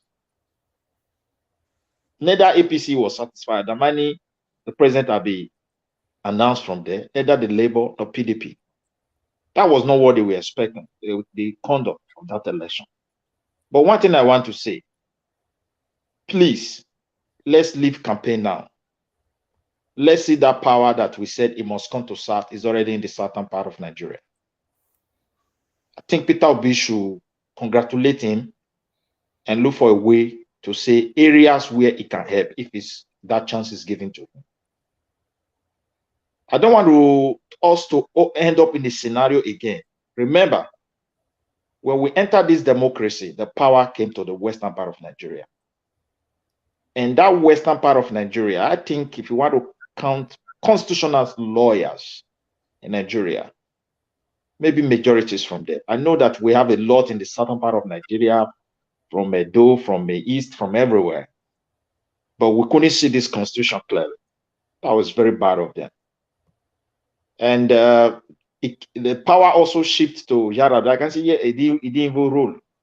And from Yaradua, it ended up in the hands of a professor. So at the end of it all those years, at the end of it all, we couldn't even see that constitution. But it went back to North. Then we were crying. We have a bad constitution. Constitution is our problem. We have been passing through a lot in this country for the past years. Though I'm not going to say Buhari is a bad president. I will never jump people to say that. It might have failed in some area. But economically, it did well. But because of the way the country was designed or has been designed, there is no amount of resources you're going to put in people's hands in that country. Particularly the governor that is going to help the people. Because the president is too far away directly from the people. Except you just have to select. But the governor are the ones that are closer to their people. But no matter the amount of money you release to these people, they will keep on building and building. The day they leave office, you will not see anything. The whole of them. So I think we should put our heads together and make sure we talk to him, Yoruba sons and daughters, and think they should look carefully to our problem. Midwest. Yeah. Yeah. Midwest, Peter Obi is a stubborn person. They've said it thousands of times that anything he said he wants to do, he will do it. So I don't think he will go in that direction by congratulating Asiwaju. I don't think so. I think he have a right to challenge some aspects. You see the way he make that statement. So a time is coming he will do. Even though if he refused to do it, at this junction, I don't want us to keep on fighting whether the power, because the way they structure the whole thing, judiciary, Obi is not standing a chance. Every case that Obi is having today, Obi is challenging Atiku, not Tinubu, because he is in third position. He have to, first of all, remove Atiku. remove Atiku from the way before you now start talking of Asiwaju Tinubu. This is what is on ground. So that is going to take a lot of time. So why not we open our mind to one another? I know there's no unity in the South anyway. So that we can say, okay, let us look for a way to govern our own country called Nigeria in a proper way. Because our issue is not a fundamental issue. The military were the one who created this state. They were also the one who wrote this constitution. And the constitution is harming us as a people. So it is our time they should allow people, learning people to read this book, and whether to cancel it totally or to read so that we can put our heads together as a Nigerian, because we are potential people, whether from north, whether from south, whether from east. It's just because of the way they design the country that is affecting every one of us negatively. And that is how I see it. I don't want us to start campaigning. A campaign is over. None of them is perfect. It's just a matter of we convincing that this man can do better. But we should also look at the mirror very carefully now. This power was once with us. What did we do with it? But Midwest, yeah. Are people not advising Peter Obi? Because I've said it countless of times. You have to take Atiku out of the way before you can tackle Asiwaju. Because you are in the top position. With the result on ground, Midwest, 2.7 million votes. 2.7 million votes. That would be difficult to challenge in the court of law. How do you want to challenge that? How do you want to challenge 2.7 million votes? Well, he has the emotions of millions. The reason is this: there are, as a human being, when you feel cheated, it is very, very hard to go through it easily. You will be moved to challenge it. It's natural. So, but however, since this power is already in the South, as we said, the question is, what can we do different? That is just the thing. We need to ask ourselves. There's no need of going to court. I look at everything. I'm not his advisor. I cannot have access to him to talk to him. But perhaps sometimes when we talk on these social media, they listen, they watch all the time. So you should forget about this case, congratulate Tinubu and prepare, because he's having a space and chance to rule this country. I'm telling you. It's just a matter of time. It does not have the chance. He can't rule Nigeria again. He doesn't have it. Well, that is your own opinion. Just as the way Nigerians never expected him to rise with this. Demographically, he cannot. Look, my dear brother, we should be honest. We should be honest to ourselves. Yeah, you're right. You're right, Michael. He doesn't have there's no way he's gonna. This is his only chance. If ever he had a chance. And sugarcoat some of this stuff. We shouldn't try and give people false hope. Yeah.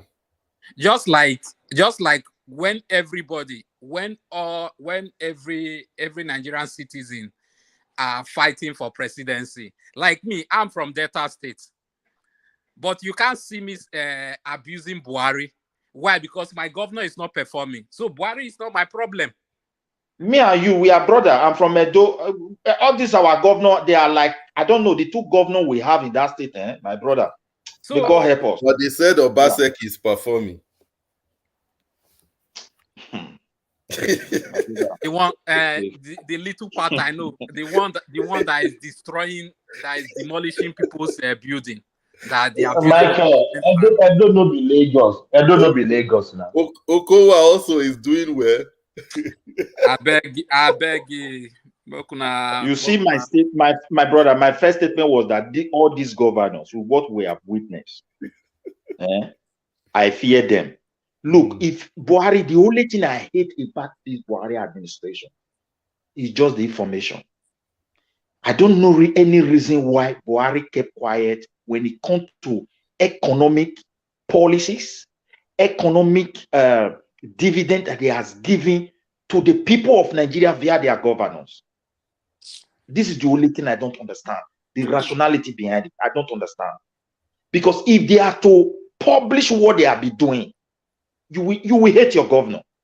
Do you know? If not, look at the amount of money Buhari gave to Delta State governor in the name of oil derivation fund. If not for Wike, nobody would have known. At all. The one that this money now, let's call it a bonus. That huge amount is not part of what is it called? Allocation. 13% allocation. That one is also another bonus. That is another bonus. I mean, monthly allocation is not part of it at all. Imagine if these two bonus were not there, you will still run your state with that only allocation and the one you generate, whether you like it or not. Now, upon all this bonus, my brother, what is called single human capital investment is not in existence. So, Tinubu need to, I'm just telling you the truth, from my own point of view, I say they should forget. Tinubu it should not be Ori, come and build life, come and build road. It should go on, it should allow Yoruba to help him to see this evil constitution that is taken again. If he start building Nigeria with this constitution, a tree cannot make a forest. Everybody that clap for him, some of them are just there for their interest. And whatever that goes wrong is Mr. President. This is what I feel. Let me say something. Because Buhari released money to these people, my brother. Yes. And they can never account for it. He released, look, he even allowed them to loan money. There was a time he had to support them to pay salaries. That was and those money they loan, it is the foreign reserve that will suffer for it. Yes. Do you know it is the foreign reserve that will suffer for it? And at the end, just because of this, killings that we witnessed for years, Fulani bandit, because of the people he put in power, and they are his people, we see it like ethnic something, emotion, people were dying. Why can't you do it like this? Why can't you do that? But if these people have utilized this money properly, economically, it will also reduce crime. All they did is to mismanage this money with ghost companies that build road you cannot see. You don't even have address of those companies. Midwest. I said we blame Buhari every day. In the southeast, is it Fulani your governor? In my own state, in Oyo, is it Fulani the governor? These people are your people. See what Wike is These doing. Are our people, my brother. Look at what Wike is doing. Look at what Wike is doing. Look at what the guy is doing. Project upon project every week. And we blame Buhari every day. It is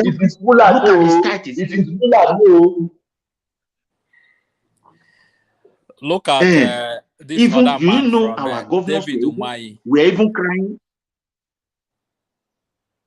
Yeah, they were trying to create a state police for them. Imagine if there is a constitution that gives these people state police, they will kill their own people more than the thieves they tell you they want to kill. I'm telling you, they are so heartless. Don't mind Nigerians who are when they will just join the bandwagon, be shouting, "We need state policing, state policing, state policing." Okay, you Without look at this CBN something. Let us also look at CBN. What Emefiele did. Do you think Buhari will just wake up overnight and say, "I want cashless society"? People just sat him down. They talked to him very good. They benefit, like pure 419. Okay, he said, if this is what is going to help Nigerians to be able to reduce this corruption, is good. We will stop it.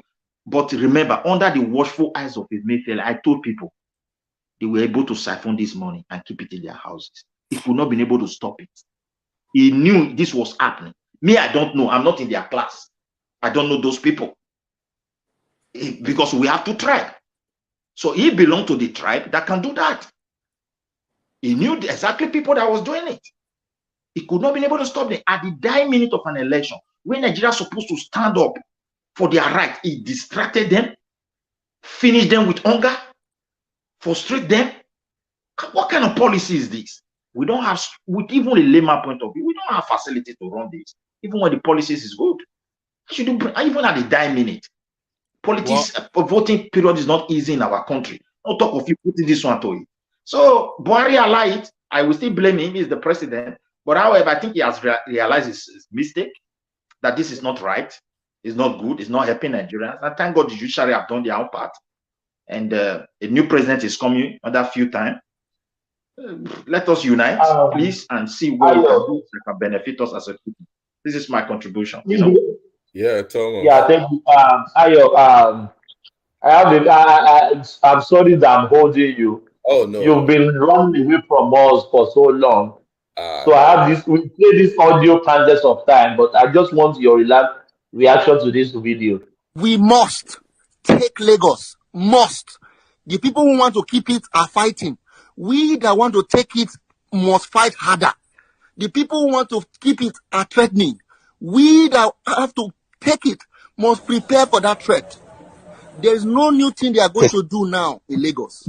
We already know what they will do. Therefore, we must prepare in our large numbers to go to our polling unit. You must encourage your parents that came out before. You must tell your friends that don't have PVC, come and help me protect my parents. We are going to vote so that you will live in Lagos, so that I will live in Lagos, so that we can protect ourselves. Because if we do not take Lagos, I do not know if you can still stay in Lagos. To stay in Lagos, you have to win Lagos. It is that straight. To remain there, we must win. To remain there, to do that your business, for your parents to go to that church, for you to stay in that estate, to enter that bus, that Marua, you must win. It has come to that. Tinubu has brought the country to a precipice. The only way is to defeat them so we can lock them up and send them to jail. The only way is to defeat them so we can put them in prison where they belong. We must. It is not a matter of, am I afraid? What you must fear is fear itself. That fear you have is what you should be afraid of. Because these people do not care whether you voted or not. They will attack you in your shop, in your house, on your street. Yeah. Ayo, It's you just have to that. it's crazy talk. It's crazy talk trying to galvanize a base, trying to make them angry enough to go and vote. Where they must take Lagos. If they don't take Lagos, they won't be able to go out. They won't be able. That's just a big lie. Nobody is going to make them not go out. Maybe there might be a few skirmishes here and there. Because of election, it's normal in Nigeria, unfortunately. But them coming out and telling us that if they don't vote, if they don't take Lagos, they will do this won't happen, they will not be able to go out. It's just nonsense, loads of nonsense. They will be able to do that, and then all these words sometimes it's political talk, it's scare tactics. Oh, no, Ayo, I disagree with you. This is more than political talk.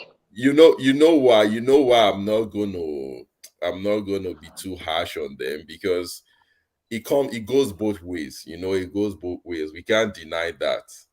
So I'll give it to them. But them taking Lagos, where they keep Lagos, is Lagos their own that so it's where do they keep Lagos? Yeah, it's just the political talk. It's nonsense, it's stupid talk. It's just it's stuck. And also, if this is actually an issue for the indigenes and the Yoruba people in Lagos, they just need to open their eyes and listen. If people are already telling you that they are going to take your place and all that, because and you are going along to vote with them, it's just, I don't know. People just need to, they say Yoruba Ronu and all that. Like the guy said, they say Yoruba Shuronu. So I say Yoruba Shuronu, because at this point, Nigeria is not at that place yet, and I don't know if we will get there where we go by where someone like a state of we'll still go by state of origin, not state of residence. So if a person is bears Chinedu and is actually mother and father from the east and he's lived his life in Lagos, and we have that system where it's state of residence, this guy speaks Yoruba, because a lot of Igbo guys speak Yoruba now in Lagos. They speak Leo. Some don't even know how to speak their own language, but they speak Yoruba. Some speak both. But I'll go back to telling you that Igbo language is very difficult to learn. Yoruba language is simple. For someone very easy, easy to learn. Yeah, so for someone who's saying that his family history dates back 200 years, they own Lagos, they've been Lagosians, blah, blah, blah.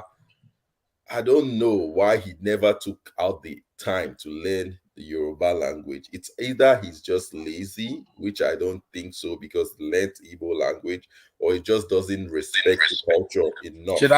Should I tell you what happened? Yeah, go ahead.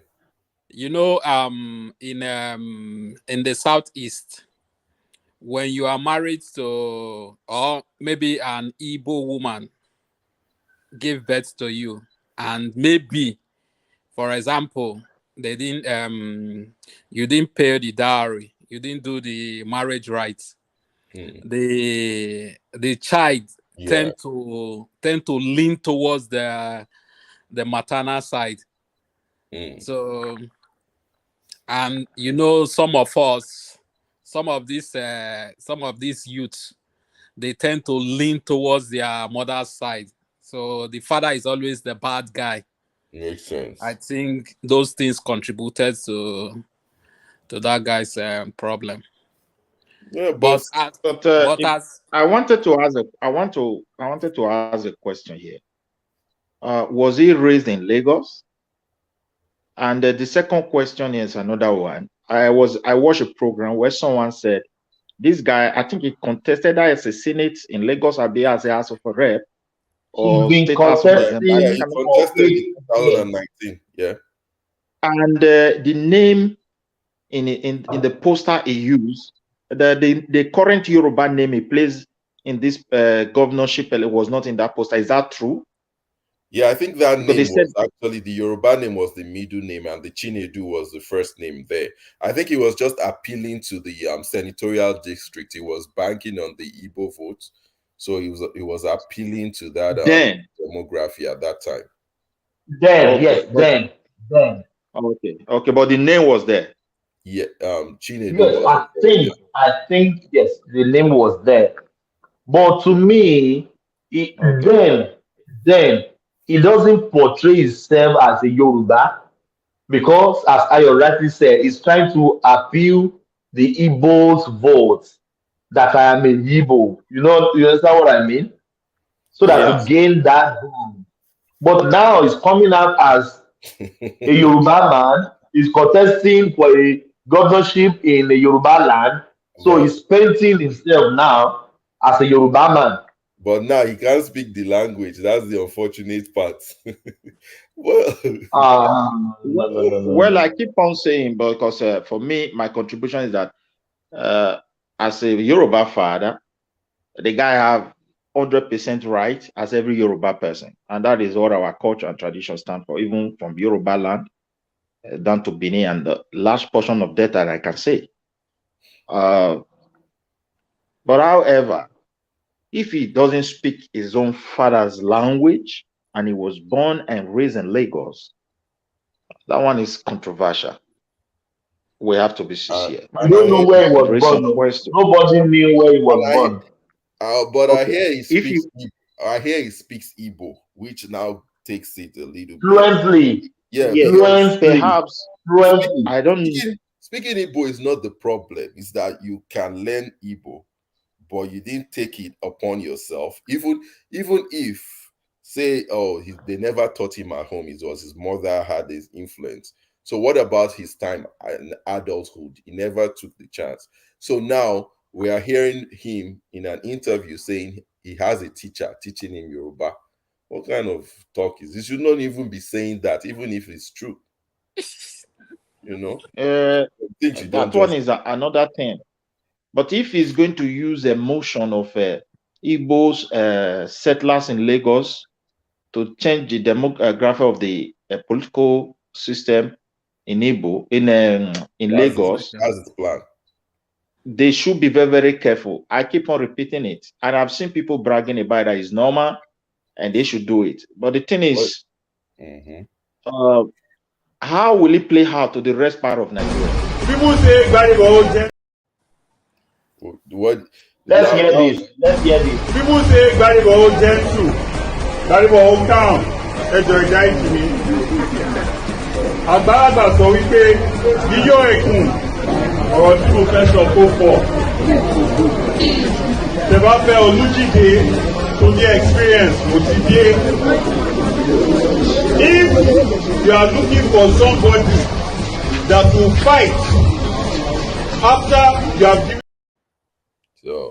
So that was, you can see that is a big disgrace. The disgrace ever. Oh my God! Him appealing to the Igbo vote and trying to play that into 2019, and also somehow he's doing the same thing here. And then when they're saying, "Oh, we take Lagos, we have to take Lagos," all this kind of nonsense rhetoric.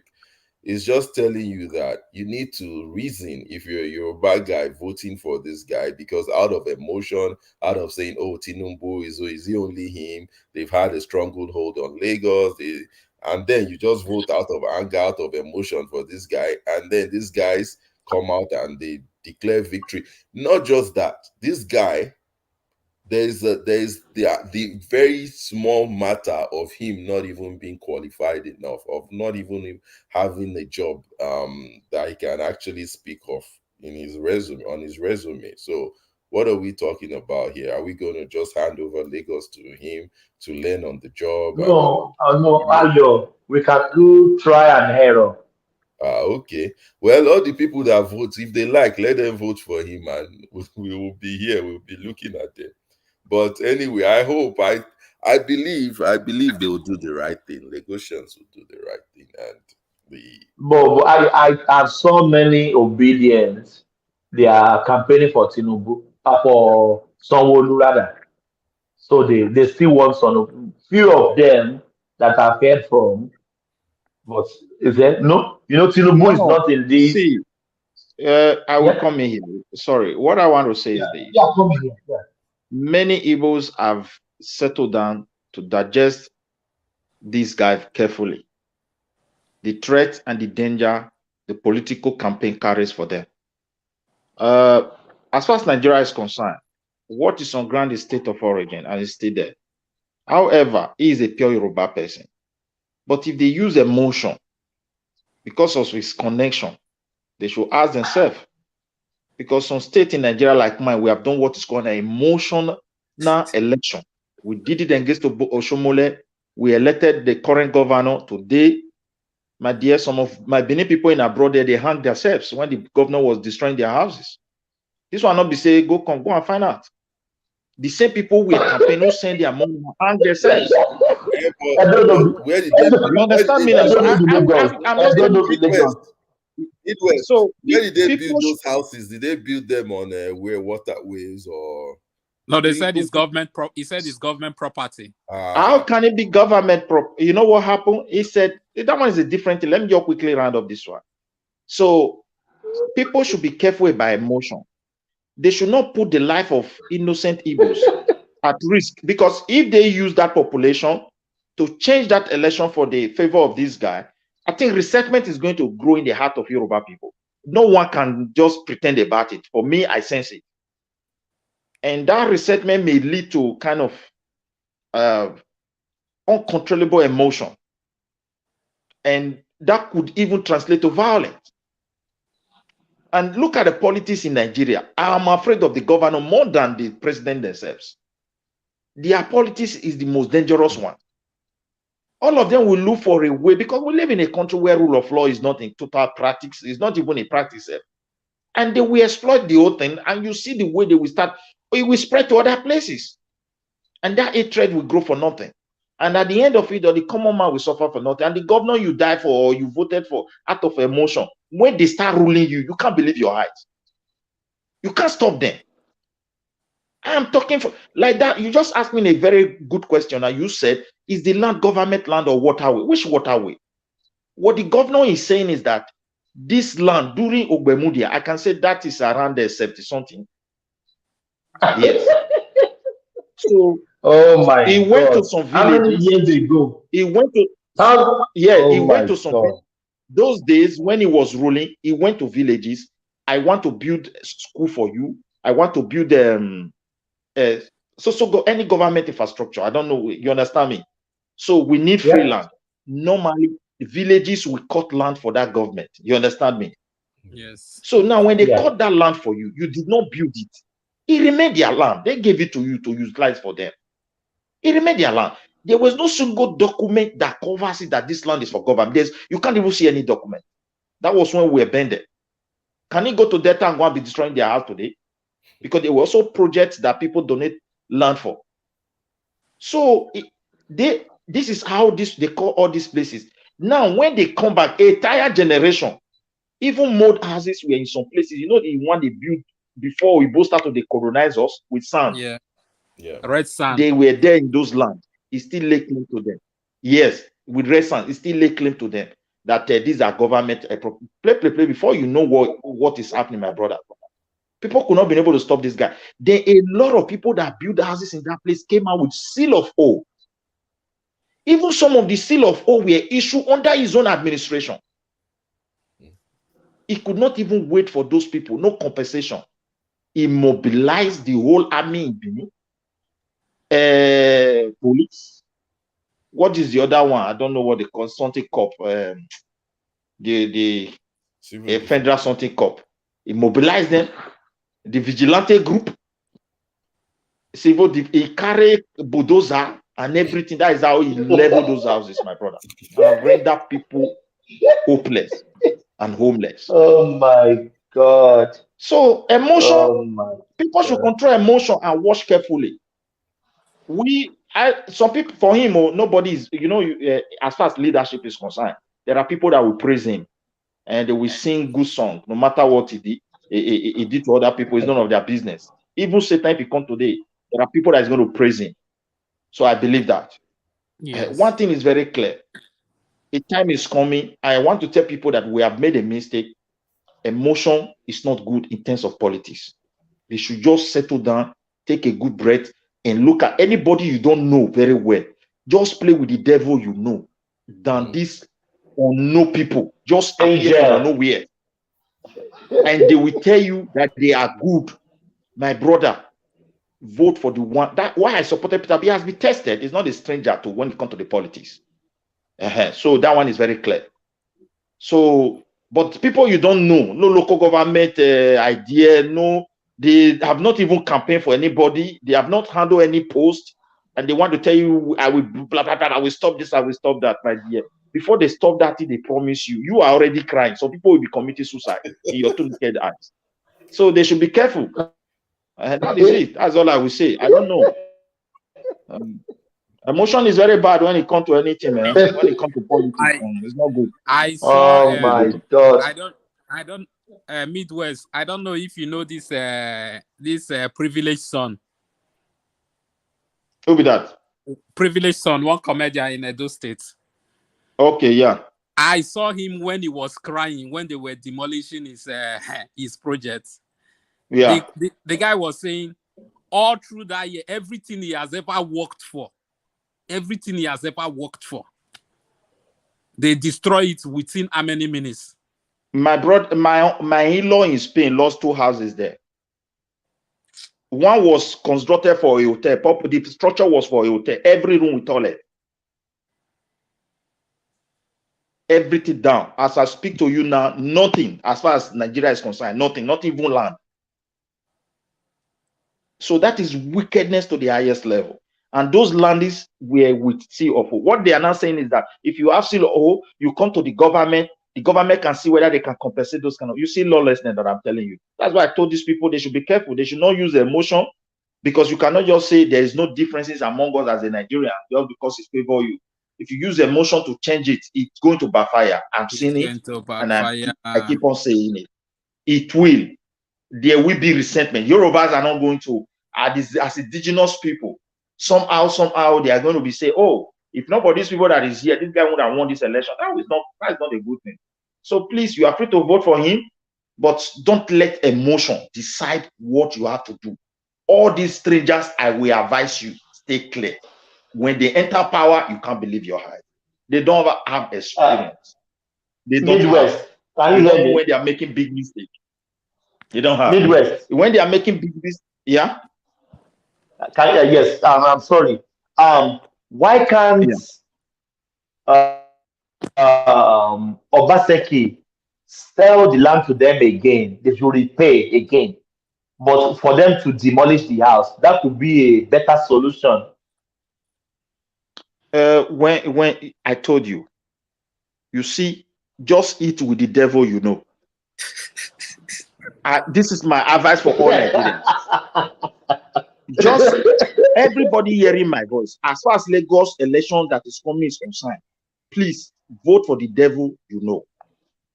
That agent that is coming, all the chase away demons in heaven is behind their back, and they are not even angels. But he's vote for the one you know, because our own is an example.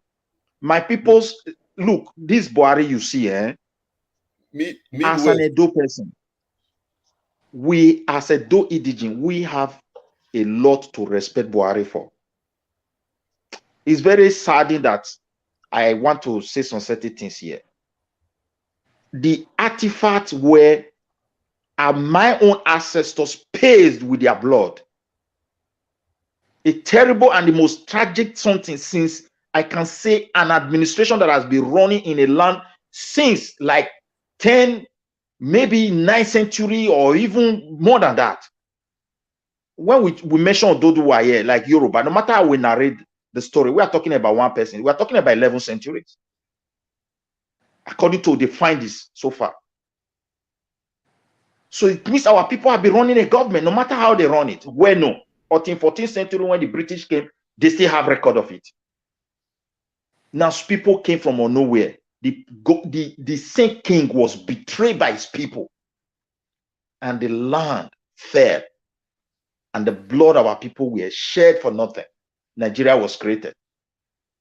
Now they want to return some of those things. Obaseki lay a plan how to restore it back. To make sure it never come to that even Benin. Can you tell me any wickedness that can be more than that? If you betray your own king. But if Buhari have supported this evil man to achieve what he intended to do, if Buhari is a real bad person, he would have supported him. So, if you talk of evil, I tell Nigeria, make una chop with the devil, una know, or they change that constitution, eat with the devil, you know. No stranger can come and change anything overnight. When they come, many will be dying, many will be committing suicide. They will never listen to you. You don't know whom they are. You don't know anything about them. Even few people that knew them will come to you openly and they will tell you, please don't ever support this man. It's bad. They warn us. Few people that knew this guy, they didn't listen. So we have tested it and we are speaking, but I know he has a support. Midwest, what he did, he did it in the second term, isn't it? This is the last tenure. I don't know whether it will even last the last 2 years. Oh, yes. Yeah. So this is the last tenure, this one. You know, after we voted for him massively. So you guys could have prefer Eze Yamo, isn't it? But you don't know what he's going to do as well. The real problem we have is this. When Oshomole came, the state at which he met Edo State was very bad. So he did a lot. But you know, this political system that we have on ground, that when governor is working, they eliminate the ministries that are supposed to take charge of what they are doing. They just drone everything from their place. So once they leave office, everything will just collapse. So when he left office, perhaps also, you know, Nigeria politics, they have a lot of skeleton, no matter what they do for you. So that is why they make sure they carefully select those that will replace them, not those that will bring them down politically completely. So he picked, with that popularity, he was able to pick Obaseki. And the political party said, we don't know this guy. You can't take this guy. No. But because of his, you know, the way he governed the place, he wrote his name in the heart of Edo people. I have to be sincere. So he was able to go through all those obstacles and stand for Obaseki to be the governor for the first 4 years. But what Obaseki did is this. When he was exhibiting these satanic characters within among these people, we didn't know as Benin. So he came out to say, they want all us to share the money. And Benin people were saying, enough is enough. You understand me? So they want me to share the money. So people were carried away with this slogan. So that is the emotion I am telling you. No matter what Oshomole came back to say about this guy, nobody listening because we have been carried away emotionally. So at the end of it all, we campaigned, we did everything. People tried. You know, they came with a lot of side of money. People were beating politicians with their money. First in history in Nigeria. We voted him. When he came to power, what are we going to boast of today? These are people who are so privileged to receive bonus money. Okowa. Is MOU. Governor Okowa, Governor Baseki. All your derivation is a bonus. It was not there before. Whether that money comes or not, they're supposed to run their state. So let them account. They got a lot of things from Buhari. Economically, we're not supposed to be like, we're supposed to be grateful and be thanking these guys. Oshomole never had this opportunity. That's the difference also. Because he was ruling from, I think, APC, while PDP was the ruling presidential district. You know, when different parties in the state, they always suffer. They don't go to some meeting that have to do with the party. There are things they cannot. So it's the ruling party that they can be so free. We need this one in my state. Oshomole never had that opportunity. So it's very sad, my dear, that most of my people will say, why are we campaigning against our own? We have to say the truth. So that second tenor is a mistake. Let people forget it by emotion. Let them take a proper breath. Don't allow people to just put you at a danger for nothing, for their own interest. After ruling, they will pack their load, they will abandon you. And at the end, even when you are losing your property, losing life, they are not there. They don't care.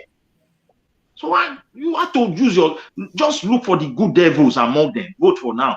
Not those ones that will just finish everybody. There are devils that will still show you some mercy. The beautiful devil. Did you hear that? What I'm telling people. Devil. Yes, You can't just come out. Yeah, they are not perfect, but vote for the devil you know. Don't these new people you don't know. But this guy is youth. He's a youth. He's young. Huh? I say he's very young. This guy, this LP Gbadebo guy in Lagos is very young. We want the youth to take over. If he's young, and few people knew his political style, maybe he has run as a local government chairman. Exactly. You see, this is what, if anybody has never handled this kind of, or someone has appointed him as a commissioner, or through election to any office, or being appointed to handle any position, then we can see people that will testify about his doing. You can't point to any public career he has had.